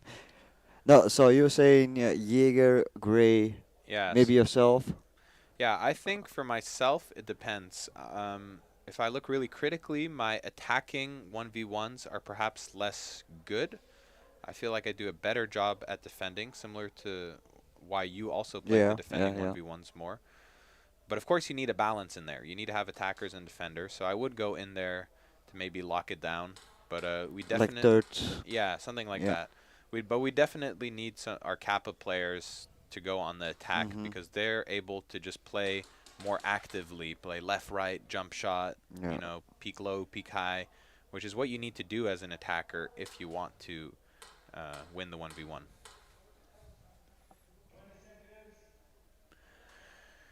Here we go. So OB going to start attacking in this 1v1 shootout. So let's see if we see some creativity here. Like I was saying before, it would be refreshing to see something special in this shootout. So it's M4 against M4. Both players sort of playing the center. Days is going to go to the center Dorito first. Ooh, and OB he takes got him out. I feel like the Day player really overextended there. Yeah. He was really wrapped out of his bunker. He was expecting the OB player to peek the left side like he did. But being so wrapped outside of your bunker like that just makes it a huge target for the OB player. Yep. So it's 1-0 now in favor of OB. Now DSD is going to attack, right? If I'm not mistaken. I think that's how it goes.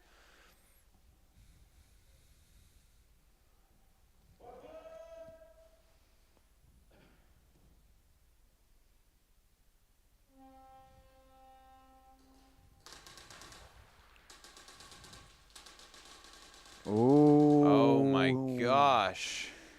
He gets shot out trying to make the move to the D2. But this is exactly what I was talking about. Everyone who plays on the side where DSD is makes that move going from the center to the Dorito 2.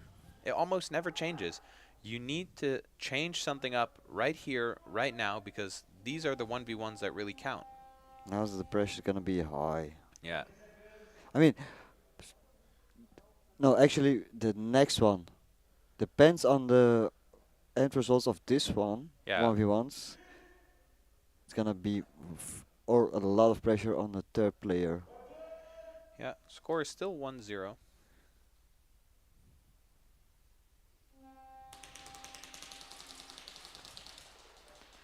Ooh. Nice shot from Day. Takes him out. So a nice shutdown there. Very happy about that, clearly. Yeah. They're going to switch the flag possession now. So Day have the chance to tie it up now.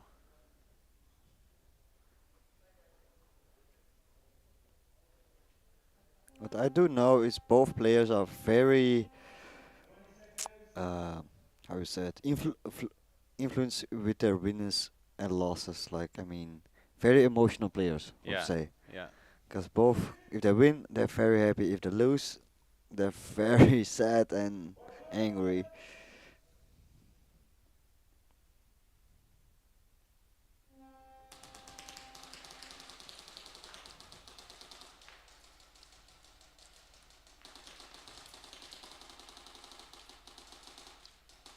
So this is, I would love to see the DSD player maybe push somewhere other than down on the D side.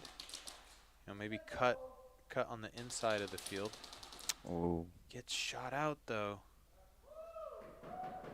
Oof, so OB hang on to the 1-0 lead. But see, this is what I was talking about. They're right-handed shooters, so they run down the D side. Yeah. What I would have loved to see there is as soon as the home player is lasering him at D3, that he just decides, okay, I'm going to run towards the middle. I'm going to run towards the snake. I'm going to like try to bamboozle him, basically. Yeah. But in the 1v1, every sound also that you make can make a difference. Of course. So we see Davey here defending for Day against number 10 from OB. He's going to try to jump shot him. And he knows where he is. Davey so. just needs to not peek into the pressure. 15 seconds left. I think OB just lost track of him. Yeah, he definitely lost track of him. He's going to get blasted here. Yeah. Little few extra love taps from DSD there. Yeah, of course. The OB Why player not? definitely a little bit upset about that. You could see it in the stare down. Yeah. It has to be the gangsta sleeves, as Cringe said. Yes, indeed, I did say that. When someone asked me, they're like, why you got your sleeves rolled up? Because it's gangster, bro. Here we go. Now Davey needs to attack to tie up this shootout for his team.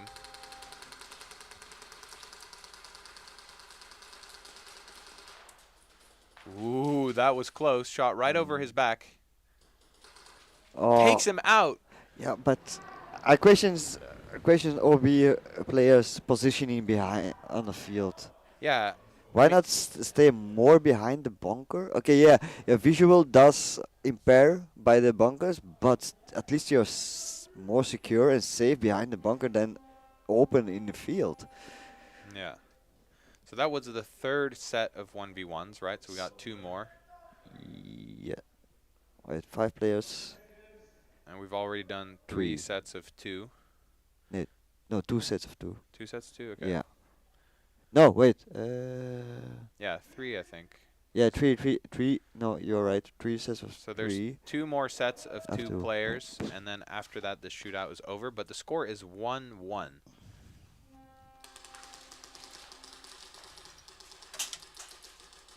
So now OB is attacking. Ooh. Almost catches him on the move to D2, but this is the same 1v1 style that I was talking about before, where they just go to the D2 from home, but takes him out and denies it. Denies the attack. This right here is the moment where... Make it or break it. Yeah, DSD could just turn it in their favor right here. So the pressure is on right now. Throwing some gain sides to my fucking teammates in the stands. Yeah.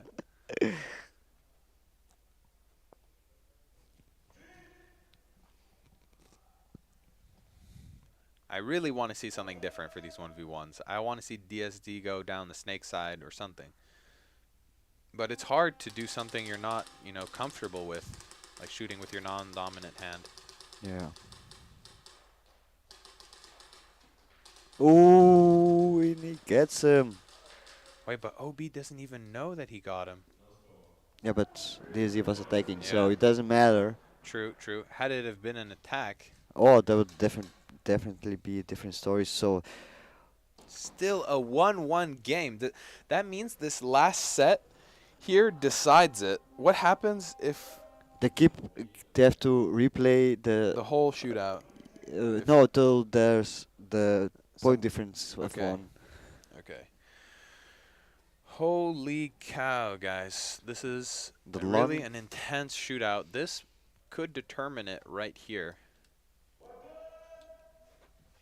This is the last set of players for the shootout. The score is 1-1. This also will determine the motivation for the next rounds.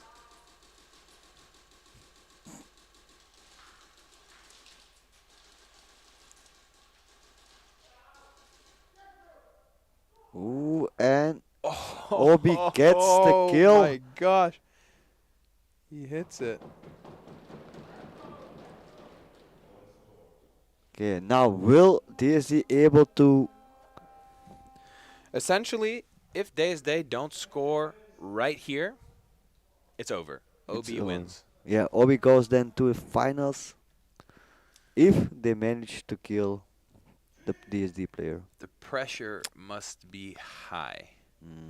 I've experienced it myself, 1v1s where you're standing there and basically you have to win it. If not, the game is over. Here we go. DSD moving to the center bunker.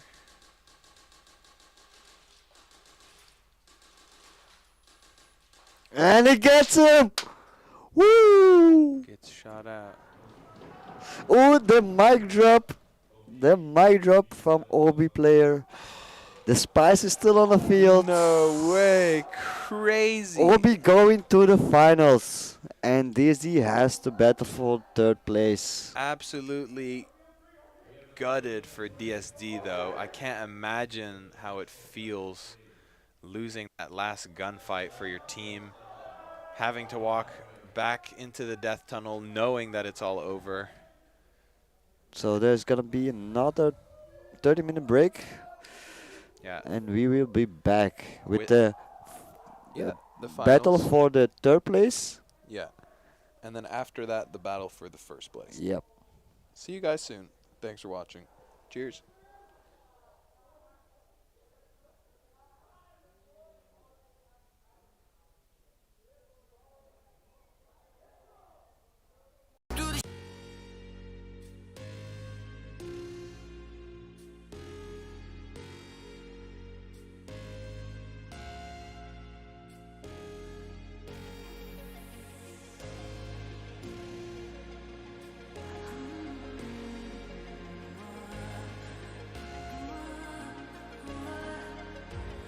Maybe I'm indecisive, maybe it's all too late.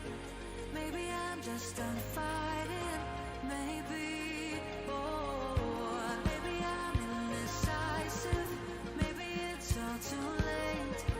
Maybe I'm just done fighting.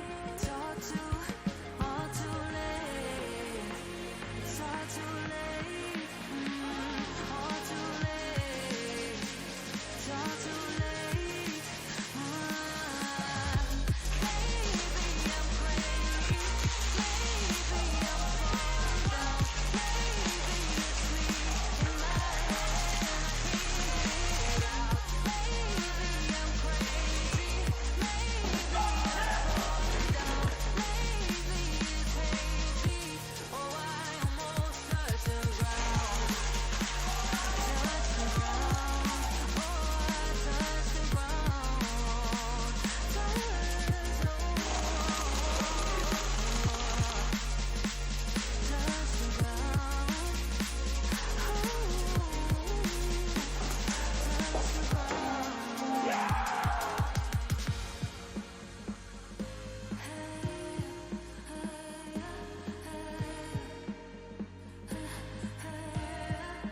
I can't seem to make up my mind about us. Make up this time for us. Make up my mind about us. Yeah, but believe me, I tried. I don't know why I couldn't make this work. But believe me, I tried. Now it's all too late. Now it's all too late. All too late. All too late. Oh, maybe I'm crazy. Maybe I'm falling down. Maybe it's me in my head and I can't get it out. Maybe I'm crazy. Maybe I'm falling down. Maybe it's hazy. Oh, I almost touched the ground.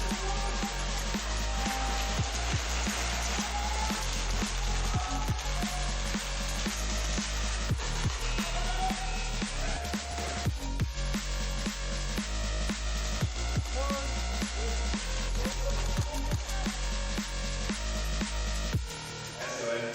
Third place. Congratulations to you.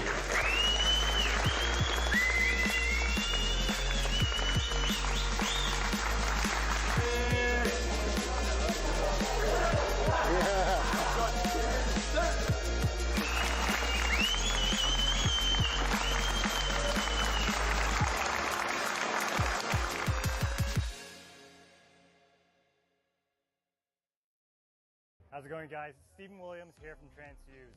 People want to know what Transfuse is. Transfuse is basically your sports drink, your coconut water, your immune booster, and your electrolyte powder combined into one serving. On top of that, it's made with all natural sweeteners, colors, and flavors. There's nothing else on the market as potent and as pure as our formula. It's a non-proprietary blend, so you know exactly every milligram that you're consuming. We also come in with blueberry vanilla, watermelon lime, lemonade sweet tea, pineapple express, and Hawaiian punch. Transfuse can be used for anything, whether it's you're a music festival goer, you're a gamer, you're into extreme sports, or if you're a professional athlete. Transfuse is heavily dense in micronutrients and vitamins and minerals. This is something that you just can't get from food because you have to eat 21 oranges in order to get the same amount of vitamin C in Transfuse.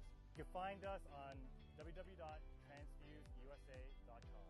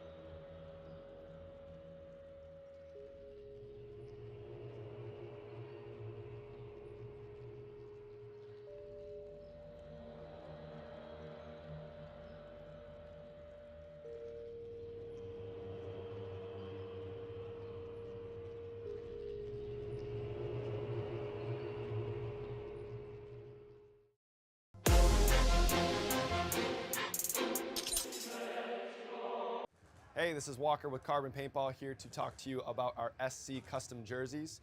To start your team's design, head over to crbnpaintball.com, fill in some team information, including what colors, what template you want to base your jersey off of, upload your main team logo and any sponsors, enter your name and your number, and we're going to kick you back a 3D image of your jersey.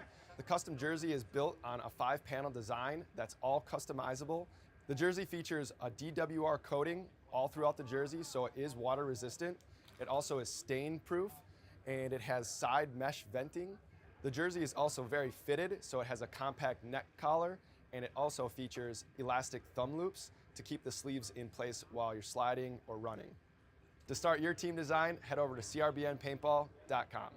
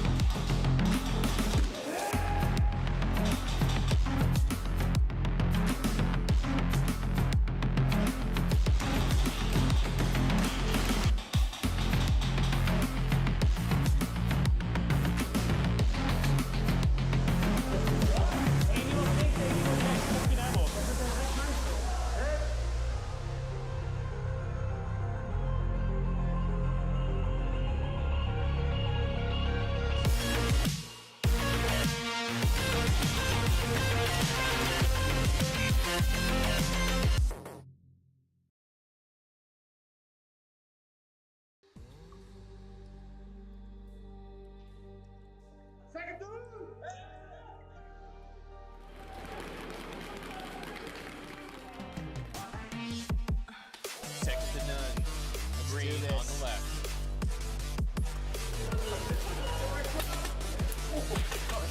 There we have it.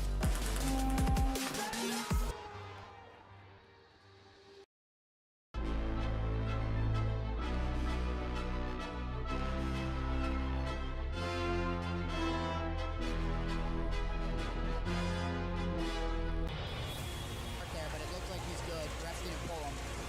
Body over here on the D side. Looking like it's 3-on-3. Snake drops. Oh, flag drops in the snake again. This game's over. Oh my god. We're gonna watch. There's gonna be a battle here at the castle. My There's God, gonna be a this game snatch. is Oh bad. boy. With the refs, hey, be on your game. You got to follow your stuff and be honest out here. This is NSL. That's how we play. Exactly. These are the best teams here. They deserve to be out here. Hi, this is Anthony Piacenti, and you're watching the NSL Pro Series.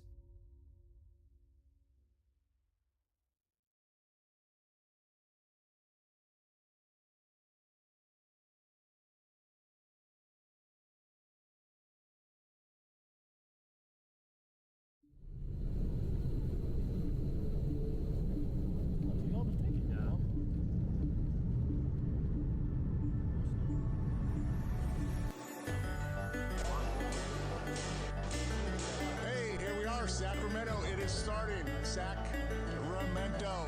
NSL. Refs are here. Players are out here. This is launch tournament for USA. We told you we are coming to USA. What? We're here. But this is just the first one. We're coming everywhere. USA, we're going to be East Coast, West Coast. Go. It's the beginning. Let's go. Let's go.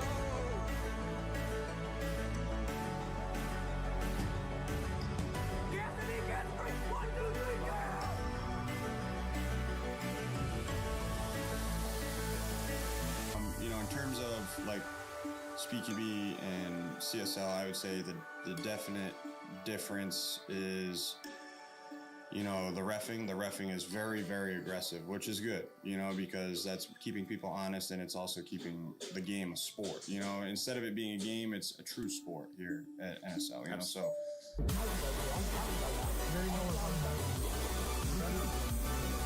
Quick moves by Lee, already on the 50 in the snake.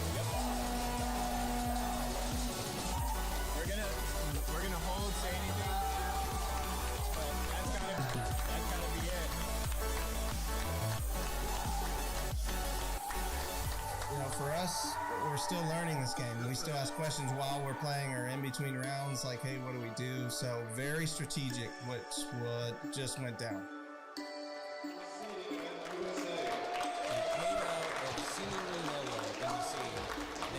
They knock out both the teams that were favored to not only excel, but possibly win. Everyone was coming into this thinking we were either going to have... Welcome to the CIA NSL tournament. Things just getting underway. On the left side of your screen, we have SCA. Very first match on offense against H2K local team.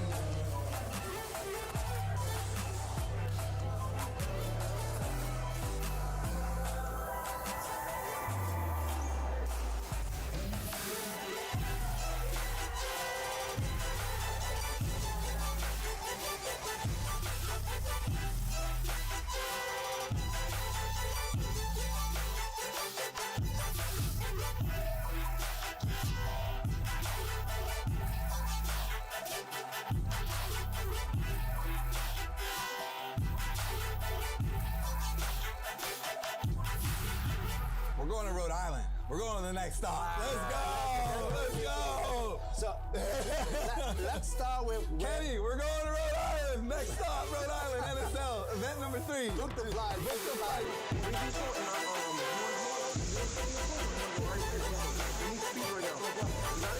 Just a crazy thing to see happen. Final 10 seconds here. SCA making their full run down the field. And that's going to be game. We have our victors here.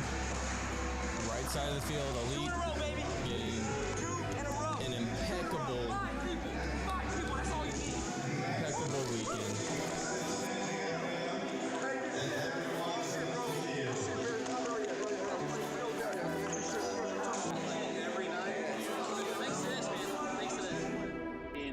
It's almost like paintball. They'll be laying down, watching certain lanes and seeing the bodies of players. They'll even be overshadowing players, and they don't care if they get shot, which is just, it's beautiful to watch because they want to make sure that they're able to see the player. And if they get hit, if it catches the jersey, whatever it may be, and the player doesn't for some reason feel it, and they see it, they'll go ahead, okay, cool, you're off. Hey, we're going to call you out. They'll run onto the field, grab that player, and then yank them out. Cool. They're out. But if it happens multiple times to the same player, what they'll do as a disciplinary action is they'll take one player off. So you're going to start one round. And in that one round that's going to go ahead and happen, you're going to have 4 players in someone's spot. Fires may rise, shadows may fall. Hold on through the night. On the front line, just don't let go. Hold on, don't give up the fight. Oh, a lot of shots going down. This is very cheeky. They move the snake, the flag up the snake, keeping them just tied in. Viper's going to make the move down the field. Looks like Tech's going to be able to get the kill. And there's a hit. Very strategic. We're going to leave this one.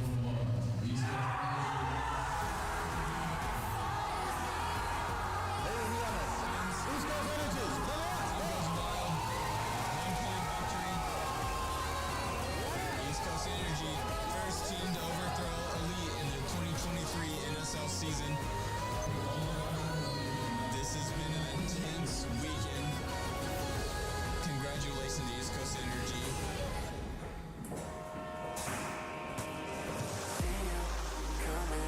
See you coming up in different ways. Need you right here, need you right here till I'm not afraid.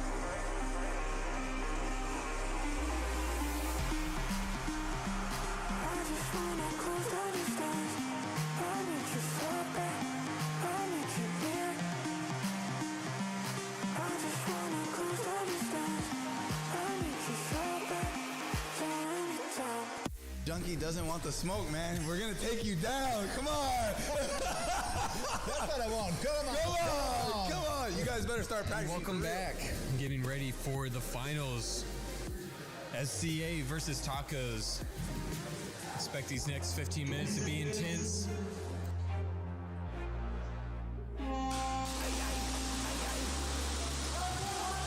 Taco sends two to the snake.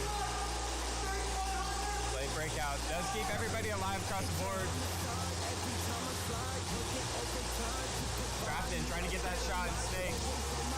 No connection made yet. SCA is going to swing out to the 90 from home.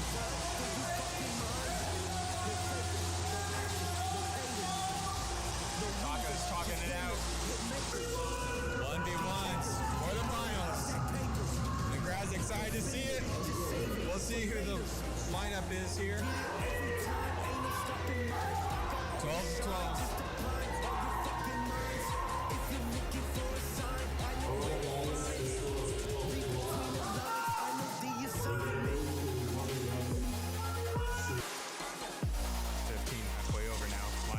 Move up the middle. He's going to try and close the gap. He's got to get close.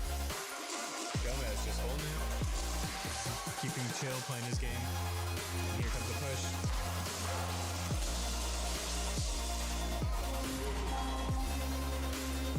We'll see what the official rolling is here. Nail biter. There's the official rolling. And SCA storms the field. Crowd cheering him on. SCA able to keep the hardware into the season. First place. Congratulations to SCA. Competing 3 of the 4 tournaments. Getting close.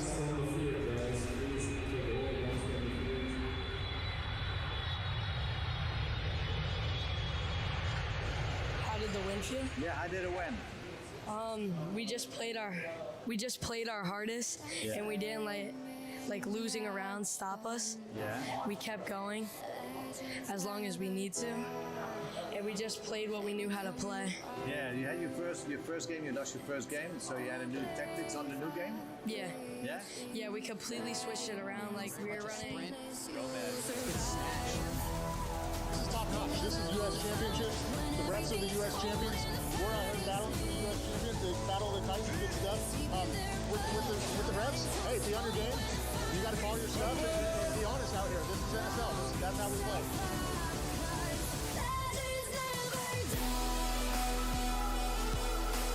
Time, he almost had a false start there, but it looked like he's good. Refs didn't pull him.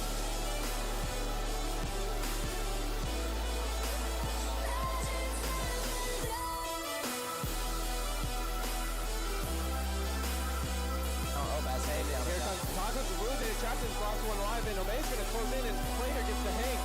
That's going to do it. That's the biggest play of the weekend so far. Obey stays on a winning streak.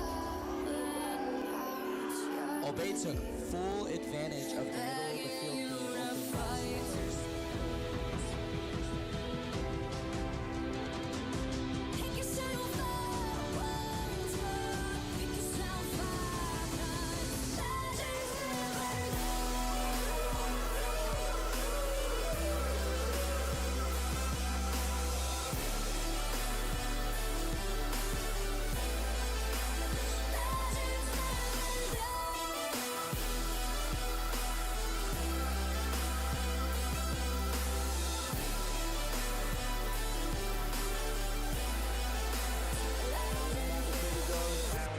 Morgan, I think, from Obey.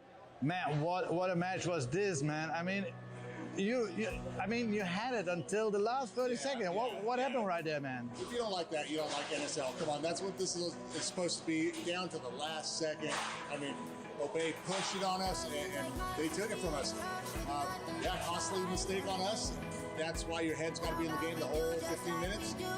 We were out of it for about 30 seconds, and Obey took advantage of that. Good job then. Yeah, man. It was such a close game. I mean, it was so close that you really hurt yourself right there in the back, man. But you gave it all, man. That's how intense it got. I don't see no red lights, just a wild ride. You're my getaway, you're my getaway. Tonight I'm gonna be alright. You're my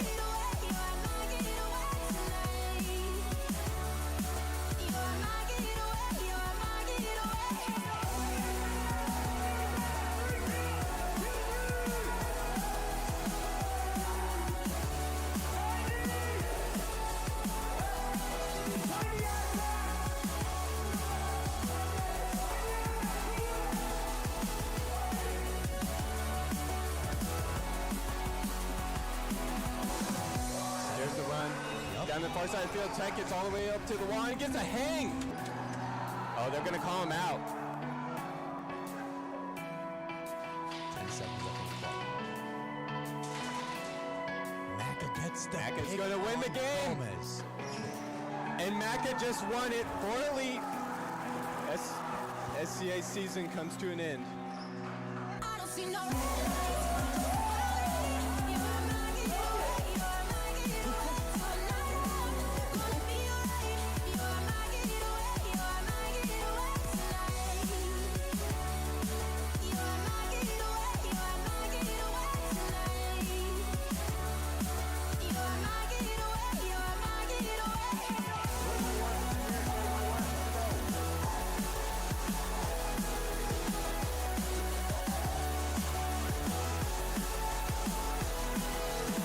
There it is.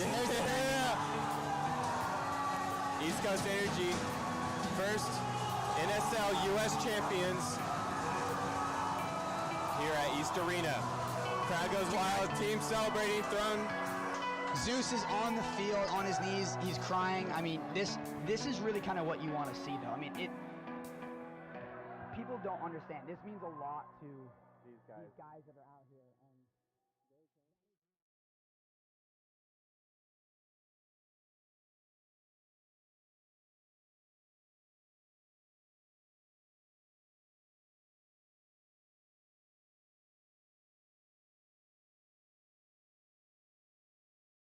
Hey D, hey Bing, head of our hey Ma, hey眼镜，嘿 One， 当然都是贵宾，我是一个比地球更高的卫星，嘿 Zwan， yeah AP， 按下爆破按钮让敌人追击，电话那个响，开个跨会议，先给一下账或者看看汇率。你的老板他要给我面子，在赌外来网从来不受任何限制，和我近距离接触就能通过电视，我拉着黑带 A， 甩着我的辫子，在我面前摆拍摄影机，炫耀我的珠宝，把裤子拉得低，故事里散发的粉儿，你看我的拉力就有追星。Yo, what up guys, Ronnie Dizon here, professional paintball player for Houston Heat, as well as an avid gamer, here to talk to you guys about TransLab's new line of supplements, Transcend. I've been taking Transfuse, which is their hydration and recovery product, for quite some time. Also, they have 2 new flavors. Now with Transfuse being the absolute best recovery and replenishment product that I've ever taken, I was super hyped to get on Transcend. Transcend is one of the only products backed by research studies to make sure that the formula is correct and the right dosage for optimal performance. It's literally more potent than anything on the market. Now I'm a little bit stimulant sensitive, so I take about a half a scoop to a full scoop. But if you guys want that LFG dose, 2 scoops and you're gonna be cranked and ready to go. They got 2 delicious flavors, Skittles Candy and Baja Splash. Make sure you guys head over to translabs.com and get yours today. Who running the game now? Foot on the gas, can slow down. No, my team we holding it down. We know we running it now. Watch the game change. Watch the game change. Watch the game change. Watch the game change.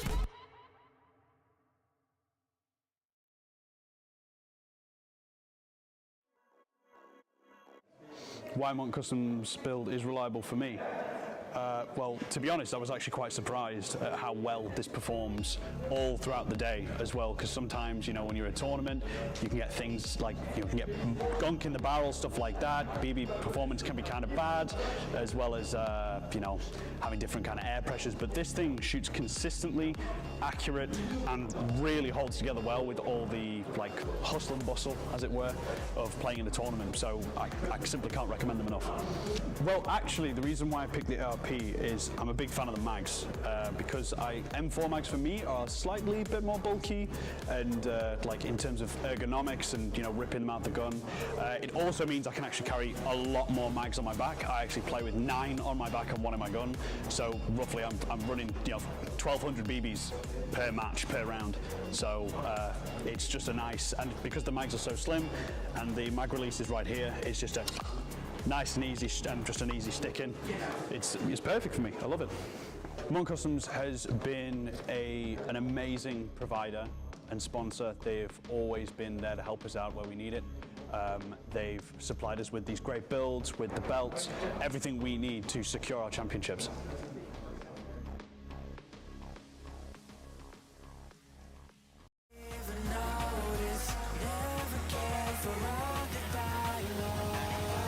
I just wanna be alive.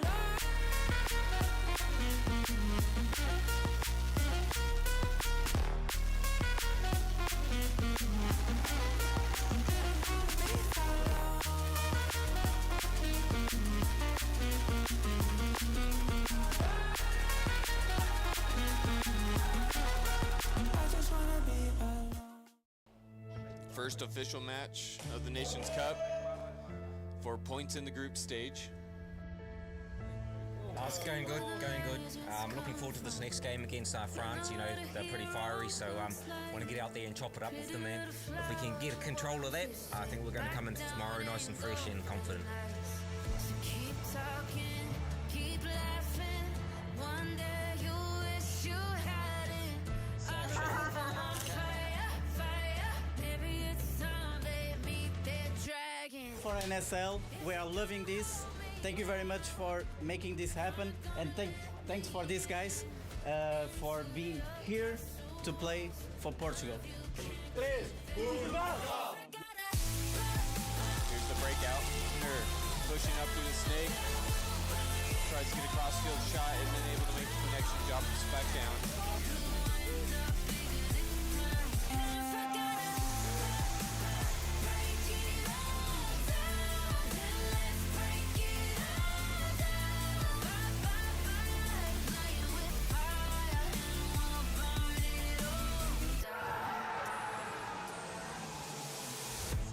This is where the bruises come from.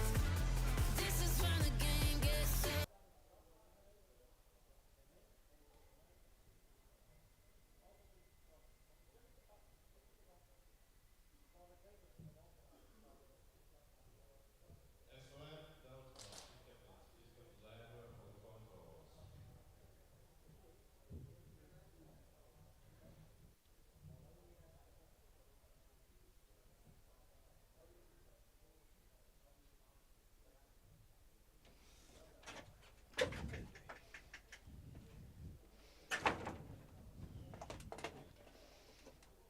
And we are back from the break.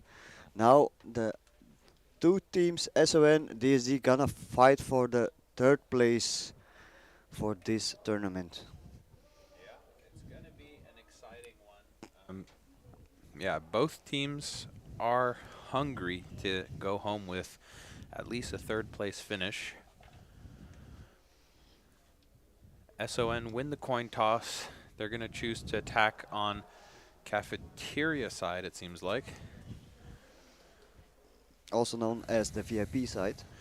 Yeah.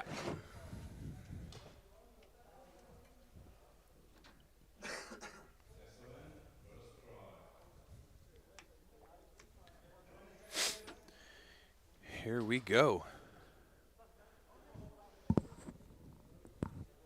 Do you have any predictions who's gonna win this match? I don't know. I feel like DSD must have been pretty mentally broken from losing in the way that they lost during the shootout against OB. So if they weren't able to recover their mindset, let's say, I think they could risk losing. If not, I think DSD will win. So already 2 bodies gone for SON. DSD loses 1 on the D2, making it a 4-on-3.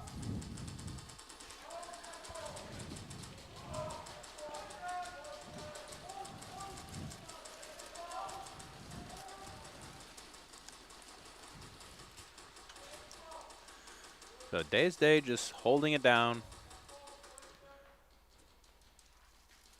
They're waiting to see if Son can make, or SON, sorry guys for saying Son, it's SON. They're waiting to see if SON makes one more mistake before they risk trying to push down farther in the field.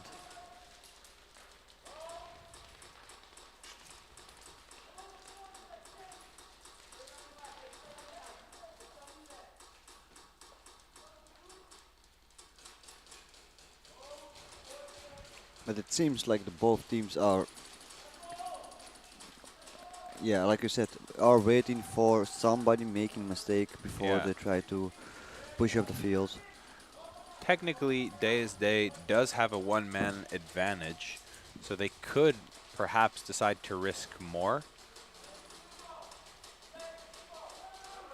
But there we go. The Dorito 1 player from SON is shot out, making it a 4-on-2, a 3-on-2 now as they lose their corner player. Another one drops for SON, leaving the last one down in the snake corner. He's going to get run down. and DSD get the snatch. So it seems like DSD is playing confidently, they're playing aggressive, and they're playing smart, which to me signals that they're not too much affected with what happened against OB. It seems like they're starting fresh, and they really are hungry. So SON need to come up with some sort of response, because this also happened in the quarterfinals that they played, that they were getting snatched on very early, and also happened in the semifinals. So they need to maybe work on how they open their games to really set a tone, basically. Because sometimes how you start a match against a team actually dictates how the whole game will go. It's it's quite an interesting thing. Yeah. Also, now they're playing 15-minute games and not 10-minute games, so it also gonna impact the decision making. Yeah. Not only decision making, but also that it's 15-minute games and you're playing back to back. It's much more physical on your body. You have to be prepared to basically perform even when you're tired.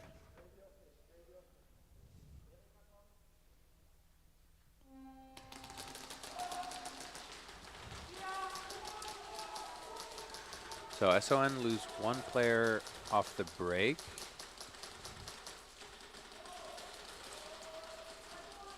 SON lose their snake or their Dorito 3 player, making it a 5-on-3 for DSD.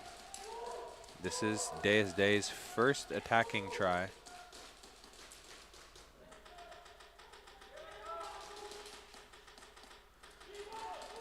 There we go. Kill one for SON.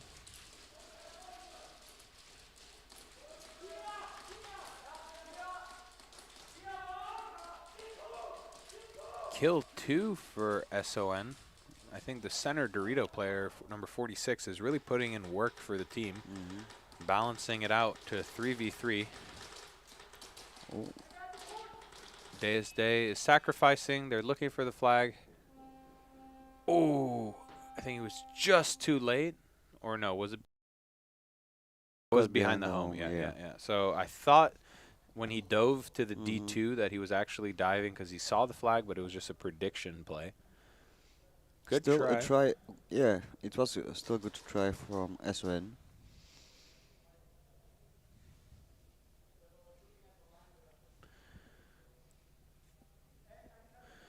So, is the scorecard not working on stream? That's interesting. Well, I can tell you right now to all the viewers watching that the score is, in fact, 0-0. It's going to be DSD's second attacking try.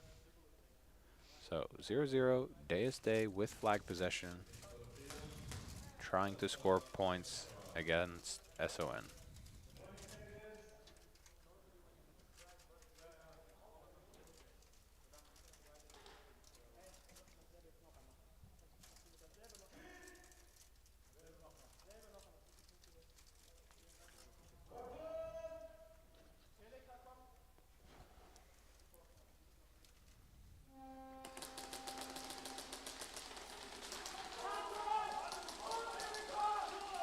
Yep, that's definitely going to be a pull against the Dorito 3 player of SON. I mean, the home player from DSD, Davey, read that he was going to slide to that Dorito and pre-fired the line between the D4 and the D3. But SON still, amidst the chaos, is picking DSD apart, regardless of that unfortunate start with the penalty there.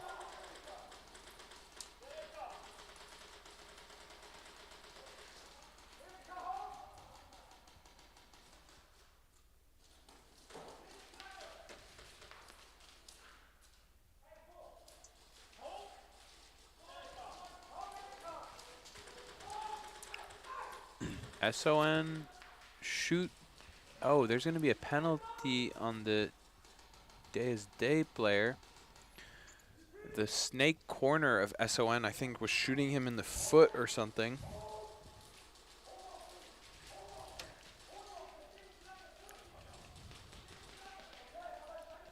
Okay, so the stream is fixed. You can see that the score is 0-0 and that it is, in fact, Day's second attacking try.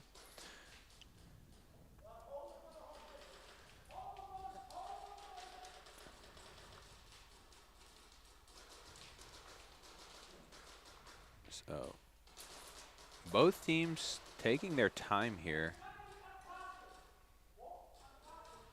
I think there's 2 players left alive for Day and 3 for SON. There's definitely a home player and I think a Dorito 2 for Day.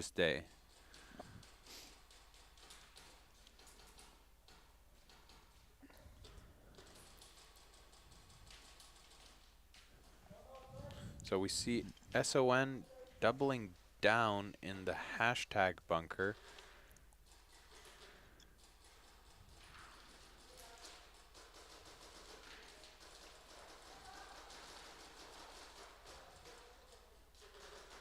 SON making a move to the outside of Plexi. He's going to trade out with the D2, and they get the snatch behind the castle.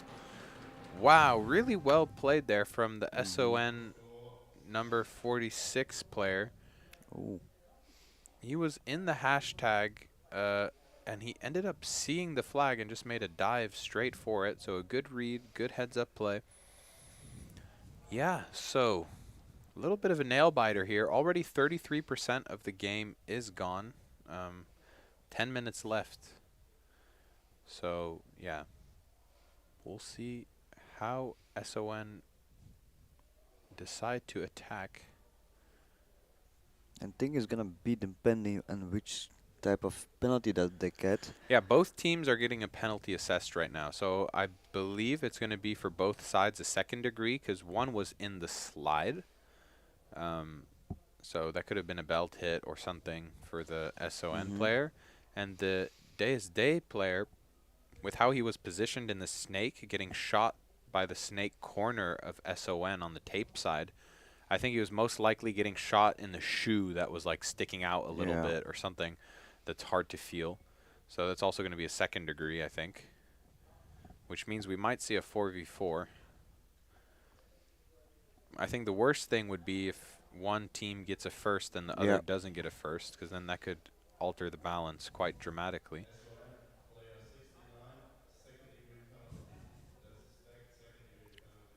Ooh, stacked second degree. Okay, so I was right. Both teams getting a second degree.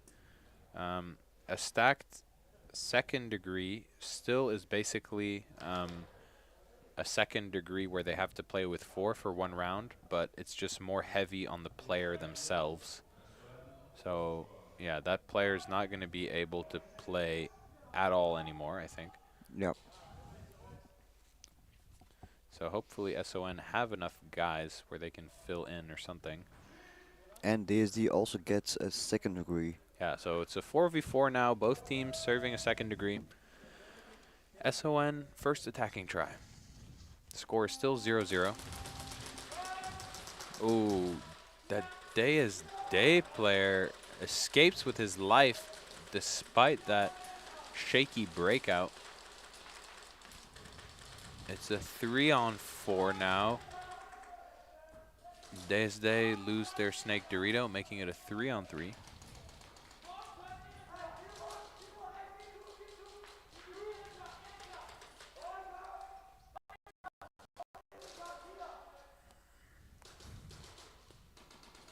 Ooh, snake player of Day takes out the center Dorito SON player, so he drops the flag there.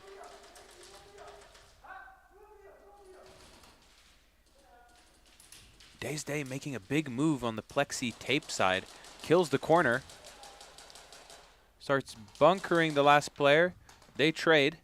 They're looking for the flag. It's right there.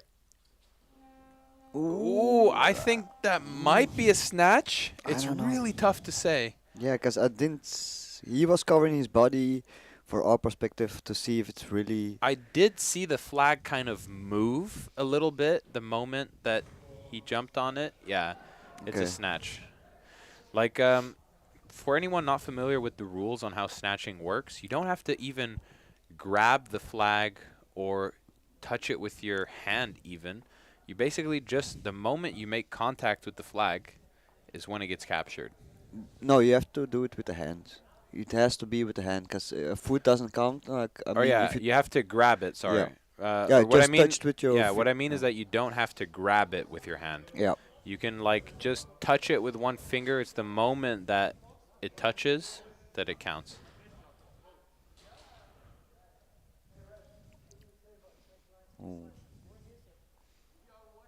But both teams are starting back with 5 players at the breakout. Oh, but it seems I only see 4 players at SON side. Do they not have enough players on the roster to replace that player that got stacked seconds? Could be the case, yeah. That's what I was saying before, that I hope they have enough. Regardless, it's going to be a 3-on-4. So 4 players for DSD, 3 players for SON. Both teams spread out across the field. I think DSD have a slight positional advantage being at the Dorito 3, but they lose their snake corner, making it a 3-on-3.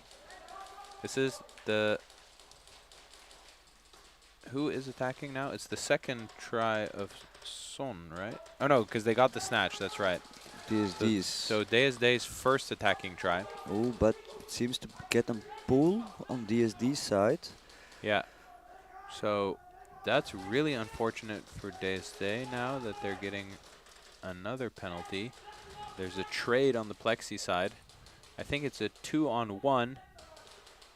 They trade out. SON's looking for the flag.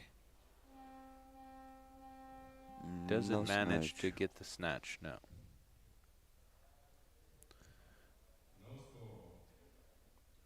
The flag was at the Plexi side, it seems. Interesting. Yeah, so I'm a little bit worried about what's going to happen for DSD right now because I'm pretty sure the player who got the penalty was at home. And when you're sitting at home, I mean, what else are you showing the opponent other than your head?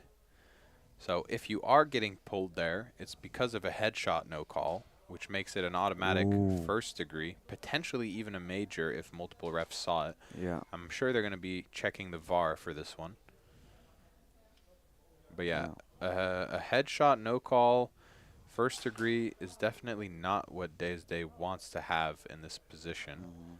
At least they have control of the flag, but still. But is SON has SON have enough roster players to fill up the 5th place, or are they still have to play for the rest of the remaining match with only 4? Yeah, because if they came to the event with only 5 guys and then you lose a guy to a stacked second degree in the final, well, you're going to be stuck with playing with 4 guys. So that's part of why having a big roster is so important. It's to basically solve penalties that take players out of the game for a longer period of time.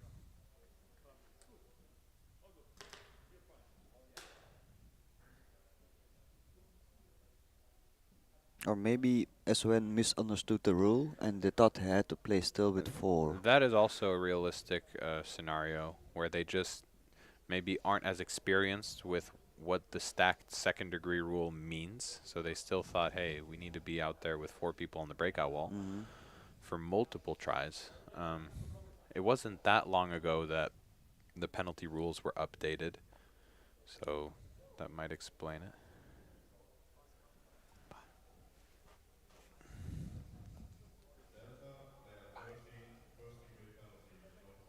Ooh, DSD gets a first degree. So it was exactly like I thought. You know, you're getting shot out in that position. The only thing that the ref can see is your head. I've experienced it before where they think that you got shot from across the field. Maybe you dodged it at the last second. Maybe you didn't. Nonetheless, your team is now with 3 players on the breakout wall. For 3 rounds.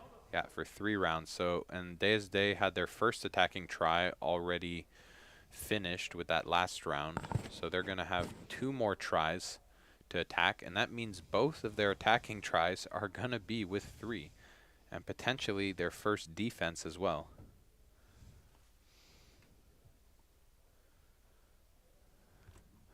But I only still see 4 players from SON at the breakout.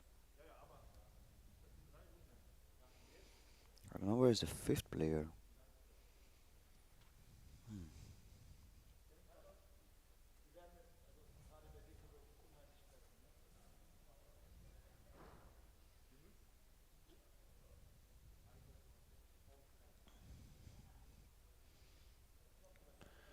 Maybe a little bit of a technical difficulty here with the slow start. Perhaps the tech crew is just verifying that their buzzer and start clock system is working properly, because the last thing you want is the system to be malfunctioning, then you start the game only for one team not to be able to buzzer or to have to do a rematch. Yeah, that's the worst thing you can have in NSL game, a rematch. Yeah. Definitely if you are winning that round. Yeah, definitely. Okay, here we go. No, okay, I see now 5 players on the break. Yeah, for SON. So it's going to be a 5 versus 3. I'm expecting Davey from Day to try and make at least 1 breakout kill to even it out a bit. Let's see. Yeah, Davey manages to shoot out the home player for SON, so evening it out a little bit for his team, making it a 3-on-4.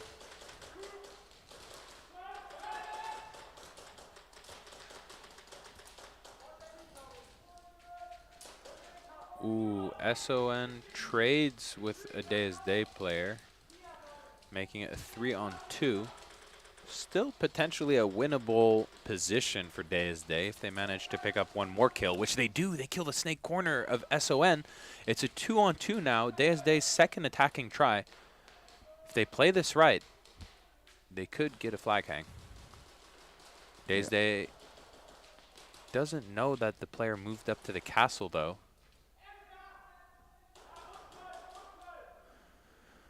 So SON definitely with the positional advantage right now at the center Dorito and Castle. Day trying to lock it down at the snake corner and snake Dorito. The Castle player is trying to sneak his way around, manages to kill the snake Dorito. So it's a 1 versus 2. SON didn't manage to get to the wall in time for a wall snatch. The flag was dropped near the snake corner for Day. Yeah, so GeForce, I think SON is just a bit confused with what's going on with the penalties.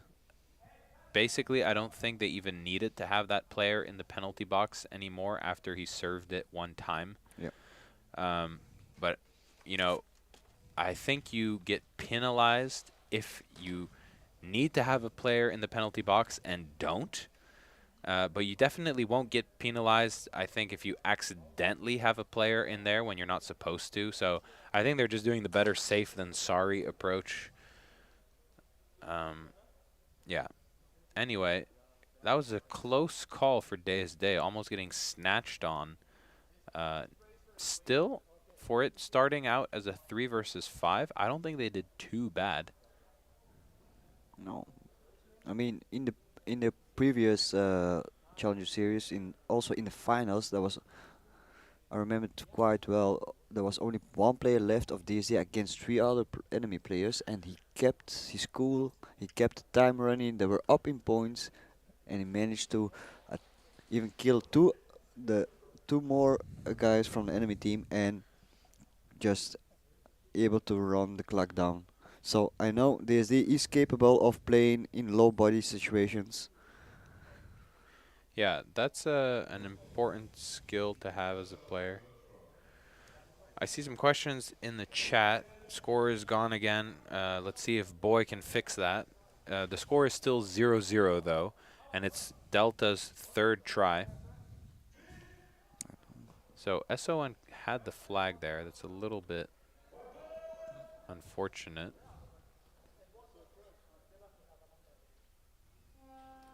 Okay.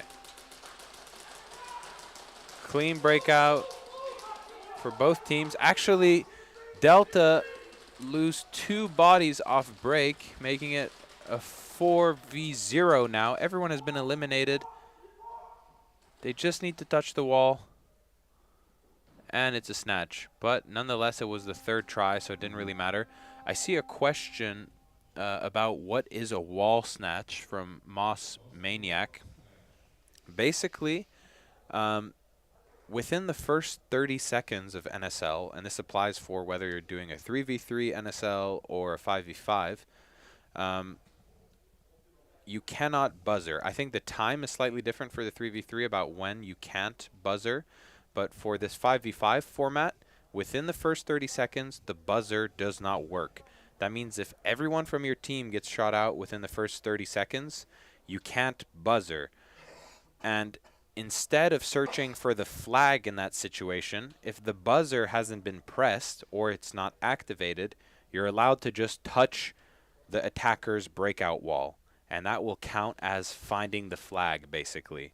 So it's sort of a reward for eliminating the team so quickly or in such a smart way that they don't even see you make it to their breakout wall. So that's a wall snatch. Let me know if you have any other questions. I'm happy to explain.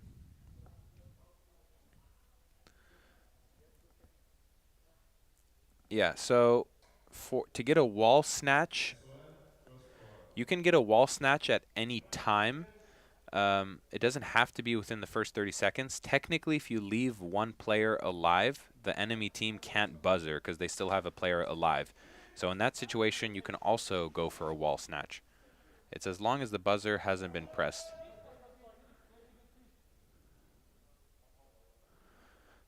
So this is the last round for Day having to start with 3 players, but they're going to lose 2 very quickly off break. This could be a free flag hang for SON, but Davey putting in work now, takes out 2, but misses number 46, who gets the hang.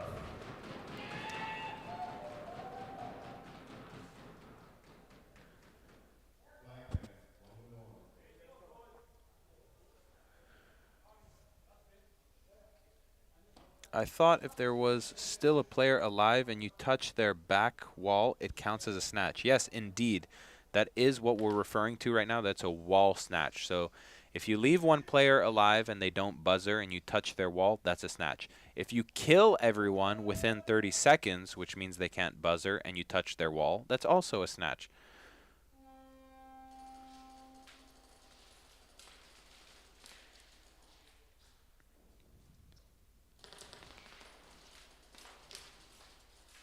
So Lazy versus Davey. Lazy tries to make a play down the snake side, but is taken out. So no bonus points for SON. Still, though, they managed to hang it in their first try, so it's going to be a 12-0 lead for SON versus Day. And if I'm correctly, it's around 5 minutes left on the clock. Yeah, so DSD has still a chance to come back. Now they're also back with 5 players at the breakout wall. Yeah. So I think it was what really hurt them there was getting that first degree. I think that explains why they got, scored on. But hey, if they respond appropriately now and they manage to hang the flag, well, they can tie the game and maybe even take the lead if they get the bonus. Day lose their home player. It's going to be a 5-on-4 in favor of SON. Snake player from Day is taking some heavy pressure. He needs to be careful not to peek his head up. SON's going to crawl down to the center Dorito.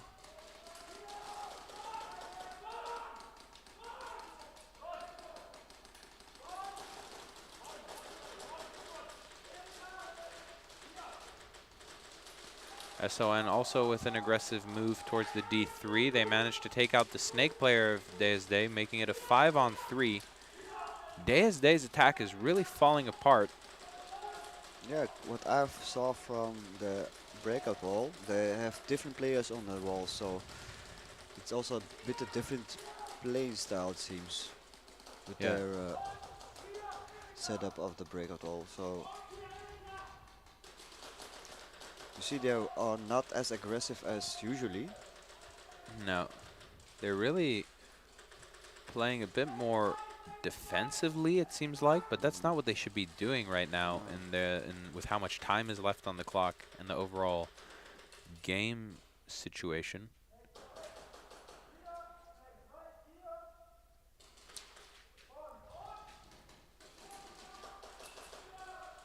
Ooh.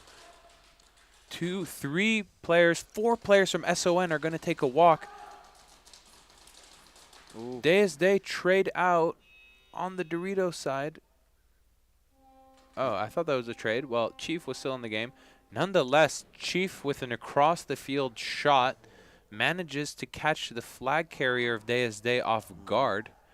So it was a good game awareness from Chief to know that the player that was rushing him likely didn't have the flag, so he actually focused his shots on the player behind that guy, managed to prevent DSD from scoring any points. But on the other side, at least DSD still have flag possession. They didn't get snatched on.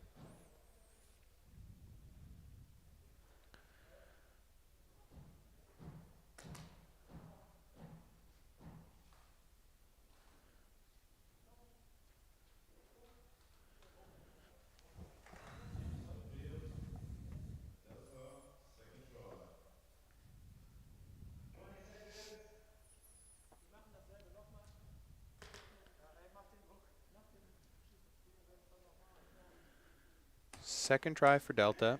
And not all hope is lost. If they score here and get the bonus, they're still going to be 1 point ahead. And it seems the roster from before is back with more aggressive players at the DSD side. Ooh, DSD losing one off break, but SON is quick to follow. Oh, Chief getting pulled on the D1, making it a 3-on-4 in favor of DSD. And DSD uses it to push up the Plexi. Yeah, that was a nice move from DSD. I like the decision to go to Plexi. It puts a lot of psychological pressure on the team, the fact that they know you're there. But I think, if I'm not mistaken, DSD just lost their flag at the D2, because that player to walk off the field usually has the flag for the team. If that's the case, DSD is going to need to recover the flag before they even make an attempt of trying to score. Interesting prone crawling technique for the SON player.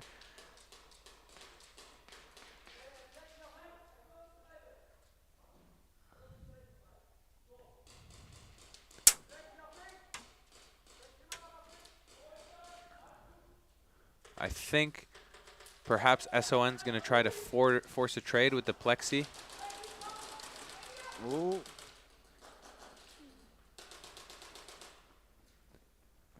I think DSD dropped the flag in zone 1. Is that possible? If I'm not mistaken, I think the flag was being run down by that last player from DSD in an attempt to score. Yeah.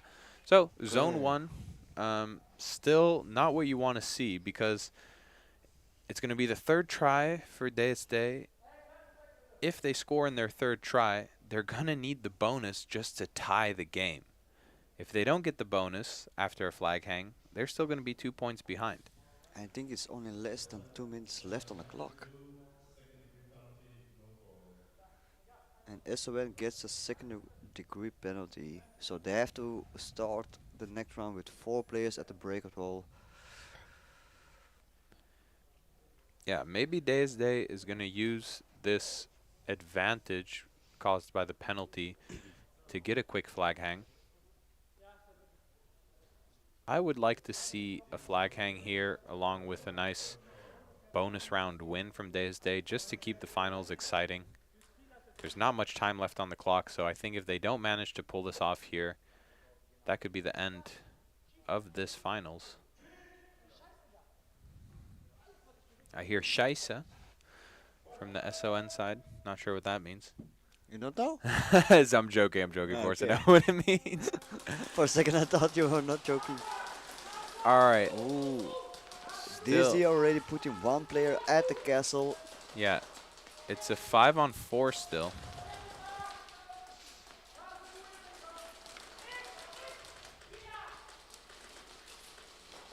One minute, 35 seconds left. This is truly a nail biter. Like, if DSD do not score here and they waste any more time than what they're wasting now, it's over. So Davey is going to take a walk, and also the Dorito 1 player of SON.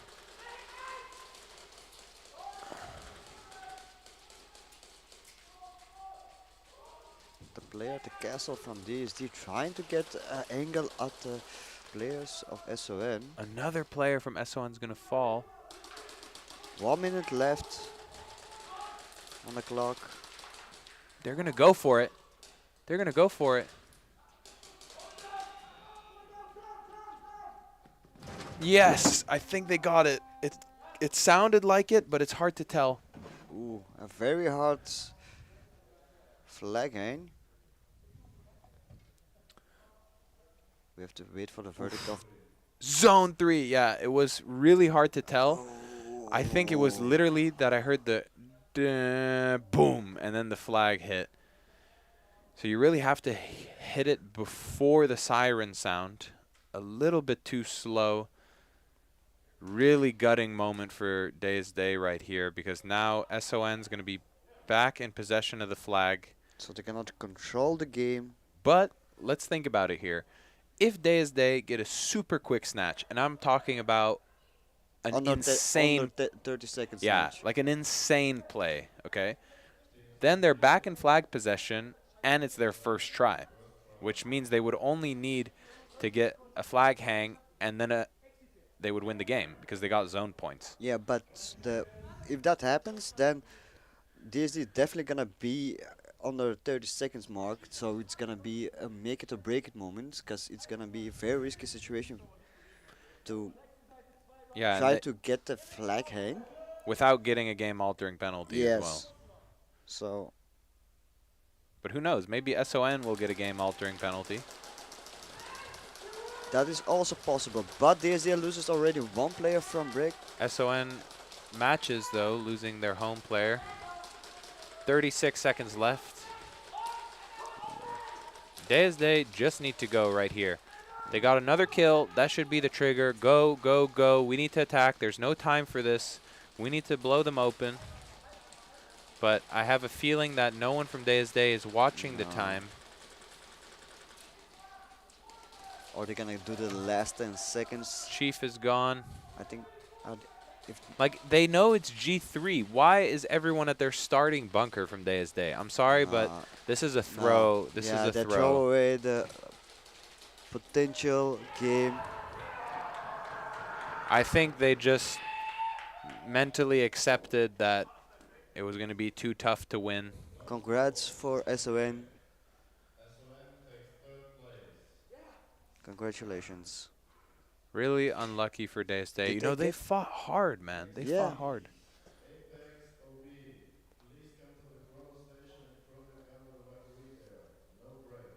Oh, there's no break. So after the Corona, we're gonna start with the finals of today.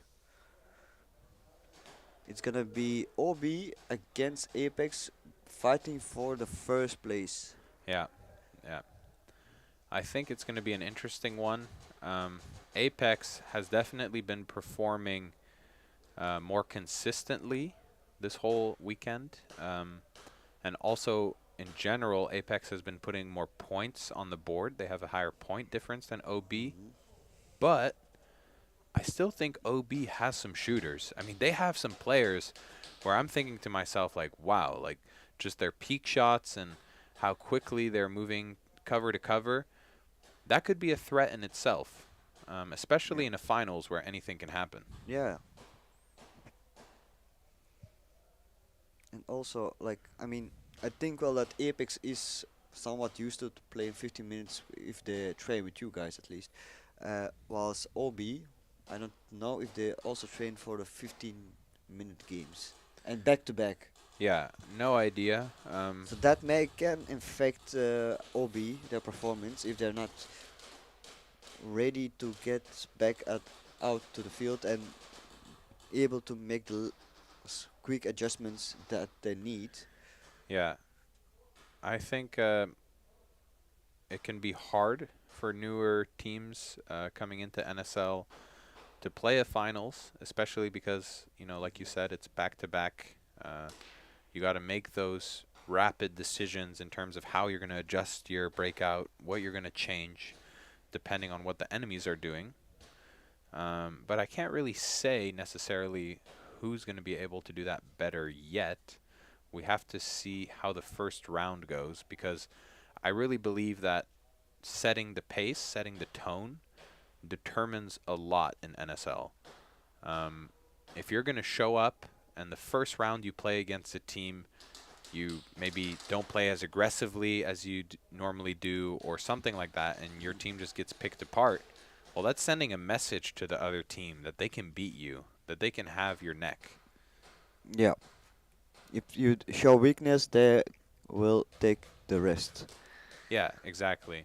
Yeah. So it's good to show aggression and strength from the start. Apex knows that. I also think OB knows that. So we'll see how it goes. But now we're just waiting for the teams to finish chronoing before we go to the coin toss. The coin toss, for those of you who maybe are new to watching NSL or competitive Speedsoft, it's basically a fair way to determine which team starts with attack, because starting with the flag means you're essentially in control of the game. You can dictate the time and the pacing and things like that. So it is a slight advantage. That's why it's only fair to determine it through an objective thing like a coin toss.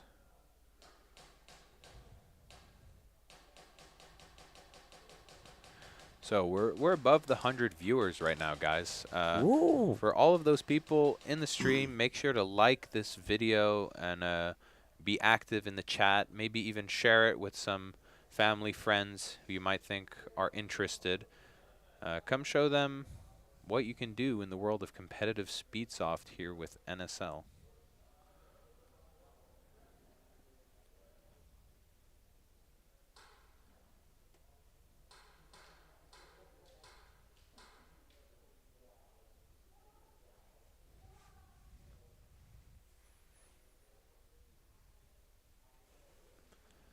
So Apex are all ready on the field, waiting for their opponents to show out.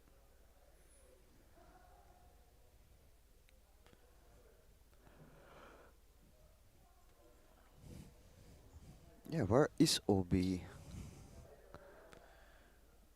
There they are, just entering the field. Maybe they did a little speech in the locker room. Yeah. To hype themselves up. Yeah, yeah. I mean, those speeches also matter a lot, you know. Making sure everyone's mind is in the right place before a game is important. Yeah, and you have to also believe that you can achieve that first place. Like, if you don't believe it and still try your best, you will lose against a team that does believe it and does their best. A good mindset is also very important during these games. Yeah. And you can start with a good mindset and then lose that good mindset as the game progresses. So it's also about maintaining that belief despite whatever happens. Is it possible to have NSL in Africa, or is it not mature enough? It is starting. There is a South African league, which has started their first season right now. So yeah, look up NSL South Africa. I think it's NSL_SA or something on Instagram, and you can see the field. But I know Africa is a big continent, so I don't know where you're messaging from.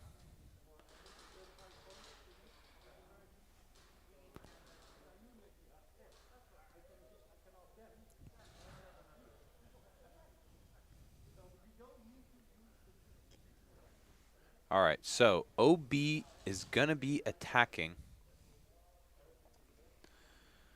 Let's see how they decide to start this game.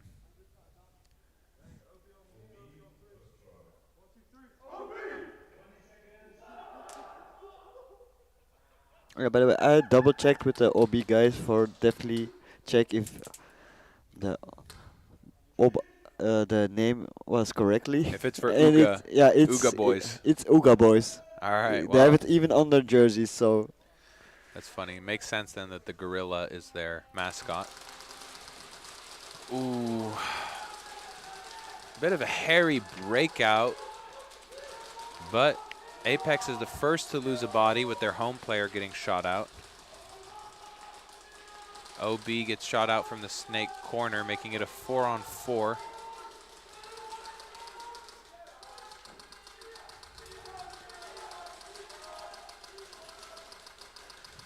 OB lose their snake player, so it's a 4-on-3, an advantage for Apex. Ooh, Sugar Rush is going to catch a BB along with the snake player of Apex and the home player of OB. 2-on-2. Apex are going for the sacrifice. They're going to hit the buzzer.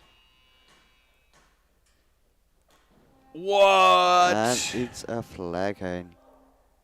That was crazy.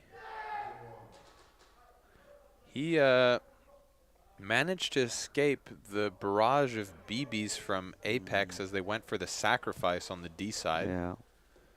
Yeah. And he gets the flag hang. I think the Apex player should have sacrificed himself, but not push forward. Yeah. Should have stopped maybe Yeah. at some point to then sort of shoot across the field. Could have been an option indeed. So OB really set the tone for this game. They showed that they're hungry, that they want to win this very bad. OB's player is confident in his shooting. That's why he's not moving too much up on the field whilst he has the flag. But the time is ticking and he 8, won't. 7, 6. No, he won't make 5, it. 4. Yeah, Even now if it's over. And Sugar Rush knows that he's just hiding behind the bunker. Well played by Sugar Rush. So definitely a smart defense from Apex to play it that way. And who knows how this game's going to unfold. You know, maybe saving those 2 points is actually going to be the reason that the win goes to Apex in the end. Yeah. So every point is crucial here.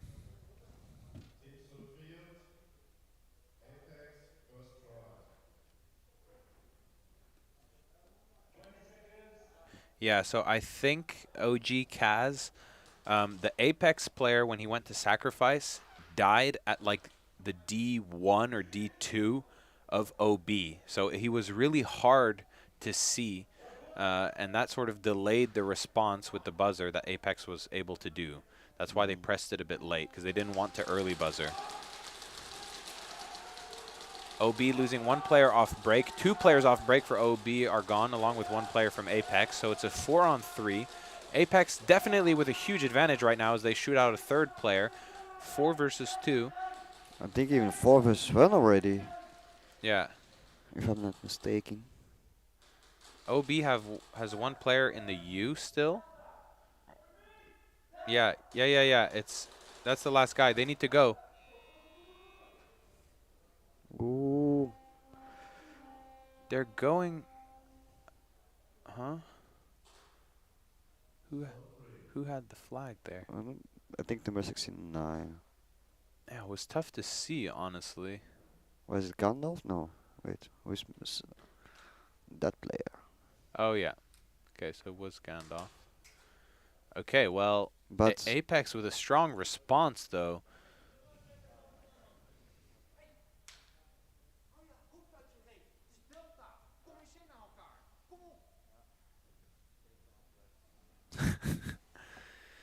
Ja, inderdaad. Hou je kop uit je reet. That's the discussion we hear going on the Apex side. I think Apex actually fumbled that pretty hard because they communicated that it was kill 4. Yet all the players are sort of all over the place, not ready to to hang the flag. So what's going on there? That's basically a sign that they're maybe lacking a little bit of coordination or something.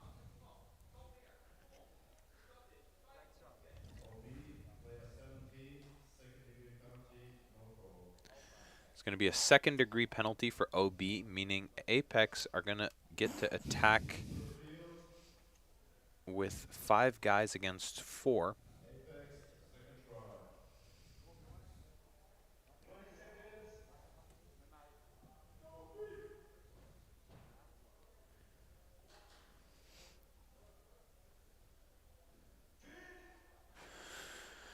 So, let's see how Apex handle this, starting the game with the free kill.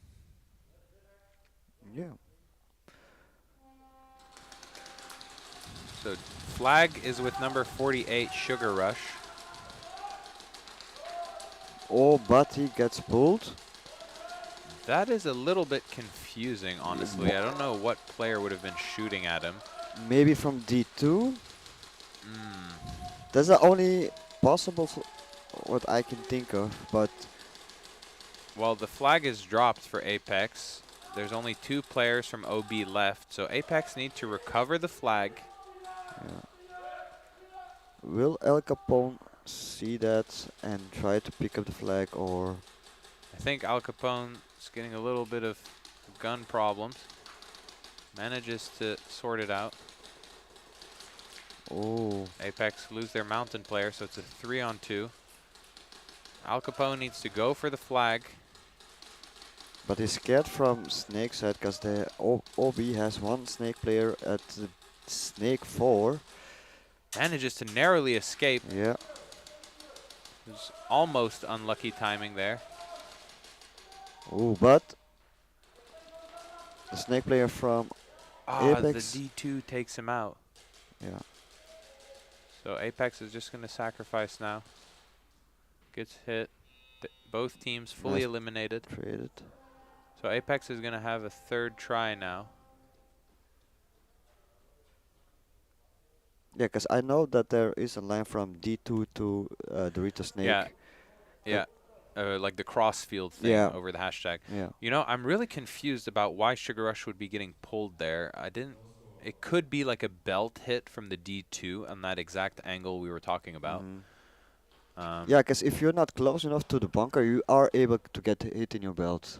Because Yeah. I know, because from personal experience, is if I go to that bunker, I know I have to run as fast as I can, and if I'm there, I have to hug the bunker to not get hit from D2. Yeah, you have to hug it, or alternatively, you have to sort of commit to wrapping around the side of it so that you're fully exposed to Snake, but then at least the D side can't really hit you. Yeah. So indeed, it's all about angle management. You know, millimeters count in this game. But a penalty on Sugar Rush, one of the key flag runners for Apex, could really hurt their last attempt. I'm a little bit also disappointed with how it went from a 4v2 to suddenly like a draw game with everyone eliminating each other. I think without Roy on the field, so Sugar Rush, the team captain, the team lacks a little bit of anchoring, especially in their communication and decision making. Yeah, that's what I was also thinking about. As soon as Roy was out of the game, the rest of the team, the communication was very poorly or even non-existent at the end. Yeah. I don't know. Maybe OB has a slightly different dynamic where even in low body situations, they're managing to hold it together a little bit better. But yeah, still, the score stands with OB up 12-3 to Apex. It's going to be Apex 3rd try. If they get a hang now, the score will be 10-12 because the zone 3 points will disappear. If they get a bonus after their 3rd try hang, they will tie the game. So there's a lot riding on this upcoming round. Apex really needs to get a hang, but depending on what they evaluate on Roy, it could be a tough one. Yeah. But I think it's gonna be a 2nd degree. Yeah. I think indeed. Unless he was very unlucky and he gets like clipped on the max somewhere or on the headband, Yeah. the straps of the headband that hanging loose. Yeah. It will still count as an headshot, but But you can't feel that. yeah, so it will definitely. If if that is if that is the situation, then I don't know. Does he run straps on his? I'm worried that you might be right about that the call might be a little bit more serious, because had it have been a belt hit, I think we would have already heard it by now. Usually when the referees take longer to discuss, it's because they're checking the VAR and they want to really make the right call, because it's going to be something like a first degree. We see a little bit of field talk going on between OP and Apex, maybe taunting a little bit the fact that Roy's in the penalty box.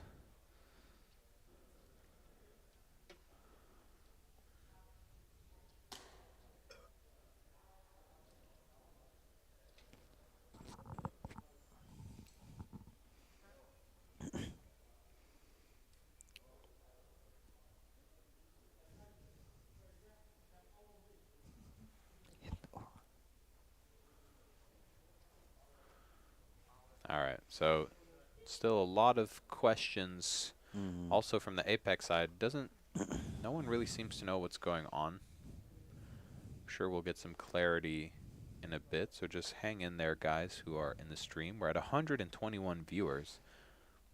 Ooh. Early start. Yeah, you know, I actually think that could be a thing, TT, because from where we are in the commentary booth, we don't see the breakout wall of Apex. No. And I was watching where Sugar Rush was, and I didn't see any hits on him at all or any players firing at him. So an early start would make sense in that scenario. Then it's gonna be a second if it's early start. Yeah.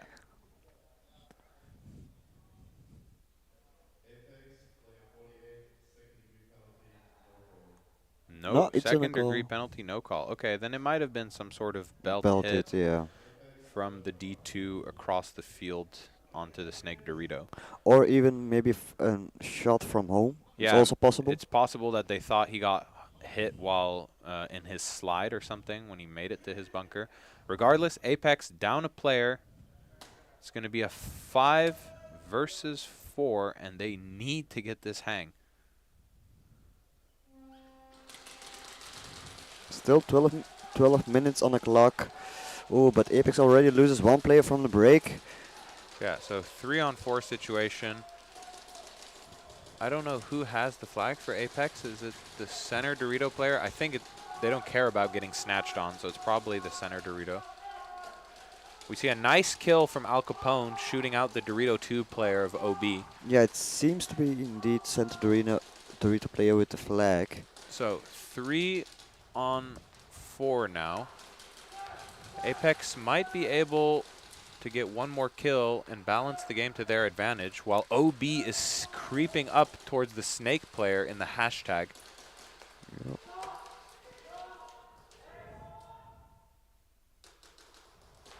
Oh, I think the D2 player of Apex is having some feeding issues with the gun. Snake 50 is taken over by OB, kills the Snake 4 of Apex.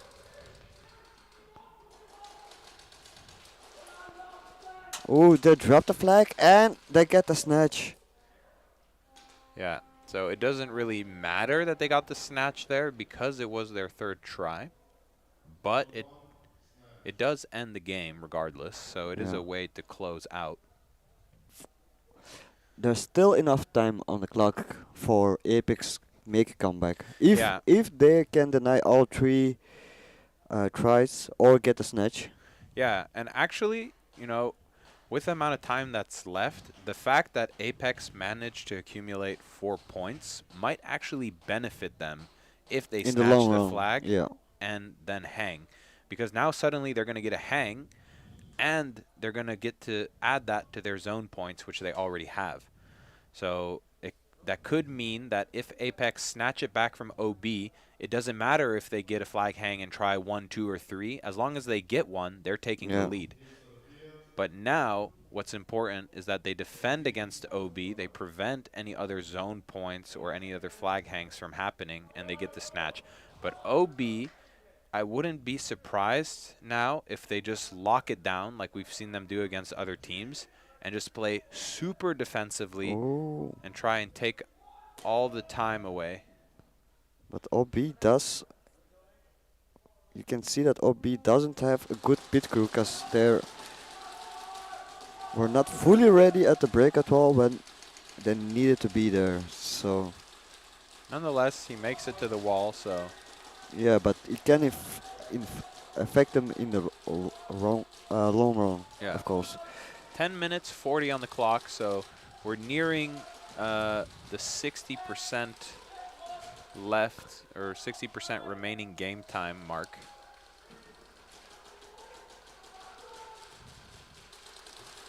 Ooh. Nice trade out there in the hashtag. Oh, and Roy's getting pulled again. I wonder what that penalty is going to be. But from that position? Yeah, I think he could have been shot in the foot along the tape side. Apex are all shot out. They need the buzzer. They're too late with the buzzer again. Oh, now it's gonna be more. Ooh. The Ooga boys are showing out right now at the Real Strike Arena in the Netherlands. Okay, it seems like Apex is asking for a VAR check.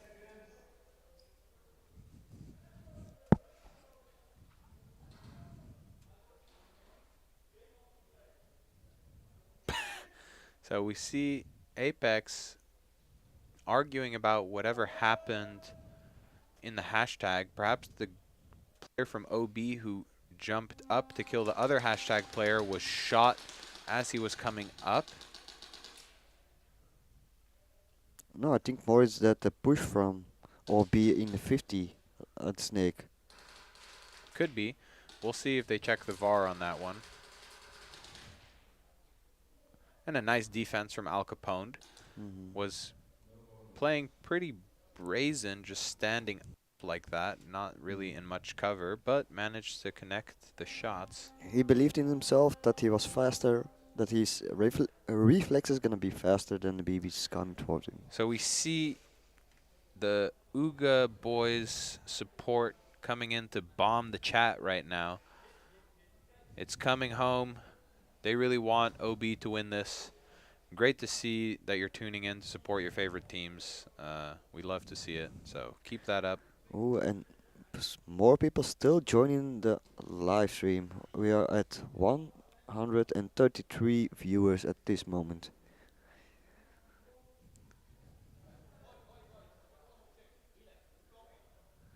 So they are checking the VAR now to see what went down exactly on the Snake side last round, because supposedly there was a suspicious play from one of the OB players who maybe took a BB but played on a little bit longer than he had to. Maybe it's that because of that is when Sugar Rush gets shot, but he thought, oh, he already was out. Yeah. And kept on playing. Yeah, indeed. So maybe Sugar Rush hits someone, is so sure that he hits them that he goes back into cover, and then that's when he gets shot in the belt or something. But yeah, Apex need to keep their composure because right now, okay, is there no penalty assessed then? I don't know. Seems like no penalty is assessed. They're going to be able to start with 5 again. I don't know, this, because, yeah, with 5.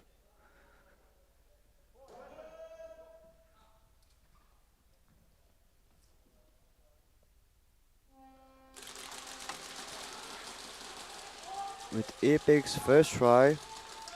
Manages to connect off break on 2 OB players, turning it into a 5-on-3. 9 minutes, 46 left on the clock. Realistically, Apex hasn't dug their own grave yet. It's deep enough for them to hop out. They just need to hang this first try. We see good communication from Apex player at the center, Dorito, making sure everyone knows that he has the flag. Yeah.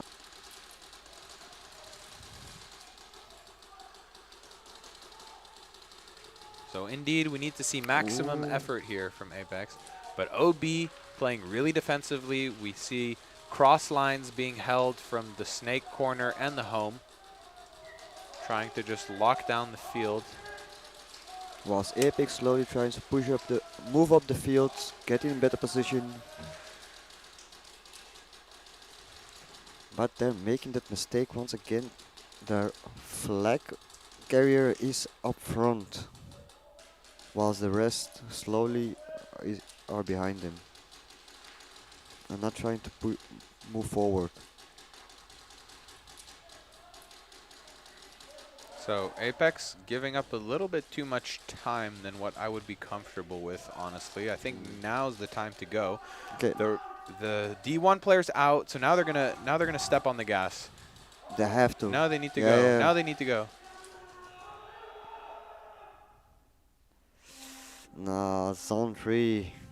It's exactly what you said, you know. First of all, being low to the ground delays you. Yeah, it because delays you have to you. get up and then start running. Yeah, so those 2 extra movements you have to do to stand up from the ground before you can go into a full-on sprint just make it even harder for yourself to hang the flag.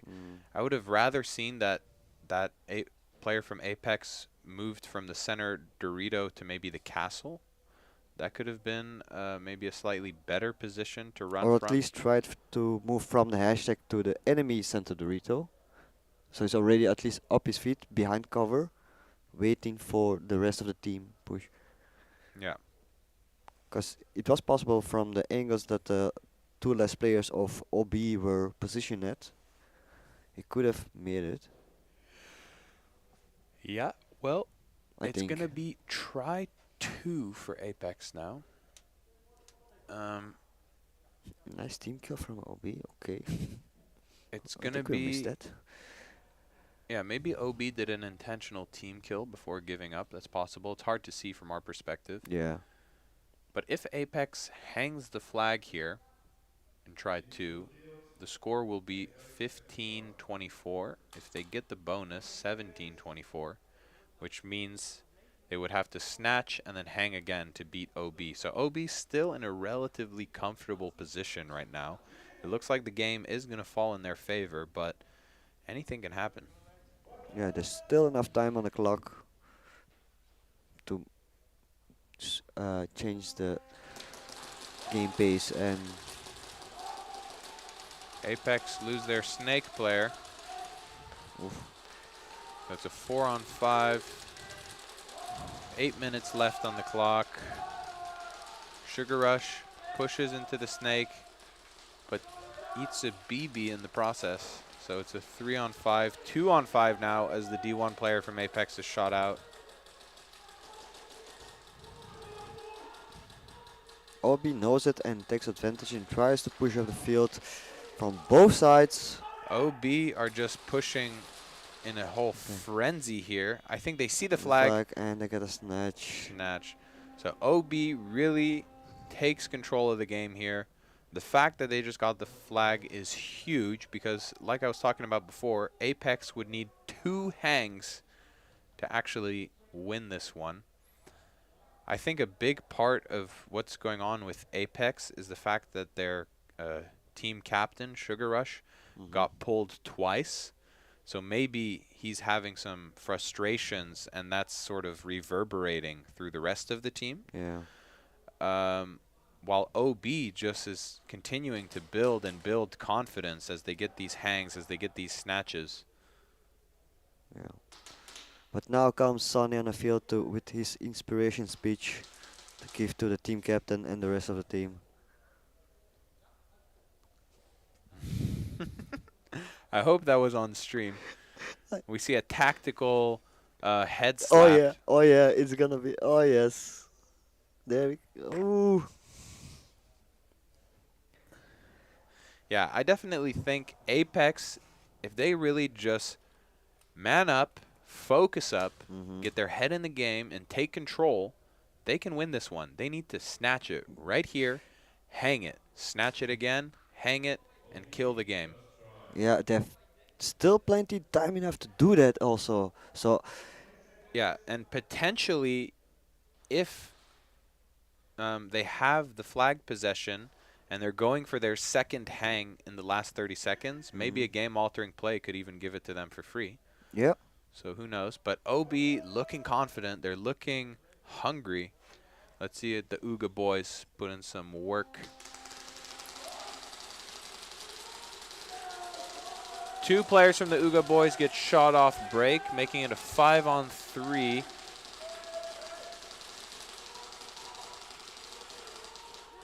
But Apex also loses 2 players. Oh no, sorry, 1 player. Yeah, so it's a 4-on-3 now. I think the Dorito player of Uga Boys is able to move around a little too freely. Oh, D2 player from Uga Boys gets shot out. So it's a 4 versus 2, 6 minutes and 50 seconds left on the clock. Apex need to get this snatch, and they need to get it quick. This is the round they have to do it. Cause that's the last body is at the Dorito 2. They got to go for it. They got to go for it. They have to just make a wall push. He gets a pull. The Dorito 2 player is going to get pulled. Go, go, go. And they get it. They get the snatch. Oof. This is huge because not only did Apex just get the snatch there, but the Dorito 2 player is getting a penalty. If that's a first degree, well, suddenly Apex has a really great chance of getting a flag hang in their first try. Oh yeah. That will definitely change the course of the game. Yeah, I don't know why the Dorito 2 player would have gotten a penalty. I know he was getting shot from both sides of his bunker. They were kind of pinching him out, so maybe it was a belt hit or on the tip of the gun or something. Yes. Elbow, possibly. Maybe. I think elbow would be the worst because then they would consider that a first degree. Depends on the padding. Yeah, well, I think now the stance of NSL is that they don't want to call elbow pads as like a excuse. As an excuse. Yeah, okay. Because a lot of the time you only show your elbow as something to hit. So I think that would be a first degree. A weapon hit, though, or a belt hit, I think he might get away with a second. Really depends. But regardless, I think Apex is going to be starting with a man-up advantage. We see that they're getting a little bit more confident. At least you can sort of see that in their body language, how they're walking around the field, holding their chins up a bit higher than they were the previous round. And they're also changing from breakouts. Yeah, they're going to decide to switch things up, attack from the VIP/cafeteria side. But OB still with a significant point lead. Time is on OB's side. If they play defensively and lock it down, they could still win this.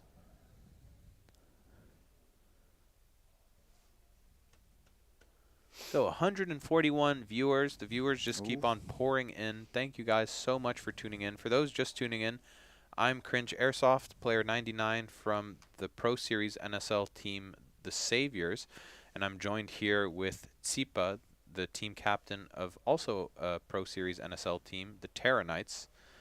Happy to be here giving commentary on this Challenger Series number 2 event.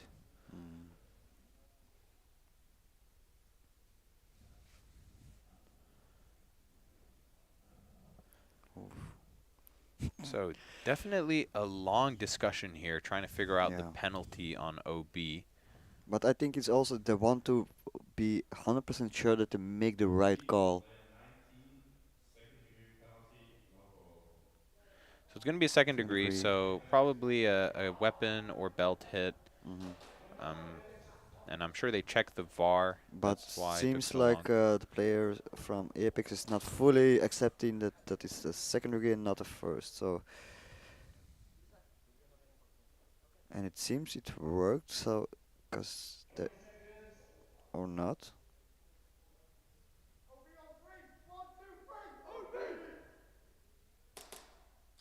I understand the frustration.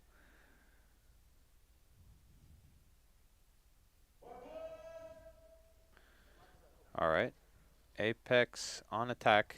First try versus 4 players. OB and Apex with a clean breakout. No one getting shot out. OB is doubled up in the snake.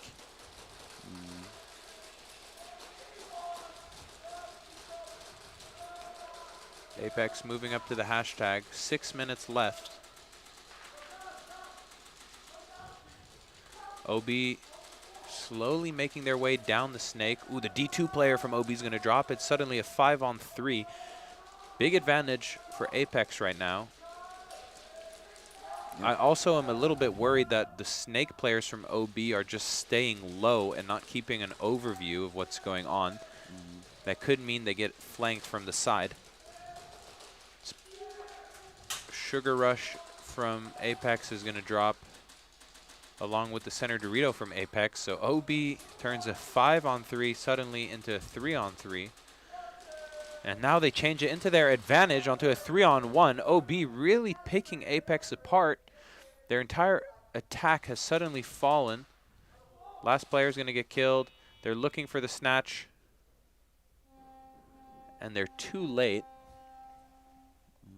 So I think that round was about close to 90 seconds, which is really costly for Apex because the less time they have, the higher the chance that OB runs away with the victory.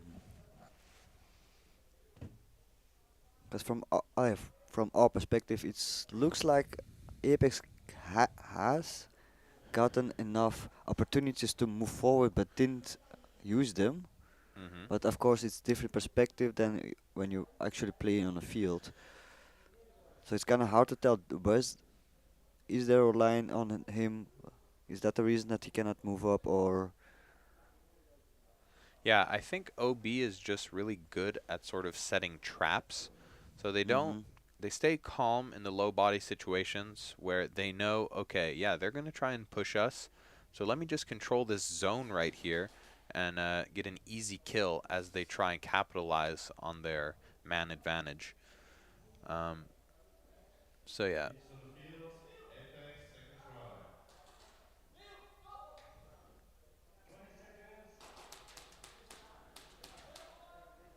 So OB back with 5 players against Apex 5 players as well. Second try for Apex now.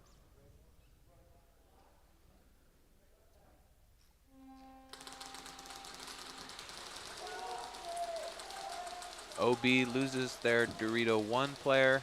It's going to be a 5-on-4, still in favor for Apex now. OB doubling up in the snake like they did last round.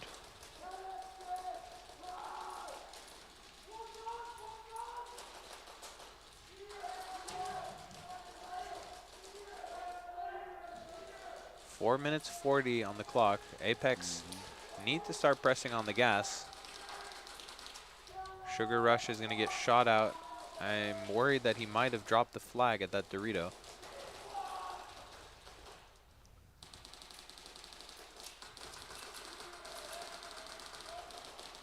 .4:20 left.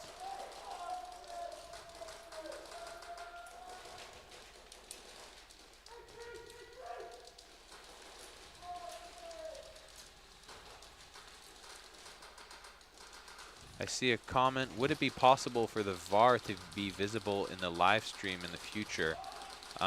Potentially, that could be a thing, but it definitely wouldn't be that as refs are analyzing the VAR, that you would see the whole process, because, yeah, it's not nice to show players getting hit by BBs and not taking it, regardless of the reasons.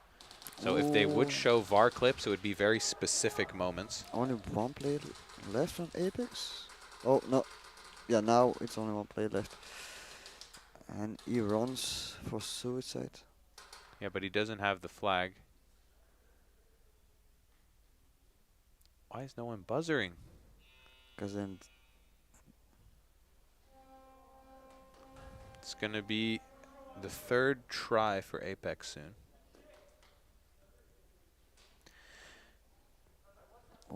Yeah, in other sports you don't see the VAR. You know, it's all part of this thing where in soccer they do sometimes show that. Yeah, exactly. So if we do see part of the VAR in the future, it would be like soccer where they decide to show the replay of a flag hang, for example, where you see, oh, he got it. Or a snatch. Yeah, just before the buzzer he got the hang. Just before the buzzer they got the snatch. But they're not going to show the VAR for penalties. I think that's something that the refs want to keep between themselves.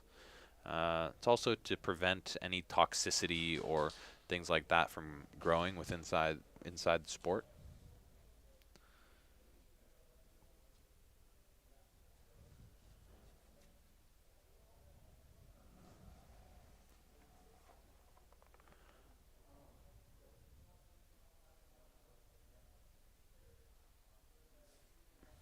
How many was 2 minutes left? Something like that? No, there's like more than that. Or 3 minutes. Yeah, I think we're closer to the 4 minutes. Might be just under 4 minutes if I remember correctly. But yeah, Apex is really getting close now. If they don't get this hang in their third try, and a snatch, I think it's over.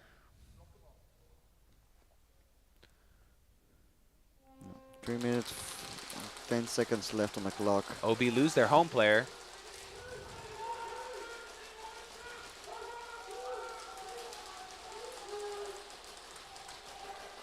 OB lose their Dorito 1.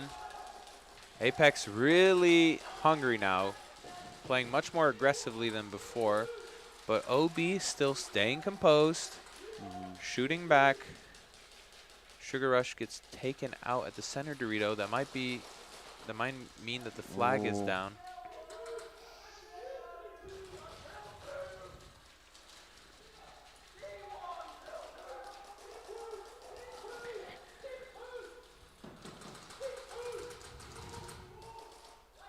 Obi player tried to communicate with his teammates, saying there's a player at the Dorito 2.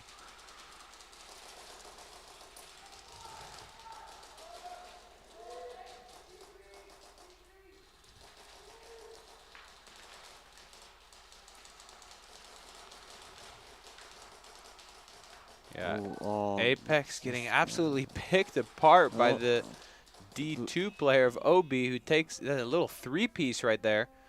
What is that? What is his number? Number 17. I think it said, what was it? It's Matt? Brett, I think. Oh yeah, Brett. So Timmy, aka Brett, was definitely putting in work for OB. I think that round at the end there, he got 3 kills in quick succession. He even might have gotten a 4th earlier on. Yeah, but I don't know. I think Apex saw the time on the clock and tried to make something happen, but did not succeed and only cost them the last try. So now OB is gonna have the flag possession, so they're gonna control the rest of the remaining less than 2 minutes on the clock. Yeah, I think it's over now. You know, I hate to be pessimistic. I want to say that Apex has a chance here to come back, but just with their body language, their mental state, and the amount of time left and the score, I would be surprised. Alright, so it's Tommy Brett.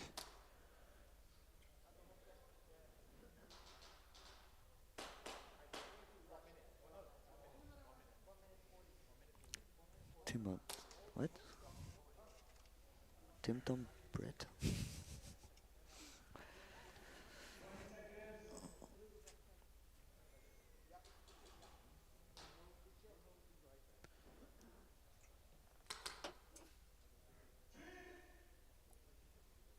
Yeah, Apex needs a miracle to win this game.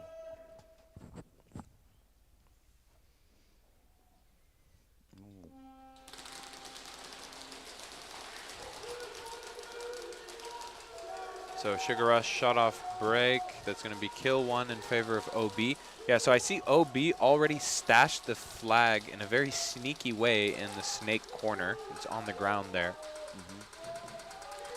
So OB playing tactically here. They just want to run down the last 90 seconds, not give Apex the flag, and just secure their victory. It's going to be kill 2 now as another player from Apex drops.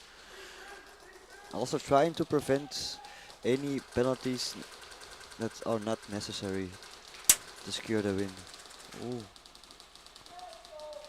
That was a bit hairy, yeah. Yeah, that was, I think it was timing. I actually think Tommy made it to the bunker just in time before the castle player tried to peek him. But I didn't see any hits or anything like that.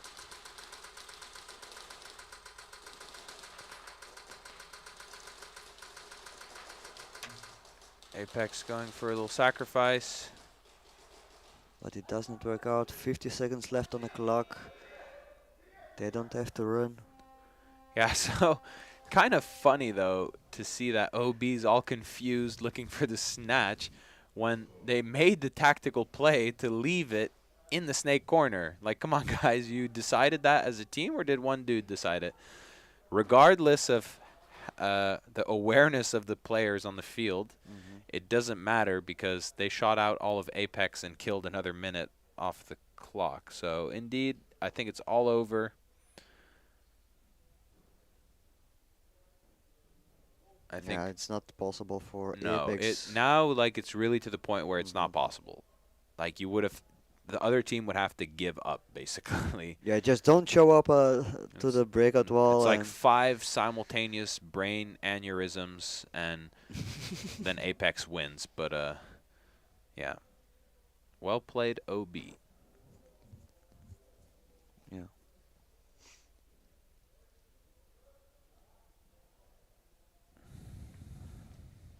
But it seems still Sugar is trying to motivate his teammates to not give up, even in the last 50 seconds on the clock. Yeah, they definitely need to fight till the end.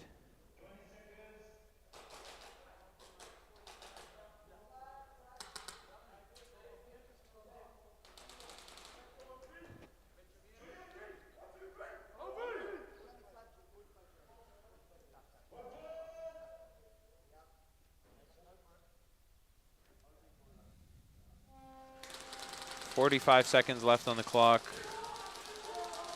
Apex lose 1 player off break. It's a 5-on-4.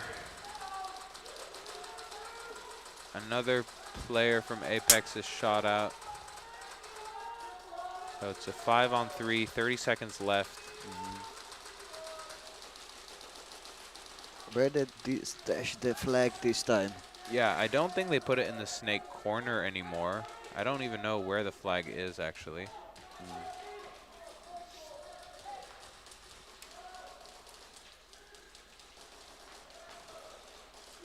7, 6, 5, 4, 3, 2, 1.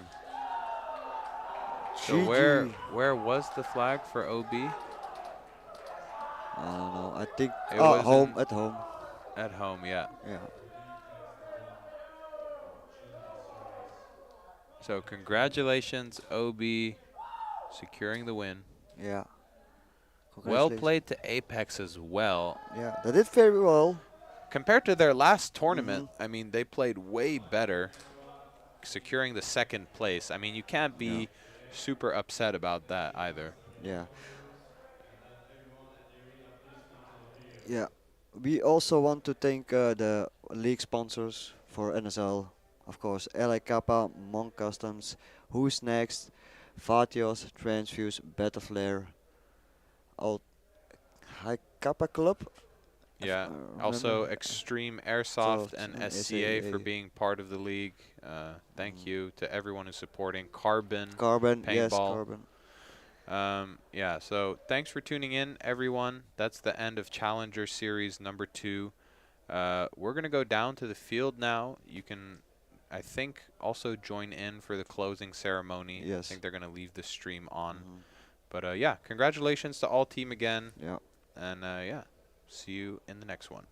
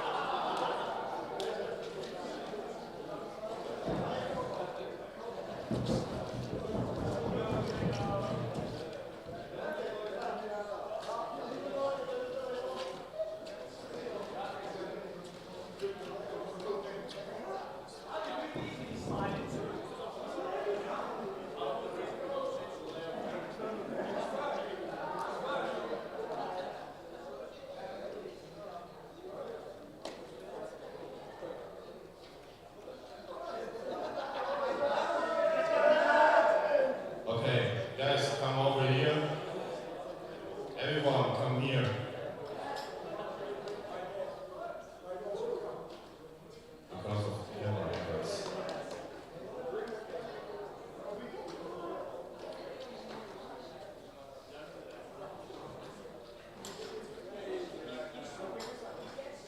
Referees.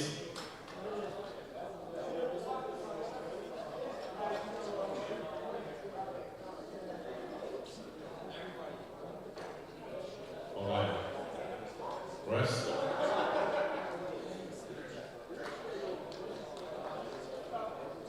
Okay. That was the NSL EU Challenger Series Event 2. I'm super happy that we had 12 teams here. Some of them left already because they came a long way to participate here. I want to mention especially 2 teams from Great Britain that I think they left already, Rush and Speed Reapers.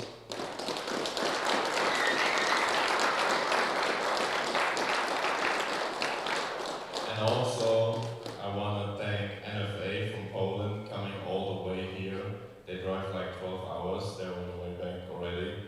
And they said they're going to add Nations Cup this year, another flag to the wall, so we can all be excited for them to be here again.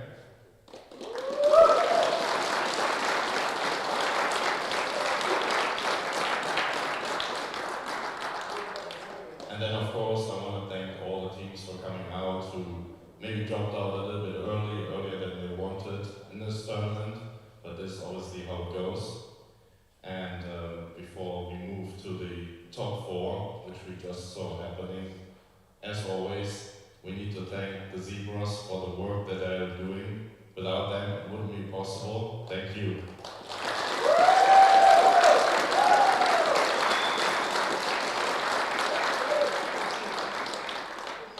I have to say this tournament in particular was, from my perspective, from the rest perspective, very fair. There was not real bad blood between anyone, so we really enjoyed the vibe you guys brought here, so thank you for that. Also, thank you to everyone being involved in this whole thing. I said it last week, and yeah, this is not possible with a big team behind it. So thank you to everyone that works behind the scene. Special shout out to Super and Oliver for the commentary they did.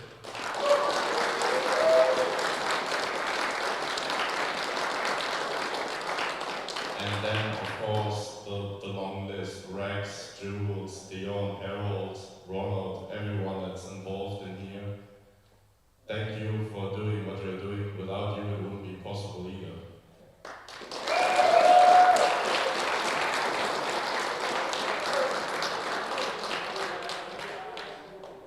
Okay, so we saw a very, very intense semi-final. And yeah, that's not the result you're hoping for when you go here, especially if you won the first event.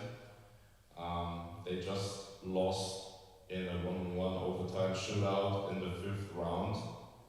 And they came short again in the game for place 3.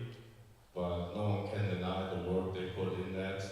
And I said it as well last time, the structure they are having as a team already is amazing. And I hope you're going to be back here next time, and then you probably will finish on the podium again. 4th place, Delta.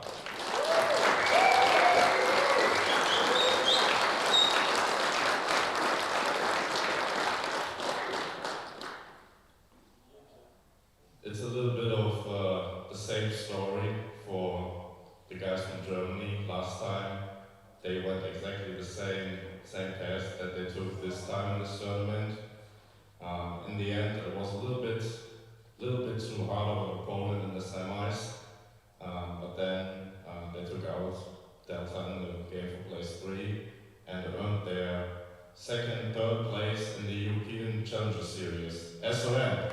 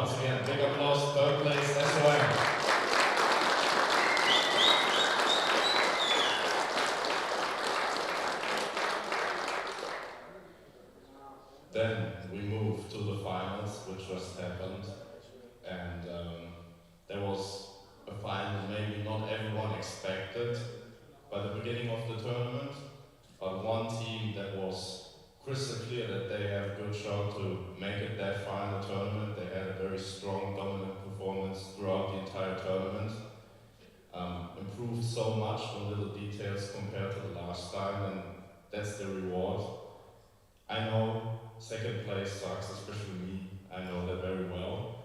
But I think when you keep going, I know how much you train, how much you are committed to the sport, then at some point you're going to get that gold. This time, second place, Apex.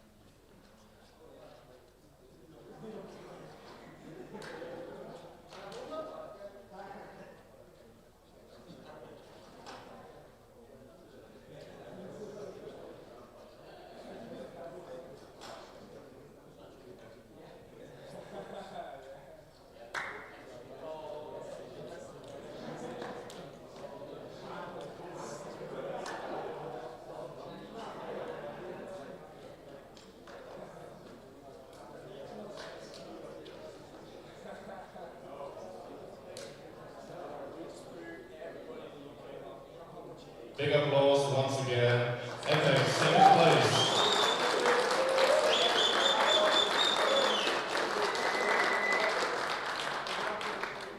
Well, then there's only one team left, and they complete the 3 teams from the UK.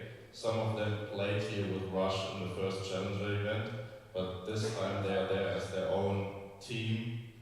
And I don't know, probably most people didn't expect them stepping up so big as they did. You guys, when you watch back the stream, you're gonna see that the chat was hyping them up. It felt like the entire United Kingdom was supporting them. A lot of gorillas in the chat.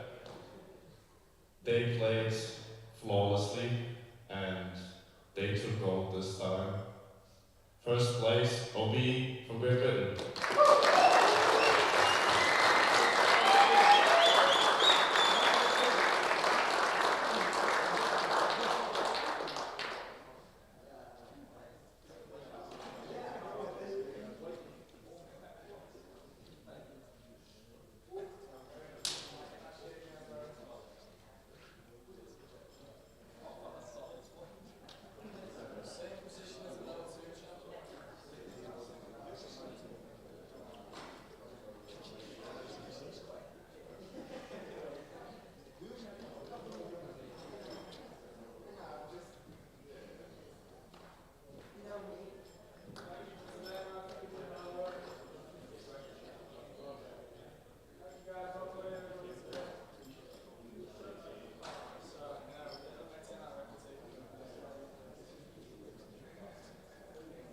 Big applause once again to winners. OB.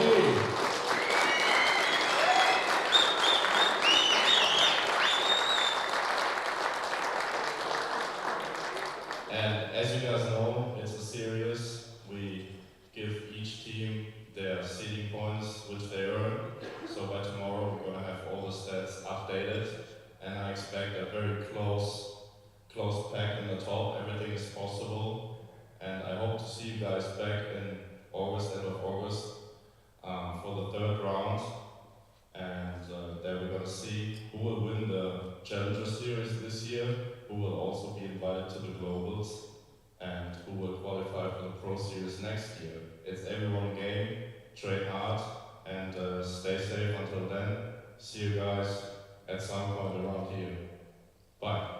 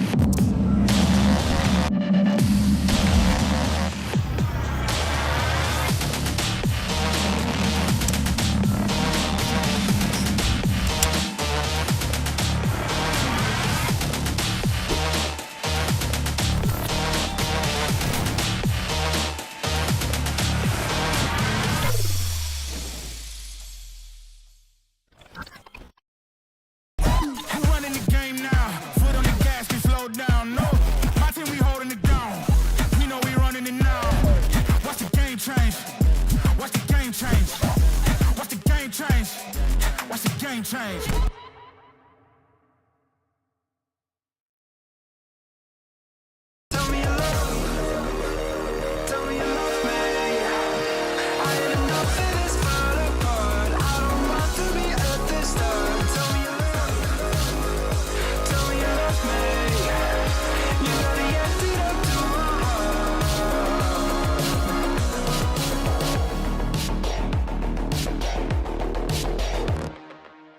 How's it going, guys? Stephen Williams here from Transfuse. People want to know what Transfuse is. Transfuse is basically your sports drink, your coconut water, your immune booster, and your electrolyte powder combined into one serving. On top of that, it's made with all natural sweeteners, colors, and flavors. There's nothing else on the market as potent and as pure as our formula. It's a non-proprietary blend, so you know exactly every milligram that you're consuming. We also come in with blueberry vanilla, watermelon lime, lemonade sweet tea, pineapple express, and Hawaiian punch. Transfuse can be used for anything, whether it's you're a music festival goer, you're a gamer, you're into extreme sports, or if you're a professional athlete. Transfuse is heavily dense in micronutrients and vitamins and minerals. This is something that you just can't get from food because you have to eat 21 oranges in order to get the same amount of vitamin C in Transfuse. You can find us on www.transfuseusa.com.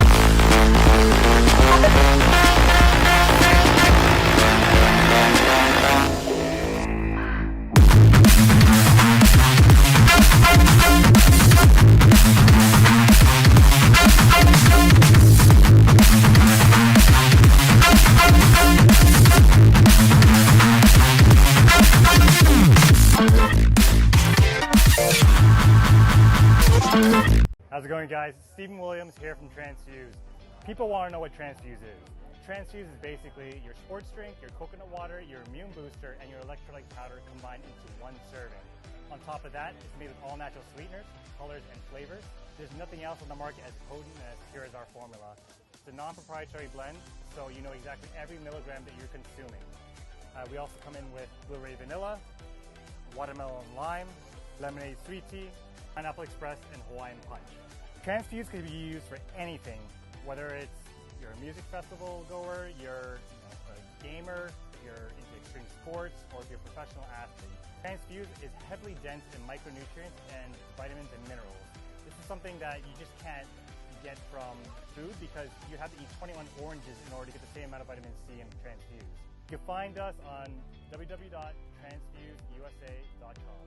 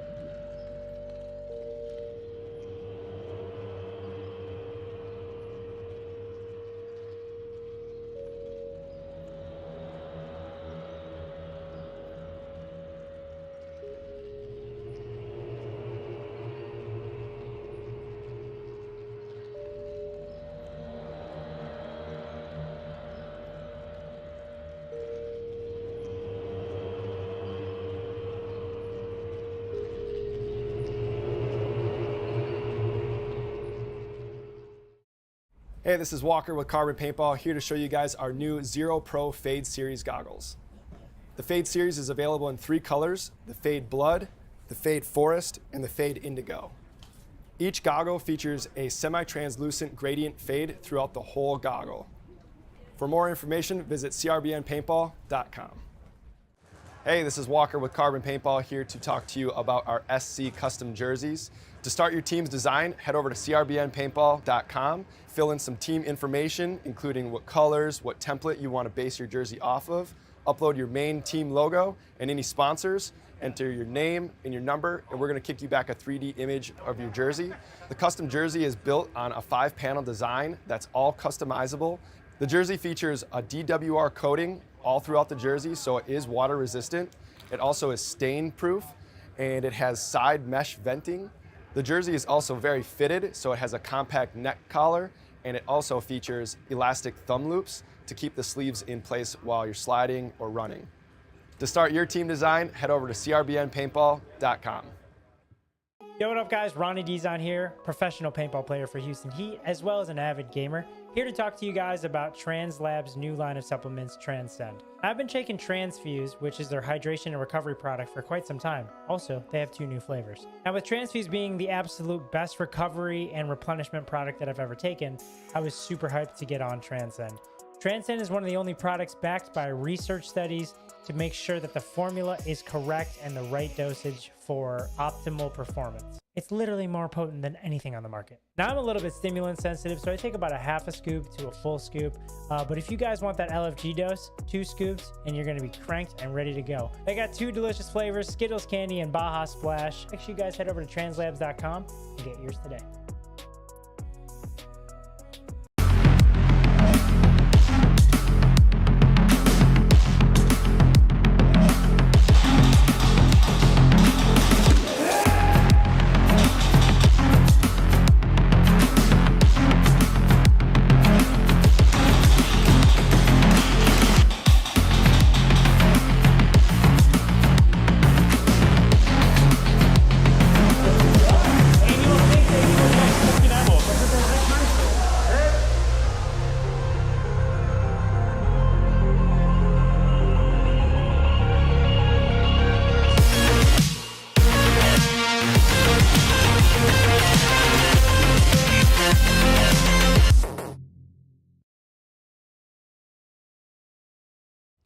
Walker here with Carbon Paintball to discuss the Zero goggle system with you guys. We have the Pro version and then the SLD. What you're going to notice first is the color options. The Pro, it is a semi-translucent Airflex bottom. That's the mask region. And then with the Solid series, it is just a solid color. It's opaque. They're both exactly the same durometer. They're both the same softness or squishiness. Other than that, you're actually going to get a clear lens with your Pro goggle. They both come with a case. And another cool feature of the Pro model is a dual silicone strap versus a sublimated strap on the SLD. And last but not least is another cool highlight is the Pro has some orange accents versus the SLD comes with black. For more features and information on sizing and pricing, visit carbonpaintball.com.